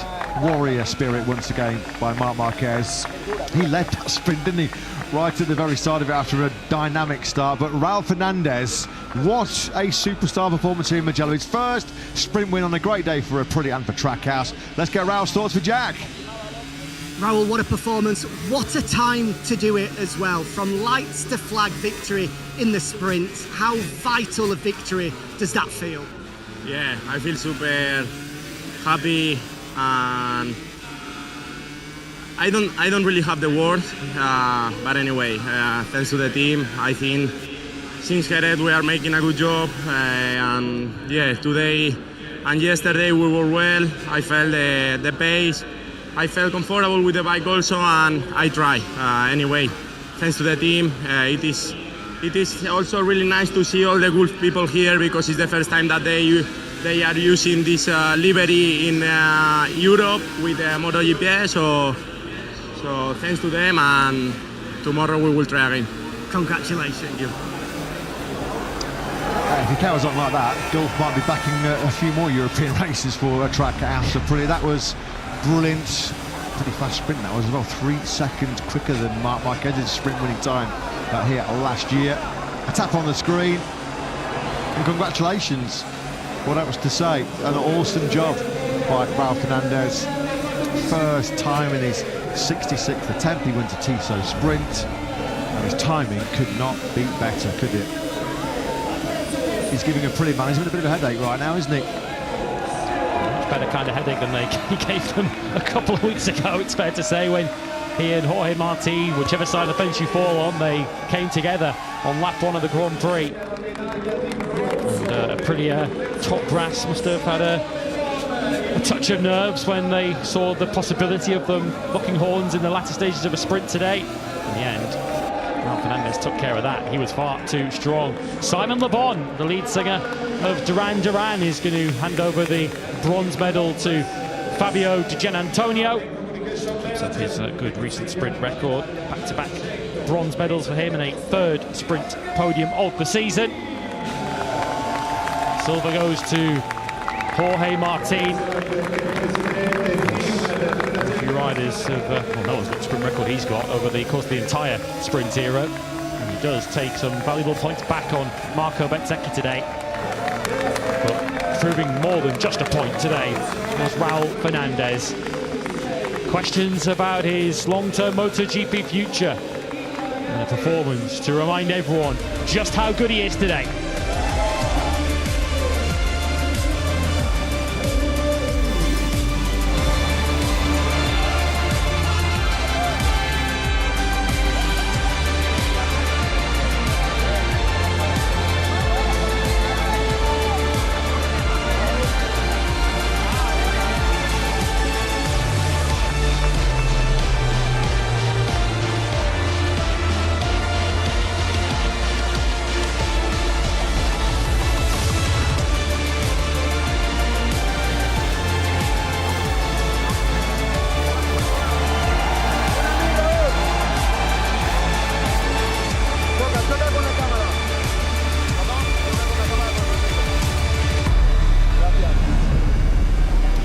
Well, what a sprint Saturday we have had here in Mugello.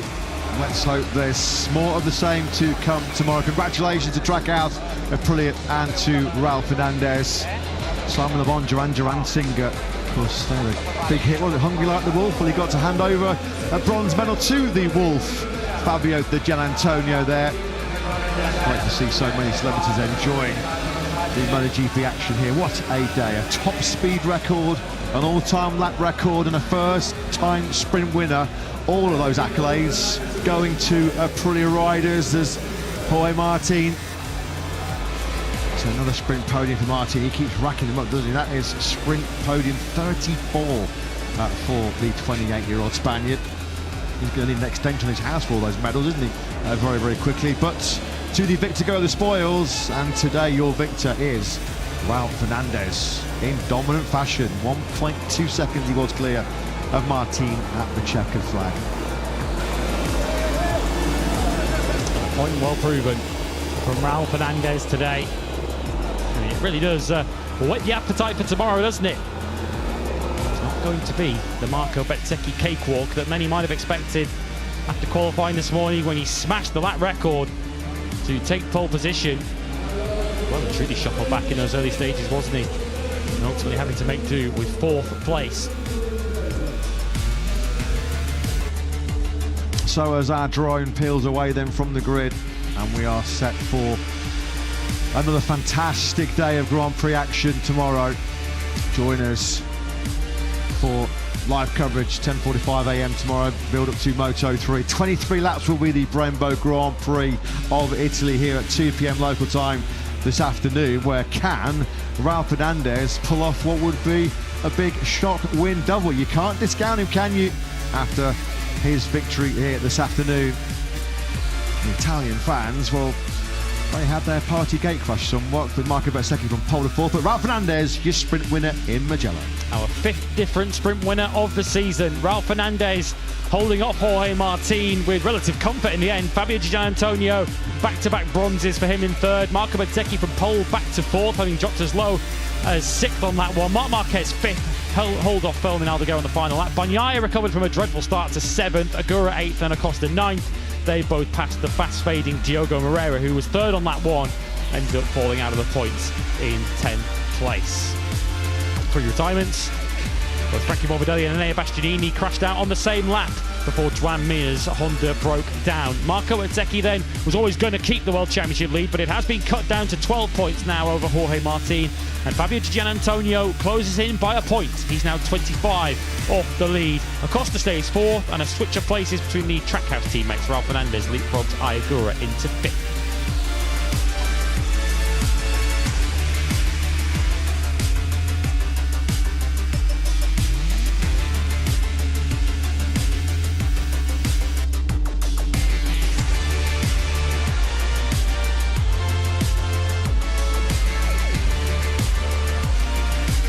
So Aprilia extend their lead in the Constructors' Championship with the first Ducati home in third. The gap is now 21 points.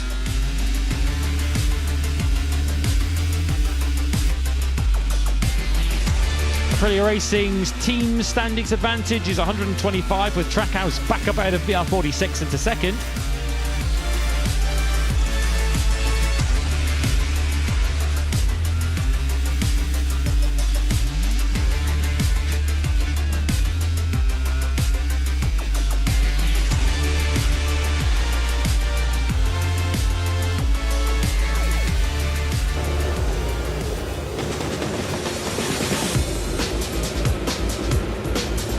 some highlights then, with an Aprilia lockout of the front row and 2 of them going for the medium rear tyre. Plenty of ingredients at the start for a belting sprint here at Mugello.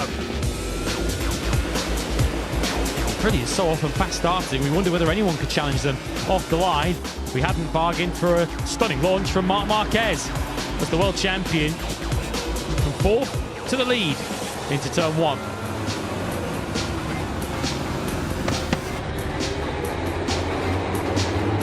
Seki and Pecco Bagnaia both plummeting back down the order in those early stages. Raul Fernandez wouldn't sit in second for long. In fact, he passed Martin and Marc Marquez in consecutive corners to go from 3rd to the lead. Diogo Moreira also getting stuck in. The rookie up into the podium positions on lap 1. For 93, the world champion was finally going tough after that initial extraordinary start. 4 riders were passing before the end of that first lap before Gian Antonio turned his attention to Moreira up ahead. Bezzecchi, after his dreadful start, was finally starting to make some forward momentum as he passed the world champion for 5th. Further back, we had a battle between the KTMs of Bastianini and Acosta. That was ended with a crash for Bastianini on lap 6. Master versus apprentice in the battle for P6. Marc Marquez and Diogo Moreira going head to head.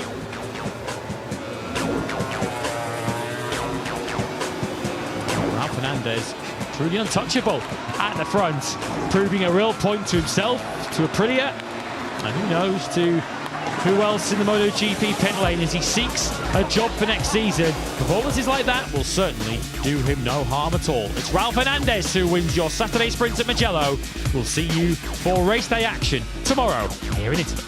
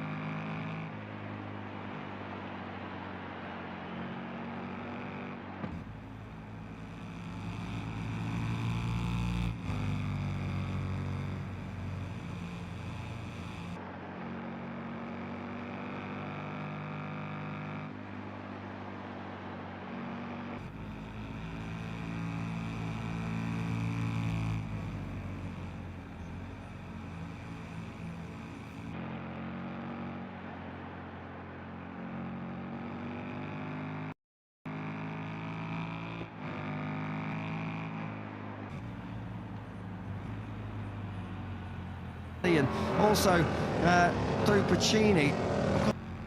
Say, Iannone looks handy. He's sitting there in second at the moment. Absolutely no means is he out this. Yeah, he certainly isn't. He's just managing to hang on, but yeah, no prizes for guessing what Granado's strategy is. He is trying to pull this group apart, and you can see that Ravelli is really struggling to keep a hold off this top three. We now have a three-rider fight for victory rather than five that were 2 laps ago.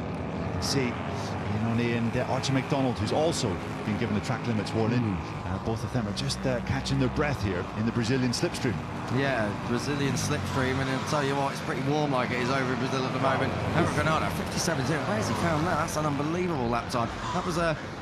I'll tell you what, not just him being unbelievable, they were all very fast last time around. The top three were all 57.0s. They have absolutely dropped the pace, haven't they, Neil? Yeah, they really have. That would have been a lap good enough for second on the grid from Henrik Granado with that time, and that's already with, 3 laps and a bit of racing under those Dunlop tyres. So Granado has got his head down and really found his groove. And you have to say, impressive from both Iannone and McDonald to be able to hang on. Very impressive for both, for different reasons as well. Granado's your pace setter in this championship. Andrea Iannone's in his first race weekend in this championship, and Archie McDonald's in his first race weekend at this track. So the fact that both have been able to match Henrik Granado last time around is a very good indicator that we've got a pretty level playing field out there at the front of this Bagger World Cup race, I've got to say. Coming through Arrabbiata 1 now. Let's see where Iannone seems to gain in the middle of those 2 Arrabbiatas. He's right there now. Climbing the hill. This is up over the top into Scarperia. This is where Granado got into the lead. I think Andrea Iannone had a little think about it. I'll tell you what, if that's the last lap, Andrea Iannone's coming through. Without question.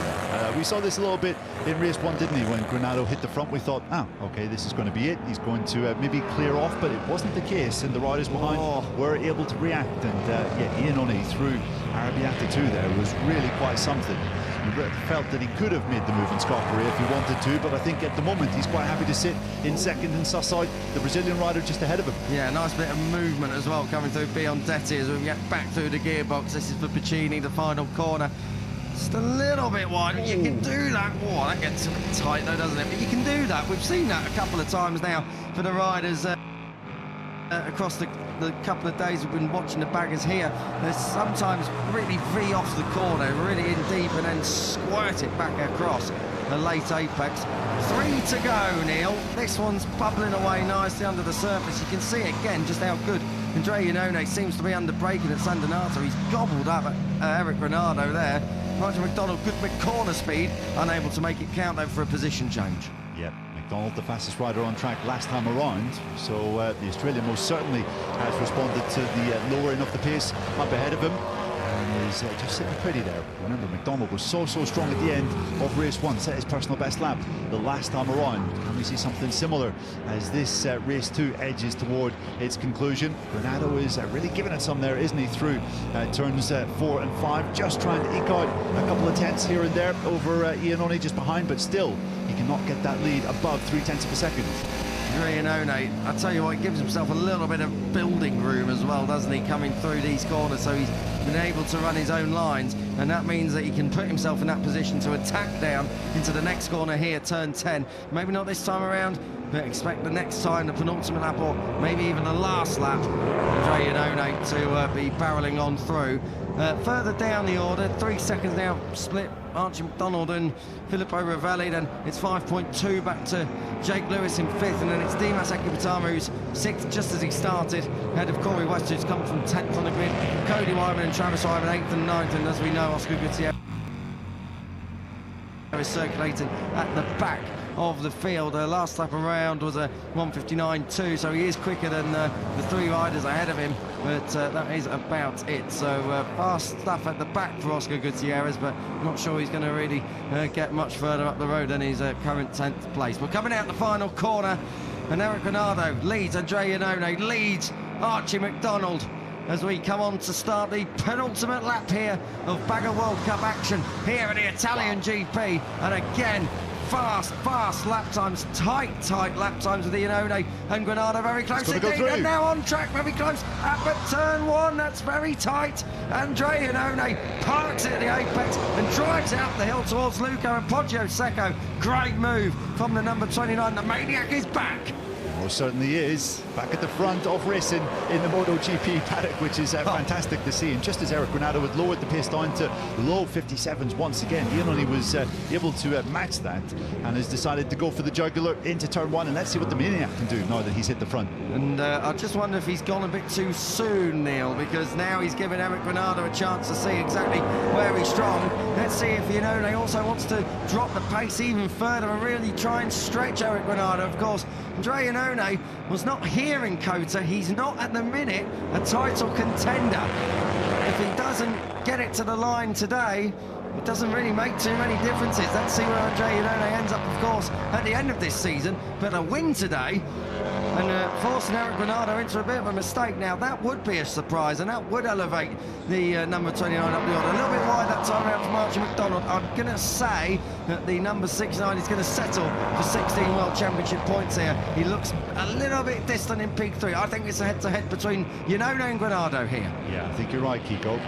McDonald, of course, had a box office seat for Oscar Gutierrez's crash on lap 1, so he'll surely be thinking of the championship, and it could still be a really good day for the Australian in that regard. In fact, he might come away with the championship lead, depending on how this last lap plays out. But you can see Granado closing right up as they enter in Bacini for the penultimate time. I love the way he seems to be skating the rear tyre around there as he uses it to turn, the throttle to turn, to come out and get a good exit from Bacini, and he's right in the Maniac slipstream as they cross the finish line for the penultimate time. Let's see if Eric Granado has got anything at San Donato. Last lap time then here in the Bagger World Cup at Mugello. He's going up the inside, is he? Eric Granado's having a big old sniff, but Andre Iannone just a little bit too old, a bit too wily down there for any kind of shenanigans like that. So one opportunity gone. Where's next, Neil? Oh, it's a tough one to ask, Kiko. We did see a move done at Casanova Savelli, maybe into turn 4 if Granado can nail his acceleration coming out of here. A bit too far away for my liking, yep. I think the next opportunity, really, the next big one is gonna be Scarperia. It's gonna be Scarperia. I'll be very surprised if we can see the Bagger machine side by side to Casanova Savelli. I have been wrong once, I'm always available to be wrong again. And Eric Granado is building all the while through here. It just depends. Does Granado want to risk everything? Because it's not going to be an easy overtake, or does he want to settle for 20 championship points and think of the long run? Because at this present moment, Iannone isn't necessarily a championship threat. Andre Iannone's good through here as well. You can see he's instantly gapped the number 51. I tell you what, Andre Iannone, this is a heck of a second sector incoming for the Italian. Let's see if he scrubs off all the speed. I thought he was just dropping it a little bit wide there, but no, the Maniac pulls it down. Crazy Joe, he used to be called. He's smoking Joe today at the minute. This is a brilliant ride from the 29. This is turn 12. This is where he had to take that long lap penalty in race 1. No such dramas this time around. Just Biondetti and Bacini to go. Yeah, he's nailed that line out of Corantaio coming through the Biondetti chicane. It looks as though Iannone has got well enough in arrears to hold on for a first victory in this class, in his first round, his first appearance on a Harley Davidson. He's now got half a second to lead. Andre Iannone comes through Bacini. I'm fairly sure that is that, barring acts of God and misdemeanors. Andre Iannone has come to town. Andre Iannone has taken victory at Mugello. A fantastic ride and the fastest lap of the race on the final lap. Classy as well. A 56.8 for Andre Iannone and 25 World Cup points. Eric Granado finishes second ahead of Archie McDonald. It's a fine fourth for Filippo Rivelli. Dimas Akipatama comes through to snatch it from Jake Lewis in sixth, and this thing goes down to the line as well. Corey West ahead of Cody Wyman and Travis Wyman as well. Oscar Gutierrez is still out on track. We just have to wait and see when the Spaniard is going to come through. It's all dusted up, but when the dust settles, it's still 6 points for the number 99, who once again relinquishes that championship lead. He won't be leading it to the next round at all, but it is 6 points and home for Oscar Gutierrez in Mugello race 2. What a race, what a load of stories we've got. Andre Iannone, a winner in the MotoGP paddock again. I didn't have that on my bingo card at the start of the year. Yeah, I didn't either, but Iannone shows that, well, there's no replacement for talent. No. He may as well stand and take in the adulation of the crowd. Italian winner will be so popular here, and Iannone has such a storied history around this Mugello circuit. He won his first ever Moto2 race here back in 2010 in what was just his 4th appearance in that category. It really propelled him into the big time in the minds and the attentions of MotoGP teams and factories at that particular moment. And here he is, 16 years on, doing the same on Harley-Davidson machinery. That was a sensational ride from Iannone. 0.3 of a second faster he was than Granado on that final lap. And when he was coming around Scarperia, I did think he looks like he is absolutely on the limit. We saw the front bouncing and the rear skidding, and oh dear, managed to keep it down. Tell you what, he likes going in the gym, doesn't he? Because Andrea Iannone is pretty pumped, and he's got to be getting the front end of that Harley Davidson up. 280 kilos, not a problem for the number 29. Oh, is it a problem? He can't get off it to stop it. Andrea Iannone, he almost made his biggest error, shaking the head as well. He tried. I think he tried to take the plaudits of the fans and run over, but he couldn't quite get off these Harley Davidson machines. As you say, they are like a bit of a horse on there. You have to really get on top of them big time. They're quite high up. Eric Granado's going to try and give us a wheelie as well, and does so successfully. Fantastic stuff. Another second place for him, but consistency so key, as you say, Neil, in these short championships. Yeah. And Eric knows that from his time racing in Moto E. Just 1 or 2 crashes can really have such a massive impact. And when you look at the last couple of years of Moto E, there have been occasions when the rider that's been super consistent has come away with the crown in the end. And the rider that's been most consistent of all has been this rider here, Archie McDonald. He has been on the podium in every single baggers race that we've had so far this year. 4 podiums from 4 audience. How about that for the 19-year-old? And he takes back control of the championship as well by 3 points ahead of Eric Granado. It is now 9 points cover the top 3. Oscar Gutierrez is down to 3rd on 64. Andrea Iannone's win is going to put him on 38. So 38 place 73. It's not all done yet, is it? With 8 races and 4 rounds still to go. Just trying to do the arithmetic there, Kiko. It's what, 36 points, I believe? 35 it'll points. Be 35, yeah 35 points. It's 8 rounds to go. If Andrea Iannone wins them all, he's got the title in the bag. Yeah, that's going to happen. 4 rounds to go, I believe, but... yes, 8 races. Yeah, 8 races, yes. But yeah, Iannone will be looking at that. Certainly is not an insurmountable deficit in the championship, and yeah, great to see Iannone. Many friends in the paddock. Oh, he's giving the lift to one of his mates up in the Park Ferme. Well, probably fit 2 or 3 more on there if they wanted. Only one of me, though. You meant to go, of course not. Don't be so harsh on yourself. Andrea Iannone back in Park Ferme in Mugello. You can see a few fans have stayed behind to enjoy that one.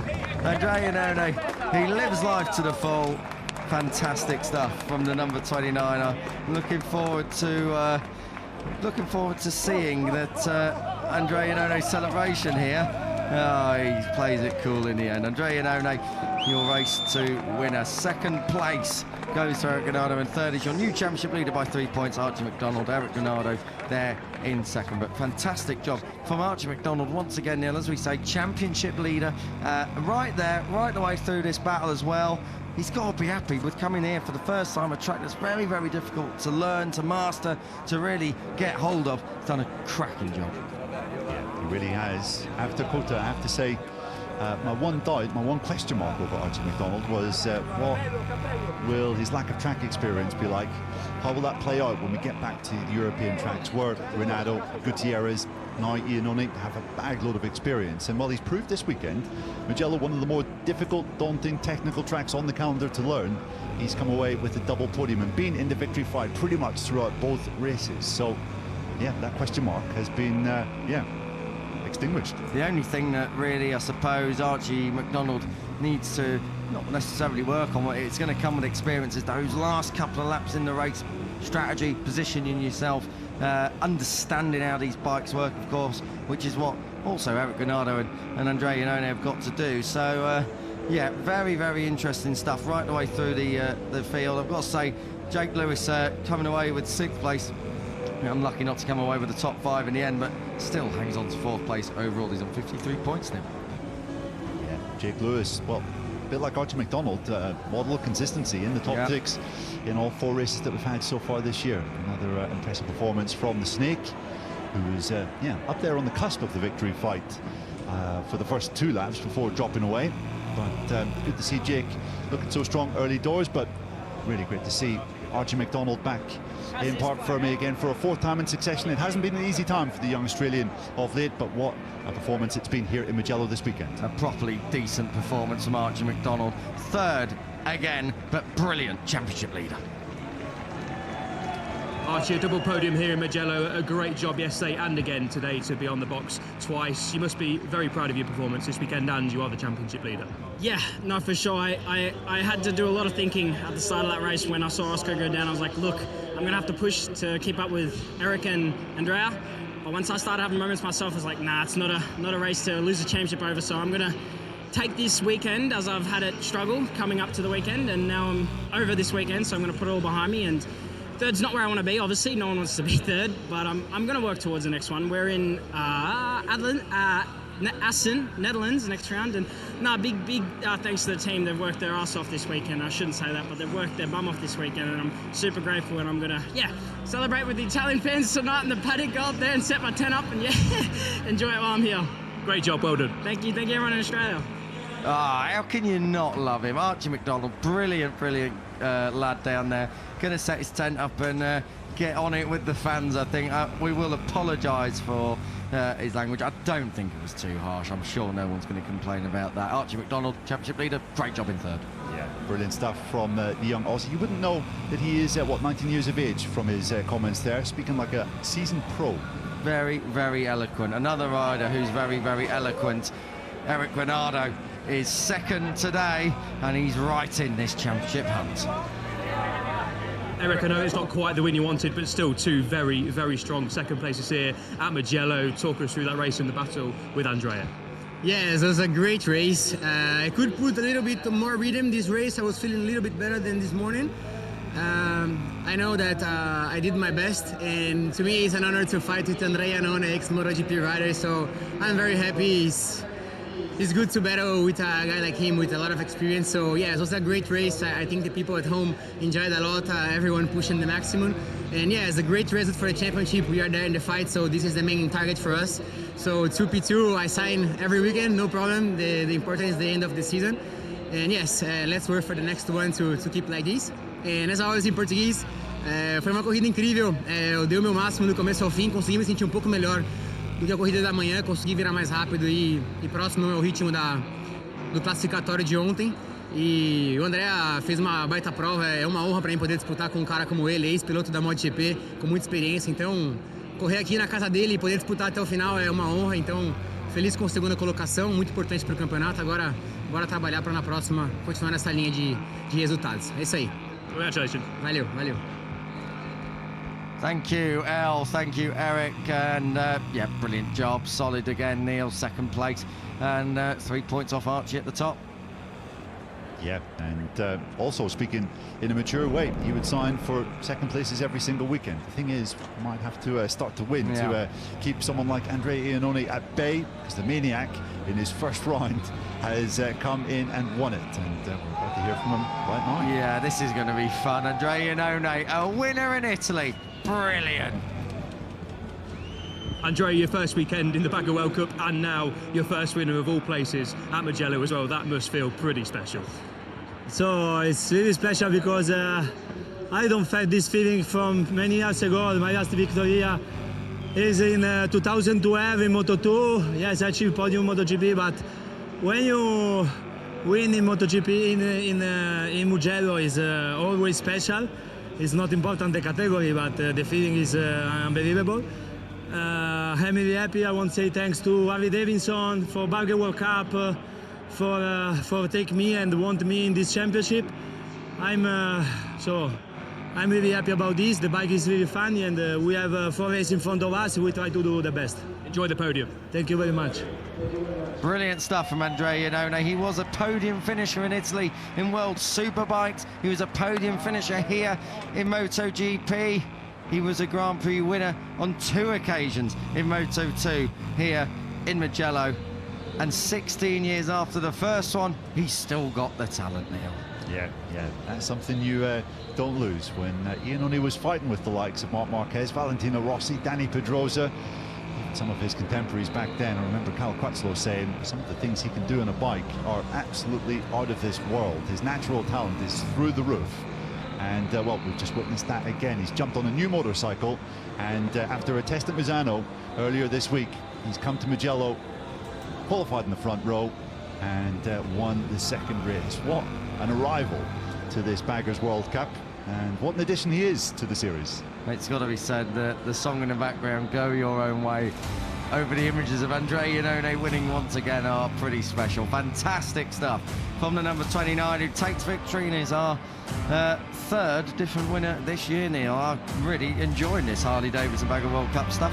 Eric Gennaro second, Archie McDonald third, three different nationalities up there inside the podium places. Filippo Ravelli makes it 2 Italians in the top 4, a best of the year for Dimas Ekipatama and Indonesia. Jake Lewis, Corey West, Cody Wyman, Travis Wyman and Oscar Gutierrez. A blunder sees him down in 10th. And in the championship, Australia's Archie McDonald is 3 points clear of Brazilian Eric Granado. Gutierrez drops 2 places from 1st to 3rd. Jake Lewis, Filippo Ravelli and Corey West stay 4th, 5th and 6th respectively. Andrea Iannone there in 7th, that win vaulting him up the order. Travis Wyman in 8th there to brother Cody. Dimas Ekipatama's season best result still sees him last, but on 20 points in 10th. And now it is time for the podium ceremony. I think we're going to get quite the cheer when Andrea Iannone comes out of this one, Neil. But a brilliant, brilliant round once again for this all-new championship, this all-new World Cup. Very, very excited to get to Assen, where we often have a few changeable conditions. It's a very, very different track. It's still as fast and flowing as Mugello, but in a totally different way. Yeah, absolutely. They have picked some fantastic circuits and venues for this Harley-Davidson Bagger World Cup in 2026. Iannone, well,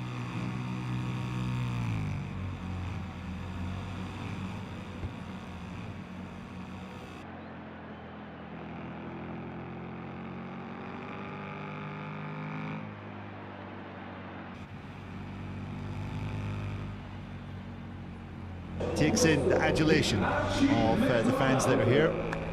The party was going well beyond half 8 when we left the circuit last night, and I'm sure it'll be the same tonight as Archie McDonald lifts his 3rd place trophy into the air.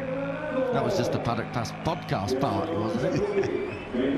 Eric Gennaro second, and you can guarantee there's going to be a few big cheers here incoming for Andrea Iannone. Alberto Ferrari from Brembo gives out the trophy. Andrea Iannone is a winner in Mugello once again. We're going to get the Italian national anthem, and it's a bit of a dream for Andrea Iannone, this one, at Mugello.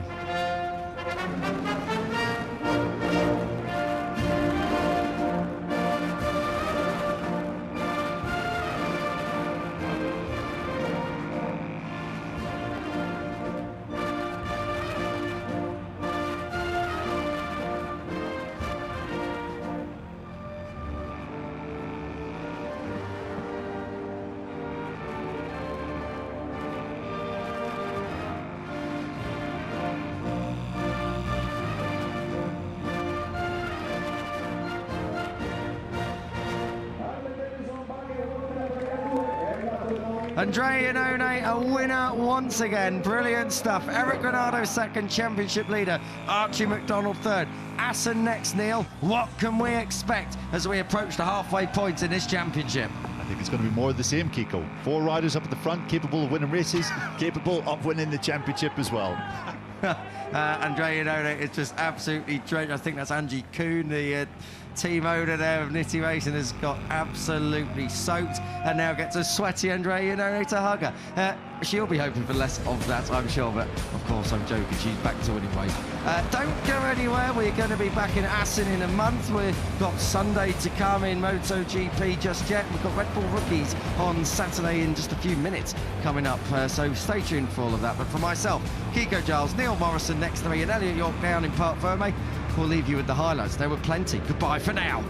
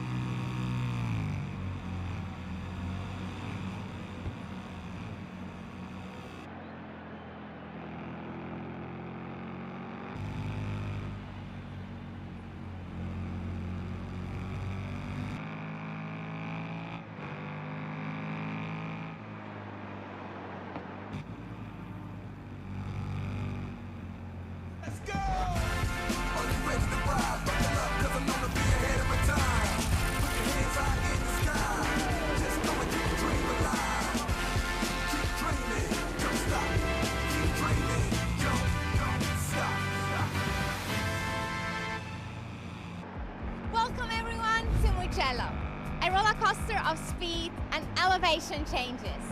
We are already at round 3 of the Red Bull MotoGP Rookies Cup, and if the 4 races taught us anything, is that this championship is more unpredictable than ever. I've seen 3 different winners in just 4 races. Now, as we are at the legendary Mugello circuit, and the big question is, will we see yet another first-time winner? Or can the current frontrunners be at the top of the standings? One thing is certain, the racing has been spectacular. This year is very special as we celebrate the 20th season of the Red Bull MotoGP Rookies Cup. And to mark this occasion, we caught up with Gustav Auinger and Peter Clifford to look back at the incredible journey of the Red Bull MotoGP Rookies Cup and explore what the future holds for the next generation talent.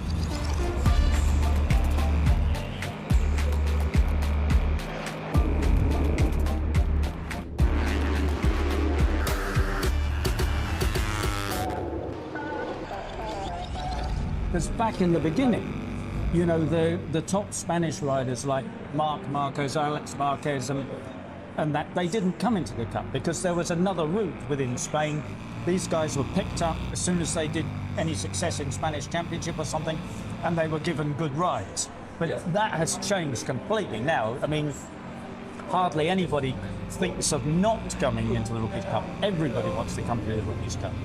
For me, I'm very proud of being here, being in the Red Bull Rookies Cup, you know, racing in this level of competition, being in this legendary and historic part of motor racing, I'd say, and see all of the people I look up to, being in MotoGP, and I know now that they passed through here. That's very important for me, because I know that if I do everything well, there is a chance of me being like them in the future. The fact that I'm here, I think it gives me a lot of opportunities, and I'm doing my best every day to use these opportunities to be there one day. And now with the best safety gear, and they get you and Danny, you know, helping them to be better racers. It's incredible, really, isn't it? Yeah, and if you think about the first idea about this, to look for some talents, some riders, some highly talented rider. Like it is now, it's fantastic. We have such a fantastic group of young riders. What do you think the future holds for the Rookies Cup?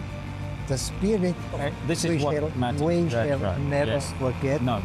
Take care.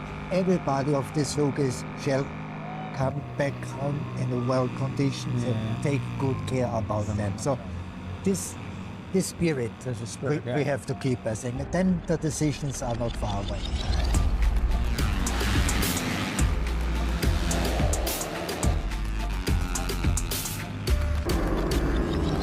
How amazing to hear from Gustav, Peter and our riders why the Red Bull MotoGP Rookies Cup is so important, because this is the stepping stone to MotoGP.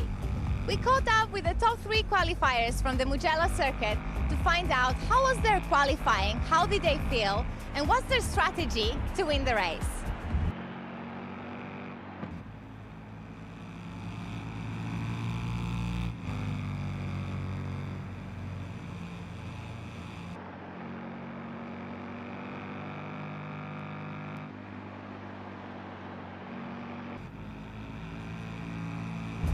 Yes, I'm very happy for the pole position, my first pole position in the Red Bull MotoGP Rookies Cup. I like very much this track, and the lap is a crazy lap with a slipstream.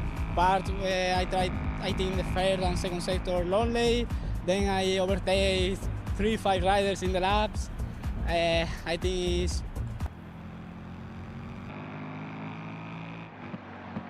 a very good qualifying. What's your strategy? How are you planning to be on the top 3? Running.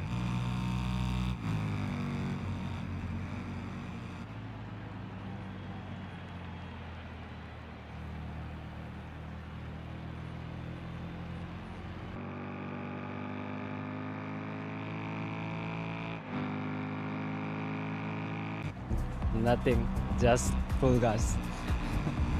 What will you do on the race to get a podium? I don't know. Don't be first and last lap straight. and yeah, have luck, I think. Mugello circuit always provides incredible racing action. So let's see our rookies twisting that throttle on our KTM RC, Peter Clifford.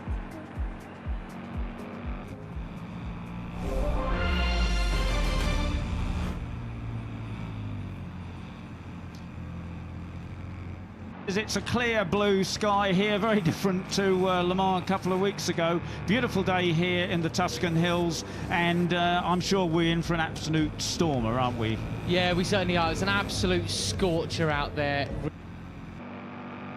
Our rookies, of course, this is the first time they're on track here today after free practices and qualifying yesterday. Now, the big news coming into this one is a bunch of penalties. Don't we love a bit of that, Peter, eh? Ramadipa, one of the riders with a penalty. Kratokville also has a penalty. Pugliese as well. But before we get into all that, we've got Dominica and Brian Uriarte down on the grid. Brian Uriarte, you are the 2025 Red Bull MotoGP Rookies Cup champion, and you also hold the all-time lap record at the Mugello circuit. So what's your advice to our current rookies? Well, for sure this is a racetrack that I know pretty good, so yeah, I have the all lap time record, and with a huge slipstream, which is really important here, so a good advice for the rookies will be that be really clever for the last lap, because here is the most important, no, along the race. So yeah, the most important thing is to enjoy on the bike, and for sure they will do it. Thank you so much, and all the best of luck racing tomorrow. Yeah, great to hear from Brian, and he was incredibly quick round here. Of course, he was absolutely fantastic in last year's Red Bull MotoGP Rookies Cup, finishing first and second and really dominating, except here in Mugello, where he actually finished 5th and 6th, just because, it's a place where if you're in the wrong place at the wrong time, the result can turn into an absolute lottery coming to the line. That is so often the case here, and talking to the guys this morning or at lunch, they all think that it's the same thing, that it's going to be a huge bunch, and goodness knows who's going to win it. Well, as we did see on in the pre-show when we were just looking at him there, David Gonzalez will be starting and leading the way from pole. He was, of course, our winner last time out in Le Mans, the last race winner that we had after a pretty torrid couple of races before that, Peter. What do we think is going to be happening? Well, I can tell you what's going to be happening in a minute, actually. We're going to be hearing from him down on the grid, because our pole sitter is there with Dominica. David Gonzalez, you had an up and down season. However, you're looking really strong. Pole position for you today. So, what are your thoughts about both races at the Mugello circuit? I am happy to the pole position. I'm going to try to push hard the first lap to broken the group. Nothing more. I think fighting the last lap. I'm going to. And talking to Beñat Fernandez at lunch, he said it's impossible to break away here. He doesn't believe David or anybody else can do that. Game on, mate. Game on. Well, there is your second place rider on the grid, Ryota Ogiwara, then, who also got a podium last time out in Le Mans. A real something about here, Japanese riders, Rookies Cup in their first year, doing rather well. Tayo Furusato, you might remember a few years ago, doing substantially excellent. As we look at Guillaume Plonk, an informed rider, buoyed by a great weekend last time out in Barcelona for the Junior GP World Championship. What do you make of his performance this weekend, Peter? Well, I mean, he's stunning, isn't it? Because he turned things around. He's not been starring, in the first couple of weekends. He hasn't started Mugello before, but he's certainly started here this weekend. That, front row starting positions, no lucky thing. He was fastest in FP1, fastest in FP2, and might well have been on pole, but, a big bunch at the end, and it didn't work out for him. But he's certainly got the pace this weekend. Big shout out to Luca Agostinelli, the half Vietnamese, half Italian rider, in 5th place on the grid. That is an absolutely sterling performance there. Real big shout out to him. And Tibor Varga in 6th as well. Yeah, an interesting point about Luca Agostinelli. He did FP1, FP2 completely on his own. He didn't want to know about what anybody else was doing. He's about the only person running around on his own. And then he got in the group for qualifying and got the good qualifying position. Well, I think also rather crucially, our championship leaders, Beñat Fernandez and Fernando Berjosa, start from a joint 10th and 11th on the grid here for today's race. Beñat, I spoke to him yesterday, or no, not yesterday, because it wasn't there yesterday. Today at some point earlier on, a lot's happened, and he's not bothered at all. He says it's going to be a big group. Yep, so I'll stick in that. Yeah, that's right. And he had a lengthy discussion with him actually, over lunch, and he said yes, it's going to be a big battle. He's sure no one he thinks will be able to break away. He said, you can't make a plan for the last lap. You've just got to keep towards the front of the group and do whatever you can. He said, the tyre performance will drop off. He said that's going to be the same for everybody.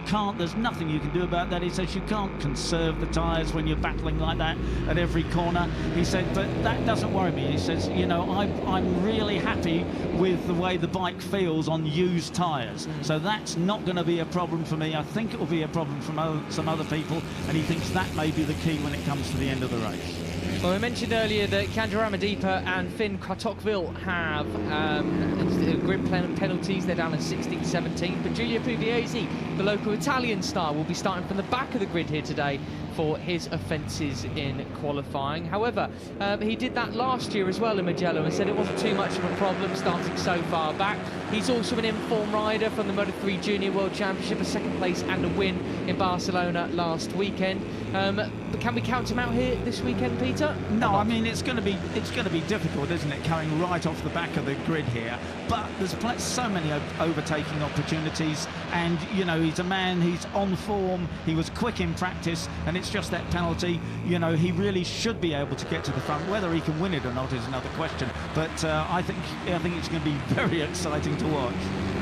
Wow, look at this absolutely stunning ribbon of tarmac. Really one of my favourite places on the entire calendar. Nowhere quite like Mugello, that you can't really quite see, but the camber at some of these corners that just really pushes you right into the corner. They carry so much speed all around the circuit, especially in Rookies Cup. This is the Biondetti chicane, just an ultra-fast section right there leading into the final corner. Now, one of the key things here is the choice of gearing. You've got two possible, gearing choices, and there are positives and negatives about both. You can go for the short gearing, and the bigger guys like Berjosa and Kano, they have to go for the shorter gearing. But then, you're sort of running out of speed if you get a good slipstream down the straight. The really light guys can go for the longer gearing, and people like Ethan Sparks. I mean, Bennett Fernandez said that Ethan Sparks is so tiny, so small. He said, I can't even pass him out of the slipstream down the front straight here. There you go. Well then, this is the point where tensions really rise. David Gonzalez makes his way to the front to assume his first pole position in Rookies Cup. Ryota Ogiwara starts from second position on the grid, and we have Guillaume Plonk in third. We will be under starters orders very shortly. Rookies Cup Race 1 in Mugello. Well, let's see if David Gonzalez can do anything like what he intends to, which is break away. Beñat says he can't. David says he can. So let's see what happens. Red Bull MotoGP Rookies Cup action at Mugello, and who gets a good start?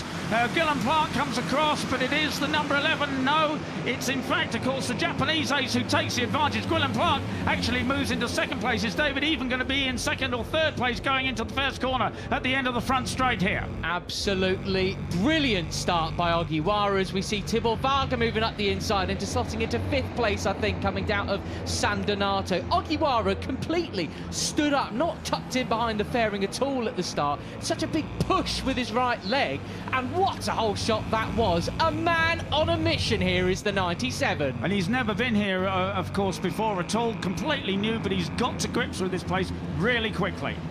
Well, all safely through turns 1, 2, 3 and 4 pretty much. Plenty of riders out onto the green for that first lap as they're all jostling, shuffling for positions, but it's Gonzalez who takes back first position then. Into third, that's Mike Yu. Kiatasak Singapong, the 85, takes it from Guillaume Plonk.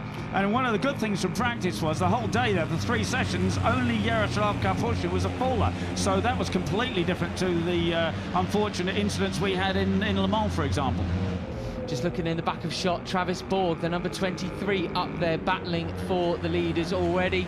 5th place for him. He had a great weekend as well in the Junior GP Series. It's Mike Yu onto the gravel there in the background. Goodness me, a bit of motocross is not what you want at this time in the morning. A shout out though also to 6th position, up from where on the grid? Christian Daniel Jr., the American. Where on earth was he on the grid?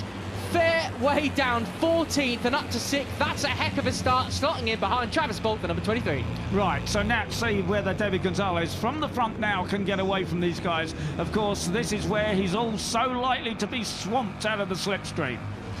Right, let's see how these units of riders who are leading the way. Quite tall, Travis Borg, Christian Daniel slotting in behind the other riders. Nobody pushing each other onto the grass at this point, thankfully. Over the Tricolore they come, fanning out. Guillaume Plonk goes for the lead. Will we see the Frenchman leading the Rookies' Cup race? Not quite, maybe. Last of the late breakers. It's Mike Yu into the lead. A superb sup from Kietzek Singapong, the Thai rider. Oh no, it's Guillaume Plonk who does take it in the end. Brilliant. Inside line through turn 1, and he takes it. Go on, Guillaume. He said he wanted to be on pole. He could have been on pole. He said, but don't worry, I know, I'm feeling confident. I've really got this, he said. Is that Guillaume Plonk? But inside comes the number 11, David Gonzalez, to retake the lead. Now he's got to really try it now. He's got to go the hammer down and try and go onto the green stuff already. Onto the green stuff. He's got to watch it. He's got to go hammer down to try and get far enough away to deny them the slipstream. Is that even possible? Well, through we come into Arrabbiata 1, then Arrabbiata 2. It's so steep, this part of the circuit. You can't get any impression of it from these camera angles there. Completely flattens it out, but it's such a haul. If you miss a gear or anything like that, hesitate a little bit, you will lose so much time. And he is inching away, isn't he, David Gonzalez? The 18-year-old Spaniard is inching away at the front. And that we caught a glimpse of the number 7, Beñat Fernandez, the cup leader. Yeah, Fernando Bajosa a couple of spots behind him as well now, as he's got Christian Borelli for company in 11th spot, Carlos Cano 12th position. I expected more from Ramadipa at this stage despite that penalty, but no, he's down in 13th now. And Luca Gastinelli is doing well there. He's up into 8th. Corner. Borg moves up into 2nd place then. We're getting very accustomed to seeing this, aren't we, Peter? Travis Borg, the Maltese rider, battling for the podium early on throughout the race. There's a bit of misfortune befalling back in Jerez the first time we saw him at the front. A chain coming off, no less. Really troublesome that. And then he nearly lost the podium.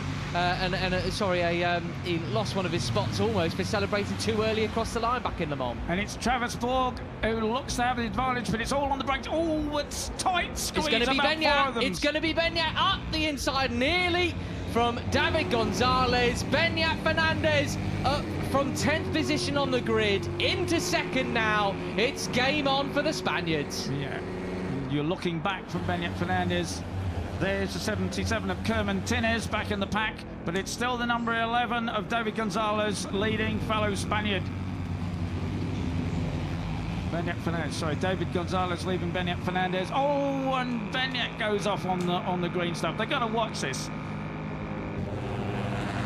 And then they're all going to start complaining afterwards. If so-and-so was on the green, if so-and-so was on the green this many times, and things like that. But you've got to watch it, haven't you? Yeah. Bajosa it is for the fastest lap of the race so far, back in 10th place. He's, as I said, he's one of the bigger guys. That doesn't, that's on the red. That's okay. It's just slow. That's the issue there. Yeah. It's just slow. And look, it's bunched them all up, Peter, as we come down here in. Oh, goodness me! It's getting tight there between Mike Yu and Travis Borg. Goodness, we come into Corontayo now. Yeah, I mean, how many is it? It's like, according to the timing screens, it's 15 people battling for the lead. Yeah, don't deny that. David Gonzalez it is who had the advantage over the cup leader, Beñat Fernandez. Singapong, Borg, Ogiwara, Christian Daniel up to 6th now, ahead of Plant back to 7th. Yeah, so top 11 basically is this group, even more so I would say, but that is the live championship. That's going to be changing dramatically before the end of the race, I would suppose. Across the line they come then. Your pole sitter, David Gonzalez, leads the way from Beñat Fernandez. 23, Travis Borg alongside Christian Daniel Jr. The American moves up in towards the podium positions, but look at that. Kiatasak Singapong fans out across the Tricolore, exit of pit lane, takes the inside line. He wants to lead, but it's Beñat Fernandez who sweeps around the outside of the B corner where they keep the beehives on the inside of the turn. I know, useless fact, but it's Ryota Ogiwara who punches straight back into second place. Right, now Beñat Fernandez said it's impossible for anybody to break away, but I think he'll try and give it a go if he can. He leads now on the number 97 of Ryota Ogiwara, the Japanese. How are we only on lap 4? Go on the green this time, seemingly, and well, a couple of people in the background. I think it was Karpushin who went on it, but none of the leaders. I was going to mention, Peter, when we saw Yaroslav Karpushin in the film, in the pre-show, where's he been for the start of the season, unfortunately? Yeah, I mean, he, like, you know, Christian Daniel Jr., they came out of last year, really was as favourites to be winning races on the podium at least this year, and it just hasn't really come together for them, as the Japanese Ogiwara takes the lead, the 17-year-old Japanese. Behind him, as you were mentioning him, Christian Daniel moves up the inside of David Gonzalez into 5th place. So he's bringing Bahosa with him though, second in the championship, making his way through the pack now steadily. A few laps just sort of settling around the top 10 or so, and now it's time to go for the number 69. And I remember seeing Christian Daniel, you know, doing, you know, in the front leading group here last year, but he actually ended up with 2 9th places here last year in Mugello. But he's now up to 2nd place, is the number 70. Christian Daniel Jr., the 17-year-old American, is really hunting for the win this time. And look, they are starting to separate a little bit, but how much will it close back up again as we come down the start and finish straight? This group is enormous, Peter. It's Christian Daniel, though, who will lead across the line that time. Number 7, Beñat Fernandez, a series leader. Just behind him, Mike Yu Singapong, podium finisher so far this year, up the inside there. And someone's up the inside as well. Not sure who it was. And it is. It's Luca Agostinelli. Where did he come from? Yeah, fantastic stuff. He really used the slipstream. And of course, you know, the slipstream compounds themselves. You know, you're following one guy one bit, but by the time you're following 2 or 3 guys, the advantage is absolutely tremendous. Up the inside goes the number 7 of Beñat Fernandez to take the lead. Well, this group now is probably all the way back to, goodness me, 21st place, I think, at this point now. They've closed all back up again. All top 21 riders within 2.1 seconds. I mean, that is just insanity, isn't it? It is. And David Gonzalez was pushed back to 8th. Looking further down, Karpushin is actually back in 15th. Planck 10th. Yeah. Another rider I was expecting a bit more from is Carlos Cano. Oh, who's that? It's Agostinelli, nearly saved it. Oh, what a shame that is. Down at turn 10, he tried his very, very best to save it. I thought he would at one point, but no, his efforts have ended up in the gravel. Tragedy for him. He's totally furious with himself. Yes, that's right. It folded early on him, didn't it? And he kept it going.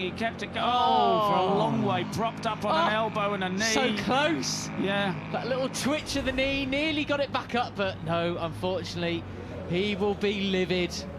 Well, we switch back towards the front. Christian Daniel. Of Christian Daniel, the American, on one side of the track. The whole rest of the pack on the other side of the track. Marulander is battling him for the lead then. The number 27, the Colombian, takes the lead in this race for the first time. He started a bit further down on the grid than we were expecting. And Christian Daniel goes deep 19th he was, sorry, Peter, to interrupt. I did want to shout out as well, Jeroen van Kroeften was starting from 9th position on the grid, but unfortunately he's been pushed towards the back of this pack after some great efforts in qualifying. Yeah, he did. He really made a good show of it in qualifying, and I'm sure he was hoping for a lot more in the race. But as you say, and there's Travis Borg is there as well, the number 23. The Maltese with you can't miss that Maltese cross on the red helmet. No, he makes that very easy for us, doesn't he? Thank goodness. As we see Christian Daniel leading the way then, up 13 positions from his starting position on the grid then. Really great stuff for him as Borg defends his position for Beñat Fernandez, cuts across the front there into Arrabbiata-1, but you've got to be careful because, as I said before, it's so steep up there. You sacrifice speed going in, you'll sacrifice speed going out. And it's where the choice of gearing makes a difference, of course, on that climb, whether you're on the short gearing or the long gearing. Hey, look at this, Peter. Number 71, Carlos Cano, the Spaniard, up there into 5th position. This is the best we've seen from him in Rookies Cup so far. I was going to mention earlier, in some ways, it's been a bit of a disappointment for me so far this year. Well, apart from his qualifying in Jerez, wasn't he? Where he was, exactly. You know, and it just hasn't sort of crystallised for him since then. But as you say, he's the there lap now. times have been there, the racing hasn't, but it certainly looks to be there now as he gets pushed a little bit wide out of Biondetti 1 and 2. He slots back in. He's got Ramadipa for company, Travis Borg, David Gonzalez as well. And he is also, as I said before, one of the bigger guys, him and Verhosa, so they really need the slipstream, and it's still hard for them to pass out of the slipstream. This group goes all the way back to Sullivan Mounsey in 17th now. Goodness gracious me. 3 abreast there, over the hill, into the braking zone. Who's going to be bravest? Up the inside is the number 7 of points leader, Beñat Fernandez. Christian Daniel looks behind him as to who's going to be sending it up the inside as he breaks down into turn 1. And I think this goes to show no one really wants to lead, Peter. What do you think? As we see Varga now back into 3rd place, having been punched down outside the top 10 earlier. Well, yeah, I mean, Ben, you don't want to be biffed up people elbowing you at every corner. He said that was a problem in qualifying. Just stay near the front and try and stay out of trouble. And he's certainly near the front. Superb stuff. Demonstrative of all this is Pugliese from the back of the grid is up there now into 9th and 8th position just before we saw this replay. Yeah, so he's got the pace. We know he's got the pace. He was quick in qualifying. He's come off the back of that 1st and the 2nd in Barcelona. So let's see what he can do in these last few laps. We're only just over halfway through this. Yeah, my voice is already tired, I can tell you that much. Pugliese then, he's into 8th position now, and Varga gets pushed wide by someone there, but fortunately he kept it all right, a good nudge, a bit of Rubbins racing. Cano into 4th position now then, so he's figuring out the racing biz. Right, now Marulander is one of the smaller guys, so, you know, let's see if he can deny the others too much of a slipstream when they come to the start-finish straight this time on the number 27, the 15-year-old Colombian. I mean, grid position there, going from 19th to 1st. That's impressive to say the least. Okay, the 27 looks like he doesn't want to lead, does he? Marulander didn't want to lead down the straight there. And it's David Gonzalez who does. Carlos Cano was sitting up at that point. Goodness me, that must be... That was amazing. Intense being in there right now. I mean, he looked at both sides of him. He said, come on, I don't want to lead this. And he wants to pick up the slipstream, which he's done. Oh, Varga and Pugliese getting elbows right at the top speed moment. Goodness gracious, that was a bit sketchy. Mike Hugh goes into the lead, but does he go wide? Yes, he does. Pretty wide. Well wide. How many places is he going to lose there? He gained 4, 5? He gained 3, but I think he then lost 4 again. Or... Yeah, that's right. That was superb, wasn't it? That was superb. Travis Borg pushed down into 11th after all that. And in the middle of the pack there, I saw the number 20, the Finn Katowiczal, the 15-year-old German. You know, he said, look, I just want to learn from this first race here. I'm coming from the middle of the pack and the grid after a penalty. He said, I want to learn from the first race and really do it in the second race when I'll have a better starting position. 27, that is Matteo Marulander, the Colombian. I just couldn't believe when he looked around. Didn't want to lead onto the start and finish straight. But it is the number 11 of David Gonzalez. The pole man run back in front again. What are the rider coaches going to make of these antics, Peter? Well, yeah, I mean, you know, they accept it's what happened. They weren't impressed with qualifying because they just ruined it for each other. Nobody did anything in the last sort of 5 or 6 minutes. It was just a complete mess. David had set his time, and then just the last 5 or 6 minutes just mucking about. No one got anywhere. See now Beñat Fernandez, the way he's sitting up on the exit of that corner, yeah, it's the same sort of thing again. Just does anyone really want to lead? He's trying to gauge sort of who's with him. Anyone going to come up the inside? It's Gonzalez still leading. Matteo Marulander nearly there. Ogiwara going round the outside, railing the final turn.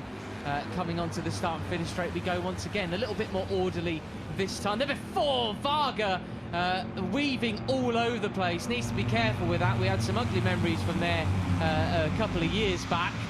And we don't need to see anything similar here today. No, we had a word with the guys at the very opening of the weekend and just said there's just none of that sort of stuff. Thank you very much. Right, there it is, the 85 of Kietzak Singapore, Mike Yu. Super wide again, a completely wild line.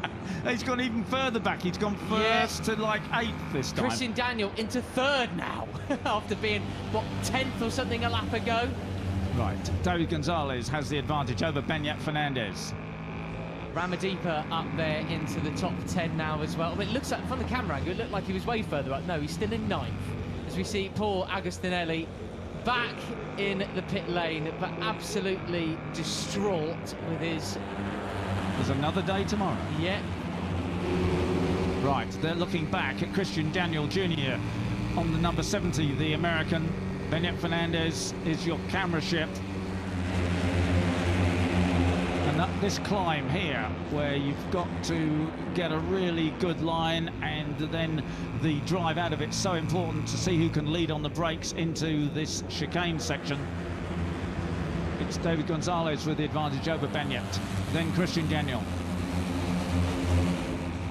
Tocqueville with the 20, causing me a little bit of confusion with him and Christian Daniel having similar helmet designs, as well as that Mike Yu going wide. Yeah, big moment into Corontayo there for the tie rider, but keeps it going just about. Oh, Kano just hits the side of him pretty much. Yeah, that's the trouble. When you go on a really bizarre line like that, you know, and then come back, it's things like that are going to happen. That could have been a very, very nasty moment. Oh, Tocqueville into 2nd place. The German rider will follow Christian Daniel. 70 leads from 20 onto the start and finish straight, and that moment for Mike Yu, that save he had there into Corontayo, well... Yeah, nasty, but anyway, he's got away with it. Now, as I said, you know, Finn said he was going to take it easy and learn here. Well, he's learning right at the front. Fantastic stuff from the young German. There he is, on the number 20.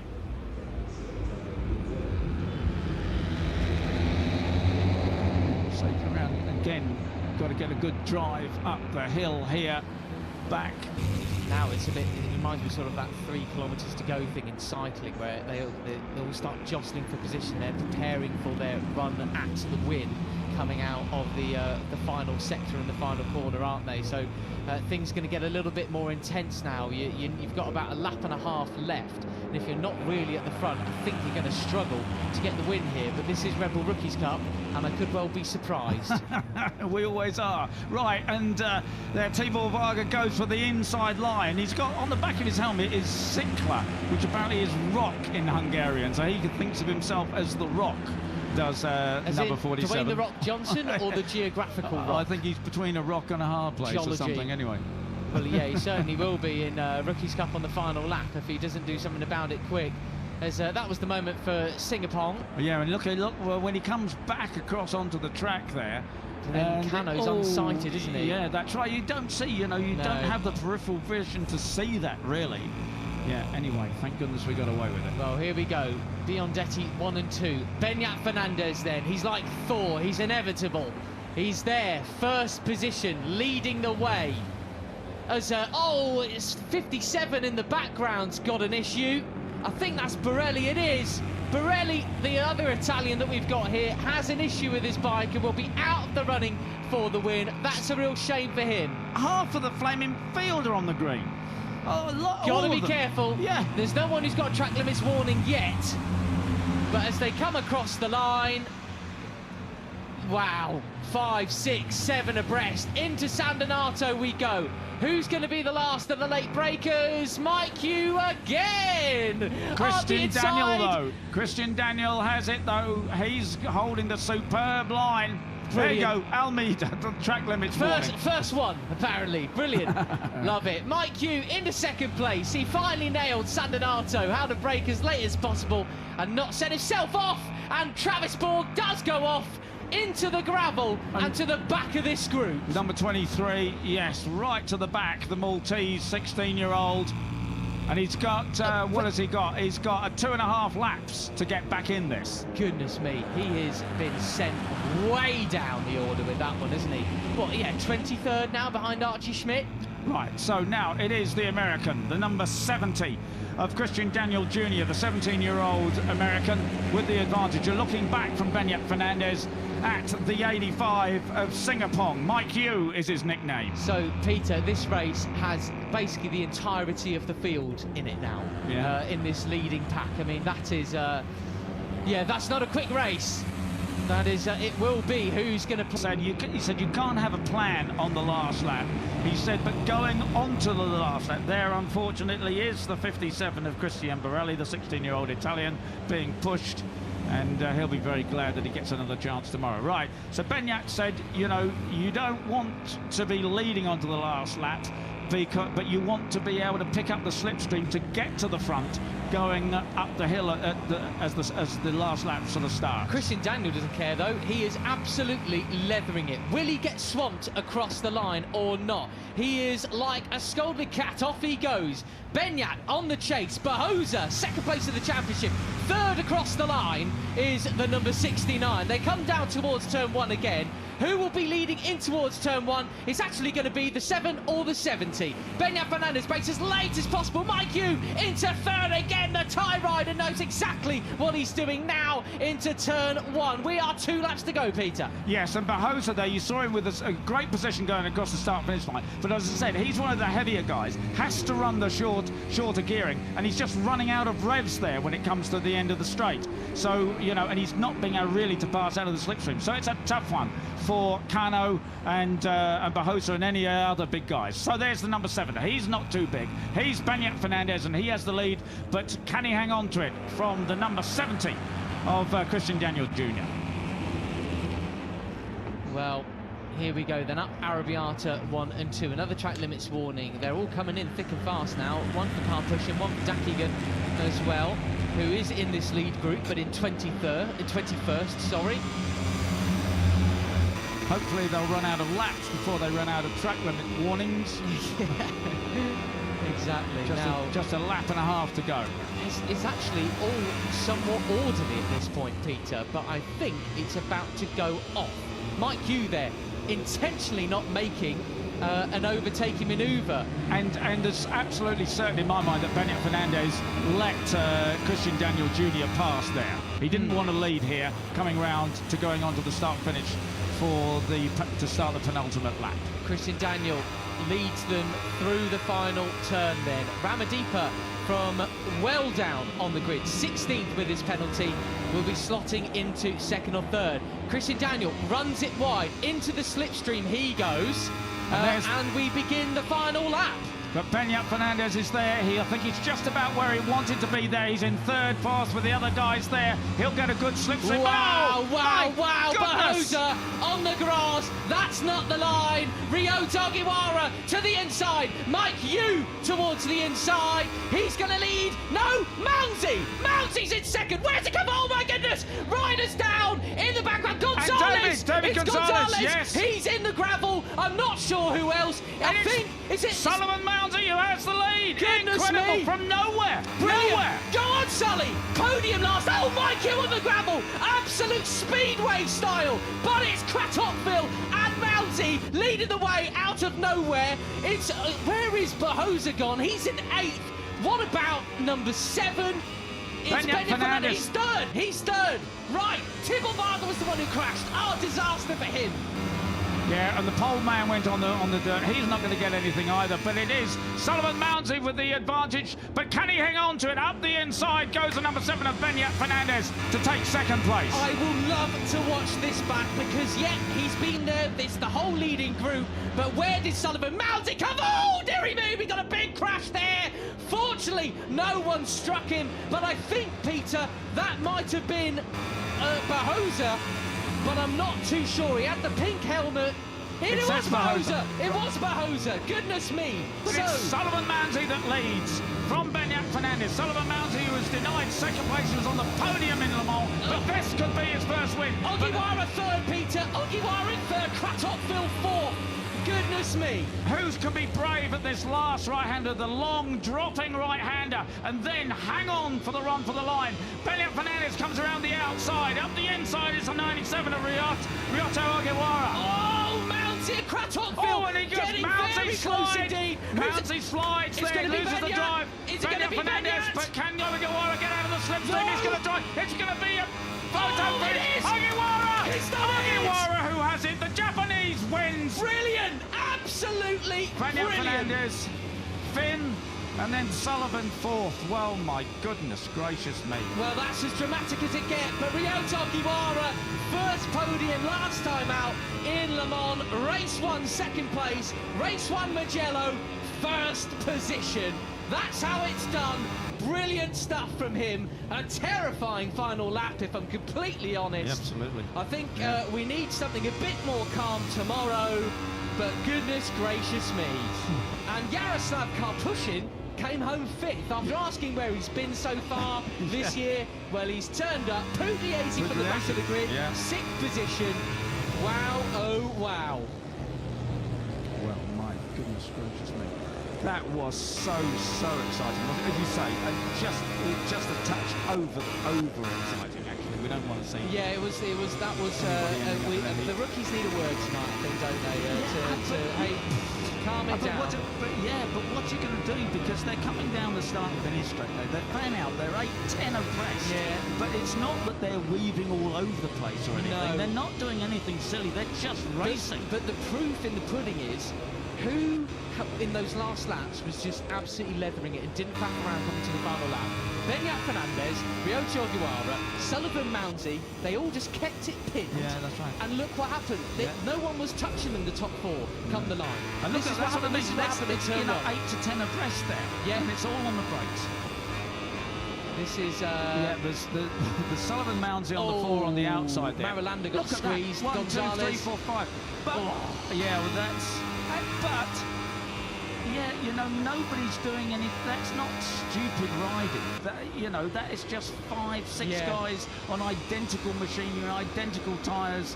But what I think back to, Peter, do you remember when Marco Morelli in Assen just went, stuff the lot of you, catch me if you can, and he won it? That's what you want to see, and that's what the thing is. Team managers in this paddock want to see from their riders, don't they? Well, yeah, they do. For Jose, it's such a shame for him to miss out on the points there because it's going to be hard to catch Benyat the way things are going. But I don't really want to criticise. Obviously people made mistakes and people fell off, and that's what you're to avoid. But other than that, it wasn't stupidity. It wasn't people weaving all over the track very much at all. That was sort of 5 or 6 guys wanting the same bit of road. Tell you what though, I'm going to absolutely big him up right now, even though he didn't get the win. There's one rider throughout that who just goes, no, I'm having it. And that's Benyat Fernandez. Yeah. He was up there the entirety of the last 5 laps.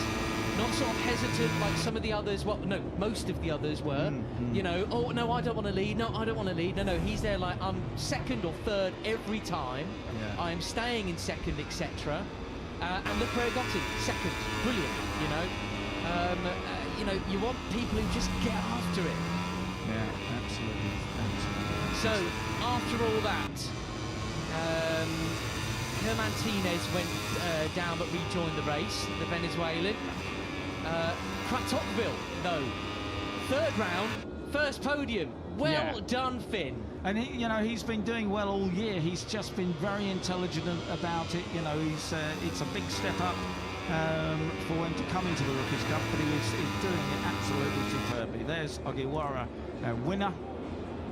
I do remember first look at Mugello. A certain Tyre Rosato won in very similar fashion. Actually, it was debut in the Rookies Cup in 2021.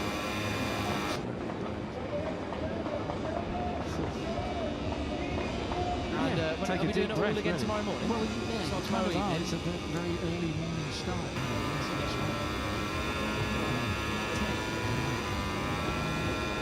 Exhausting. But that's Rookies Cup for you, everybody, ladies and gents. Very, very exciting indeed. I think somebody can be miffed. Christian Daniel Jr., 12th. Yes, but he did make the choice of not being in those leading groups. Coming onto the last lap, he slotted back into about 6th, you know, and then you're in the lap of the gods come at turn 1, come the last lap, as we saw. And Singapore, you know, he's 13th. He was at the front, you know, going top, you know, fastest in both free practices on the front row of the grid, 50.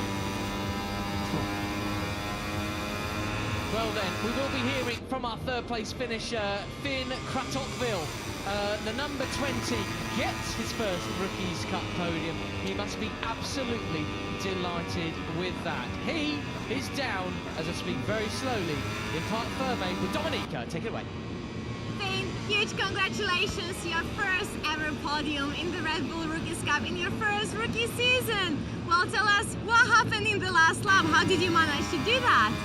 Well, I'm so fucking happy. It was a crazy race. All the guys fighting, and well, I managed quite well the last corner, the last laps, and now I'm here where we dreamed about and where we worked hard for. And yes, I want to say thank you to all the guys supporting me at home, to my sponsors, to my family, to my grandfather Fritz, to my mother, to my dad, all of them. And yes, also thank you to my trainer, and we will work hard to step up again. Thank you. When you crossed the finish line, what were you thinking? Finally the hard work pays off. Thank you so much, well done. And of course, you know, he dominated the Northern Talent Cup with 12 wins out of 14 races last year. Oh, that's close. That's close. Yeah, very, very close. Well done, that lad there. Really, really good. Well, second place then. He is inevitable. You can throw whatever at him and somehow he still, most of the time, ends up in Parc Ferme. It is Beñat Fernandez, series leader, extending his lead here today. Take it away, Dominica. Beñat, congratulations, incredibly tough race, very warm conditions and huge battle with such a big group. Is there anything you could have done better? Honestly, I don't think so, because all of them just went crazy into the first turn. But yeah, I could not change anything, because on the last corner also I saw that I got contact with Ogiwara and I said, okay, I can make a gap, but then he catch me before the finish line and it was all I could do. So yeah, I'm very happy to be second, because as you said, the weather was not so cool and we were sledding a lot. So yeah, it was a difficult and hot race, and I'm very happy to be on the podium. And these points give you a big advantage for the future? I don't know how points I'm ahead, but it's important to be always on top positions and just finish all the races on the front. So let's see, whatever, this is a lottery, so let's see on tomorrow's race. Thanks, Beñat. That's great. And of course, he picked up a third in race 2 here last year, so he knows his way around the gel. Look at that, great, right up the inside there, late on the brakes. And there's the number 70 for Christian Daniel Jr. Looking around, that time, all right, permissible, but you know how much I hate riders looking around behind them. Get your ass forward, get up. Ryota Ogiwara, though, a winner in Red Bull Rookies Cup. How does he feel about that one? Dominica. Ryota, huge congratulations. I'm extremely impressed with your performance in your first rookie season. How happy are you feeling right now? Yeah, it's crazy happy about this win. Today was super crazy race. Maybe 20 rider in the first group. It's crazy. Then in the beginning, I back to 12, 13, like something. Then, yeah, final lap, I passed Hugh Lider in turn 1. Then also final corner, I passed Sullivan.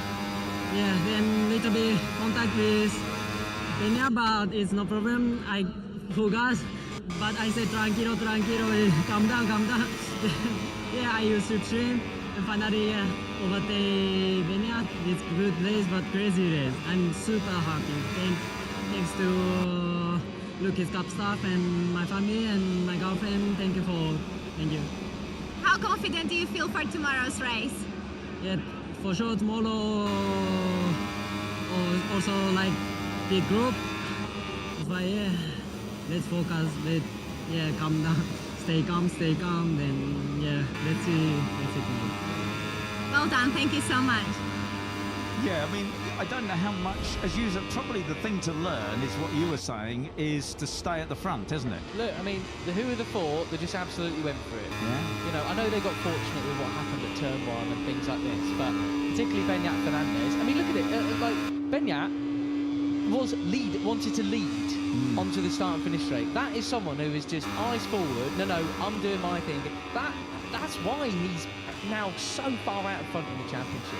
You know, don't worry about anybody else. Don't look around you. Don't go, I'm slotting to 6th or 7th or 8th coming on to the final lap. No, get after it.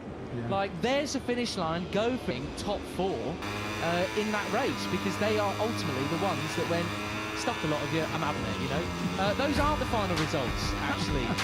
They're entirely wrong. So, yeah, forget that. Don't bother watching this next minute, because that is just completely wrong. Anyway, I'm sure the guys are going to relive the race. They're going to go through everything. You're going to re-watch it. But as you say, that's the key point to learn, isn't it? You can't. There's no particular tactics apart from stay near the front. And when it comes to the crunch, go for it. You've got to be in front when it counts. And you know, Beñat Fernandez did everything he said. I mean, again, going back to our discussion at lunchtime, he said, "I'm not worried if I lead onto the start and finish." He said, "You know, that's all I can do. What happens after that is, you know, my man." Yeah, that's right. He says, I'm gonna go for it to lead on to the start and finish at the end, and we'll see what happens. You know, and he nearly got away with it, didn't he? Nearly so close. I mean, the gap was 0.074 at the line, and it does though, however, these rider standings thankfully are correct. Because Ogiwara is now into 2nd position. Bahosa pushed down to 3rd, unfortunately. Ramadipa 4th. Mounsey in 5th place. So this is absolutely brilliant for those riders. You know, apart from Beñat, there are no real clear other favourites. It's all a bit of a lottery at the moment. Well, that's right. There might be favourites, you know, with the skills, but on the points, he's the man, isn't he? Right. So on to the podium now. There is Beñat Fernandez. He takes 2nd place, and our winner, Ryoto Ogiwara. And we've got a very special guest going to award the trophies today, because you know, it's an ex-rookie, and there he is. That is Maximo Chiesa, of course. He won his first Grand Prix in Mugello last year here over fellow ex-rookie Alvaro Carpe, and now has 7 GPs. He's won the last 3 Moto3 GPs in a row. He won 2 of his Rookies Cup wins were here at Mugello, but interestingly, he only won in 3 years. He won 7 Rookies Cup races, and he's already won 7 GPs. So he's taken an incredible step forward. Yeah, he's absolutely the boy right now, isn't he? Let's hear, though, the Japanese national anthem for the first time this year.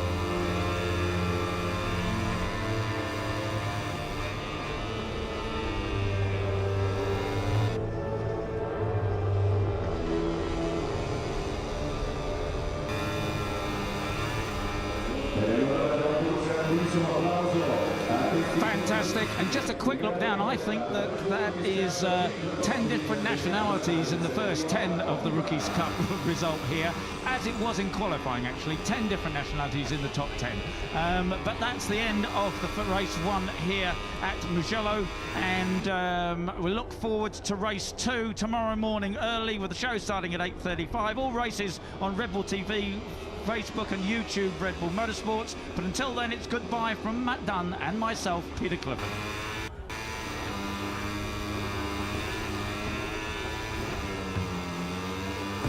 These are the highlights highlights from Red Bull MotoGP Rookies Cup at Mugello Race 1, and it was an all-out brawl with basically all riders participating on the grid, participating all the way to the line. Your eventual winner, though, Ryota Ogibara, got the start